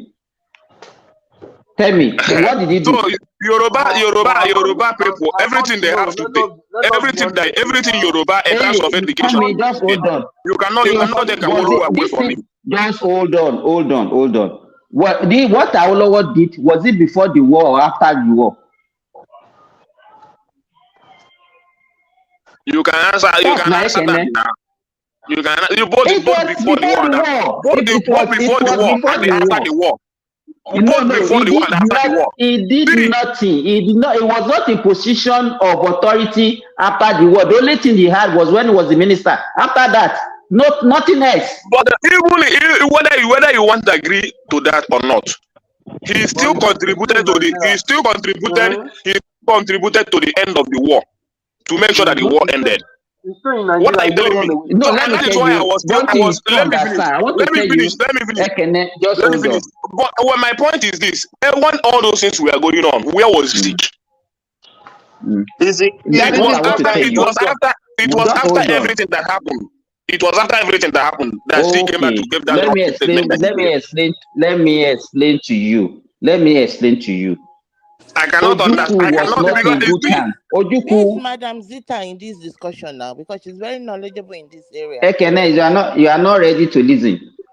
Ojukwu was not in good time with Zeke. So he couldn't have come back and pit with somebody that doesn't like him. But for the interest of his own people, Ojukwu was selfish. We are talking about the interest of his own people, not Ojukwu. So what do you want him to come and do during the civil war? In the statement that he read, he was not telling us I was not happy seeing the knowledge of the Igbo brothers, all that and all that. It was that enough. So you expect him to have come Ojukwu and be negotiating with Nigerian government? Let me finish. Ojukwu was just an individual. We are talking about the Southeast. And I know what do you expect him to come and do? Just tell me. What do you want him to come and do? What Awolowo was doing then? What Awolowo was doing then? What was Awolowo doing? Oga Okene, hello. You should know that everybody is different now.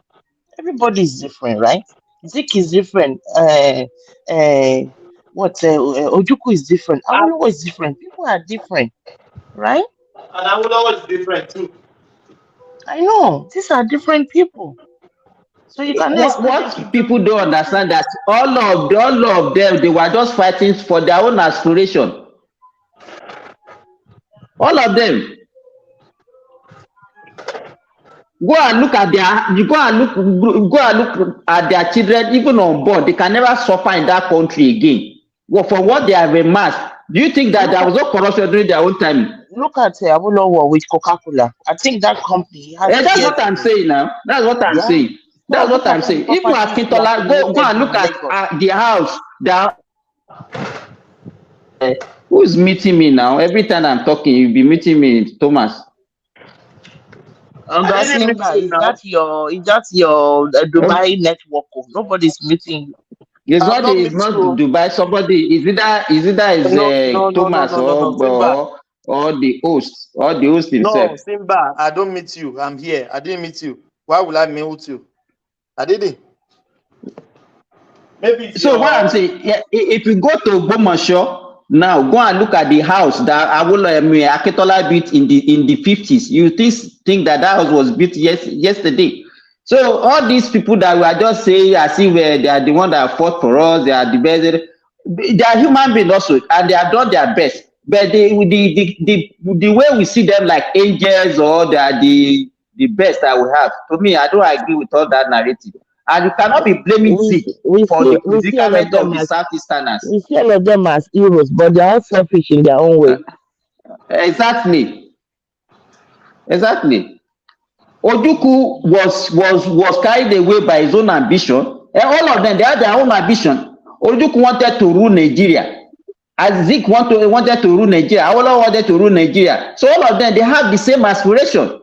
So for you to not come back and say one is the one that did this, the other one was the one that did this. To me, I don't agree with that. All of them, they have their own fault. They all contributed to that civil war. And we should condemn them when we're supposed to condemn them, and we should praise them when we're supposed to praise them. But for you to exonerate somebody and say Zeke that is the main problem of the Southeasterner, that is not true. I don't know who told you that story. And even I asked you now, tell me what he has done. He said he's a coward. He's a coward. What do you mean by a coward? He should allow himself to be killed. If Ekene is saying Zeke is the main problem of the Eastern war, what of Ojukwu? So Ojukwu now is a hero. What Ojukwu did is the best that he did. I'm not saying that Ojukwu is a hero or that. But I'm saying that the best brain that we consider in the South is then. Not even in Nigerian politics was Zeke. And when all those things were going on, where was he?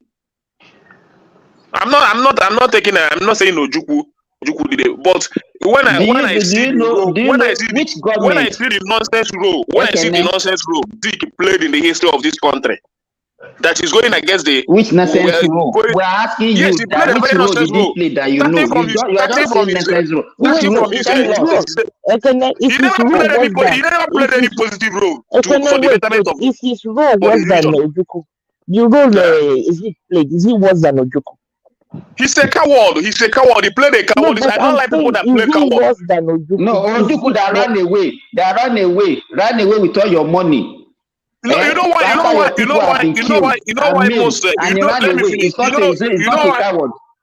let me finish. Somebody that wants him to ran away. It's not a coward. He's a coward now. Somebody that cannot stand bold and make a very good statement. You only twist his word. All his statement is all about twisting word. He's a coward. Whenever you read his speech, he never make anything straight. Who? Zeke. Zeke? You are talking about yes. Zeke? You are still fixated on this Zeke. It's my problem. People might take him for anything good, but for me, Zeke is the problem of the country. Princess, Ojukwu is a hero to Ekene, people like Ekene. Somebody that is supposed to flog and go and destroy his lineage in Igbo land. He was there praising the man that I didn't praise him, but whenever I see a coward, I don't like a coward at all. And Zeke is the coward that I see. Ojukwu is not a coward. Zeke was a politician. Is Ojukwu not a coward? That's where It was politicians one do. Nigeria. He was talking about They one want to Nigeria, be one Nigeria. politically correct. Politicians talk I like know your politicians. They problem. want to I be think it's politically because correct. they said he's fighting for one Nigeria. That's the hatred you have towards the man. No, not only that he's fighting for one Nigeria. He had the opportunity. He had the opportunity to position this country, but he misused it. Yeah. Hold on. You've been making that point over and over again. So take some interjection. All right. Now you have to understand that Zik is Zik of Africa. It's not even Zik of Nigeria. Right? There are people fight for different causes. Pansat, just like your Pansat of Africa, B. Let me land. Pansat of Africa. Let me land on this. Now, it is quite shocking. Now, I know you want to be friends with Yorubas. You want people to like you as a one Nigerian.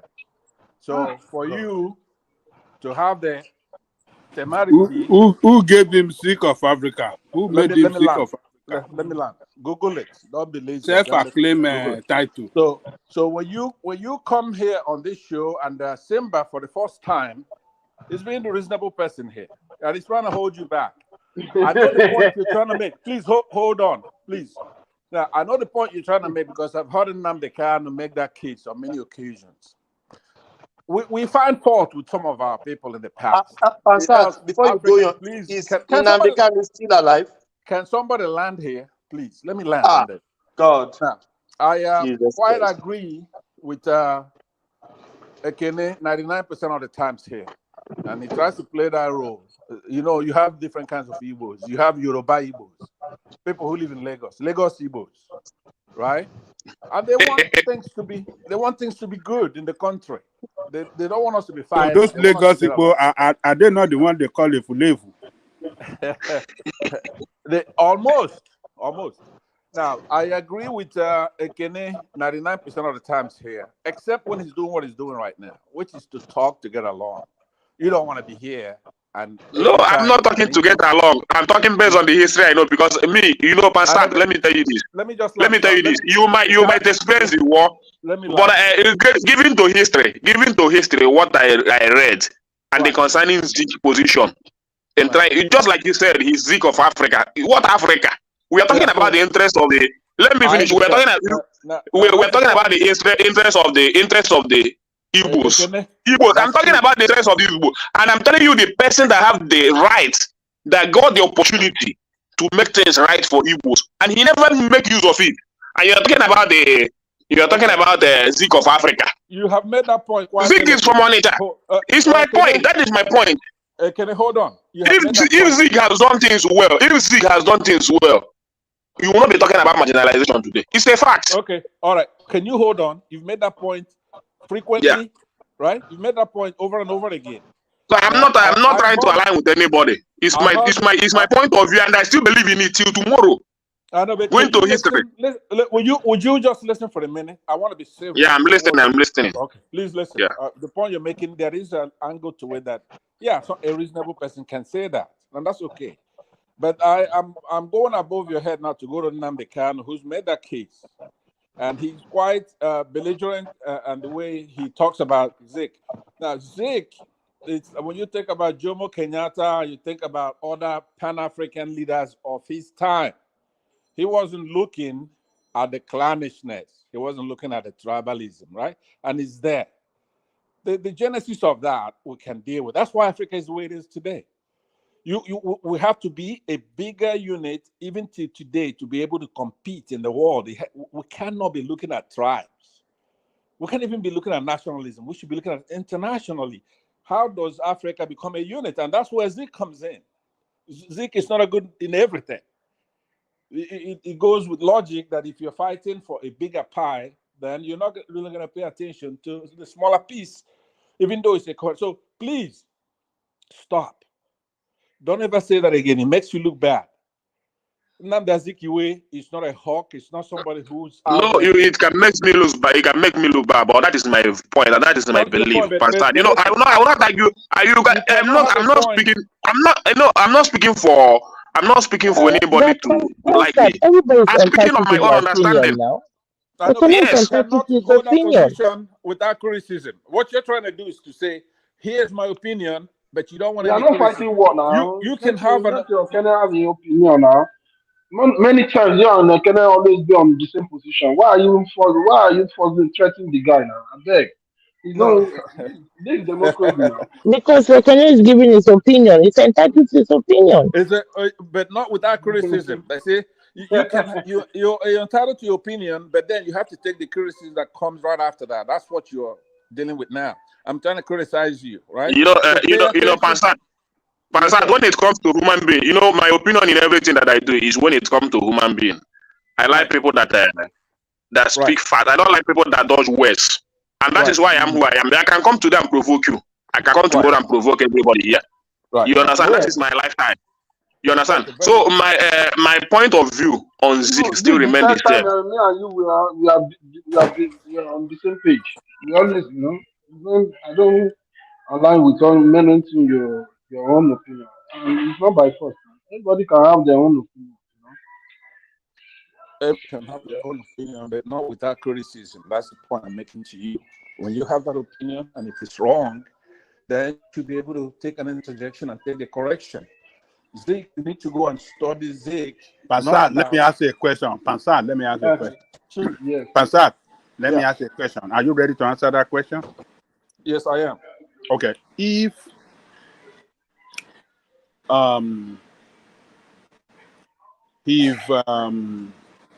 the leaders, I'm talking about Zeke and Azikwe, Sadrana and Awolowo, if they have had it in our constitution back then, that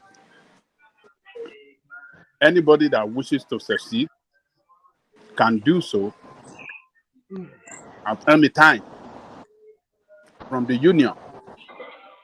Do you think that we will have this problem that we are confronting today as a country if we have had it in that clause in that constitution back then? Okay. Let me answer you that question. I want you to listen to me on it. Mm-hmm. They'll be irresponsible to put something like that in our constitution at the time. Now, when you come to the indigenous people's rights, it emanates from the United Nations. It's not a national thing. Nobody's going to let you do anything like that. What are you talking about? Their rule. What are you talking about? They were writing the constitution. They wanted to insert it in the constitution that, I will also suggested this that, look, if at any time one of these unions wanted to leave, they can leave easily. Right. Azikwe came up against it, and Sadrana was against it, and so it was not possible because we had two against one. So you have to and Zeke from the south had an opportunity to support the Sadrana then for them to achieve that purpose. What are you telling me? You asked me, so you have to hear what I'm saying. What I'm saying may not be gospel. You may not agree with it, but you have to hear me, right? Hear me out first. Now, what you have to understand that the Southerners, the Igbos, were not marginalized at that time. Therefore, he had no reason to insert anything like that. If he was, let's even say he's myopic and he wants to be tribal. Then we are coward then now. We are coward then because we're enjoying everything then. You don't want those things to start. No, that's the truth. It's the truth. Ekene, there is something I want you just like when you see the Northerners today having everything in the nation today, you become angry. That time you want them to relinquish those positions now. Like that time you have everything, you have the armies, you have everything. Then they bring that constitution for you to put that clause in that constitution. You said no because they have the better opportunity in Nigeria then. It's a fact. I know you have to be able to let your interjections are quite forceful. You don't. Thank you. They don't want to listen to the truth. That was the truth. That's the truth. Igbo were in very strong position back then in the national politics. So Azikwe didn't want that on the basis that, look, no, we can't let this happen. We are in better position in this country. We can advance on our position. on the way forward. So that is the reason why now a boomerang, and we are here. We are seeing what is happening to all of us today. Okay, And but number listen two, to this. when Awolowo suggested to him to let us work together, you be the prime minister. Take this thing, Baba, brother. Take this prime ministership position. I will be second to you. Why did he not accept that? Why did he go and surrender? And his party is number one. No, his party came first in the election, but he went to surrender the prime ministership position, who is the commander in chief of armed forces. He went to surrender to third position in their union, the union they constituted. What are you talking about, Pansat? What are you trying to defend? That is why we say when we come, we tell ourselves the truth. Pastor, you see, you are my brother. Let me tell you the truth. I cannot say anything here to please you in any form. It's a fact. When you come to a position, when you come to the position of power, that is like what is happening in Nigeria today. Just like you might say that the Yorubas have the most cabinet in Nigeria today now, just because Tinubu is the president. Yeah, that is how it's supposed to be. And you're not supposed to argue it. And you go to the man now and say, let us do this and do that. And he look at himself and see that he's holding a better position. Yorubas are holding a better position in Nigeria today. It will be very difficult for him to accept that. It only takes a selfless leader that thinks about the future to say, okay, let us align and amend some things. Zeke was not taken in that position then because he was enjoying a lot of privilege then in our country. So when you're talking about regional government, all that, he's not aligning with you. He's telling you one Nigeria. All right. When you understand our diversities. Can I respond to you? Ekene, you know what he was doing, because let me union respond between his party, the Igbo then and the North, he knew they had more competent, more people that have the capacity to be in the position of government than the Hausas. The Hausa doesn't have enough competent personnel to lead. So they were able to secure a lot of positions, more than even the Hausa. He knew that if he should agree with Awolowo to work with Awolowo, definitely he cannot have more than Yoruba. Yoruba will not agree. He will say, okay, let us balance everything. We want to work together. You have got the prime ministership. Okay, let us take this. Because both of us are educated. We'll be able to argue it. They are the most educated Nigeria then. Yes, we are well educated. So he doesn't want us to have balancing share of power. So he believes he can have more. Why do you say more? That is why he went to strike deal with the North. And that is why he surrendered the position of authority, the number one position, which is the prime minister to the North, that came third in election, and so that they can have more position in power. And he worked for them. But that was how Zeke started the marginalization of the entire South. The entire South, not only the East, even the Yoruba, all of us in the South. It threw away the opportunity for us to lead and transform that country. That is it. Okay, that is it. And today the country is backward. See, you see. This is my point of. This is my understanding of everything. Not even. This is the pure understanding of everything. The cowardness of. If I'm to say anything about, I will only say the cowardness of Zeke in putting Nigeria in the position we are today. Can you no matter how you want to look? Yes, Baba Jale Koko, they is just deceiving you. He's not deceiving me. I spoke it was before he fighting said for the Easterner. He was fighting. If you look at what he just said now, he negotiated with the Northerners to get more seats for the Easterner. He was fighting for your putting us into more problem now. Putting us into more problem. Which problem? Which problem? Which problem are you talking about? You are not being smart this morning. All right. Okay, but look, Ekene, you have been making that point. Yeah, my senior brother. hold on now. Hold on. Cowardice and all that stuff. That is unnecessary language, right? All right. If you, what is cowardice to you? What is it? What is cowardice? Can you describe Cowardice is cowardice? somebody that is not straightforward, that cannot stand on his word, and that he doesn't know what his people want, and then he doesn't speak truth from the heart. Okay, so that's cowardice to you. Yeah, he's a coward. He's a cowardice. Yeah. Okay. All right then. So let me address Ajan Lekoko, then I'm gonna land with your point. What I'm saying is that in the context that we're having this discussion, Ajan Lekoko is looking at whatever Zig did wrong. Let me even look at it in the light most favorable to your argument. Let's just say Zig is a coward, and according to Simba, he was fighting for the Easterners. Okay. I'm gonna take all that by stipulation and say, okay, it's true, right? Even though I am not indeed doing that, but for the sake of argument, what does that have to do with the Igbos? Nothing. That would be Zik. All our forefathers and founding fathers made some kind of mistake because of the time they were living.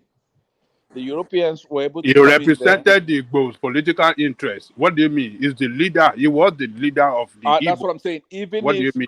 Even if we From looked at the it, center on Ichagogo, we need to go and see his house. So in the center of Igbo land, on Icha. okay, all right, but hold on now. Understand where I'm coming from. I'm looking at it, giving you all that, right? But Ajan Lekoko is looking at it that the Igbos then made a mistake.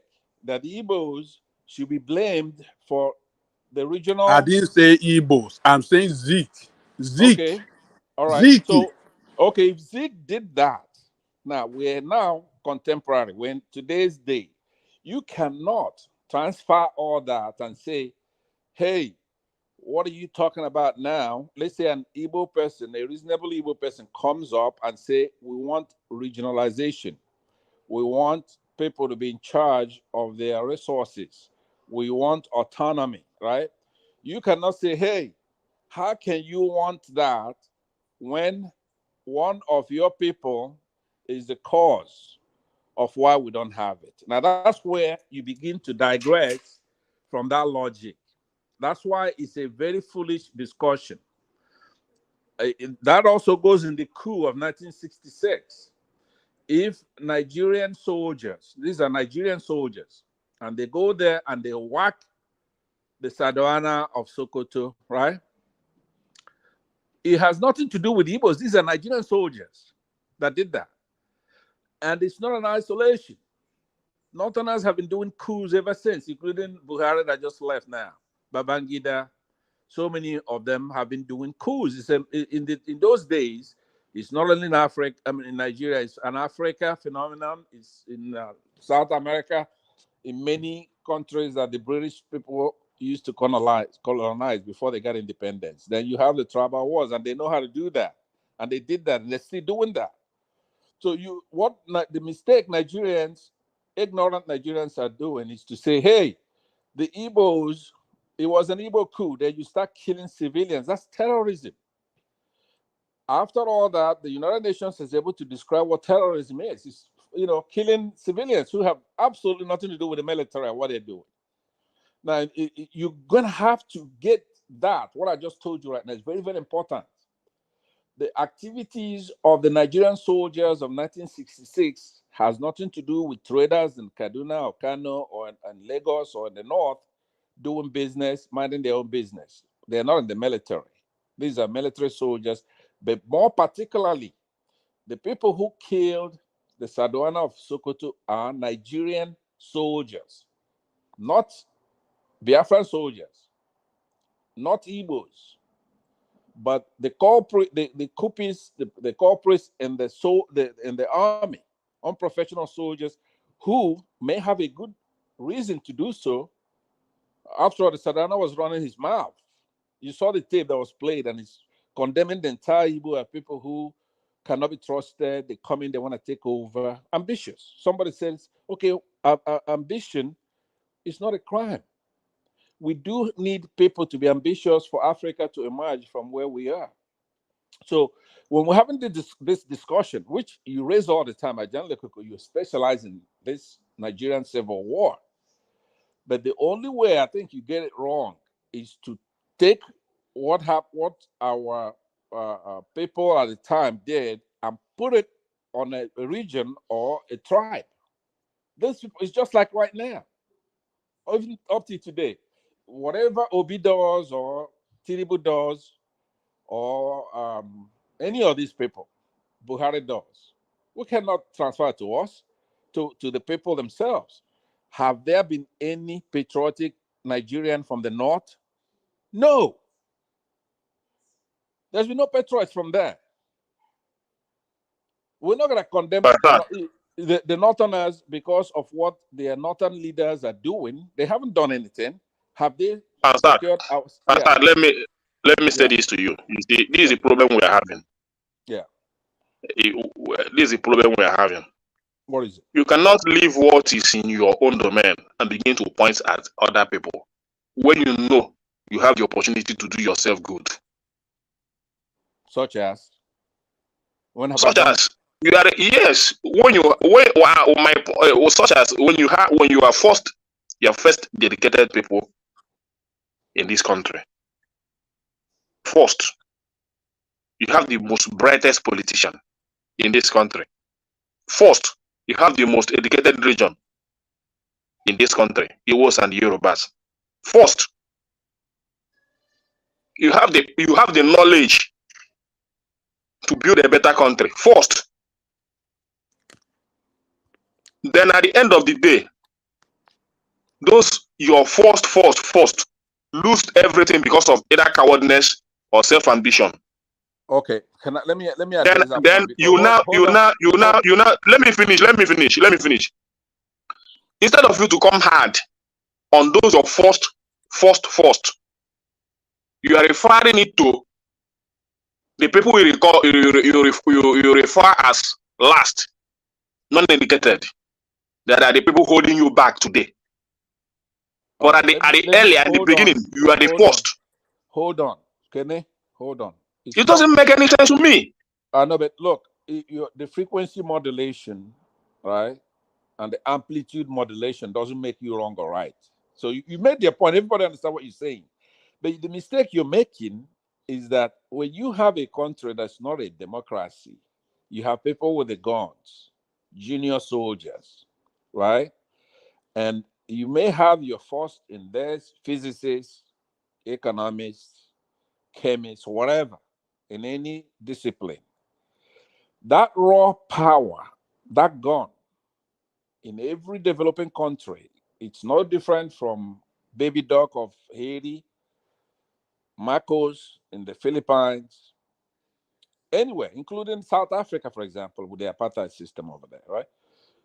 The majority doesn't mean anything because the raw power is Machiavellian, is the guns, right? So what they're doing in Nigeria, it's something that's been going on for a very, very long time. We cannot go forward until we confront it. That cowardice you talk about in the description, the way you understand cowardice to mean, persists up till now. You're a coward. I'm a coward. All Southerners, all Christians are cowards because for example, you had in the tradition of Nigeria, when you have a Muslim president, you have a vice that's Muslim, right? Or when a Muslim comes now, the next president will be Christian. All that has been thwarted out in front of you in your own generation right now. The last president was a Muslim, his vice was a Christian, but then that wasn't enough for them. So this time around, we have a Muslim, both president and vice president. These are provocations. You're supposed to throw away. They are not provocations. The way the person or how you understand it, it's not a provocation. To me, yes, you might even be surprised I'm saying that. It's not a provocation to me. It's not. Why? Yeah. Why? Why will it be a provocation to me? Well, let me tell you why then. You're asking me, right? I wanted you to answer that, but if you don't want to, I'll tell you why. Because it goes counter, it's taking away the things that belong to Democrats in the country. It's counter to our Who do you consider is it Christian? Is being a Christian, does it make you a Democrat, or being a Muslim does it make you a Democrat? Let me tell you what I mean by that. In our constitution, is embedded in that constitution in what they call the federal character doctrine, right? And that federal character is supposed to make everybody feel that the country belongs to them. That's what it means. Federal character. The Christians are supposed to believe that they are part of this country, and the Muslims are supposed to feel that they are part of this country. The Yoruba are supposed to feel like they're part of this country. The Igbos are supposed to, in essence, you cannot say Igbos cannot be president, period.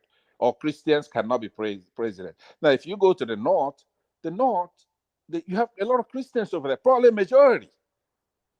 So it's provocation upon provocation. When the courts tell somebody, have somebody released. So, Pastor, let me tell you this. We are talking about the problem that's being created by all this elite right from the beginning. They created so it. You don't tackle it. it. So you going down. Let me finish. Going down, trying to point it out doesn't make any. So people like me, it doesn't make any sense to me. The reason being are you the barometer of what is? Are you the barometer of virtue? Whatever you think, or whatever you have in your head as your opinion, that doesn't mean that is the standard. That's you. Yeah, it doesn't mean to wait hold on. Thomas, can you try and move the conversation around a bit? It's starting to loop round somewhat. So just try. Remy has not spoken. Dewale is there. Kumi is there. I know them. They are ready. They will come in. Especially Remy. It's just. No, that's all right. That's all right. Yeah. What they're doing. Yeah. Who told you when they are ready they will come in? Are they not in already? But you will come in if you want to come in. I know you. With your daddy eating chicken, using toothpick. You let Pansa continue with the rambling all day. You're just not making no. Adewale, Obi is my president. Are you sure? It's a parody. Don't worry about it. Okay, Thomas, can I come in now? We're looking for manhood, so don't worry about it. I'm gonna hang good morning.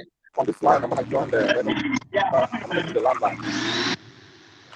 Okay, good morning, everyone.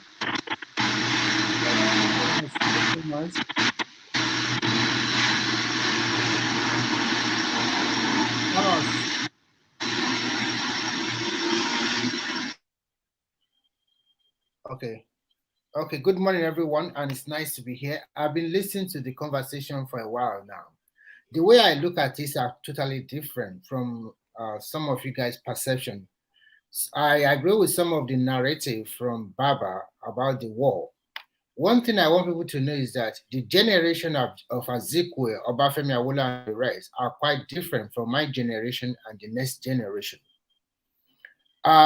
What really transpired to me generally is because when you look at the coup and the counter coup, that is the genesis of Nigerian problem. If those ones that planned the coup in the coup that took away the Saldana, the Akintolas, and the rest of them, were able to finish all the leaders entirely all over the country, we wouldn't have all this problem. But when you killed the other region and you left your regional leaders unkilled, then that brings a lot of animosity. I want to quickly juxtapose it to what is presently happening in the Nigerian today. Instead of Obi I'm sorry to use his name, I don't want to go to him, but instead of him to bring that harmony together, spread harms to the northern part of Nigeria, he used religion again. These people, they don't trust you for a long time because you killed their leaders and you did not kill your own leaders. So you can't tell them to vote for you when they know that you are coming in the position of being not distrust. Now, Simba, you have been making assertion about Obafemi Awolowo and Zik and Ekene. You have also been saying that they were like a coward. I don't totally agree with you on that basis. For Zik, they said a man, if you can live today, you can fight another day. If Zik knew or they have tipped him off that they are going to plan a coup. And if he does not leave, they are going to kill him because we do not have privilege to that, to the information at that particular moment. And he fled. Unfortunately for Awolowo, he was in prison that time. I think if they have tipped Awolowo to that they are going to kill him, what do you think he would have done? Do you think he will stay and die? I don't know. I know him to be a very courageous man and a bold man. I don't know whether he will stay or he will leave. But probably the first instinct will say, save your life first, and he will leave. But when you look at all these our founders, what they have done a wonderful job, and you have to look at it after the post-war. The post-war shows that Nigeria really loved one another. A lot of property that our Igbo brothers left in the western region and the northern region and their businesses, they all find them, most of it intact. They went back and continued to do their business peacefully in their wherever they want to reside in Nigeria. And Nigerian government also, like at that particular moment, put a lot of people back into normal state by giving them financial support and so many other stuff. But the problem we have had since that time is that if you really look at it very well, when you guys always talk about marginalization, I think the three major tribes have had their own share of leadership in Nigeria. And I think when you talk about marginalization, we should be talking about those minority. Those are the people that have been marginalized. So from the southern part, I would say that maybe the South people are not marginalized anymore because at least Jonathan became president and was able to stay there for 6 years. But what about other minority groups in Nigeria? They are all scattered all over Nigeria. So when we guys complain about ourselves, even if you look at the Southeast, they have their own share, whether they like it or not. The first president of Nigeria came from their region, whether it's ceremonial or no ceremonial. He is the president. He was the president at that time. And when you look at the political position, the Southeastern have held a lot of political position: Senate president, vice president, House of Reps speaker. So they have a fair share of whatever they want. And they are all over Nigeria doing their businesses, making their money. So when some of you guys came here and then you continue to sell this idea of psychopathy or trying to say we are being marginalized, they didn't give us opportunity. I think Obi would have been a person that would prepare the ground for any Igbo man to become president in the nearest future.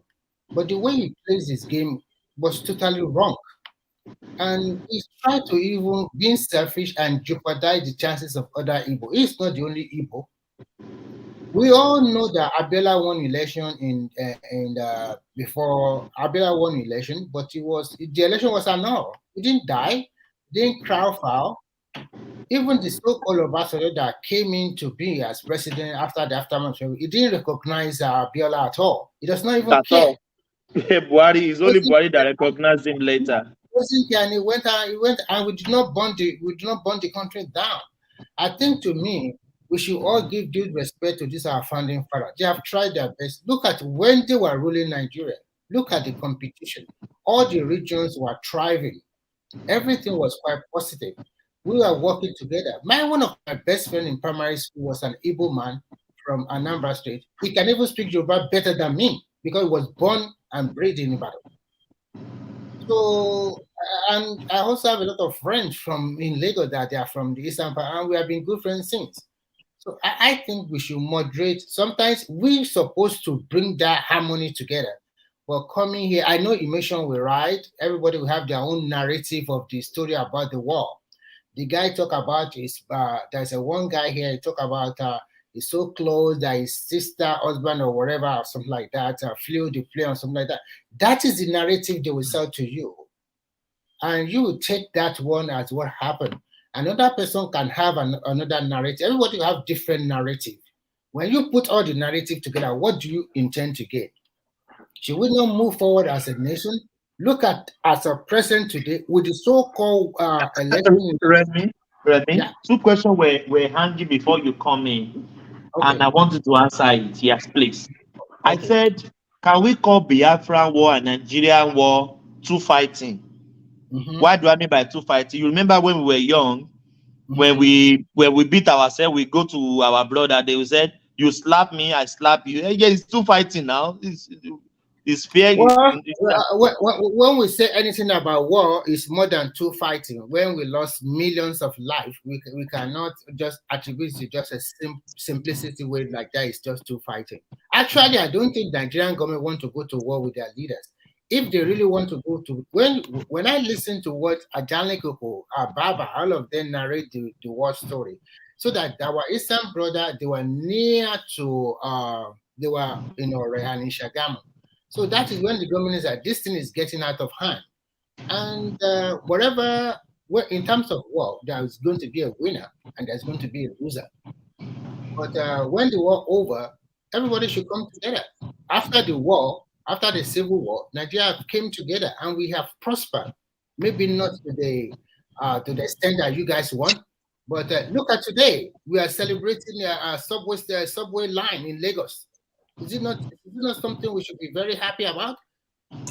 Yeah, Remy, let me put in a word on that question that Thomas just posed to you, and of course your answer earlier on when I was talking to Ken, I was on a cell phone and the signal as I was going up the stairs was horrible.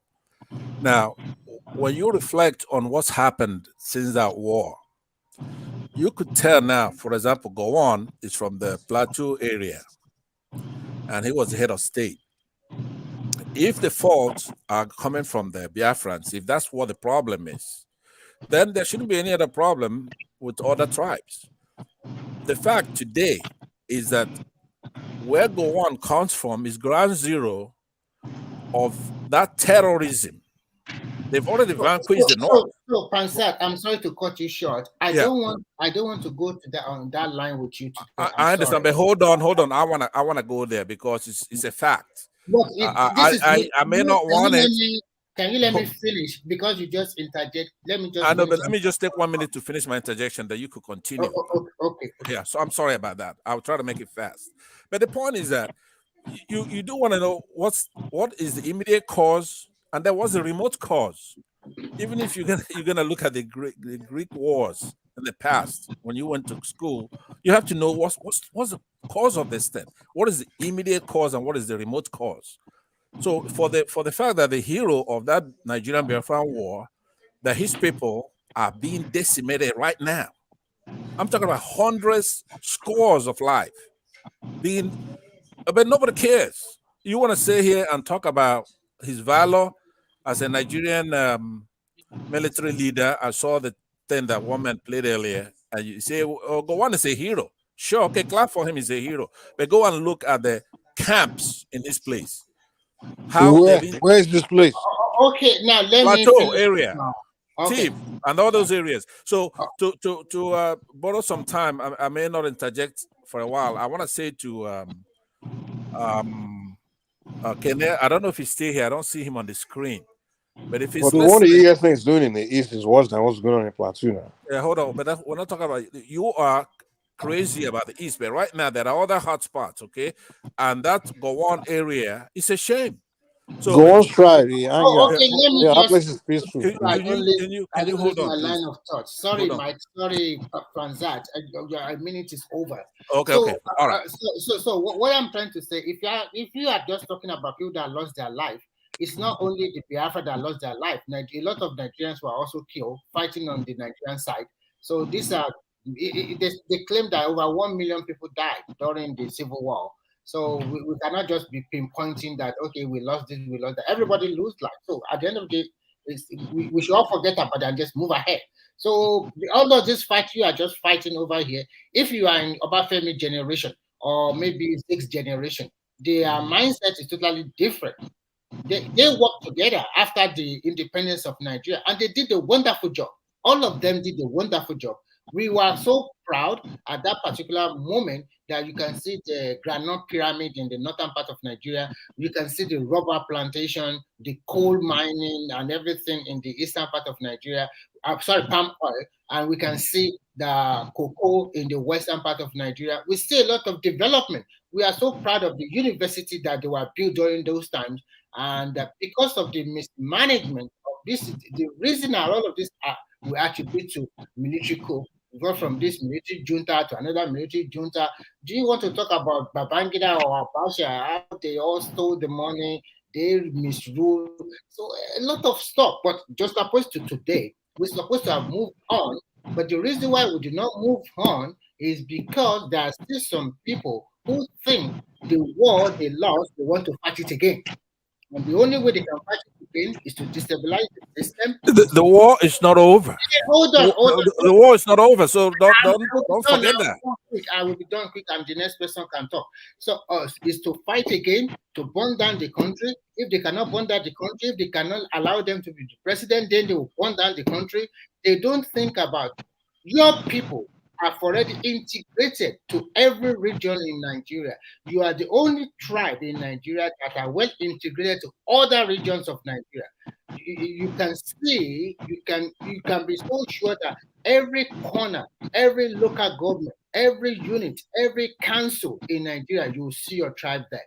That shows that Nigeria are magnanimous enough to accept that tribe, come and trade and live peacefully and harmony. That's not what it shows. That's not what it shows. Well, that's conjecture on your part. It's our country. We got independence in that country. We can be anywhere we want to be in that country. Another person can pick up. Thank you. But wait. Look, Remy, let me interject you. What you just concluded there is not true. It doesn't show the magnanimity of those other areas. The Constitution of Nigeria allows anybody to live in any part of that country. So you're not doing it out of the goodness of your heart. If you want one country, one Nigeria, that's what you're gonna get. People can move anywhere they want to move. So the point I made earlier to you, the war is not over, right? Germany, when they fought the First World War, they lost, but then they went back and they fought the Second World War. In that case, they want a more respectable peace, right? You're gonna have to have some respect for your fellow citizens. If you don't, you're gonna get the second war, which I'm an advocate of it. We have to have it. It's impossible to move forward without it, right? Because just from the chat here, you could tell you want to lead your people into another senseless war, right? No. This one is genocide. It's going to be a sensible war.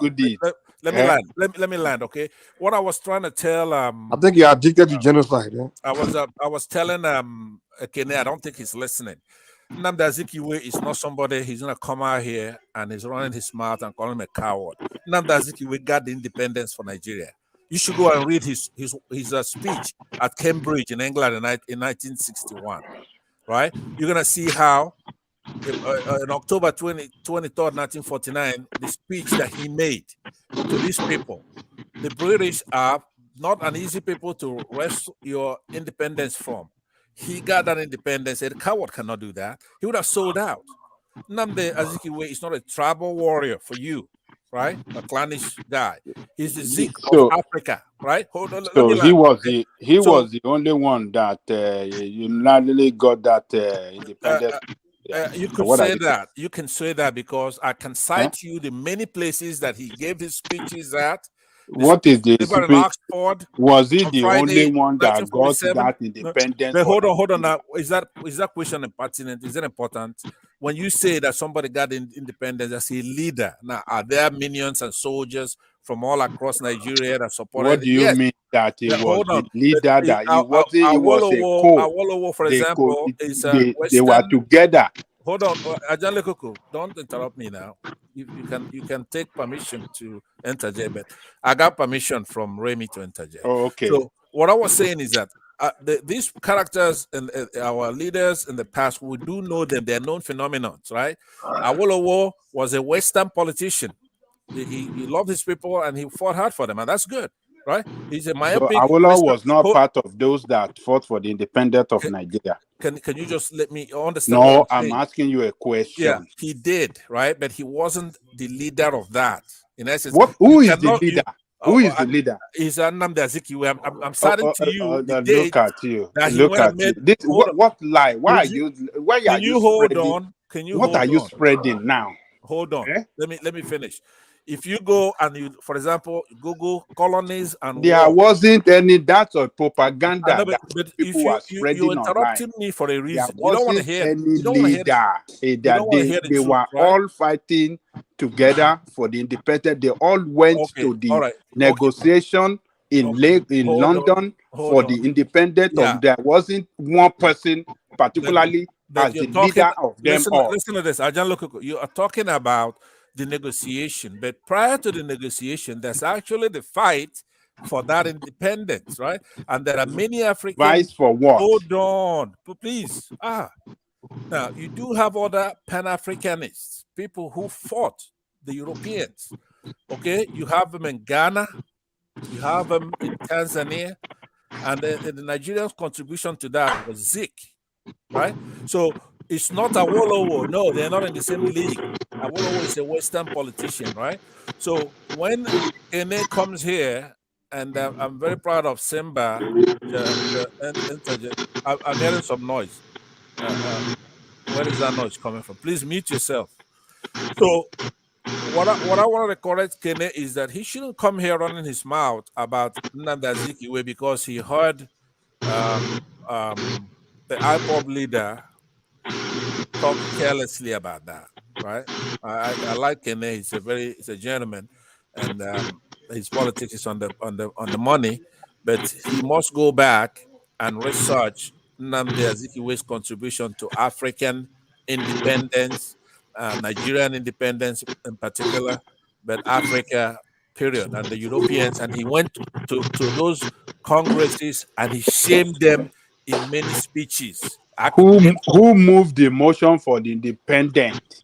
I know, but John Lokoko, I'm talking about the legwork before you start actually having What do the you mean? independence. Right? So the Azikiwe second was annual not the conference No, of leader. it was Congress. Pansa that moved the motion. Pansa moved the motion for independence.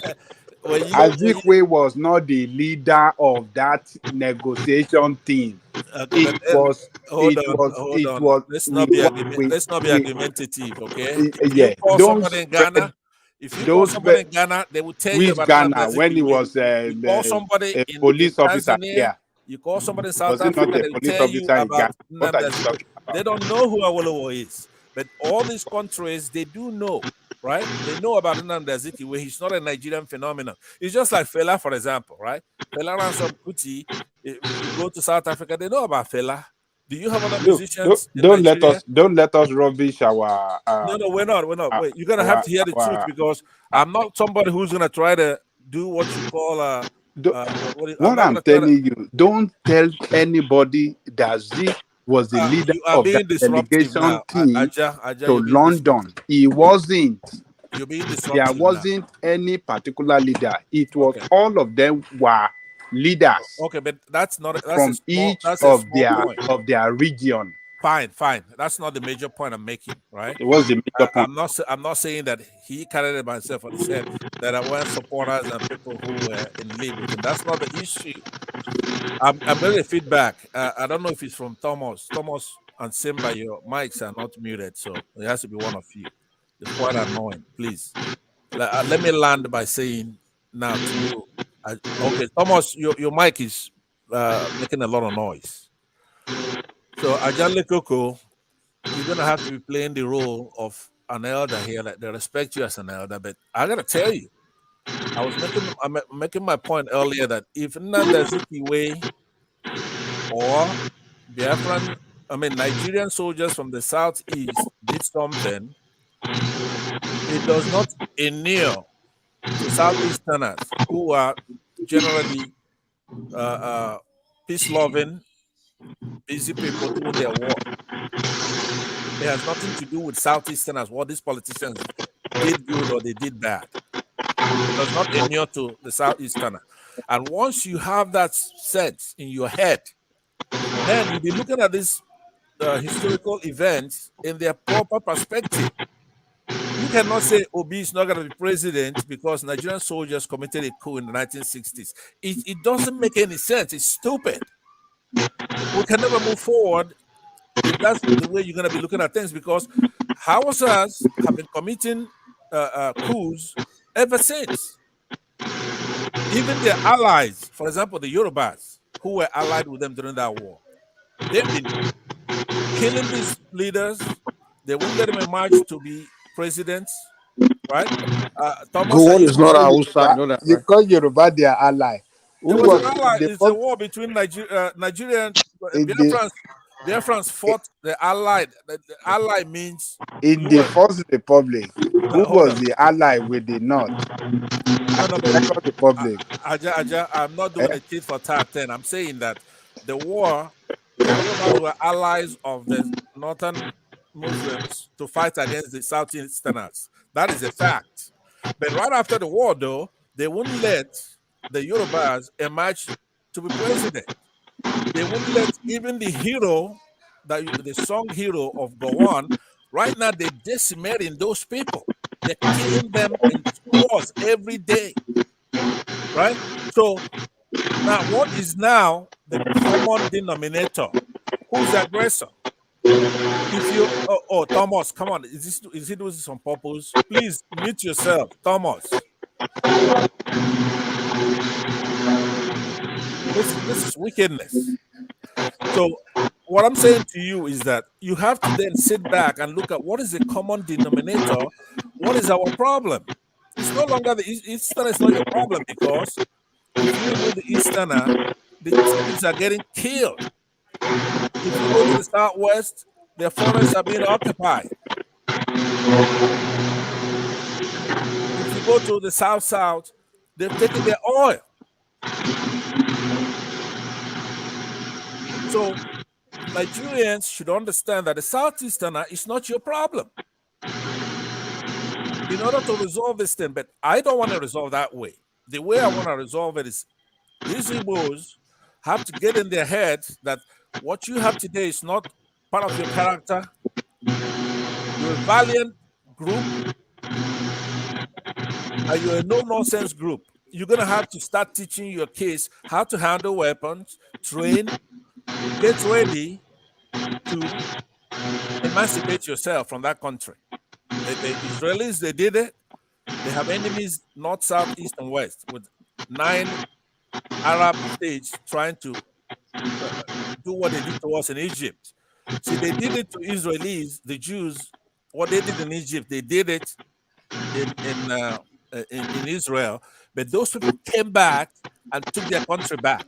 But do you think these Egyptians that are occupying Egypt, where they have nothing to do with that culture, they decimated the Nubians and they took over Egypt the same way they did Israel? But Africans are so docile, they're never going to think, so you know what? We're going to go take that place back from these people. They're right there opening those tombs and having visitors come and view our ancestors, where they have zero to do with that place. So what they did in Israel, they did it in Egypt, they're doing it in Nigeria now. So this Hausa Fulani, the Hausas, they've been decimated, emasculated, rendered effete, but they never think, so you know what, we're going to take our place back. They're never going to think that way. The only problem they have is the Igbos. If you go to Ilorin, do you think the Yorubas are going to say, you know what, we did that in Israel, and Israel came back and took their place back. They did it in Egypt. Egypt hasn't done it, but they're doing it in Ilorin. Now, Simba, who is from over there, more than likely, right? You think the Yorubas are going to say, the Igbos are not my problem. The people who are my problem are people who took this Ilorin from me, and they won't let me worship my ancestor. Their problem are the Igbos, who doesn't occupy an inch of their land. So that's what I'm saying to you. Gowon ought to be ashamed of himself, because what kind of hero are you? All right, so I will take Thomas's noise as a sign. So I will yield back my time to Ajanlele. Thomas, can you mute your mic, please? It's getting a little bit. Thomas, what's cracking up in your hand, man? I didn't check it.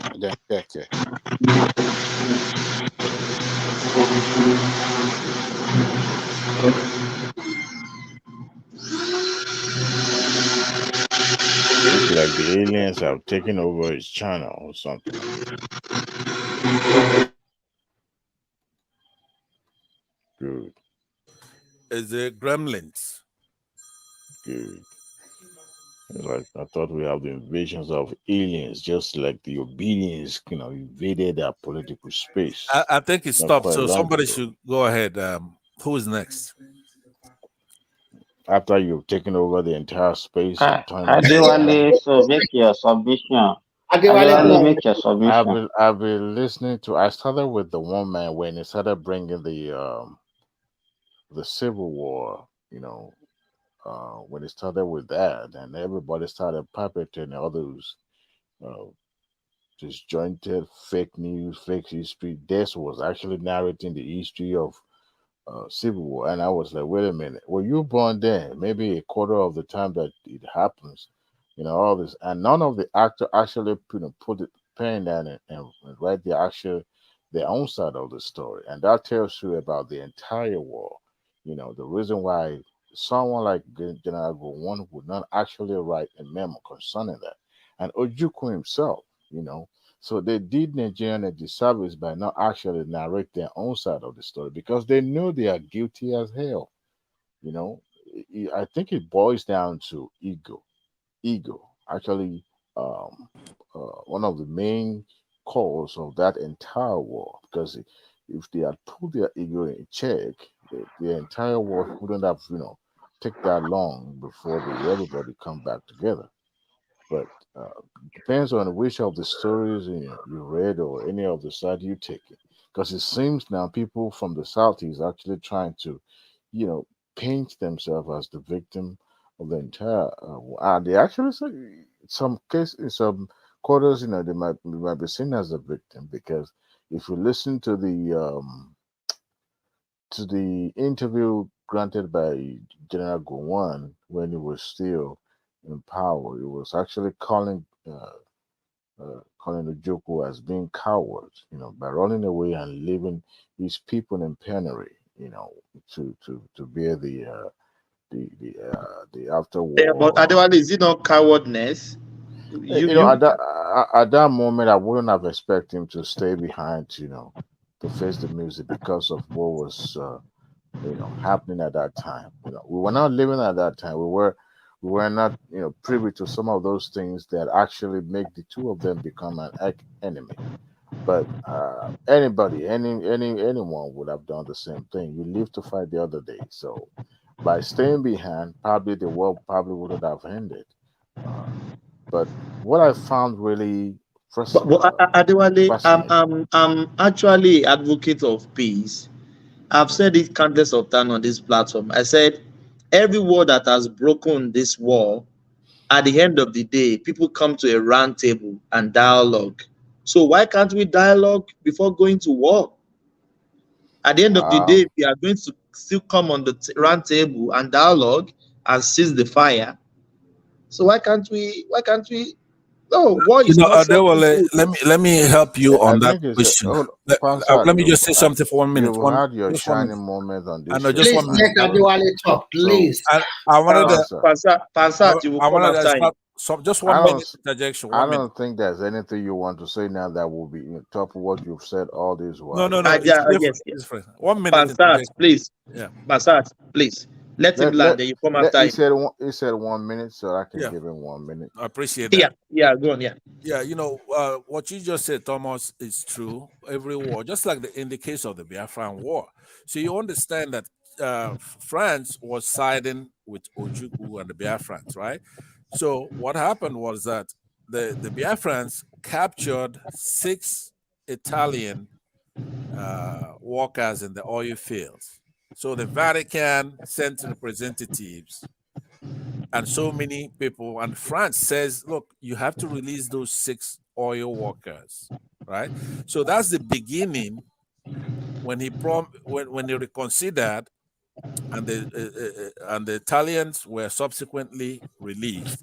That was when they negotiated the peace between Nigeria. It's not like Biafrans were vanquished, right? So each one of these people that are sponsoring these wars, Britain sponsoring the Nigerians because of the oil, Just like World Peace is saying, no, most of this war was fought in our region. It's because the oil is over there. So the war was a negotiated settlement because the French, they told Ojukwu, look, you have to release these 6 Italian oil workers or we're not going to support you anymore. And then the Vatican sent representatives and all kinds of things. And that peace was worked out. And Ojukwu was given a graceful exit from the country. And that's where the way wars end. So nobody should be carried away. So that's what I'm trying to say to you. If you look back, whose cause was just? If the hero of the war, a thief, or whatever the hell he is, from Plateau, his people are being decimated, only us care about it. We don't say, oh, go on, you did this to us, you did this, you were the hero on the war. I'm complaining, I'm saying the massacre in Tiv should stop. That if we, who are the victims of this European orchestrated genocide on our people, if we're looking back, but measure it properly, stop looking at tribal lens. It's not a tribal thing. These are Europeans, Britain, and France fighting for resources, for that oil. So if you look the hodgepodge of what War Peace was telling you here is that most of that war was in his region. Why? Because that's where the oil is. So we cannot make the same mistake that our forefathers made by looking at the micro history instead of looking at the elephant in the room. Why are the thieves getting killed by the scores? The Benue governor, he come out and he tell you, hey, look, they've taken over our place and they're killing our people in scores. Nigerians don't care. Yorubas don't care. Igbos don't care. Hausas don't care. Fulanis, they're not going to care because anthropologically they came down there to conquer.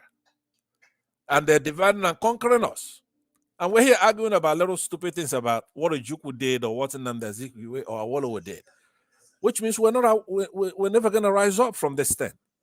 We have to rise up from this thing. Thank you.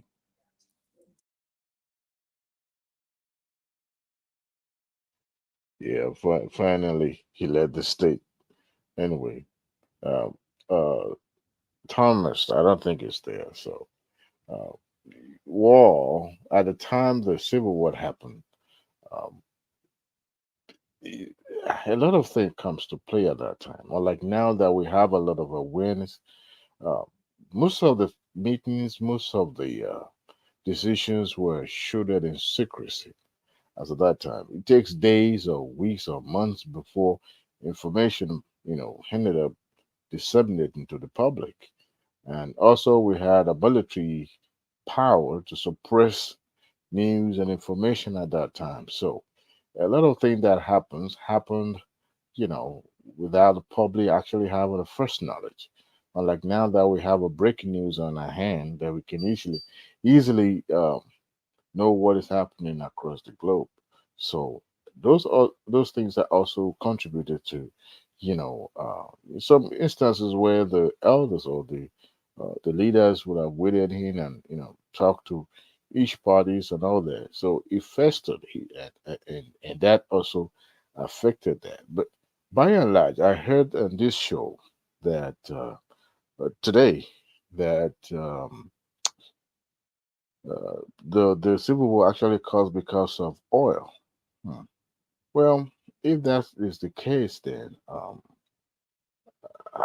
I don't know. I can't actually speak to it because I've never really cared about knowing what happens. The fact that at that moment it was a young nation trying to find its own foundation and build, and we've had coup over coup, and most of the coup are actually bitter coup. So it is hard to actually blame uh, a certain side of what was done or what decision was made and all that. But by and large, I think we've made progress. We now, you know, in retrospect, we look at Adewale, those things to actually, yeah. you think if the our so respected leader then are not selfish and they are not regional in nature. You think we have this problem? You mean all the leaders being regional or being well? Yes, Awolowo was more of a regional, even but Zeke, that all was of them. that was a Zeke system, but really partners with the Northerners but that was because what was being practiced at that he time. felt that they have an advantage. Yeah, but Simba, that was What I'm saying is this. You know, Baba Jayoko earlier on was blaming Zeke for aligning with the Northern Party. Then, as a betrayer of the Southern. But you also he was not understand that looking he was not looking it that way. He was looking for the best option for his people. I wouldn't Thinking think so, that because if we align with the Northerners, he was more of a nationalist. He will gain more. He will gain more. He will gain more. Do you understand what I'm saying? The same thing is happening now, Adewale. But The he had no Quarrants, choice. You know why? Because he was they one of the believe founding fathers. they want to align. No, the Quarrants now, the same thing is happening to the Quarrants now. They believe that aligning with the Northerners will give them a better advantage than coming to join the Southwest, because they know that the Southwesterners are more educated, they have more robust people than them. You're from So Ilorin, right? aligning You're with from Northerners Kwara. will give them. I'm from Oshun. I'm an Oshun man. Oh, really? I thought you were Kwara. Kwara have misroad. They've misroad completely. They have no direction. They have no sense of identity at all. So they're struggling. So That's why. Adewale and Simba, I want to ask a question.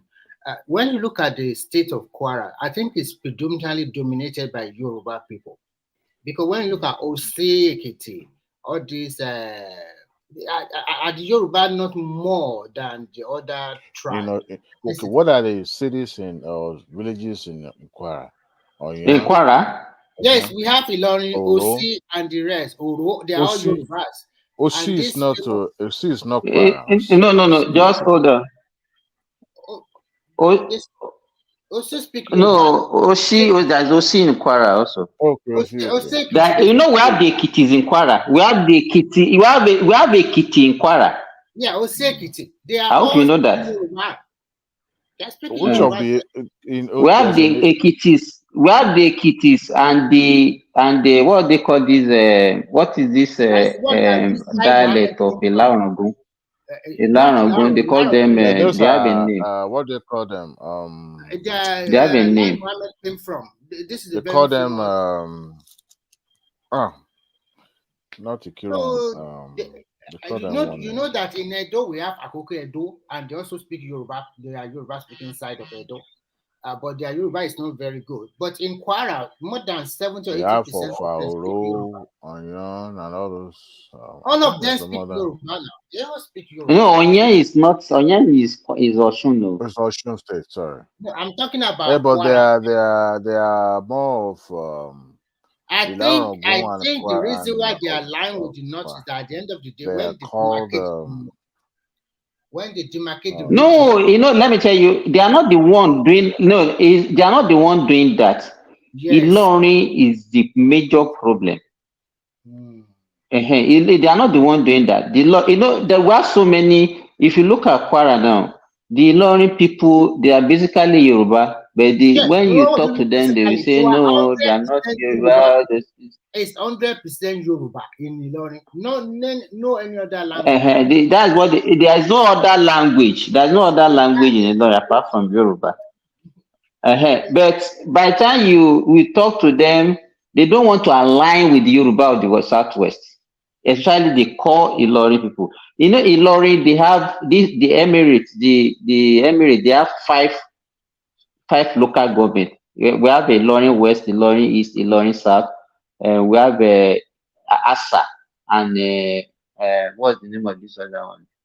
They have five local governments, and they have the population. So the other people, the Kwara North, they are the Barbars and the Nopis. Yes. So by the time they align, the core Yorubas are not that. There are many, but they are not. They don't match them in population, and that's why they have that dominance. The Emirates, which constituted about 5 local governments, they can easily align with the Nopes and the Barbars, the Barutins. So by the time they form an alliance with them, they can easily subdue the core Yoruba, which is in the Kwara South. So are you, do you understand what I'm saying? The Kwara North people, their population is more than the whole Ilorin? If they combine with the Kwara Central, if they combine with the Kwara Central, are they not the Ekiti people, the OC and the rest? No, the OC and the Kwara South. Okay, Ilorin is including Ofa. Well, majority. Ilorin is the central. I want to mention Ofa before, but at the end of the day, no, Ofa is Kwara South. You can see that Yoruba speaking side is more than 70% in the whole. It's not because of Kwara State has 16 local government. Okay. Do you understand what I'm saying? So the Yoruba speaking part, they are not more than 5 or 6.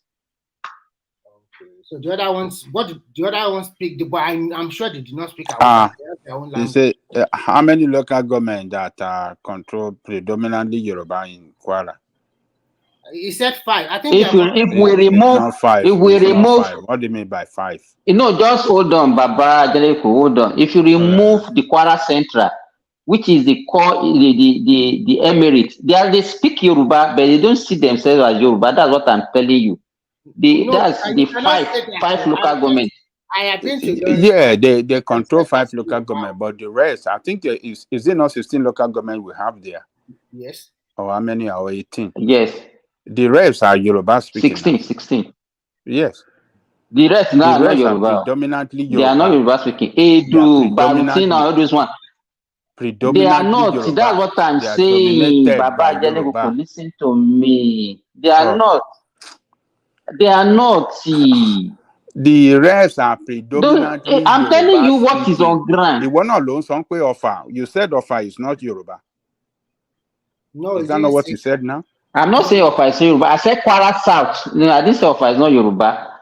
Kwara is divided into 3 major districts. We have Kwara South, Kwara Central, and Kwara North. Kwara North are not Yoruba. Kwara Central, they are the one that we are debating now. The core Ilorin Yorubas, but the way they talk, the way they behave, they don't see themselves as, they don't want to align with the Southwesterners. The ones that are ready are the Kwara South, the Ofa, the Felodun, the Repodun, the Ekiti. Those are the major local government. Yoruba, Ekiti local government, the Repodun local government, Felodun local government, Ofa, they have the local government of their own. Then they are the one they call the Oyun. Those are the 5 major you call Yoruba. But if you want to combine the Ilorin Central, which they also speak Yoruba predominantly, then they will be having like 10. So that's when you can say the Yoruba dominant. But if you have the 5 of the Ilorin Central, that they are the problem. That's what I'm telling you. I agree with you, but those, yes, yeah. I agree. It's the religion now. Religion, and some of them have been mixed historically with Fulani people. So, and the Emirates is what they subjected themselves to the Emir. So so religion is what is killing them. That we better if you look at it this way, and then that's what I'm saying. The way we got to this stage is when we are talking about what Zik did when in align with the Northerners. They also, the Ilorin people, they see it as an advantage to align with the Northerners because they know that by the time they come to the Southwestern, they will look marginalized. So they prefer to align with. Not marginalized by the North. Do they even recognize the? But they still prefer. They still prefer that one to be with the Southwest. That's the problem. But the North, and that is why you see them when they want to. Exactly. By the time you see them, they will be hiding and removing their names. Be hiding and removing their name when it favors them. Do you understand what I'm saying? Politically, when it comes to politics, Hey, they will remove politically, Yoruba name. You will see hey, Abdul remember my Kadri. name. Abdul Kadri Salam. So, but generally, to me, no, what the so-called founding father, if they are truly nationalistic, the problem of that civil war wouldn't have occurred. Believe me. But it's a Simba, thing of the past now. Simba, I totally disagree with you because But, this is but Remy and Simba, no equivocation. That war could have been avoided. It could be avoided.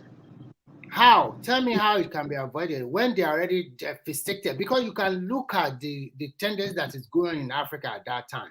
Just like recently that we have coup in Niger, Gabon, all this West African country. So sometimes it's like, and I think that was that time that there was also a In fact, that is what I want to remind Baba Jale Kuku. Remy? yes, there was a coup in Ghana. Hello? I can hear you. I can hear you, Simba. I can hear you. The same period that we had a coup in Nigeria, that was a coup. That was when they removed Kwame. Yeah. Something is wrong with you. Mates of the Nigeria, the Kotoka, the Afri Fast. So, they are cosmates in Britain that time with Agirosi of Nigerians and the in military then. So there was a lot of things that was going on in Africa around that period also. Yes. And that was why the Ghana also supported Biafra. Yes. Against Nigeria. That was why they organized that meeting, that Aburi meeting, because, and that was when, if you look at it, that same period, that was when they sent majority of Nigerians back from Ghana. And the majority of Nigerians in Ghana at that time were Yorubas, but they see them as Nigerians, they sent everybody back. And that was when the Igbos actually replaces Nigerians in Ghana. Go to Ghana today, they are majorly Igbos, Ghana and Gabon. That is where the Igbos moved that time. Yeah, you can still see some part of Ogbomoso people in Ghana still doing their trading, just like their brother from the east also in Ghana. So, but the point at the end of the day, you can see that the tendency at that time, everybody was planning a coup, just like what is happening now. But you can see now that Nigeria has become the bride of a nation now because we still stick to our democracy. And the only reason we prefer the democracy is that we had experience of military coup from the independence, and we have seen that it does not pay Nigeria. At the end of the day, everybody just siphon money. Let's assume that Abacha died, Babangida died, Absalam died. Do you know how much we will recover from their looted money stashed all over the world? Look at where Babangida is living now. Look at the house they built for Obasanjo. They use the policies for them to build that library for him. Look at all of them. Let's all of them die at the same time. Do you think we are still going to be collecting ABB loot, Obasanjo loot, all of them loot? They all loot the country. And I think in politics, I want people to get this right. I want people to understand that everybody use their position one way or the other to influence their interests. Most of these people, although they fought for our independence, because you also mentioned that the interest that Awolowo has on Coca-Cola or something like that. No matter what, you cannot say a saint. Anybody that is in politics is not totally a saint. One way or the other, they will, I don't know, maybe gain on the system one way or the other. It's not only in Nigeria, it's all over the world. Yeah, Remy, I posted something on the private chat, especially for Aja's benefit. That's from Wikipedia, and it's talking about the decolonization of Africa. And I believe Kene would have benefited also from this. And I could read I also posted a paragraph from there that says, although independence was not encouraged, arrangements between these leaders and colonial powers developed, and such figures as Jomo Kenyatta of Kenya, Kwame Nkrumah of Gold Coast, which is Ghana now, Julius Nyerere, Tanganyika, now Tanzania, Tanzania, Senegal, and then Nnamdi Azikiwe, Nigeria, Patrice Lumumba, DRC, that be Congo, and Felix and a few others there. That is Nnamdi Azikiwe is Zik of Africa. He's in the league. But even Pansat. Yeah. Even those ones, they were not even united. The so-called Pan-Africa, because you remember that time they have two groups. We have the Casablanca group and we have the Monrovia group. Ghana and the Nkrumah and Zik, they were not in the same group, and their plan for Africa is actually totally different. And that was why they could not form a unity that period. But they So tried you know, and they won. See, that the thing is that people cannot all think alike, right? There should be partisanship and all kinds of things, but at least they had a common purpose, which is to decolonize Africa, and it worked, and they won. And 1 year after the other, you're having African independence left and right. but if you look at it, whatever they achieved was short-lived. Do you understand what I'm saying? It's a It was process. short-lived. The baton It was has been short-lived passed. because within 5, 6, 7 years, when they gained this independence, that was when the military coup started taking over all over the place. You remember what happened in the DRC Congo, the one of Patrice Lumumba, the one of Ghana, the one of Nigeria, the one of Libya. There's so many things that went wrong immediately. Exactly. So that means this thing was not, the foundation was not solid. The foundation was not solid. Look at Congo and Nigeria and look at the resources. You have to look at cause and That's effect. what I'm saying. It's cause and effect. The mineral resources in Nigeria is the cause of the Nigerian Civil War. It's not only Nigeria now. It's not only Nigeria. What happened in Ghana? What's happening in Ghana? Congo is the worst. Congo is even worse than Nigeria. Congo has so many mineral resources. Congo is the richest country in Africa now. Right, but look at by resources. You know how many people get wiped out there daily? These people, they're killing our people daily. But we're here fighting tribal wars, right? So somebody who's gonna look at Nnamdi Azikiwe, you're not gonna find him in tribal politics. He's not that kind of a guy. But that's not cowardice. He's had his own contribution. Now the baton has been passed on. No, Pansat, don't listen to Ekene. Ekene is a young guy, doesn't know anything. He was just blabbing. It was maddening what he was saying, but I appreciate it was blabbing. chiming It was in blabbing. So now you have to take it a step further, Simba. That step you have to take further now. Simba, you also have to understand that those coups that were taking place after independence in Africa, those were remote controlled coup, by the Europeans. By the colonizer. The colonizer. Because as at that time they knew they were still young, they're still trying to, like you said, build a foundation and grow. But even up to the 90s, there was most of the coup were being sponsored. Even the one taking place happening in Nigeria and all these francophone countries, they are still remote controlled coup, because they knew that there's no way they can carry out coup without the support of the foreign countries, because acceptance is very key, in taking over power. And if there's no acceptance, they will suffer. Economically, they will suffer. So they need acceptance. And sometimes our people here in the West, in America, CIA and the rest, you may call this conspiracy, but I strongly believe that some of the coup that happens, the gun proliferations in Africa are being done by the CIA or the security agencies remotely, and they knew us more than we know ourselves. So, and our leaders recognized that they knew. I remember a story narrated by one of the I'm not so sure is it a journalist or on the television when in the 90s during Abacha era.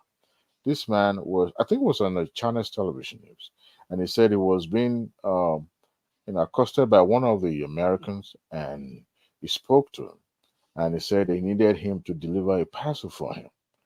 There was a journalist called Bagauda Kaito then, and this man, after like 2 meetings with this white man, refused to carry that same assignment, deliver the parcel. As a matter of fact, I was surprised when he was narrating the story. So he then, after the last meeting with this same white guy, he was on his way out from the hotel. I believe it was an Iconoga hotel then, and he saw another engineer that was called, to that meeting, but he wasn't sure if actually obliged that white man. Eventually, it happens that the bomb went off, and this journalist, losing his life. So immediately after that happened, uh, he contacted the presidential brother, and he was called in. Now, why was it telling this story? Was because of the jealousy, that usually comes from the security officers or security officers, because they believe they should have access to some of the intelligence beforehand. So, for the fact that he reported to the higher authority before notifying the the defense intelligence, so they actually hated him for that. So, and what happened was that he said after that bomb went off, that same man, happens to be one of the embassy staff, according to the story that he narrated. That as soon as that bomb went off, and he found out that he had visited Asoro, then that same day he went, he left Nigeria and never came back again. So yes, all these things are happening remotely. Uh, Somebody needs to tell us, Remy. You see, I don't know This, why people. okay, Remy, can you mute yourself, please?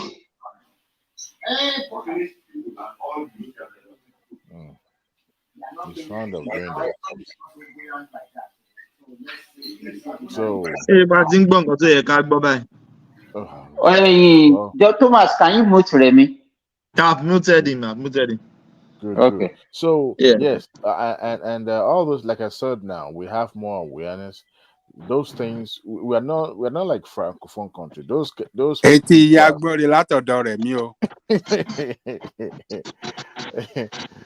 so they are not as advanced as some of the anglophone countries in Africa, in West Africa. So there's likelihood that they also suffer the same fate like we did. But I've heard in so many places that the civilian invited coup, or the coup happened because of what was happening in the land. See, some of us talk out of ignorance. Even when there's no trouble, these foreign countries, they will foment trouble, they will cause trouble. Look at what happened in Libya. They succeeded in turning Gaddafi's hardened supporter against them.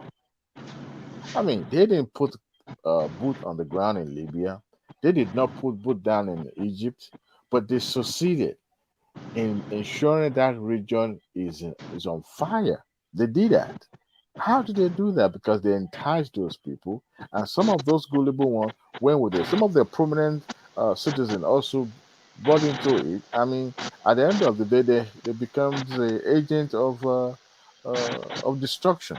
So yes, at the end of the day, they're going through it. But now we have more awareness.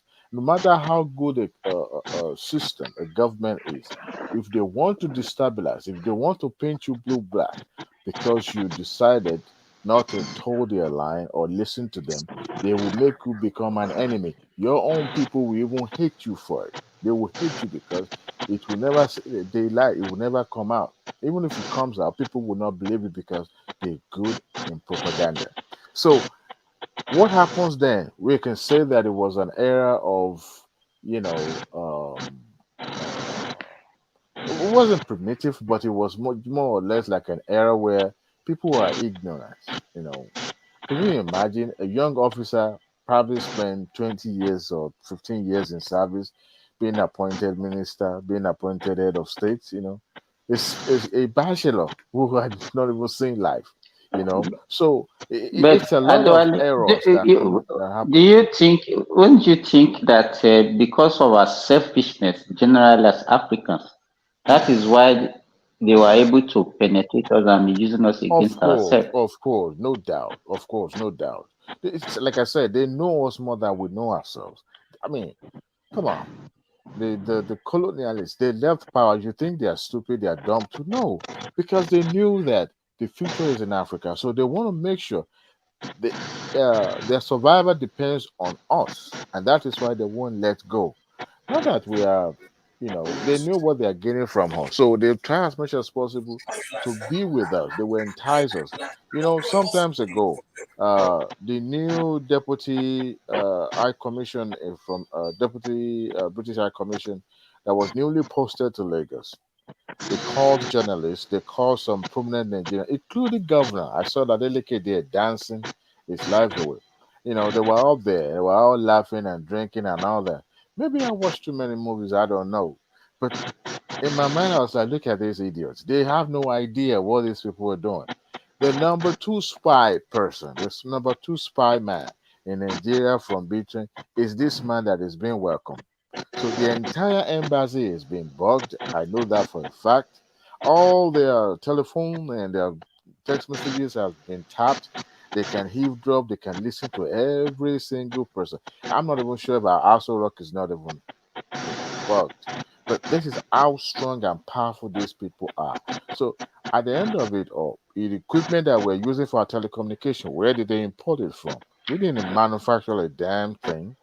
So I want to believe they have access to all these things so they can eavesdrop on anybody.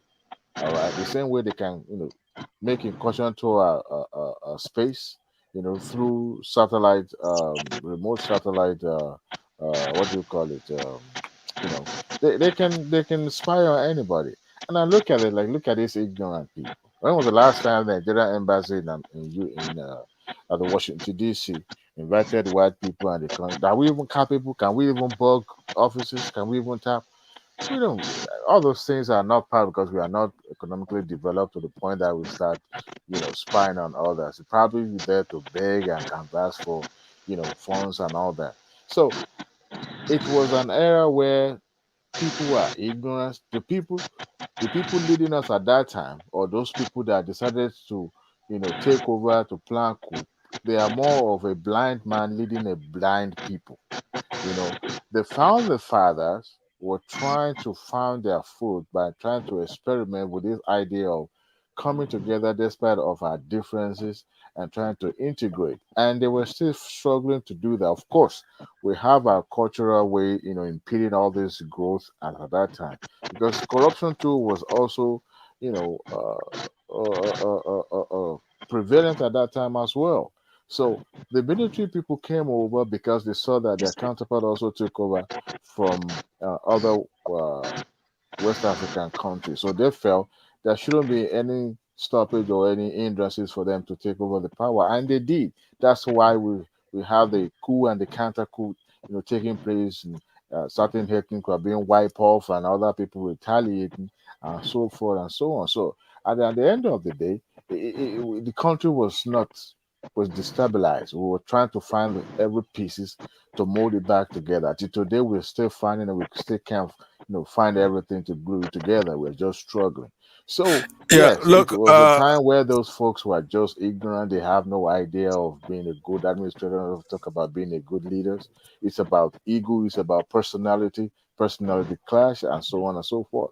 yeah, So now let that me we've interject gone you a little beyond, on hold let on, me so interject you hold one on. second. This is my time. This I is know, my but time. hold on now. You've been talking for almost 20 minutes, which is okay with me. We have to You have some can, interjection. what, you can take over the stage because No, no, you let me now just. want to interject. Pansat, give him 2 minutes to land. Give him 2 minutes to land. You He will found, if talk. you disagree with me with everything, The wait for your platform time. is free now. We are not I many talking. I Just am hold on, not the Pansat.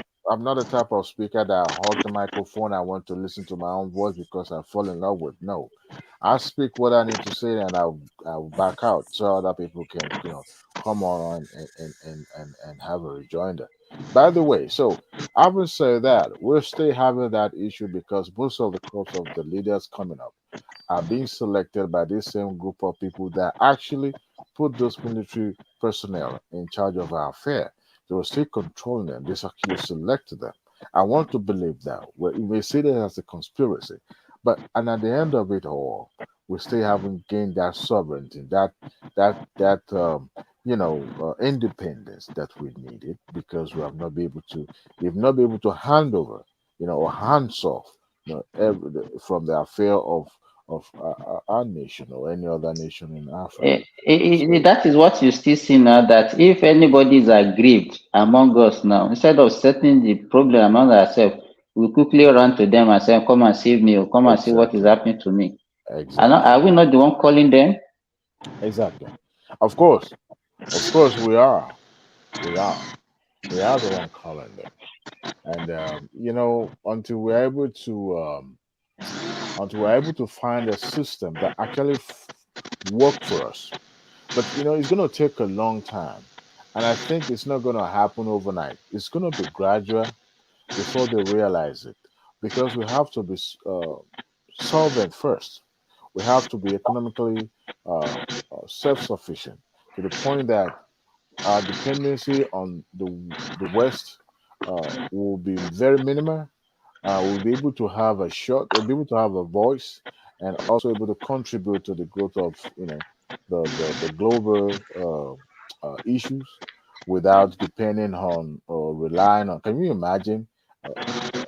No country except South Africa is still having an issue being being admitted into G20, or what they call them now. So all this thing matters and all that, and then it's a systemic problem, but I want to believe, I want to be optimistic that gradually we are finding our way, because we are being aided by technology, and not just the technology. We are everything being equal. So with time, at least to some extent, we'll be able to gain control. Maybe not fully, but to some extent, we'll be in charge of our own affair, and we'll be better off. But by and large, I blame every parties that are involved in the civil war, whether Ojukwu, whether Gowon. Obasanjo is there. That man is a one-sided. I can't even believe him for anything for a second in my life. I may be young when he was a military officer, but as head of state, it was just like Adeali Abajale Koko is there. Is one of those people that Abajale Koko used to say. Obasanjo is too egoistic, and he believes that whatever he do is the best. He doesn't listen to anybody. I've never seen such a person in my life. You wonder why Abacha wanted to kill this man. Yes, because he will never keep short. He always think he can remote control everybody anyhow. This is a man that.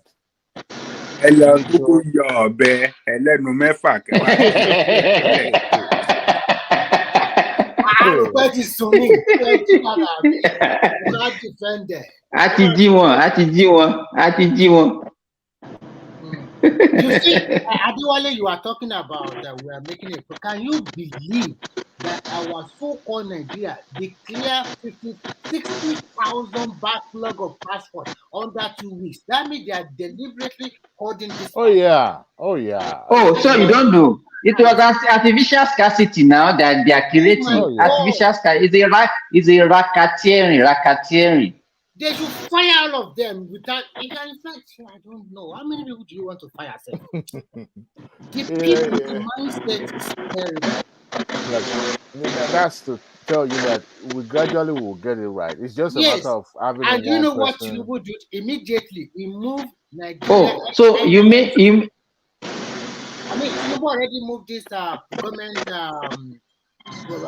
and Nigeria Identity Commission.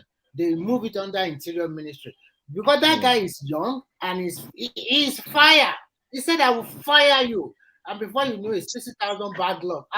2 weeks. He even said that now, as from next month, you apply for a passport, you will get it in 2 weeks. That is where it should be.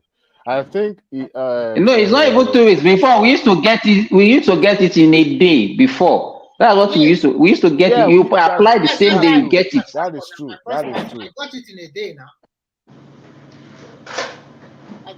I just hope that they will be able to sustain it, because those immigration officers, they've made money from this thing.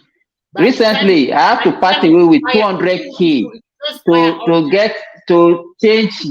to correct the names on my children's passport.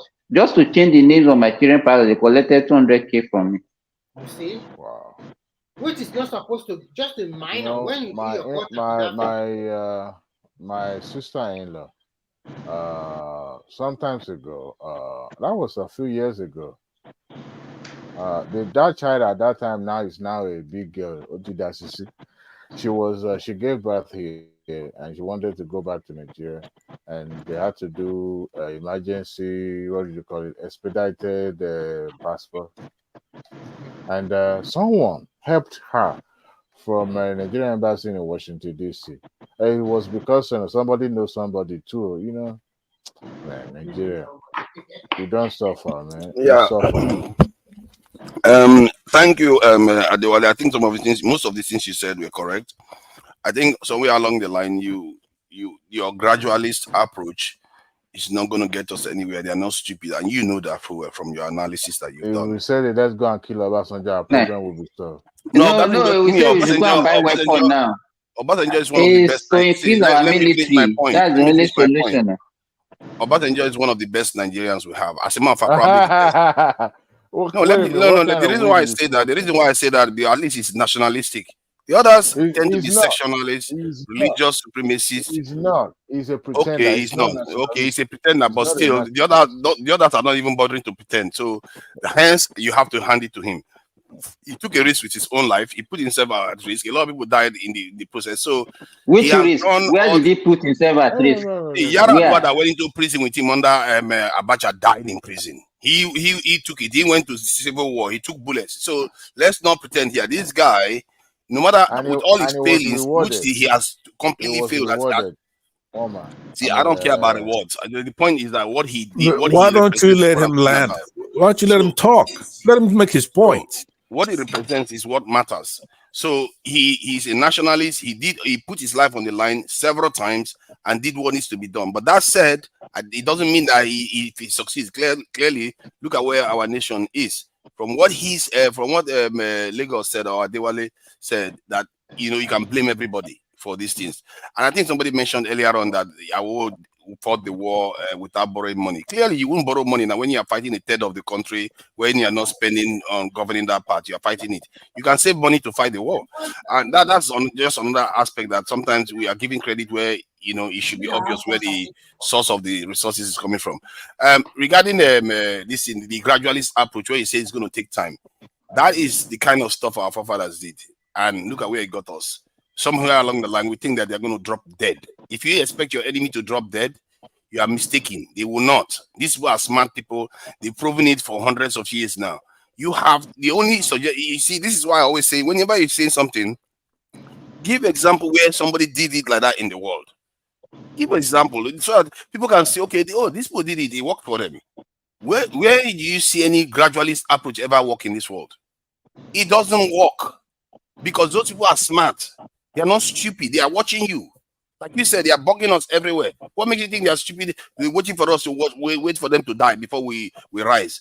That one is just what empires do is that they bleed the people that are beneath them until those people die or they die first.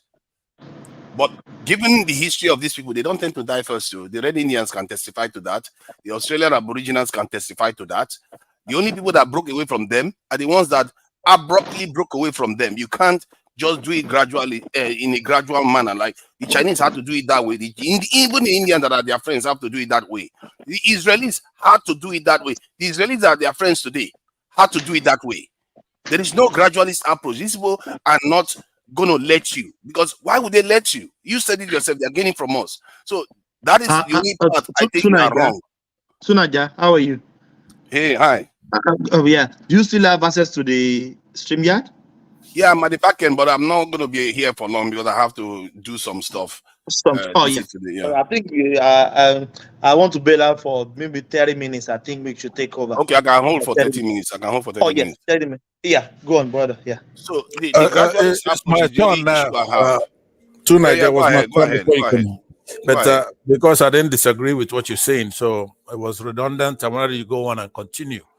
I also found a little bit of area to interject with. I believe it was Remy that was speaking, or was it Simba?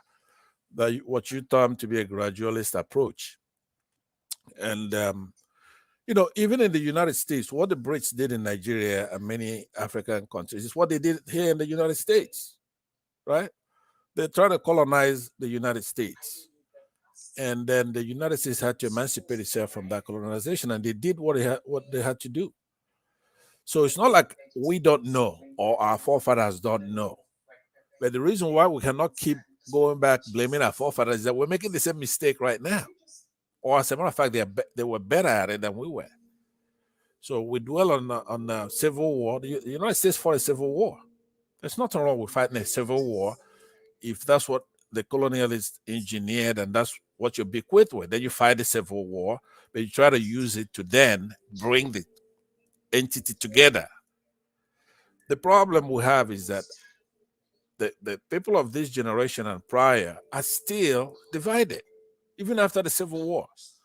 Now that we can look back and see what the Brits and other colonizing powers did and modern colonialism, we know what they did in Ghana, even come all the way to Egypt, what they call the Suez Canal Zone, Egypt. In 1922, they probably got their independence, to Gambia, to Sierra Leone, who got their own in 61, I believe. Ghana, that was called Gold Coast, got theirs in 57. I think Ghana was the first in the sub-Saharan Africa to gain their independence. But look at Ghana is making progress. So the problem we have in our country is quite unique, but we have to try to identify Which progress is Ghana making, Pansat? They don't have religious divide, right? They don't have the kind of the tribal divide. They may have natural problems like African countries have. Religious divide was made up by politicians. There's never a religious divide in Nigeria. Right, but our politicians set that up to divide us. Right. So we have to play that down. It's a pattern.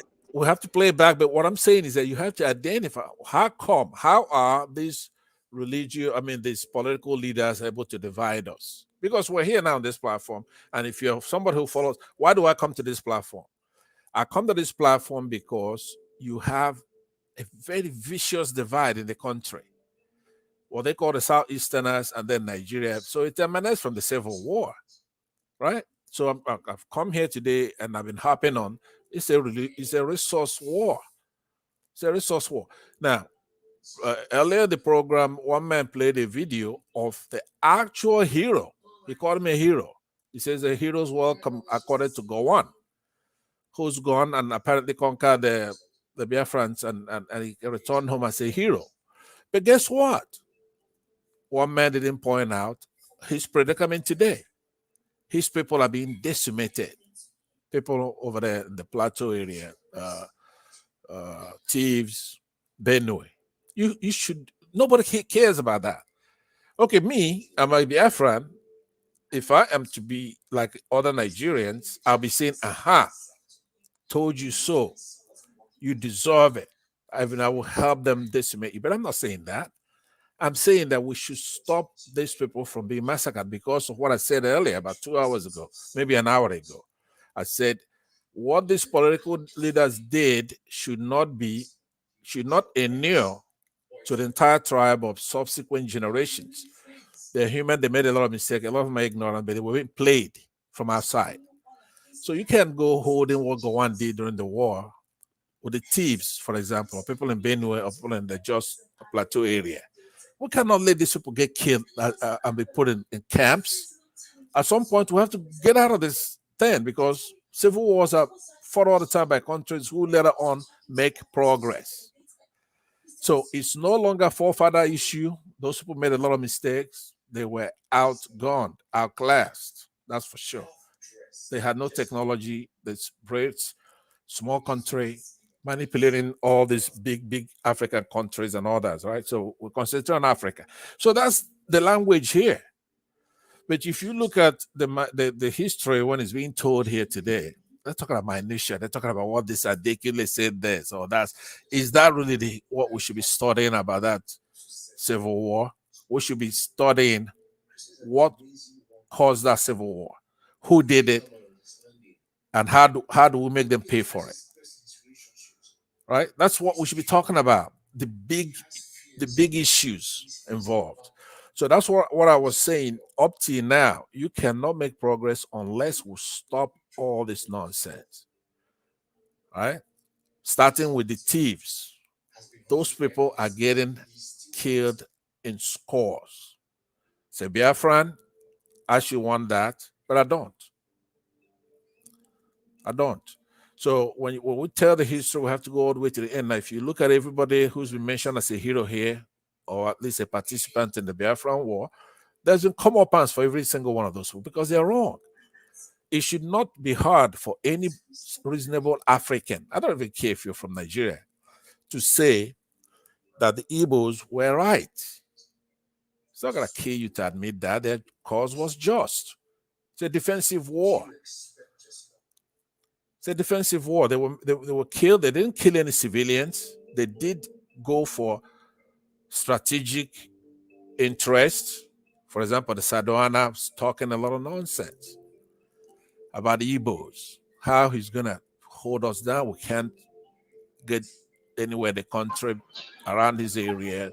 Pastor, I think, yeah. sorry to cut you in, I think the battle for the Nigerian civil war was just a battle for survival. Either be the southwestern or the northern part of the country. It was just a battle for survival. The guys that won, for me, no, it was never a winner or a vanquish. No. It was just. No, but listen, top man, the point is that you are right there trying to give equal moral thing there. It's not. Now, the northerners, the northern conquerors, okay, you have to look at the anthropology. How did they, why are they here? How did they get to Nigeria? The anthropology shows that they are conquerors. They came but to I will learn from history. But that's what I'm saying now. The people with the southeast didn't want to let that happen. We stopped them cold from doing that. They did it to the house. Let me land. Okay, since we disagree, let me land, because since we disagree, then I would like to hear your version of it. The way I look at the anthropology is that the Fulanese are not indigenous to Nigeria. They came in as conquerors and they conquered the Hausas, right? And they use religion and other things to conquer them. The Hausas are indigenous to Nigeria. They are our people. So when they colonized them and conquered them, effeminated them, completely just took their brains away from them. Then they went to recruit the thieves and other minorities in the name of that religion, and they wanted to conquer us in the southeast, right? And then we refused that. So since the war ended, you then could see the trajectory still going on, because now the thieves are the enemy and they're taking their lands and they're killing them and they're raping their women. It's there for you to see. If you go to... Okay, can I interject? So you cannot have a moral equivalence to people who are defending themselves. Do you really know what's the cause of the battle in Tibo, in Jos, that we call it? The same cause of problem in Jos is the same happening in Zamfara State. They are fighting for the battle for mineral. No, but you cannot come to somebody's land. You cannot come to somebody's indigenous land, right? And they say you say, hey, look, I want to feed my cattle here, and they place a law, and they make a law. Can Thomas please mute himself, please? Thomas, please. So, top man, the Benue Plateau, Benue people enacted a law that doesn't want grazing of cattle in public common areas, right? And then these people are saying you cannot make such a law, and they're trying to kill even the governor, right? So that is a defensive position that you cannot have a moral equivalence there. I don't care where else they're doing it. What about Zamfara? Is that the same law they made in Zamfara State? No, because it's a totally different thing over there. Now, they must have discovered gold or discovered something. Do you know, when I was Did you hear what I just said? Did you hear what I just said? I know, okay. I heard you So if clearly. they discovered gold there, then it's like discovering oil in River State. It's the same thing. Can I just add something? I think you look at that CBN on the screen. I think one thing that we found recently was that the Fulanis are more related to us than even the Hausas. And that's something that, the Fulani speak a Niger Congo language, while the Hausa speak an Afro-Asiatic language. Genetically, too, they are more of an E1, B1, A group, which we are, than the Hausas. And we describe them as alien, while they are more like us than even the Hausas. They are But not we more are like we us. all I have heard you making that argument over the weekend, right? no, it's based on the data, and they are the only maternal line is where we are all this is related generally. So the idea Okay, we keep calling Top people Man, I go foreigners after is you. not helping. Top Man, I think you want to come in. Let me wait for you to finish. Top Man, go ahead. Okay, my point really is this. You see, the situation in Plateau is like you're in a flat plain that's very good for grazing, and that very land has got a lot of minerals in it. So, like I said before, it's a battle for survival. The battle is more of a battle of people trying to take out minerals from that land beyond the grazing. It's an intentional battle being set up to wipe out a particular race because of the intentions to get out minerals from that very land. In Zamfara State, I served in Zamfara as a youth corper. I was specifically in Dansegal that links Kaduna, it linked Niger State, Katsina, KB, all those states together. You see, in Mali local government, they can virtually pick gold on the floor. As a youth corper, when I went for a rural rugged as a corper, we went to what we call Shinkafi. That place at that time was a very poor rural community, but now that's where the highest number of bandit fight takes place. They pick gold on the floor. So those guys intentionally now set up themselves. The guys that come pick minerals now equip bandits to fight the locals. So when there's trouble in the land, what do? They can take advantage and mine minerals for themselves for free. So what are they doing for themselves? Among themselves there now, they are equipping bandits so that they can take advantage of chaos in the land to make money for themselves. So even the Exactly. rich in the land, those who you don't know are involved in it. The big and mighty are all involved. So now, anytime there's a rainfall, you see you can pick gold on the floor from the top soil. You can pick gold on the floor. So naturally, just like there's no peace in Zaire, that's in Zaire, Congo, Kinshasa, there will never be peace Right. in that land until the government makes a law and they make sure those guys they are resettled. They take them all away, take care of them, and they give that land to and government take over that land. Until they do that, there will be peace in that land. Why didn't you just say until the government secures the country? Why is it so hard for It's us? the Are we same thing, conditioned but not to say it? because just being who we are lackadaisical about things. We don't take actions when we need to take action. We But it's let by it slide. it's by design. It's Yeah. by design, yeah. The only reason why I raise the issue is because you have case after case of the same thing. Like you have the Boko Yeah. Haram that fighting it up there, right?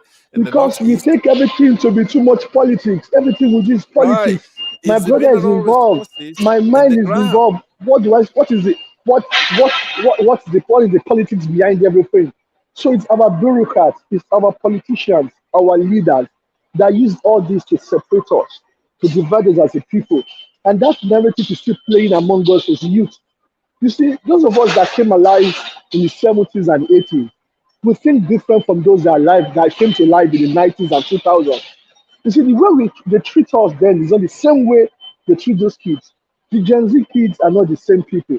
You see, some of us that came in, if you look at the way trends are going, we have to be very, very careful as a nation. Because you see, the Gen Zs are quite more explosive. They will not take corrections, so they just do whatever they want to do. They won't say much, they'll just take actions. That's why they are quite a lot of radicals. That's if you look at TikTok today, everything you see, look at social media today. The younger ones are all there, expressing themselves. They don't want to follow protocol. So listen, I'm not a prophet of doom, all right?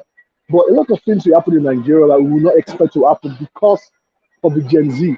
And unless the country stands up and say, look, how do we make provision for the youth coming up? It's not because of anybody or propaganda from somewhere, but until we as a country we begin to sit down and look at the way to take care of our youth, make way to cater for them, and sit down and study, take special effort to see how do these people reason like this. See, the solutions that work for people that was giving birth in the 80s and 70s and 60s will not work for kids that were giving birth in the 20s and 1900s. You have to find solutions, better solutions. Because as a country, we have not learned from our history. Sometimes even history does not make us take action because we are afraid. We have failed before. We don't want to make mistakes again. So we have to sit down and be ingenious with our solutions. We have to make research, spend time to do research to find solutions to our problems. See, sometimes you cannot just borrow a solution from somewhere to come and use in Nigeria. As a country, I expect us to sit down together and find solution. Nigeria is beyond where you just call somebody from the southeast, somebody from the southwest, somebody from the north central, middle belt, or from the northeast or northwest, and say, look, somebody propose, look, what's it called? Former government could propose a ruling class. Say, look, the winner should not take call in every election. I support that.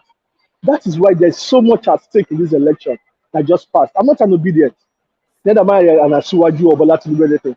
But I believe we should evolve how we rule our country so that there will be peace. See, the problem with our people is that many of these our leaders, remember, they are the ones that sold our fellow Africans as slaves to Europeans, and then the Europeans came and colonized, and then after they got rid of all the leaders that are actually governing the space, they now went on to raise their children, you know, because when they exile their kings, they keep the children and raise them and culture them to be like them. So many of our leaders think like as if they are the pinnacle of the society is not in Nigeria, it's in London or it's in Paris.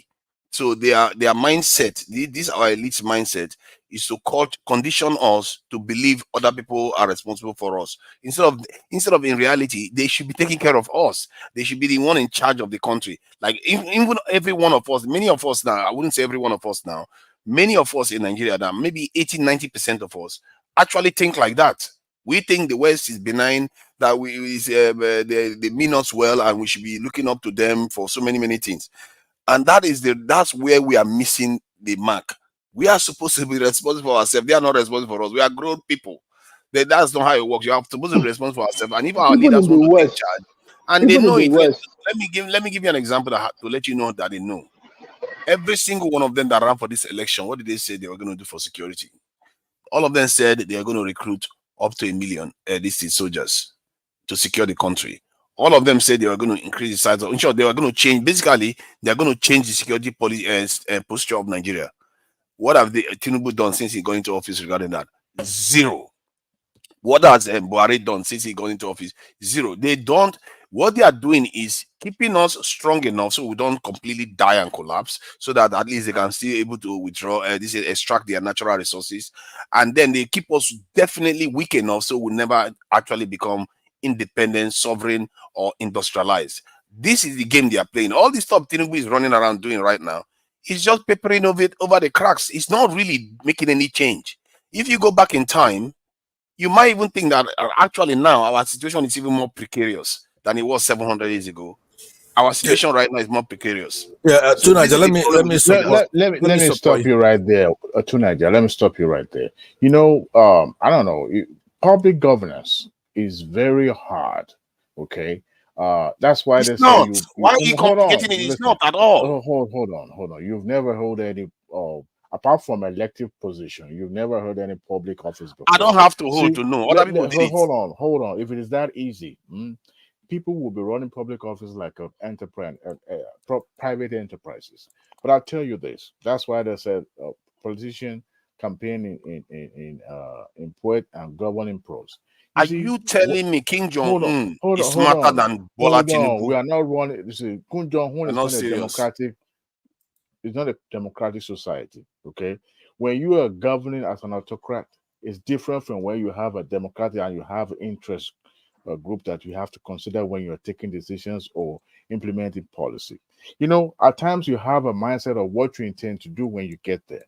But by the time you attain that position, you start seeing different interests coming left and right at you. And these interests have a powerful backing. And they come at you and they'll tell you, look, let me tell you, even in advanced country, even in the Western world, it's like that. Politics is like that. And when you get to the office, and you want to implement some of these things, you have to be cautious. Sometimes it requires time. It's not just about, oh, I want this thing done Oh today. my I put my God! foot down and You have see, to be done. that's the And problem with look, your see, analysis. you are the kind of want, person that hold on. I don't want When us to nations delude are ourselves. hold on. Now, it's not about deluding yourself. People have done it. What are you talking about deluding yourself? People that have done it, tell me you are the in a one democratic. that is proposing a path that doesn't lead anywhere. You are just basically repeating the mistakes of the past. You know, Hold on now. I have never seen Adewale try to be rational. When I've He's watched always everybody. advocating Look, gradualist approach that never gets us anywhere. you saw how Simba tonight. let At me least give he you was. one Let me good land, example. okay? Please hold on. Let me land. No, Okay, I know good. it's obedient. I know it's obedient platform No, now, hold but on. I'll tell you this. I was trying to talk and you overshadowed me, and I left No, you I alone. want to have. So let me land. Let me make a Answer. He point. says he wants to give us a good an example. He said he want to give an example that did the gradualist. Let me give you an example. Gradualist You approach. know, Let's hear it. In 2008, when Obama was campaigning, he said a lot of things that oh my God. Even a political novice will tell you this is the best that could ever happen to America. And for more than 40 years, nobody has ever done changing that healthcare landscape in America. But this man realized, because of course, America Oh is a my God. capitalist. Are you literally state. comparing a superpower nation, the most powerful country's Would you let me finish with my internal modification to what a nation needs to do to become sovereign? Are you comparing You have both? to know that Seriously?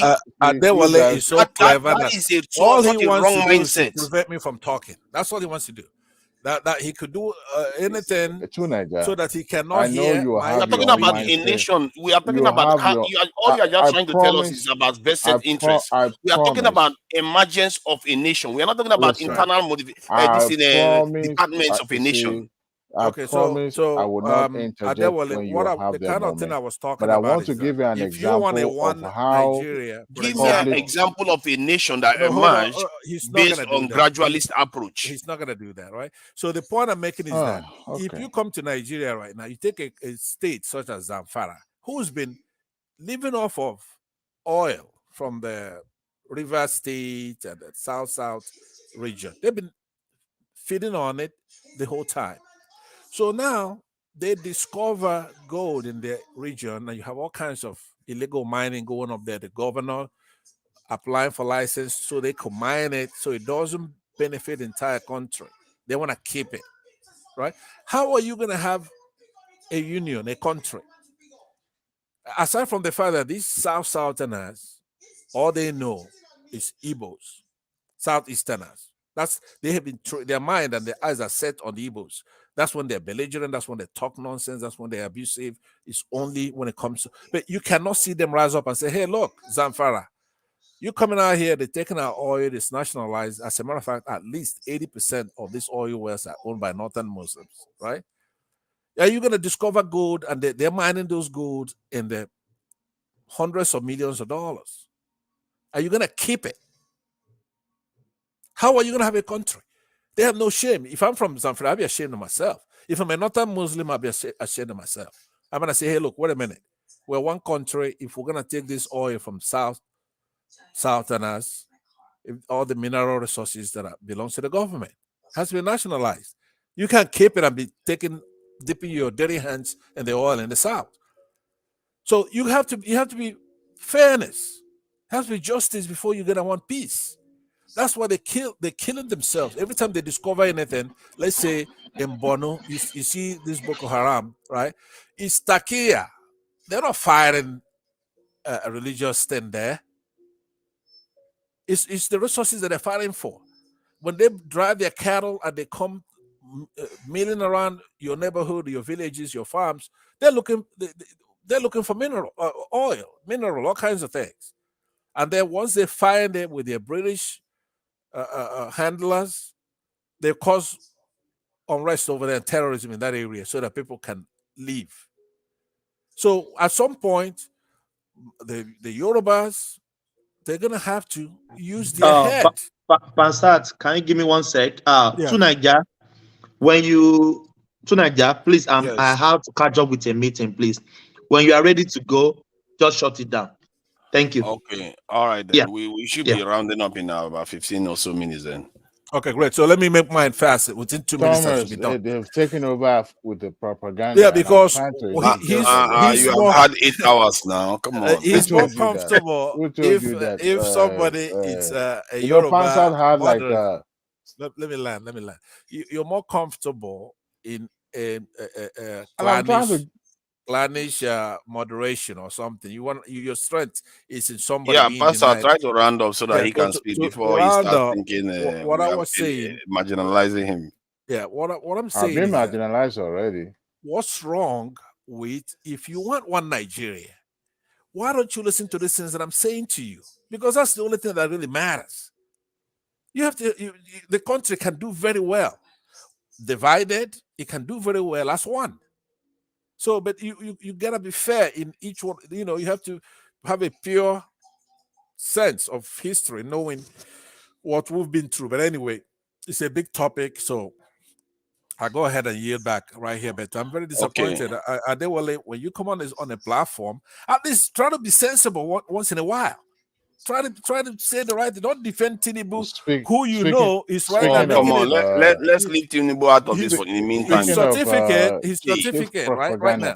But Pansat, 98 to 99% of what Adewale said in his analysis earlier on, I consider it to be spot on. And actually, more this thing has more information. Give me one example. No, regarding how our our officials. No, he was talking about how our officials are compromised and how some of them go and have parties with all these foreigners and how they are basically the way he analyzed it was actually correct. It's his conclusion that I have an issue with. His conclusion is let's wait. Let's wait. It's going to take a long time. You think you have time? You don't have time. I've never seen a single premise of his that I agree with. I think he was quite articulate beyond most people's way of describing what is happening. If you are going to ask for your right in a situation where we find ourselves, you have to be patient, because if you are trying to no, I'm telling you the fact. When patient you don't while your children's future are being compromised, the others are not being patient. They are hustling. You don't have any leverage. Of course you do. You don't. See, tell me that because you didn't build it. You're not intending to build leverage. That's the problem. If you don't build leverage, why would they consider you to have leverage in Africa that is self-sufficient? That can but that's what you need to do, though. That's what I'm saying. You need to do. How do you intend to get there? And it's not going to be sudden. I've given you the solution that other people have done. It's not like when you say how do you get there, you ask as if it doesn't exist. That is applicable in Africa. Okay, what about South Africa? Lagos. What about South Africa was built by white people. They had to take the white people back from apartheid system of government. And it applies everywhere. Don't do anything. It has applied in Asia. It has applied in Asia. It has applied in the Middle East. It has applied in South America. Because it succeeded in Asia does not mean it's going to succeed in Africa. But it succeeded in the Middle East. It succeeded in South Africa. I just said they're in charge of their country. South Africa. Talking about because the white people built. If white people had not made that incursion into South Africa, we would be talking about. Don't be bringing South Africa into this. He's trying to say South Africa is owned. He's trying to say that white people. Nobody has been able to get out of the control of the Europeans because it's only in That's Asia. Why I said it has to be I'm trying to think that it has happened in other places. ANC did. It's like somebody in captivity. The apartheid. ANC is not a good example, Pansat. It's a European country. 80% of the country is controlled by Europeans today. What I mean is not. What I'm saying is that they had a system of an oppressive system. Wait a minute. That where the majority of that country, 25 million were blacks. Okay, 5 million. South Africa is not even close to being anything like any modern nation in terms of sovereignty. So we can't. The only reason why South Africa is quite powerful right now is because of their machine of bricks. They are 10 times better than Nigeria, and it's not because in terms of exerting their sovereignty, they are better than Nigeria exerting it. Right, they got out of an apartheid system that was so brutal. Okay, now we helped them. Don't forget. Yeah, but that's not the same thing. Now, what Adewale is saying, is that Asians were lucky somehow, and he applied in Asia, but he cannot apply it anywhere else. No.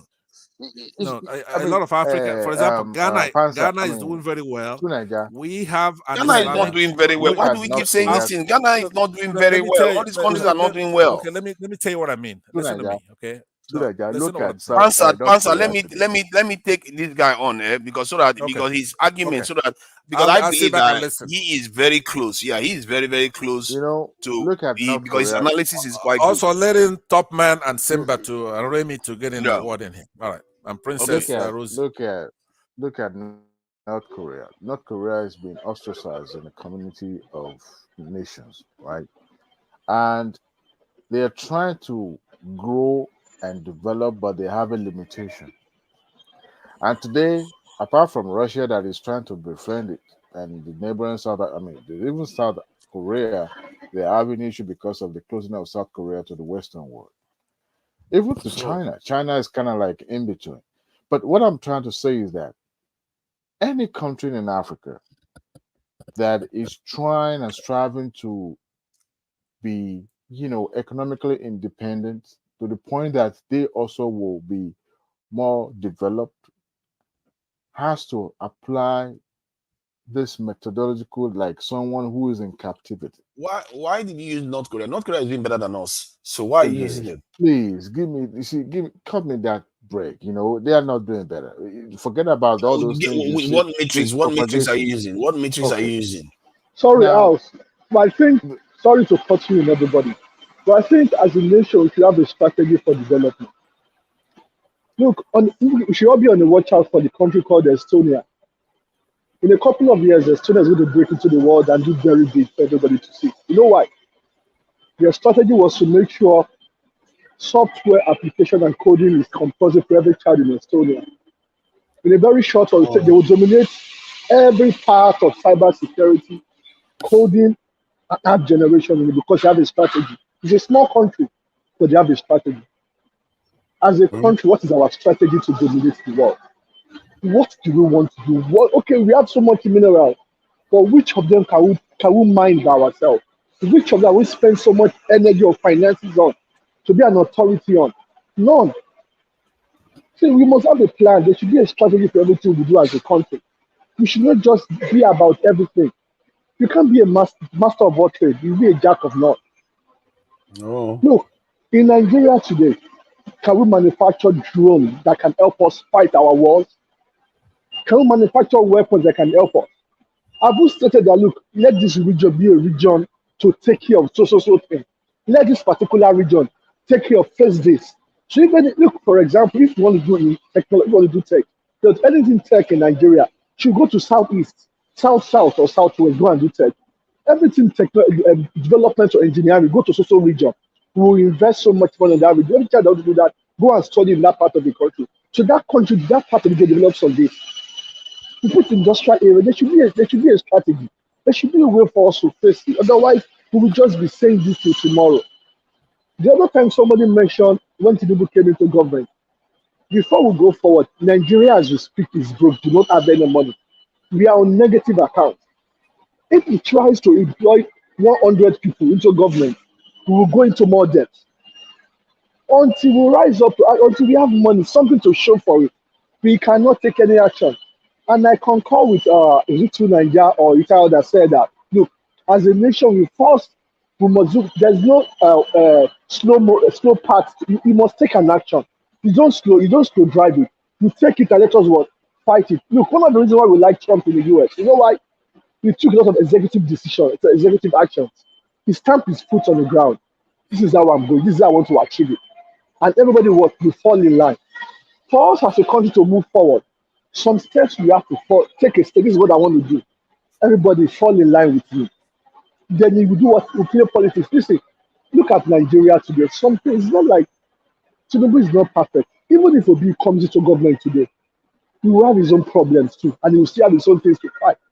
But as a country, we must allow ourselves. We must fight for our country, not for any tribe. Look, if we push anybody down, the whole country will suffer. Right now, we are suffering. The Yorubas are suffering. The Igbos are suffering. The Hausas are suffering. You know why? Because we turned everything in Nigeria into tribal and religious war. We shouldn't be like that.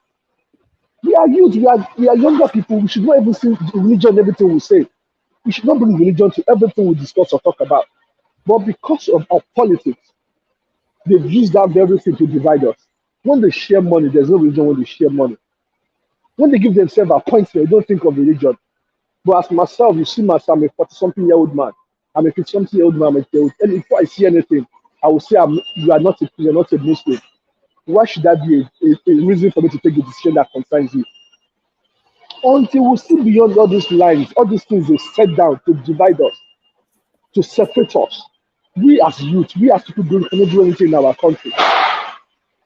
We must have a plan, and we must stick to that plan to succeed. Until we stick to that plan, we'll be going in circles. That's what I mean. Now you can't do wait for your enemy to drop dead. You have to decide that, you know what, I have to work for my people.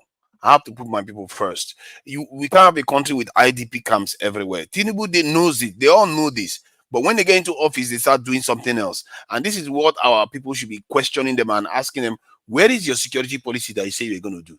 You are the one that you say you're going to increase the size of all our security establishment, but you're not doing it. And now people are getting this thing attacked in the Midwest. That's this in the plateau areas in the Zamfara.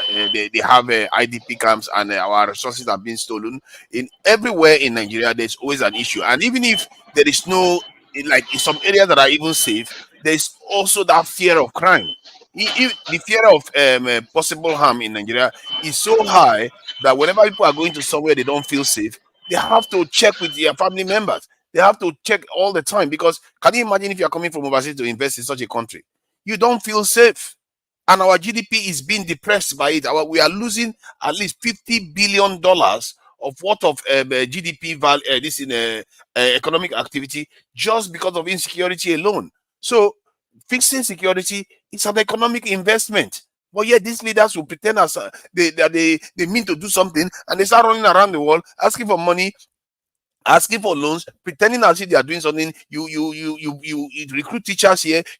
They are peppering over the cracks, because in reality, the truth is that nothing has changed from 400 years ago. If you know how to look at things over time, you are going to realize that our situation now is actually worse than it was 400 years ago, because at least 400 years ago we could push back and it's going to affect other people. But We now are worse we have than granted where so we much were power last to year. them. This Yeah. time last year, we are worse off. But you and I know that to build a nation, we must first step back to find a solution going forward. Look, the government in power, I keep saying we it. must They give know the them the opportunity. solution. They refuse to do You it. And until cannot we force put them to do it, they are not going to do it. the current government only took key decisions, and there's a fight back already. One decision was no more subsidy. The second decision was there will be a single exchange rate, no more double exchange rate. There's kickbacks from the country. There's a lot of fight right now. People fighting great front and back. And in The police, addition to add to just what you just said, now sorry to cut in, you can see that the minister are back in action. Can you believe that Nigerian immigration can clear 60,000 backlog of passports in just only 1 week? Oh, So they when I cleared that.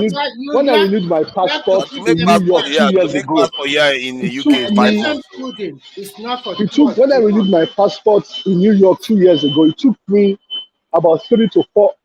I went there October, I got it back in February. Do you See, know that's that since I took my pictures for like I went to take my picture in October, they did not input my picture to generate the passport until a week before my passport got to me. That means they kept the passport there. They just kept my information there at the backup for over 3 months. And some people will go from where we are here within a week they will get their passport. Let me say this way, your what you. Let me just say something to your Adielo. You see what he's saying, that I'm using North Korea. Where's that noise coming from? Please stop, man. I think your audio, something is going on in your background.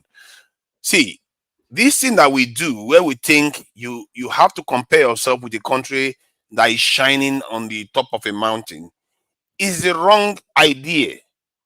You have to do the hard work. You always have to start from the bottom and rise. In the case of Nigeria, we don't even have to start from the bottom. What you see in North Korea today, you might think it's not good. They are like, it doesn't look good. They are better than us. Their literacy rate is no 100%. no Hold on now. Oh, that. stop it. No, please, Their no. literacy rate is 100%. Let me finish my point. Why not get a Their visa and literacy go rate over is there? their literacy rate is Which 100%. literacy rate? Hold on Go now. go Can I over finish there. talking? Can I finish talking? their literacy rate is 100%. Let me finish my point so you understand what I'm saying. Their literacy rate is 100%. Their crime rate is almost non-existent. Their life expectancy is way higher than ours. Just name in short, in terms of health, they are better than us. What are you talking about? So Then if that is hold the case, why are they trying to escape on. Now to let me make my point. Let me finish my point. Let me finish my point. The point I'm making is that when you see some women or some families, they will sell their property to send their children to Can I school. ask a question about North Korea? Where you get on this information from? Because it's a Because it's readily available. It's readily available online. Every life expectancy. Hold on now. That is Oh my propaganda. God. That is Oh my God. propaganda. Okay. That is Oh my. North Korea is in famine. There's no money. This is crazy. Who is being propagandized here? You guys are the ones that have been propagandized because you are not even. Hold on. Now let me finish my point. Look at how triggered you all are. Let me finish my point. You look at how triggered you all are from information that is already available online, and it's not. Hold on. It's not North Korea that generates the information. This is measurement by international statisticians that know how to do these things. Most of this data is coming from the West, not even from North Korea. I will give you two my personal experience. Why are people trying to escape North Korea? I wonder why. Sorry. There are people escaping the UK. There are people that are escaping America. What are you talking about? Tonight, let me give you a personal experience. Jilin province is the northeast of China. It's very, very close to North Korea. There is one city they call Dandong. I've been to that city. And from that city, it's like you are in Obalinde and you are looking Victoria Island, just a borderline. From where I stand, the old North Korea is as dark as nothing, no electricity. There are people always sneak, listen carefully. There are people find a way to sneak into China. There is no human right, there is a lot of human rights violation there. It's from great-grandfather to grandfather to son and the rest. Do you know that in South Korea, you cannot speak evil? You cannot say anything against the monarch there, against the leadership there. They don't come and see poverty. I'm telling you. Oh my God, this guy, man. You guys are so brainwashed. It's not even funny. Not brainwashed. You're so brainwashed. It's not even funny. Do you know how much power North Korea generates? Let me look at the data that they have here. North Korea. Forget about this data. The reason why I will tell you to forget the data, I will tell you the reason. They generate more data than us. This is energy than us that are not even under sanction. You need to go to North Korea. You need to go in there. Oh, I should go in there. Information. Let me finish. Go get a visa. Go and do vacation there. There is no. These are data from Western internet, not from North Korea. Just allow him to land. Please let Tunaja land this point. Then you can come in, Remy, so we can also learn. Don't. Please. Yeah. So the way we are conditioned to think, just because a nation is not within the Western hemisphere of this influence, that the nation is a backwater and it's almost as if they've fallen from heaven. And this is the problem. This is the problem. And this is what I was saying earlier on, that we too are conditioned, not only the leaders. This is the problem. How can we just look at data and ignore it? This is a nation that has been under sanction and their life expectancy is higher than ours. Their technological advancement is way ahead of us. Their education level is way better than us. Their power generation is higher than ours. What else do you want? Do you know how long it took Hold on. Do you know how long it took North Koreans to build their underground? We are here bragging about overground and this in a train station that is barely up to standard in this in Lagos. Do you know how long it took North Koreans to build that? How many decades ago? It took them 4 years to build it. And they built it. Hold on. Let me finish my point. It took them 4 years to build it, and they built it 100 meters on the ground. They were about 10 million then, and you want to compare yourself to them? Come on. You can't have the whole day. Let me come in. Go ahead. Let me come in. First and foremost, Nigeria should not emulate and copy the North Korean model. Of course, you don't want to be free. Wrong. You all see our problem that I was highlighting before. I give you opportunity. We are all conditioned. I give you opportunity to talk. Let me also say something. It's not a country you should copy anything from in this world, because I have seen them. I have lived in China. And I know what is going on in North Korea, even up to today. Oh my God. It's not a model to copy at all. When you talk about the data you receive or you check online, tell me which United Nations go there and check. They don't give opportunity to people to check their country. Oh my God. They don't give. So what are you Let fighting me for? finish. Men Give to me remain a chance to slave? Is finish. that what you are Let me fighting finish for? my thought. Let me finish my But thought. There is no opportunity to check all this data you are talking about because Oh my they God. don't allow you to go to their country. And when you are talking about the people have literacy level or something like that, what is Then if there's no data, why do you believe anything then that anybody tells you? I'm talking from personal experience. You are talking from the data you are You've not receiving lived every there. time, You just which saw are something from live. afar. You've not lived in North Korea. You don't know. For me, I would rather think that we should copy successful countries. Which country And you want we to know copy? those successful Which country? countries. Of course, China, America, and all these North Western Korea countries is are using successful. China's model. What I'm trying to tell you, my notion is that we can copy and then mix it with our own we use our own culture and tradition because we cannot copy 100%. You see, what your But problem is that you're Mr. looking at Remy, shiny objects. wait, You don't look at where you Tunaja, I came wanted from. Tunaja, I want to ask a Yeah, go question. ahead. Go ahead. Mr. Remy, yeah. Take for example, for any reason, Americans said nobody should buy Nigeria crude oil. Do you think we will near North Korea in terms of anything? I want to bust your brain. For the last 10 years, America have not been buying a Nigerian crude oil. The largest No. producer of our crude Wait, is get my question right. Get my question right. I mean, when American, for example, sanction Nigeria, because when he sanction the country, whether he's buying or not, the rest people will not buy from that country. So that's what I mean. How do you picture your country if that happens? You got totally wrong. You got totally wrong. When America sanction you, there's always a back door. You cannot. America is not everything they do. Remy, the question is, if Nigeria is not able to sell its crude oil, Remy. What I'm is going trying to happen tell to you us? if we are not selling crude oil to America or to all of these To countries, anybody. we can as well sell to other people. No, to anybody. Let's say we are blocked from selling to anybody. In other words, he's saying regarding the sanctions. Nigeria was sanctioned on North Korea during the Abacha regime, and we suffered. Yes. But at the same time, we also sell our crude oil one way. Then why are you afraid of when somebody says North Korea is able to take action to address itself? I've seen how the North Koreans live, and I've seen the lack of no freedom. Everything is taken away from them. No, I'm not arguing. You are missing the argument that I'm making. I'm not making argument in terms of political. Hold on, listen closely. I'm not making argument regarding political systems. I'm making argument based on actions that you need to take to free your country. It doesn't matter whether you are democracy, dictatorship, or monarchy. You are talking about the literacy level. You are talking about the technology. You are talking about everything. I want to tell you the truth today that North Korea is the same thing as in electricity consumption. It's all blackout most of the time. Oh my God! Get that one into your brain. That's why they are nuclear powers. You are not. They don't have. I'm telling you the truth. You okay? Oh my God! You are telling me the truth. You are just telling me as if you are. Okay, let me also put my own contribution if you are permitted. Okay. Get your passport. Get a visa. I think what you are doing is that you are not.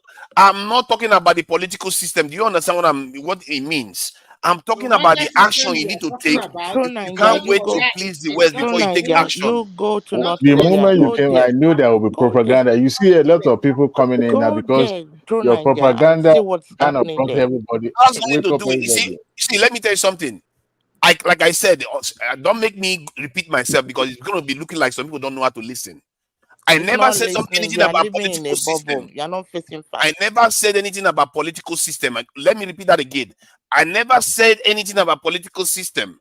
I'm talking about the act that you need to take to develop your development in the country. It's a propaganda. Once you oh my God, there's no development in the country. That is why Russia is meeting them. That's why Russia is meeting them. Who is meeting Nigeria? Who is Russia not meeting? Any who is meeting Nigeria to come and rescue them? Can we please talk, please? Please. This type of thinking, you see, it's not only our leaders that are compromised. Many of us are just as compromised as our leaders. To Nigeria, a lot of us have been here waiting to talk. Go ahead. Sorry. Let's pass it around. What I'm trying to say is I'm not interested in the Korea and the Nigerian comparison. For me, Korea is not a good model to compare Nigeria to. I don't care what the parameter is. You can't divulge a country's development away from their political status quo. You cannot. You can't Wrong change it. again. Wrong again. I don't understand how we think. You know, the Can whole we world has land? different political system, and many of them are also developed. Can we Jesus land? Christ, why do we reason Let, like let this? him land. Let him I'm land. just exhausted. This is exhausting. We have to be rational here. I Let him think land. propaganda has crossed this moment you step in. No, but you have to be rational. How can you Come say it on, doesn't man. matter You when have no clearly idea what you're there are talking different about. systems? See, Can I you don't let others understand. talk? We have to elevate our critical thinking Give here. him the You can't opportunity say to talk. that You've been all talking since. based on political Let system. others talk, No. We Elijah. have to get certain. See, my own You kind are of you discussion can't is impose your cannot even idea get on his I'm own people. not words. Let imposing. I'm others not talk. imposing. Hold on. Let I others agree with talk you. for Let goodness me just say sake. something. Let me say something. Let me You've say just something been so we talking, understand where I stand. Let Let me say this something new so we guy understand talk. where I stand. Hold on, you are interrupting me now. Let me say where I stand. We That's have to everybody. elevate ourselves because I don't have the energy. My brain cells are going to keep dying if we cannot think critically. If there are different type of systems in the world and you have development happening in different all of them, that tells you that it's independent of the system.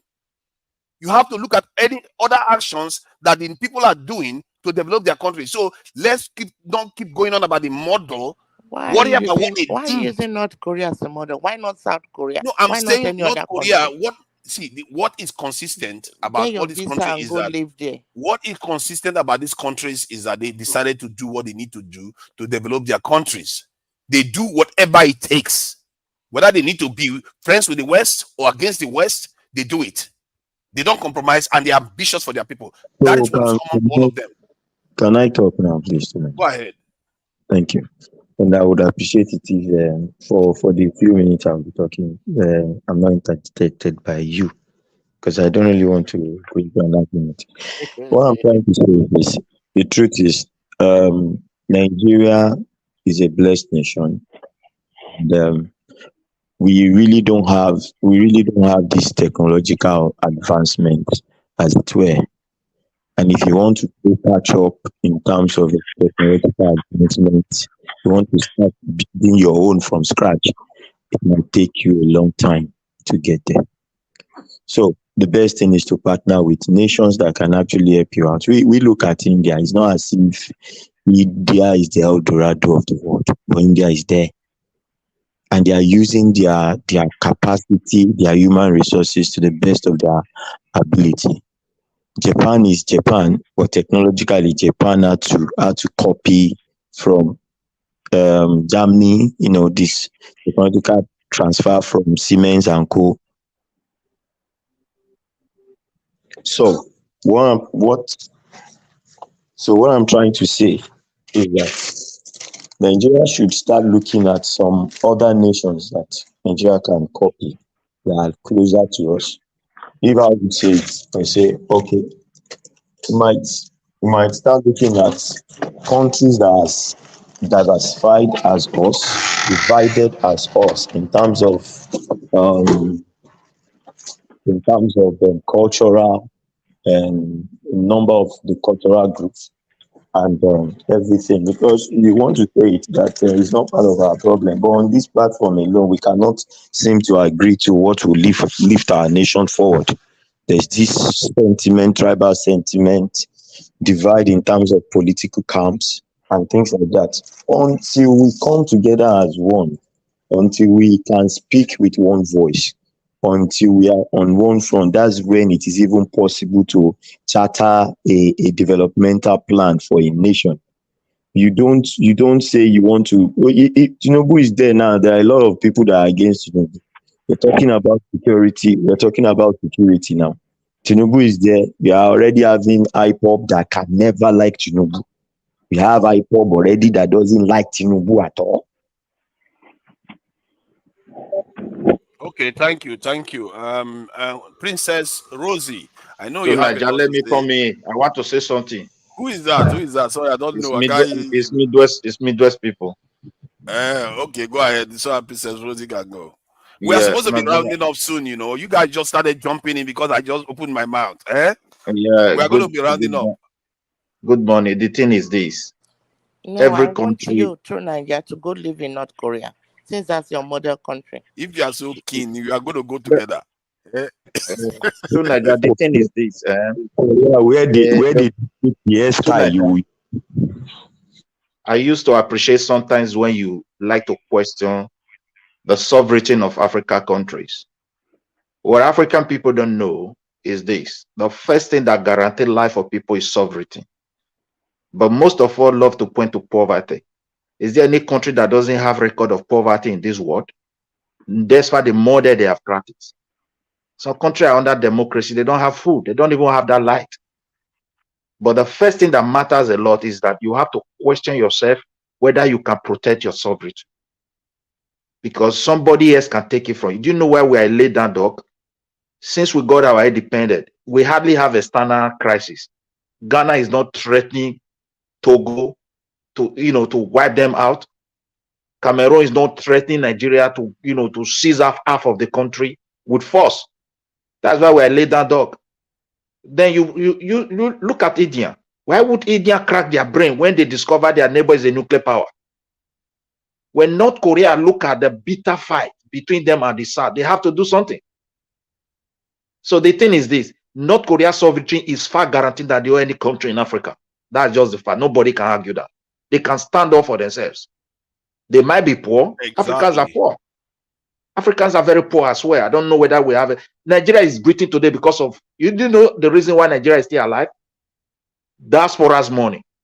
Those money we send for our families, what is keeping the economy going as we speak today. You may not know it. Somebody is working any 30,000 or 40,000. I cannot even feed anybody. We have gone too far. The truth is that for me, those who are talking from hatred against Tinubu, I don't support Tinubu, but when I look at platform, I just look at these people. What exactly were they having in their mind? If, for example, Obi is not the president, miracle, how is it going to happen? A country that has already used their own almost 80 or 90% of their reserve to stand for loan. What if those people ask for it? Then we will be left with nothing. The second chance that we have is that we are blessed abundantly with natural resources. So the president have to look for a way to tap into those things and see how he can generate money. We're already in a total mess. So for me, my contribution is this. There are things we can still take from North Korea. Ability to stand for yourself, whether you're a democracy, whether you're under dictatorship. So look for a way to achieve it. We don't have catapult industry as we speak today. Niger was telling France, leave our country. We understand we are not in support of that junta, but these are Niger people. They own their country. And the other country, no, you are not legitimate. It's so funny. And today, I don't know, they are still there. And they are looking for a way to topple those governments. Who knows whether if they topple that government, everything will escalate that Libya form. And if it happens, can Nigeria handle it? Will it not spill over to our country? So let African people ask themselves, because when it comes to war stage, inability to defend ourselves, our sovereignty, has relegated us. That's why they don't count on us. Isn't a powerful country like Russia is happy to meet North Korea today? Whether good or bad, they are discussing deal. They are taking up their own stand. It's left for those leaders of the world to change their policy, whether they will work with them or not. But they are able to defend themselves. They don't care. And that's the most important thing. On our own, economically, we cannot defend ourselves. Military, we cannot defend ourselves. Nothing. So, and we say, oh, we don't want to be like these people. We don't want to be like that. Let's use our democracy to build our power. Let's see it. If it can work. If it cannot work, let somebody else take it and build it for us. May God forbid to the people just decide to say, okay, we are tired of this map of these people, these black people. We want to reshape it. We only make noise. Only 1,500 French troops is already holding the countries to hostage. They tell you they are not going. Oh my God! What about troops? Only the nation of 20, how many million to hostage? Just imagine, and they are not that they are being deployed outside. They're just in one place now, and any order given to them, they can do any shit, and nobody can stop them. And we they are need to deploying into Niger a lot Republic. is They are going beginning on. to surround our country and Niger. They are deploying to Benin Republic. They are deploying to Cote d'Ivoire. They are French troops moving into all those areas. This is our problem. We leave ourselves fallow. I'm worried about our country because France is not going to leave that country. Burkina Faso, all this Mali, they will do everything. Either they destabilize that government. Exactly. And That's those why things, that's those why I'm things are against this now. gradualist approach, because they will keep Okay, undermining it. They look are at right Libya. around us. Let us use our surrounding as an example. When Gaddafi was alive, we all hate that dictatorship, the way they use propaganda against him. But you hardly see Libya citizens outside. They were okay. Many doctors from Bulgaria, Poland, they were working for them in Africa for many years. They were working there, doctors and nurses. They have been working for these Libya people. And he's also helping his neighbor. Now they remove him. Look at the democracy by force. What is he yielding for the people suffering? And now he has destabilized, that action has destabilized the entire Sahel. That is why you have all these bad guys occupying that places. Now those bad guys have split into Mali, Burkina Faso, Nigeria, and the rest, Niger. And they are growing momentum. And these guys that pretend to be guardians to us, like France, they are not there for the interest of the people. And tomorrow, if they destabilize all this government, the more they destabilize it, the more this thing is spilling over to our country. And if that happens, what measures have we put in place? Eternally, we are already having displaced people, and we are not able to return them back to their places. Even more territory have been taken, and more people are even more displaced every day. So what are we talking about? We can't stand up for ourselves. Whether they gave us democracy, whether we are in monarchies are doing well. Is UK not monarchy? Is Sweden not monarchy? I don't know what they're talking about. Monarchy. Is Norway not a monarchy country? Are they not okay? Though the monarchy don't rule direct, but they still use that democracy, mix it together where people vote and hold their leaders accountable, and they are able to protect their cultural heritage, and that's all. It depends on the model you want to design for yourself. There was a time those monarchy were fully in charge of everything, but they have to give chance to democracy. Let us ask ourselves what do we want. But currently, as that my brother said, we are divided politically. It is always like that in everywhere. It is left for the government to provide solution. Once you have government, they will see that problem. That problem cannot die. We can't come together just for mouth. That is lie. It can never work. The government have to see that we are divided. We have tribes. So We have everything, and they will now provide solution. Once they start providing solution to these divisions, that is when we start coming to unite.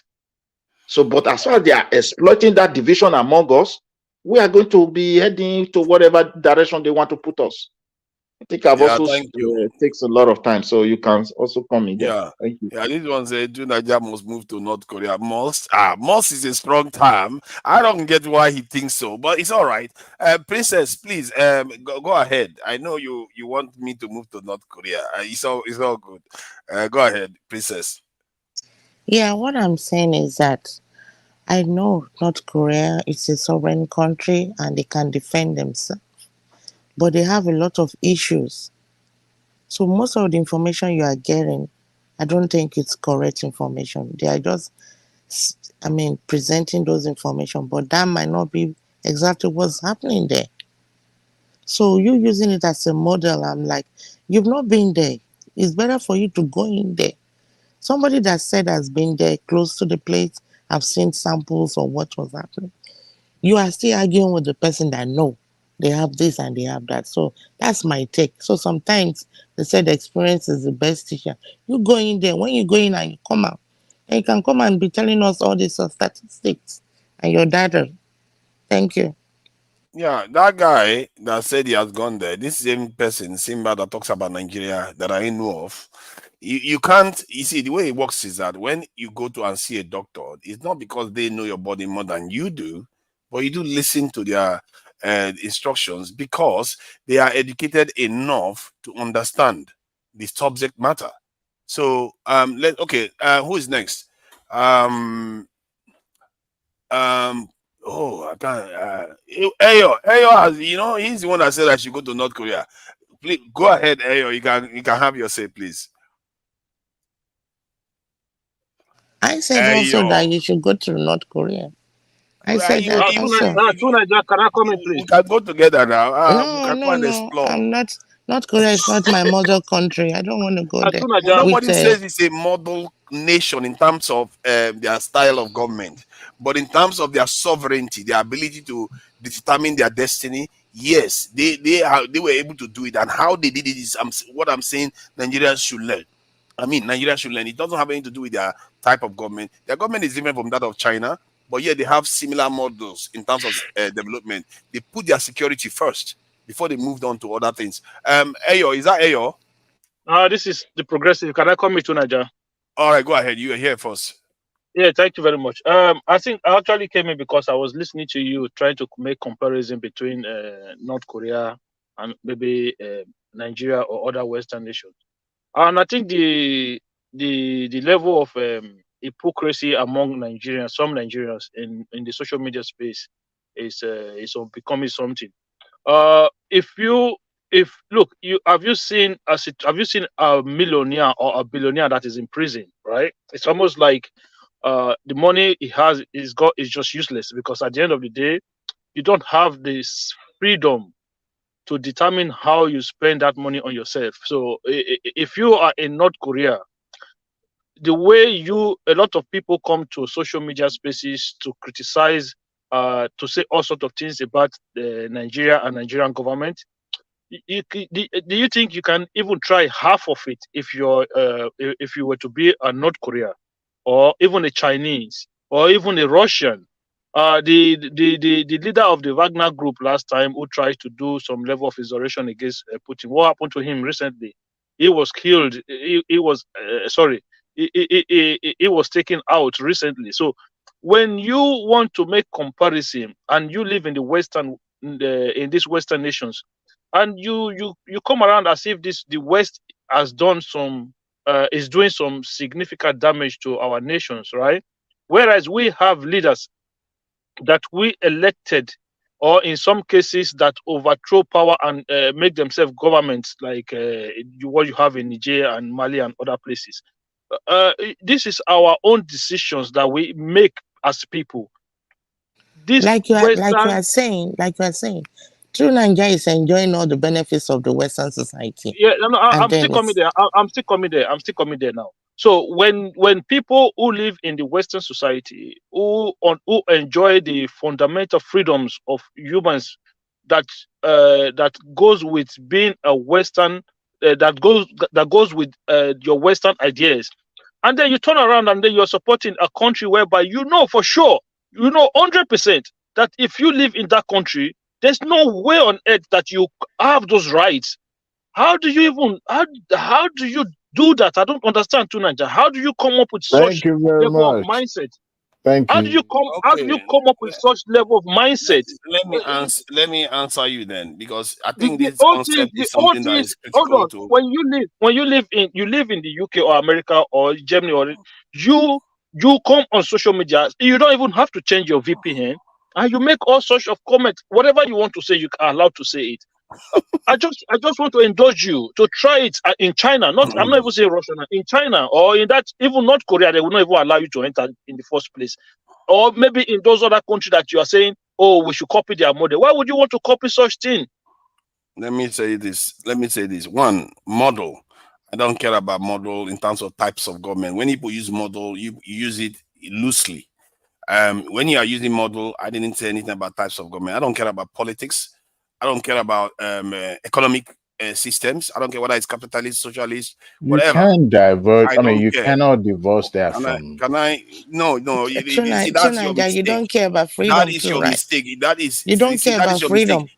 See, when the survival of your entire race is at stake, you shouldn't worry too much about that, because death is worse than the ability of suffering. So our problem is that we think that this in the systems of government, and that is the problem, isn't it? We think that why are you worried about the systems of government when you are I've not said Let me finish my point now. I've not said anything about system of government tonight. I'm talking about rights. I'm talking about fundamental rights. You said model. When you say model, you mixed it up.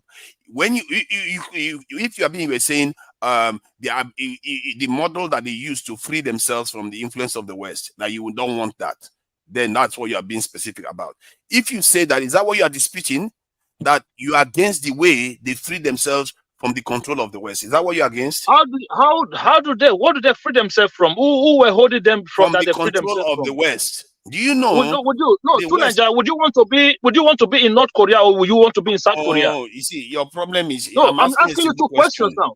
No, Would you like to because be in South Korea or in North Korea? First, you answer the question I asked. Are you against the way they free themselves from the control of the West? I don't understand the word freedom that you're talking about. In what context are you In using the other word words, the freedom? West cannot tell Naija them what? what to do. In other words, the West cannot tell them what to do. You ask him the way they were able to He guarantee said he their own doesn't understand the sovereignty. question. Exactly. The way Because he's asking me. they are able to guarantee their own sovereignty. We don't have Okay, sovereignty in our place. how did they guarantee their What sovereignty? That's the question. way? In what way did they Yeah, guarantee sovereignty? Can you just expatiate on it and let me know what form of sovereignty are you talking about? Because they were willing one to. as a country, the many countries and powers in the world are hostile to them, and we always see them as propagandists, whereas the true propagandists are also the same power to be that we are praising here. You go and look Okay, at hold the on. European news. Yeah, Wait, hold on. you Okay. when you want to see true propaganda, listen to news that have to do Niger from all these European media, Hold on, and you see Midwest. what they Hold are on, saying. Midwest. Yeah. Midwest, hold on 1 second now. Okay, this is very good. I like this. You have two countries side by side. Are you telling me that South Korea is not a free country? It's a free country. It's a model. It's a good Okay, model that we want to have. Thank you very much. In South Korea, they manufacture Samsung. They manufacture Hyundai. They manufacture Kia. The citizens live a freedom, a free life, right? They have everything. They can speak the same thing the way they have all the fundamental rights. Yeah. Who is taking their land? Has anyone gone there to take their land or take their sovereignty? I don't understand. These are two countries side by side. Well, I don't want to dwell on that, but I think Midwest, let me just say this. What you don't understand is the reason why South Korea is doing well today is because of China that is right there. The reason why Japan is doing well today, let me finish my point. Let me finish my point. Is because of China right there. The reason why North Korea is doing relatively well today is also because of the existence of China right there. See, the reason why America is supporting South Korea to develop and support Japan to develop, because they need those allies in that region to be able to check China. The same way America went and Nixon went to China and signed that deal with China, not because they love China, but because they want to check Soviet Union. Today, hold on. You have to understand geopolitics. I'm asking you, which of the two countries would you like to live in? Would you like to live in North Korea or South Korea? Of course, you would like to live in South Korea. So what is your point? That is a no-brainer. But what you don't understand is that South Korea is even more sovereign than us. Because they can just choose. Hold on. Let me explain. Hold on. Now, what you don't understand is you don't understand freedom. I think maybe because we have been captured so long, you don't understand freedom. True, Nigeria, you don't understand freedom. You are really confusing us.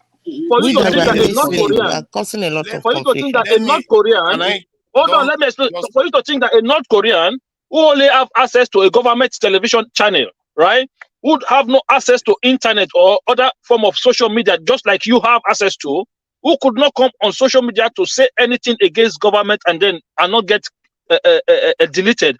For you to think that is freedom, then you don't understand what freedom is. Okay, maybe your own definition of freedom is different. Your own freedom is what got the way you understand freedom is what got us into the mess we are in today. Because you understand freedom from the point of view that comfort is freedom. You understand freedom from the point of view that if you can talk too much for the sake of it, is freedom. You don't understand freedom. Have you as a man? Hold on. Have you as a man ever been oppressed before? Like being oppressed. I know what oppression. No, just answer the question. As a man, have you ever been oppressed before? Do you know what it is for? Do you know what it is for you not to have for you to lack self-esteem as a human being? Nigeria. Do you know what it is? Do you know what it is for you not to be able to challenge? You're asking too many questions without allowing somebody to reply. When you talk about freedom, Lee Kuan Yew that built this in Singapore today, he was called the worst dictator of all time. That he was doing all kinds of. They thought he was like the devil incarnate. This is a country of about 5.something million people. They went on down. Do you know how much their debt is? 1.something trillion. Nigeria cannot even be able. We will collapse on that. But yet they are striving. Why? because these people chose, and North Korea chose, and Singapore also did. They are a democracy today, but they also chose that we have to take charge. This has nothing to do with it, because when they mention North Korea, you are all triggered and say, oh, North Korea is a backwater because of the propaganda you have heard. But in reality, how about Singapore? How about Singapore? The leader was a dictator too. They called him the most evil guy ever. But what they have in common is that these people went on to develop their country. That even Russia is seeking the help of North Korea. Who is seeking our help to save them? How many Singaporeans were executed or were deleted by the leader that you're talking about? How many of them? They are still doing it. They are still. If you mess up in Singapore today, you get death penalty. They are still That's if you commit a crime that carries that penalty. That's the so issue. So you think other leaders just go about? You see, your problem is that you just think other people just go around just start killing people randomly. If you commit a crime that carries that penalty, then you go through the process, and then that penalty is then. Wait, Naija, let me put this one, please. I want to put this one for my brother. Akim. Even in America, Akim, please let us. You commit a crime that deserves death sentence, you go. Hold on. Naija was to Naija, please let me put this one. For example, let us not just dwell on these faraway people. Let's come back to our continent. I think we Africans, we don't really know our problem as a country, because there are many players to play that are already there and their hands are strong upon these countries. Tinubu campaign, Obi campaign. Once you get into that office, at least every country have what is called top national secret that me and you cannot see. President and those who handle those powers, who swear strong oath. So, and when you come across this fire, you now understand what is really around your country, how entangled it is by these powers. Let's look at French colony, for example. Will you call any of these countries sovereign countries, whereby another person is to print your money for you? Sometimes they just take these resources when they don't have money to pay for it. You don't even see euro or dollar in your face. They will price it in euro. They will print your local currency and pack it to you and take these resources away. Now, your reserve, you don't even see it with your eyes. You are not the one to sign those documents. Someone else have to keep it. And not only that, most of your military structures, there must be a French citizen on top of all of them. So you look at all these countries, do we really, let's ask ourselves as an African, if today, this structure that America is strongly to hold, that guarantee us like some levels of freedom, if it collapses, we can't even stand up for ourselves. The powers we just came here, I own here, this one I take here, this one I take here, that's all. We need to be worried. Sometimes when we refer to these countries, we shouldn't bring freedom. Everybody understand that they don't have freedom. Everybody understand that they are suffering. But one thing is very sure, as we speak today, somebody can't go there and say, I grab here from them. No way. Look at Niger. We condemn dictators. We condemn military juntas. But when Midwest, Akim, when the people of the country, North Korea is an exporter of power. One of the leaders. Hold on, let me tell you something. You see, North Korea don't have. There's no value to North Korea as a country. I did not say value. Please, don't use. So what is anybody going to go and take in North Korea? What is anybody going to go and take there? But wait now. Wait. See, what I'm trying to point to you is this. Look at our neighboring country. You analyze Niger's situation very well. When the junta, who is already in charge of the country, whether good or bad, country can be ruled by monarchy. People can take it by force as a military general. They taught us, they once experienced it as a European. And those generals will say, please leave my place. Someone is having 1,500 men. He said, I'm not going. And the country can't do anything. Imagine if those things now, all these things are just imagine them very well. You will discover that they are just there for the interest of France only, not for the people. We should talk about our own self. We can't continue like this. We jack back left, we jack back right, we run away from our country, come back home now. Who don't want to stay in that country? Everybody want to jack back. Yeah. Midwest, you see, this is the problem. Like, this is the problem I have with a lot of Nigerians. you know, the people, a lot of these countries that you see today, like there were times whereby they had their own challenges. There were difficult times. But what you always have is that you have critics, but then you have people who were problem solvers, people who had ideas, people who came forward with solutions, right? Yeah, Even, what of if the hold power on, could let be? me Wait, finish, let me Akim, finish, please let let me me help you finish. people down. The people that have solution, once they come out with the idea, they are being eliminated. What will happen to the people? No, this There's is the the problem we problem. have. This is the problem. Look, let me explain something to you. So you see, when you want to create a problem solving a movement, right? You come up with set of rules, set of ideas, and you create followership behind that ideas. That is why if you look at most of the country you see today, you have political ideas. Some people are of the left leaning, some people are of the right leanings. Both sides have political. They have policies that this side don't agree with or the other side don't agree with. But overall, the idea is that my policy is better than yours, your policy is better than mine. That drives the country forward. So what you have, like the country where Nigeria live, you have the NHS, right? That idea came from a political movement, from a political party. Then you have the right to own home, which also come from the other side of the government, a political idea from a political party. So what you do is not just to come and tell us that we should go to be like a country that is isolated. Rather, you should be talking about how to come up with ideas that you will continue to push. It doesn't have to. Look, when Martin Luther King was fighting for all he was fighting for, he didn't fight so that he can benefit. No, you fight for tomorrow. You fight for your future, for your grandchildren's future. If you are fighting for a change, don't just expect that change to come within your own time. You are doing it because you want a better future for the others who are to come before you, who are to come after you. That is how it works. Okay, some good things happen during your time, fine, you take it. But overall, is to make sure that in the next 30, 40, 50 years, that Nigeria get to a place, a destination where it will be recognized as one of the countries that one of the Okay. countries of the world. So every Look at time you what come, CIA people Nigeria is said. finished. Oh, Speaker, what you Nigeria Calm are is dead. down. saying, Oh. what you are Calm saying down. really makes sense. It really makes Calm down. sense. Thank you. Hold on. Yeah, of course it will.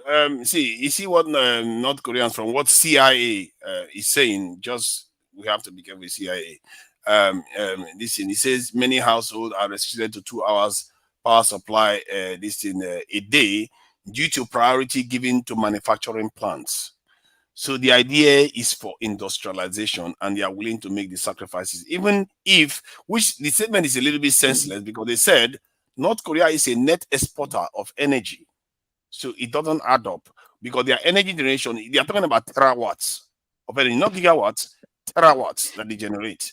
So compared to Energy Nigeria, is not just electricity, though. It depends on what they are form, talking about what type of energy.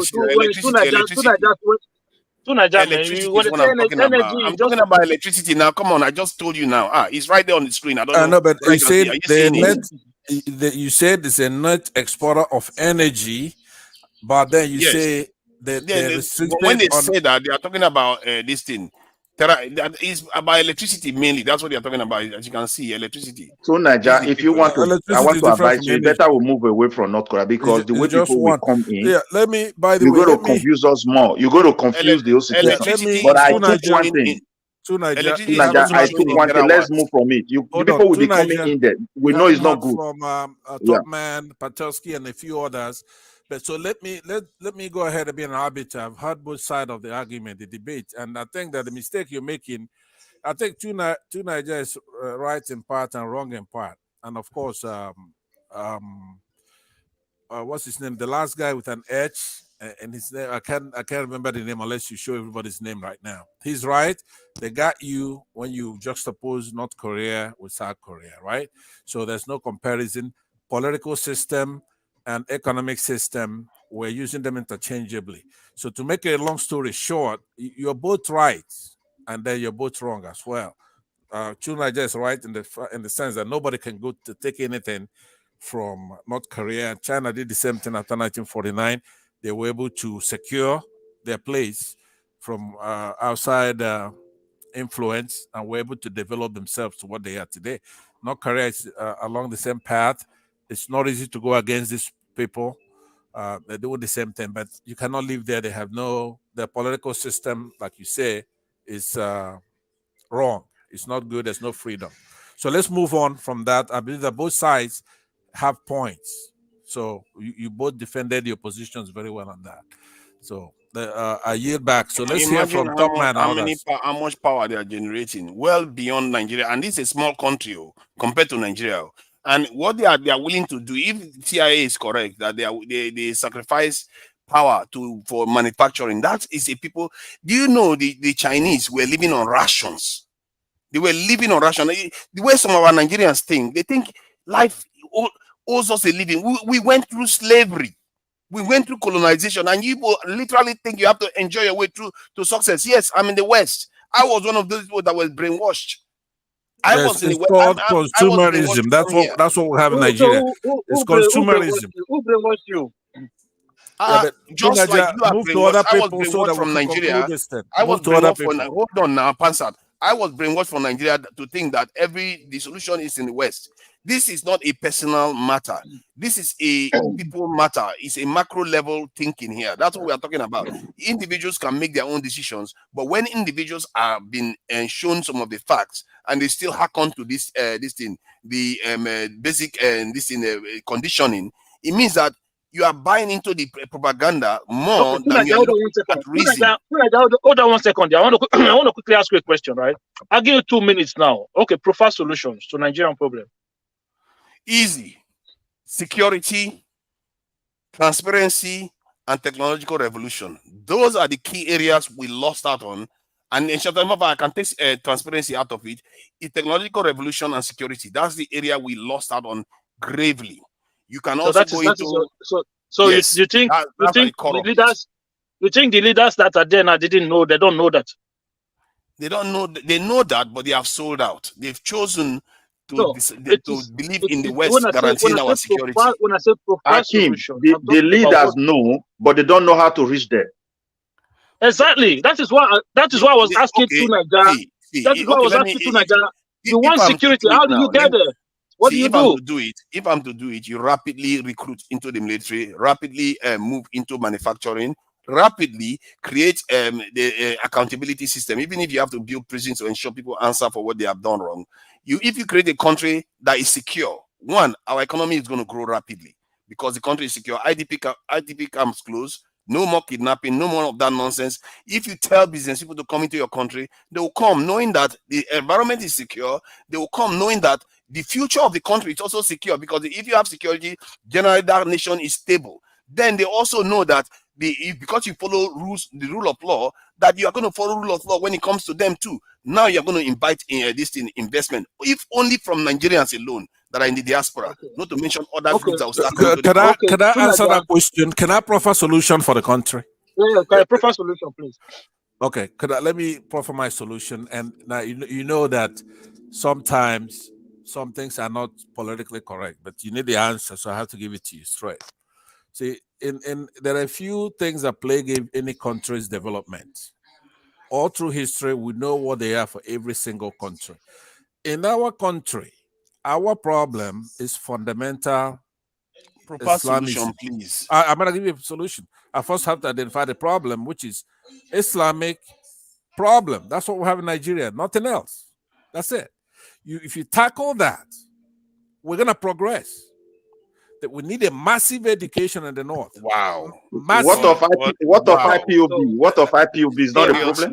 Let me answer that, because you have IPOB. Listen to me. You have IPOB. The South is doing very well, right? Please, that is your solution. Please let me land now. At least give me 2 minutes. After 2 minutes, you can interrupt me. Okay. IPOB is a problem because of the same thing. It's this Islamic problem. Right? If you don't have Islamic problem in Nigeria, you won't have IPOB. So what you have to do, you have to look at our genesis when we first started. First of all, with our what do they call that when you have a baby and you want to win it and all that? Our teething problem. I haven't landed. Now. 2 minutes. You will continue. Is that what you are doing? Is that not religious bigotry? In a way, it is, except that the truth has bigotry in it, right? The truth, you see, the truth is nothing. It's not even-handed. Do you follow what I'm saying? the truth, there are bias in the truth. Now, do I take delight in saying this? No, but this is something that we have to first identify. Can One also, accused, how do you let how me do you land now. explain Let me DRC? How do you land. explain all the other African countries that are not doing well without one Muslim in them? Okay, like what? Start one example. DRC. What is Rwanda? DRC? Hold on. Democratic Republic of Congo. Okay, Democratic Republic of Congo. I'm All the gonna, other African I'm countries gonna that answer are that. you went too Uganda. far. Hold on, I'm gonna What answer about that. Southern Nigeria? Let me first answer. Let me Oh first my answer God. the pending question. Then I'm going to answer how it relates to that. Right? You have to know there's a sphere of influence for every country. Say in the United States here, the sphere of influence for this region is the United States. So you have Mexico, Answer, you have excuse me, Canada. sir. Please. Excuse me, sir. Please, Let I me have a land. question before you continue. Please, Yeah. please, for a second, please, sir. Sure. You were saying the IPOB is Islamic problem that caused. Yes, it is. Yes, it is. I mean, I just okay. Okay, if you You want might me to need to answer that explain first, I that can do later. that. Okay, let me explain that very first. First of all, what do the IPOB want? They want an independent. What does IPOB stand for? Independent people, independent indigenous people of Biafra. That's what I mean. The Biafran issue is an Islamic issue. Without it, who doesn't want to be in Nigeria, a bigger country and all that? But you can be there and have people come and kill you, exterminate your people. So if you talk to Nnamdi Kanu, he's going to tell you that his problem is from Northern Muslims. Who is That's it. exterminating Let me anybody? How can we just be finish. using terms Look, like that? okay, whether he's wrong or right, that's his opinion, right? So I'm a Biafran, so I'm telling you what the problem is for us, right? We Yeah, went but through what a if you war. are diagnosing Let the me wrong problem? land. You are diagnosing it wrongly. Let me land. Okay, please. Let me land. I'm not lying to you. I'm telling you the truth. So now you can find a way to ameliorate the problem. It's a simple problem to ameliorate if you at least admit that's what it is. I just stood here and told you that even Gowon, that fought as a hero for the Nigerian side, he has an Islamic problem right now. And nobody here wants to even help him out. He doesn't have an Let Islamic me problem. land. He He has a does. Nigerian problem. No, he does not. He Now, has please. a black man problem. Through Niger, you have been beaten to death here on your first Niger, Let me position. tell to you Niger, something. let him And I just land. saved you. Just give him time. To Let me Okay, Niger, land. just let him land, use please. 30 seconds to I land. saved Otherwise, you. he's I not going to saved finish you. today. I saved your ass from the progressive. They had you in a chokehold, but I came in I, there and I I saved you. answered my question So now straight. hold on. Answer your own question. Nobody had me I'm in the answering chokehold. it, Stop but being listen to me. funny about it. True Nigeria, nobody had cancer. Nobody had True Nigeria in a chokehold. I don't know why you're saying that. All right. For goodness sake, I now don't know that what's you going started, you're not going to Please. finish. Look, You're progressive gonna asked for him a the very next good. 1 hour. Hold You're on. still gonna be saying No, just Islamization give cause him IPOB. time like 2 minutes. Let me More than land. give her time like 2 minutes. We tell 2 her say minutes is just a give long him. time, All right, man. He's been talking for how long? I just used 1 minute to answer. Hold on. He asked you a very good question, and you skirted it. And I said, I asked him, "Can I answer that?" He gave it to me to answer. You could have hit it out of the park, but you didn't. He asked you, proffer some solutions for Nigeria.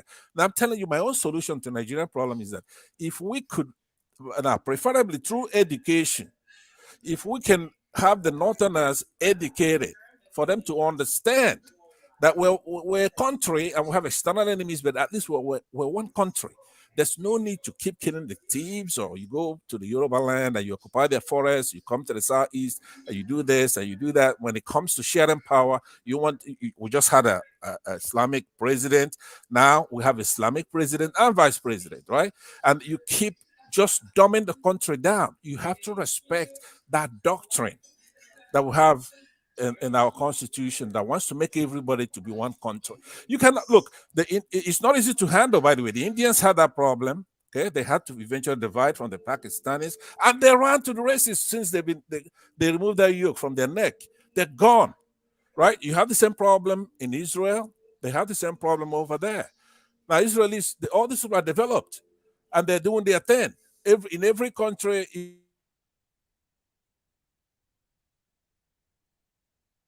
It's not a Christian dichotomy because the Indians, they're Hindus, right? So now what I am proposing for Nigeria,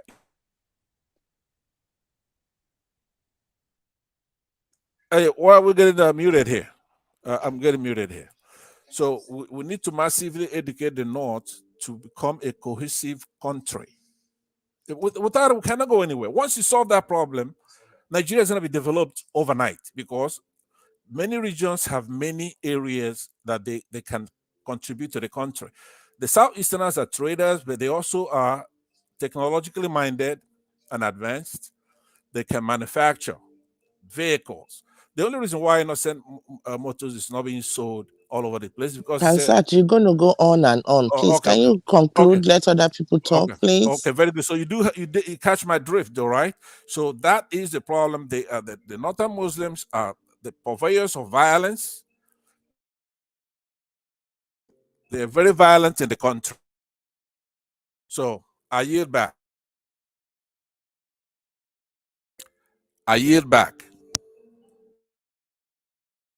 So IPOB is not violent, right? They are very peaceful. They're defensively violent in a way. They have to defend themselves. They're not going to let you come in there and kill them off. Oh, good. I accept that. We're not going to let you kill us. We have to fight you if you But try to kill us. Pansa, let me also come in. You see, the problem is this. If we want to have a solution, I think our leaders should put their heads together. I don't see Northerners as my problem, neither do I see Igbo as my problem. Me, I'm from Midwest region, the only region democratically created as far as Nigeria history is concerned. So I still hold on to it. And when people is talking about that BRIFA you just said, or IPOB, it's not Nigeria that is actually holding BRIFA. The question that is holding BRIFA is, where is BRIFA? See, and how do you explain it? Midwest, don't fall for And that. I want, Just give us a solution for Nigeria. So the especially solution on a for macro the level. solution for Nigeria is that we all have to come together, because one fundamental thing is missing, and that is called the right of the minority. Nigeria is not serious to give right to people. Everybody's just ruling from top. Why they don't even know what is going on at the bottom? So the minority can no longer voice their voice. Everybody is having that pain. If we're able to solve that, I think we will start from there. Talking of industry and talking How of do we get industry. out of, sorry, let me ask you a specific question, because it's part of the solution for Nigeria. How do we get out of the control of the West? How do we industrialize? Please go ahead. The control we have to do out that, as I said, if we are able, take for example, if you want to get out of the control of the West, it's simple. When you recognize the right of the minority, you are almost 50% out of the control of the West over your resources. How does it happen? I will use Sweden as an example. The federal government will go out for the federal, that is the top government, will go out for a deal, how to attract investors into their maybe natural resources, because we have reliance on our natural, they have few. But when that natural resources is come, the contractors are coming, because the right of the minority is recognized, the region will not come in with their power. Okay, we accepted this. Then it will not go back to the community, who we also now said, sorry, this thing, we don't need it. It's going to destroy our water. There come a very fundamental issue. It means one person cannot adjust the top and succeed. The way it is, we put everything in the hands of president. So president also have his own issue. Sometimes people can manipulate him. Once he say yes, even when the rest people talk, it doesn't hold. That country cannot move forward. We have to take power to the people and let it be effective. Agreed. And that No, will solve nobody's arguing with that. Is 50%, anybody? There's nobody against that here. 50% of this stronghold will be cut off totally. Imagine if your king, your chief have autonomy to even say, okay, this area that you want to do, what is your plan about the pollution if it happens? Or maybe your local government have that power constitutionally to say, look, if there's anything pollution, the federal government must pay so amount for compensation. Then those companies coming must be liable. Then the regional government also said, look, this area is sacred to us. We don't need these things here. It's better we farm there. It's okay. Because farming can produce enough also. Than you spoil the soil, you are taking good. Just imagine somebody in China will corner your president with different promises, and they start telling you they want to take gold in your land. Because president has agreed. You see bulldozers coming. But it's not responsive to the question. That's not one of Nigeria's. That's not what's going to make. No, I cannot buy your own idea. But I agree with you. Your idea is to champion your own people. Is to champion your own people as the best, who doesn't create problem, and the rest people are bad. I don't support those kind of ideas. Yeah, thank you, Midwest. Thank you, Midwest. I'm very, very eager to hear from Princess Rosie. Because she thinks I should go to China, this in North Korea. All right, Princess, please. What is your solution for Nigeria? Midwest, I agree with you. You're still attacking me. Pansat, can other people talk, for goodness sake? Okay, my solution to Nigeria, we need good leadership. Once we have good leadership, then the problems will be solved. Number one problem is security. If that one is solved, then there'll be room for economic development. Wow. You know, oh my God, I can't believe we disagreed. She Children, basically you spoke my hold the same. language. How did That's we all you manage want to to hear. disagree That's now? all you want to What hear, kind right? of And she knows it too.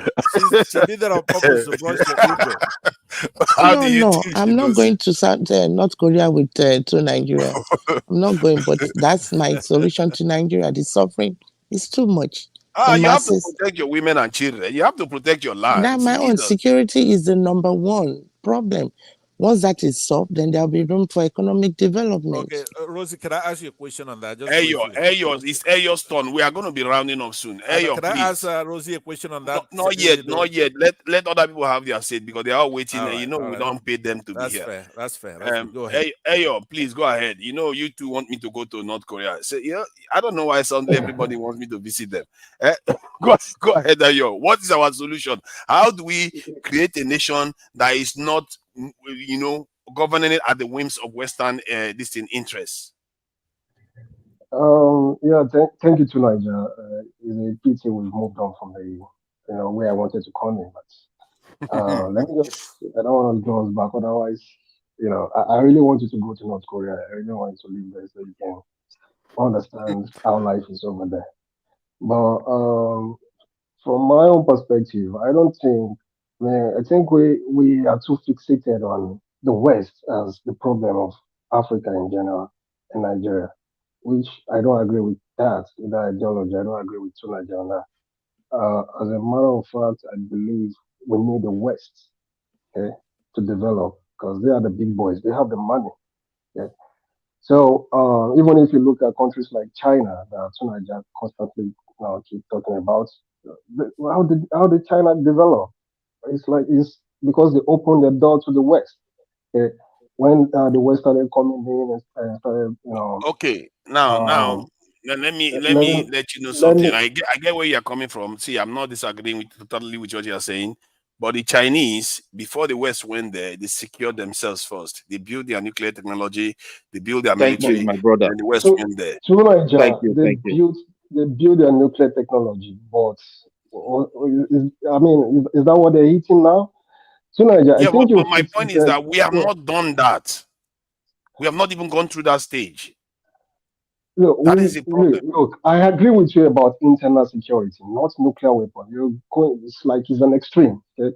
You're going. I agree with See, internal security the that we reason why I need to said that, secure. see, Ayo, we Yeah. are a people of 1 point something billion around the world, including Africa over 1 billion. Our racial group, we're around the world, and there is no other racial group that is this vulnerable that doesn't have any nuclear umbrella. So you can see, and Nigeria is one of the foremost countries within this group. And if we consider nuclear weapons too extreme, then we are selling our people cheap. Our people, 1 point something billion people need protection. Indians have it, the Asians have it, the Europeans have it. Why, out of the great races in the world, we are the only ones that don't have it? To Nigeria, don't get me wrong. Okay, that's like that's like second step. Okay, what we're talking about now is how to get the economy together. That's the main thing to do. Okay, I understand that maybe China had nuclear weapons before going for the economy, but no, it's not always like that. There are many countries that had the economy before going for the nuclear weapon. Okay? Which one? So, Which and one? Which one? what about India? Even the China we're talking India about got their nuclear is weapons an first. even how are you so sure? These are ancient I am cities. sure Those are because ancient countries. history is there to show you. India got their nuclear technology before they became relatively more successful. When you start I'm seeing not. them I'm in not talking about the economic status of India now. Of course, they've improved, but the economy of India is not totally bad. You know, these are ancient countries.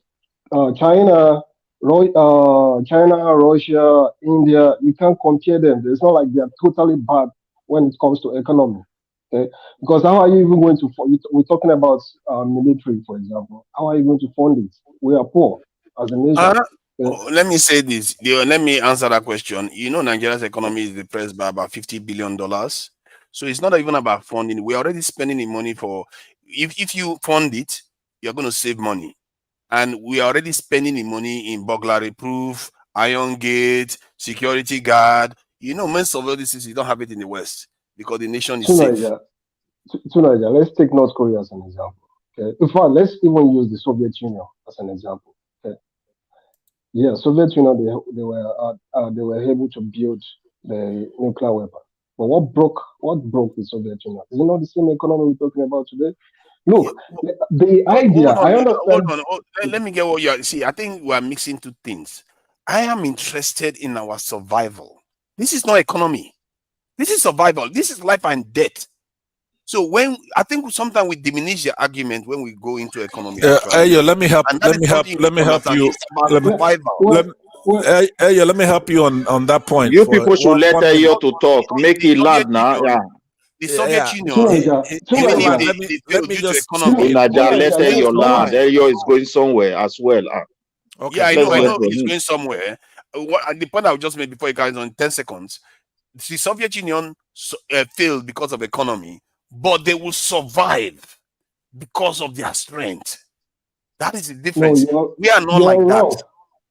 Nigeria, you're wrong. This Soviet Union is going to survive. Okay, they won't break up, and they will just be another country like Who is going to go and destroy this thing, Russia now? Good luck. Go and destroy Soviet Russia. Union broke up without America firing its shots. But the people are still there without being invaded.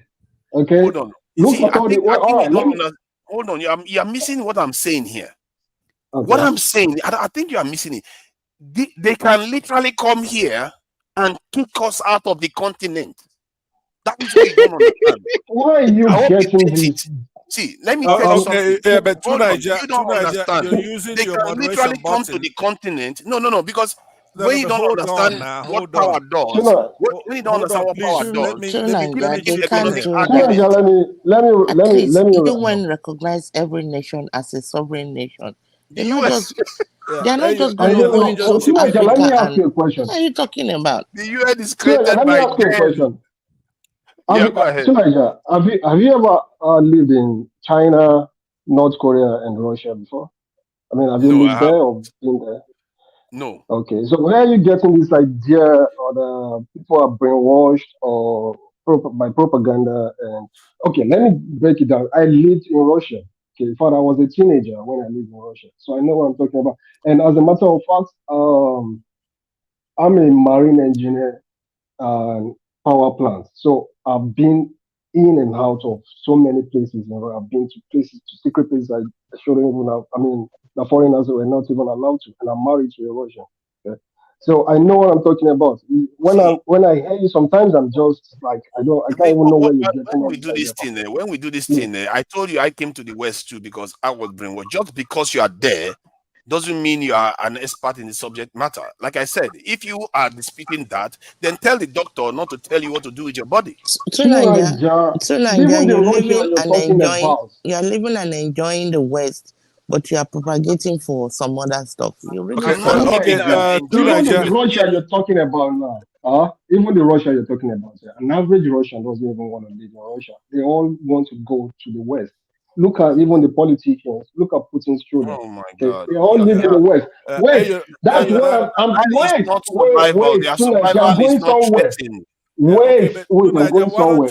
Let me land. Let me chime in. Just hold on 1 minute. I want to chime in on that. Just 1 minute. By the way, welcome, Dr. Gomez.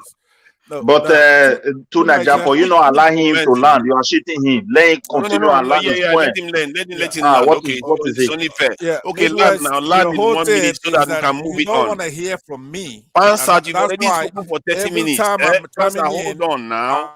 See, Ayo, please land there. I want to chime in. Please give other people opportunity to talk. You're not the only one on the platform. For goodness sake. Yeah, was that Alexander Gomez or just Alexander? I don't know the difference.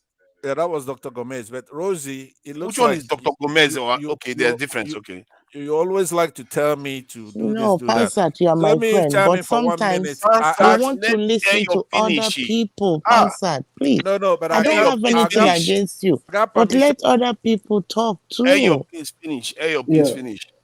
thank you. Yeah, so to Niger, economy is number one. And even if you realize, I mean, if you understand what is going on in Russian sphere, we realize that most of the Soviet Union countries, they don't care about nuclear weapons. They don't care about what you're talking about, okay? Why are they trying to join European Union, trying to um, develop their economy? Mention one country, okay? One country that is an economic ally of Russia. I'm saying total. I don't mention China because China's biggest market is even with the West. Okay? Mention one country, one developed country, okay, that is an economic ally with Russia, and they're very Okay, close. now, one developed country that is what? There is like the deal with Russia economically, like their business That partner, has like a deal with the Russia. main That markets. one I'm developed talking country about that the has a deal market. with Russia. Yeah, that depend on Russia economically, that they only trade with Russia, because we want to eliminate the West. Okay? China So trades with now we're talking Russia. about North Korea trades with Russia. China's India biggest trades with Russia. economy is the West. I repeat, China's biggest. Go and check. But they trade with China's biggest Russia. economy. Russia is not the They biggest trade. economy, of course. What is your I'm problem? saying. I don't understand. I'm No, I'm trying to let you understand why the West is still important. Okay, even China no, couldn't I'm get not rid of saying the the West is West. not important. Oh, don't make the mistake of saying that. The West is by far the most powerful country, this in the region in the world. But my point is that if a people have enslaved you and colonized you, do you think those people and made sure you are underdeveloped? Do you think those people will ever rise up to consider you an equal partner without you doing anything significant to make yourself come to that position? All the countries that they ally themselves with, the West allies itself with, they earned it. China earned it. The Indians earned it. The Israelis earned it. The this thing, even the Koreans, they earned it. But what have we done to say, okay, Teenager, I don't know where yeah, we're go going ahead. with this mentality. Look, I think we should stop this victim mentality. The West is not our problem. Okay, the problem we are facing is an internal problem. Okay, we You need see what you are doing economical now. You see what you are transformation. doing. You see what you are doing is what people keep doing all the time. The West So is not our Niger, problem. let him land now. You want to give a point, you want to stop him. No, let him land. I'm At not least. stopping him from I'm giving the exhausted. point. He said I'm is a exhausted, eternal. man. So don't let him give that eternal. I think you understand. Let him point to that point, that Okay, eternal problem first. let him Yeah. go. He just made a mistake. That's all. Go ahead. Yeah. Okay. All right. Thank you. I'm exhausted already. Anyway, yeah. I believe what we're facing is an internal issue. Okay. The problem with Nigeria. Let me use Nigeria as an example. I mean, as a perfect example. We are facing internal problem. We need to stop blaming and feeling like a victim, okay? Because this same West you're talking about, okay, they are the ones that contributed a lot of development to China, and they are the same people trading with the Middle East. In fact, as a matter of fact, countries like Dubai, Saudi Arabia, it is the same West, okay, that is securing them. Is the West that are protecting them. I mean, America is protecting Dubai, and they're enjoying. So it's just like we transferring our blame and trying to look for someone, trying to move around, trying to ignore in a circle. The problem, Nigeria's development needs to start with Nigerians. Okay, we need economical and technological transformation. Okay? And all this problem of blaming the West, even if you remove the West from Nigeria, it's still gonna end up, in fact, we end up worse because we cannot isolate ourselves. Okay, I think when are you That's going the to point. land? Because it looks like you are becoming a pansat now. All right, go ahead. I'm sorry. Go ahead. Because see, this thing that we do, I think I'm almost fed up of hearing it. Where the West is not our problem, it's internal problem. Both can be true. Eh, is that mind blowing to anybody? Both can be true. You can be irresponsible and leave your doors open, then the criminal can still come and steal. Are both is the judge going to say, because you left your door open, the guy is right to come and steal your property? Come on, we should stop. This is To what Nigeria, sometimes drives me I crazy. Critical okay, let me thinking put this one. seems To to be Nigeria, lacking. that word, we should open up, is very dangerous. I don't understand where they are driving it from, that China open.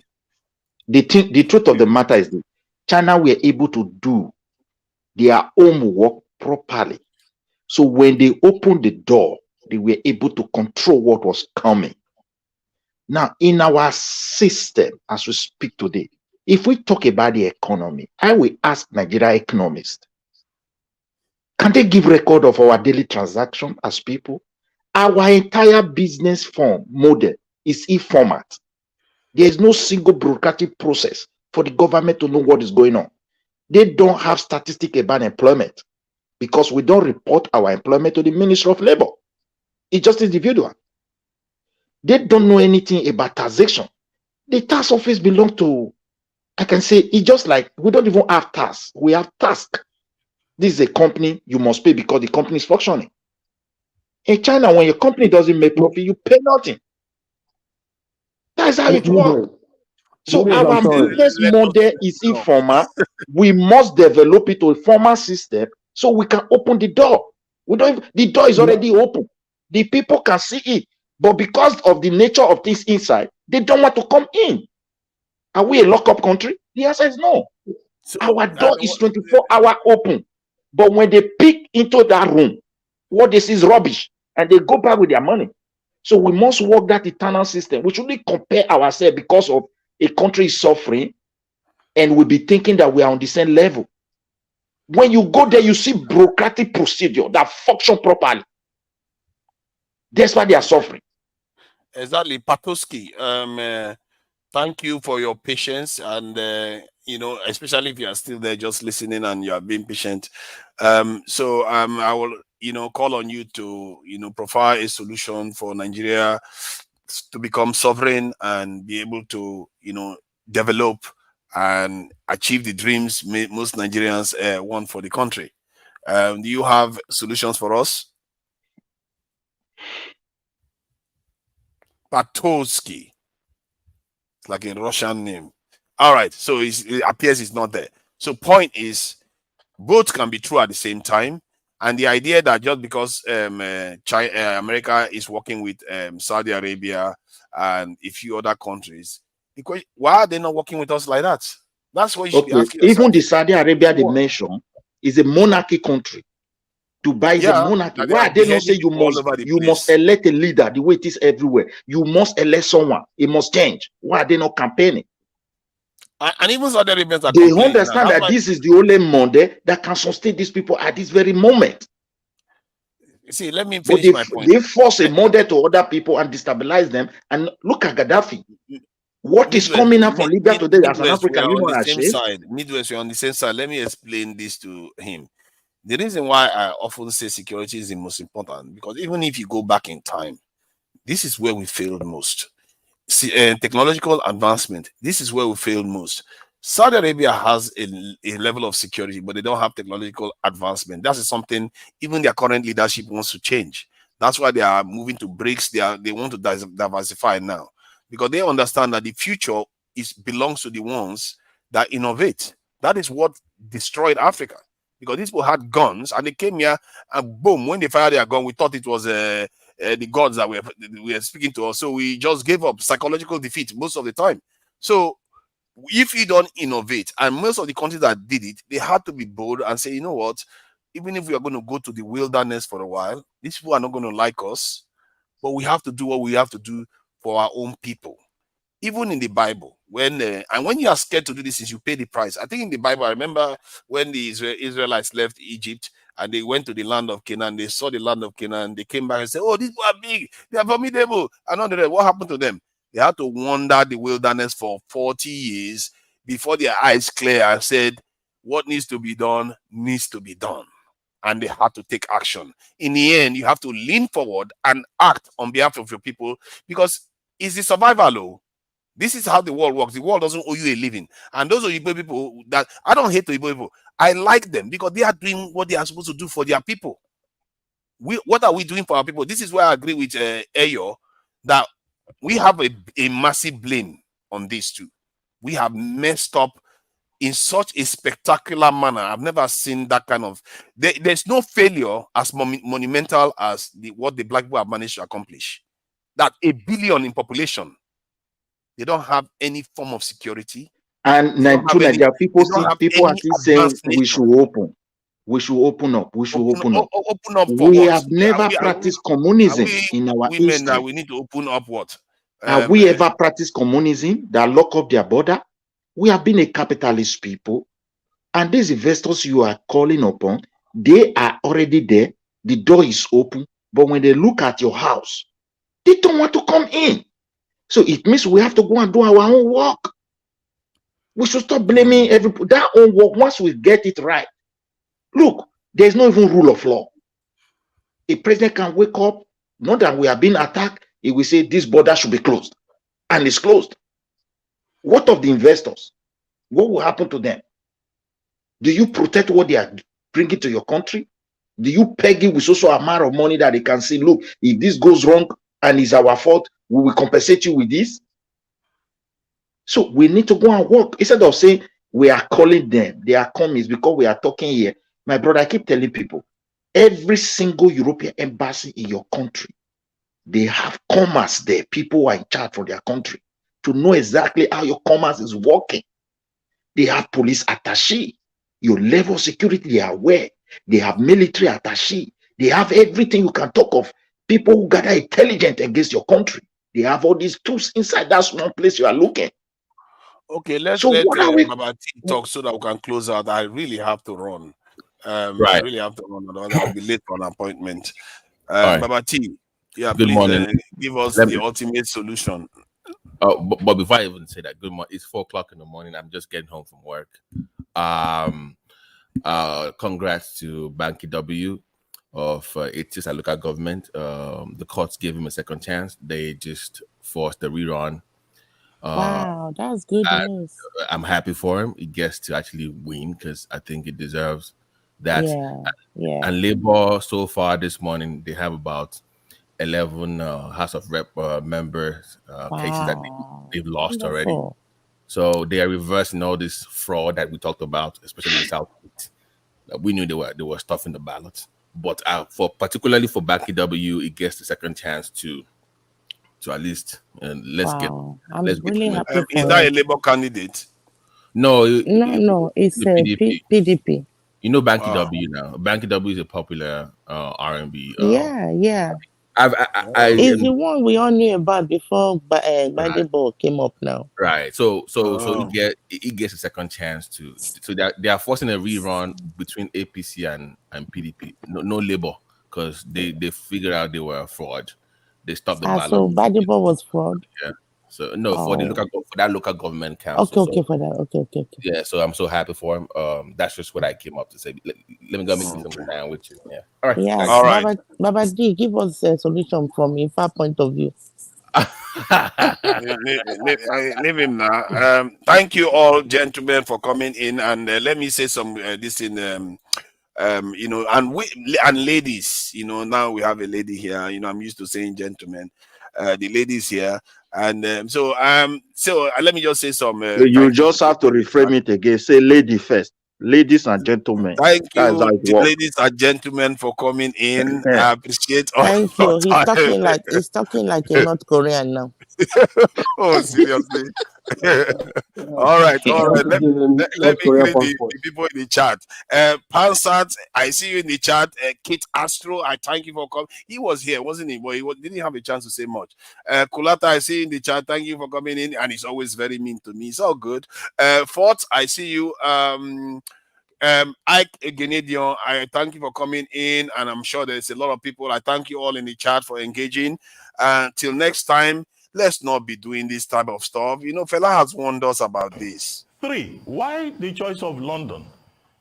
This is an indication of, for want of a better word, of a neo-colonial mentality. Any major meeting in Nigeria affecting Nigeria affairs, our leaders will jump into the aircraft and they are going to London. It's as if some people are genetically, umbilically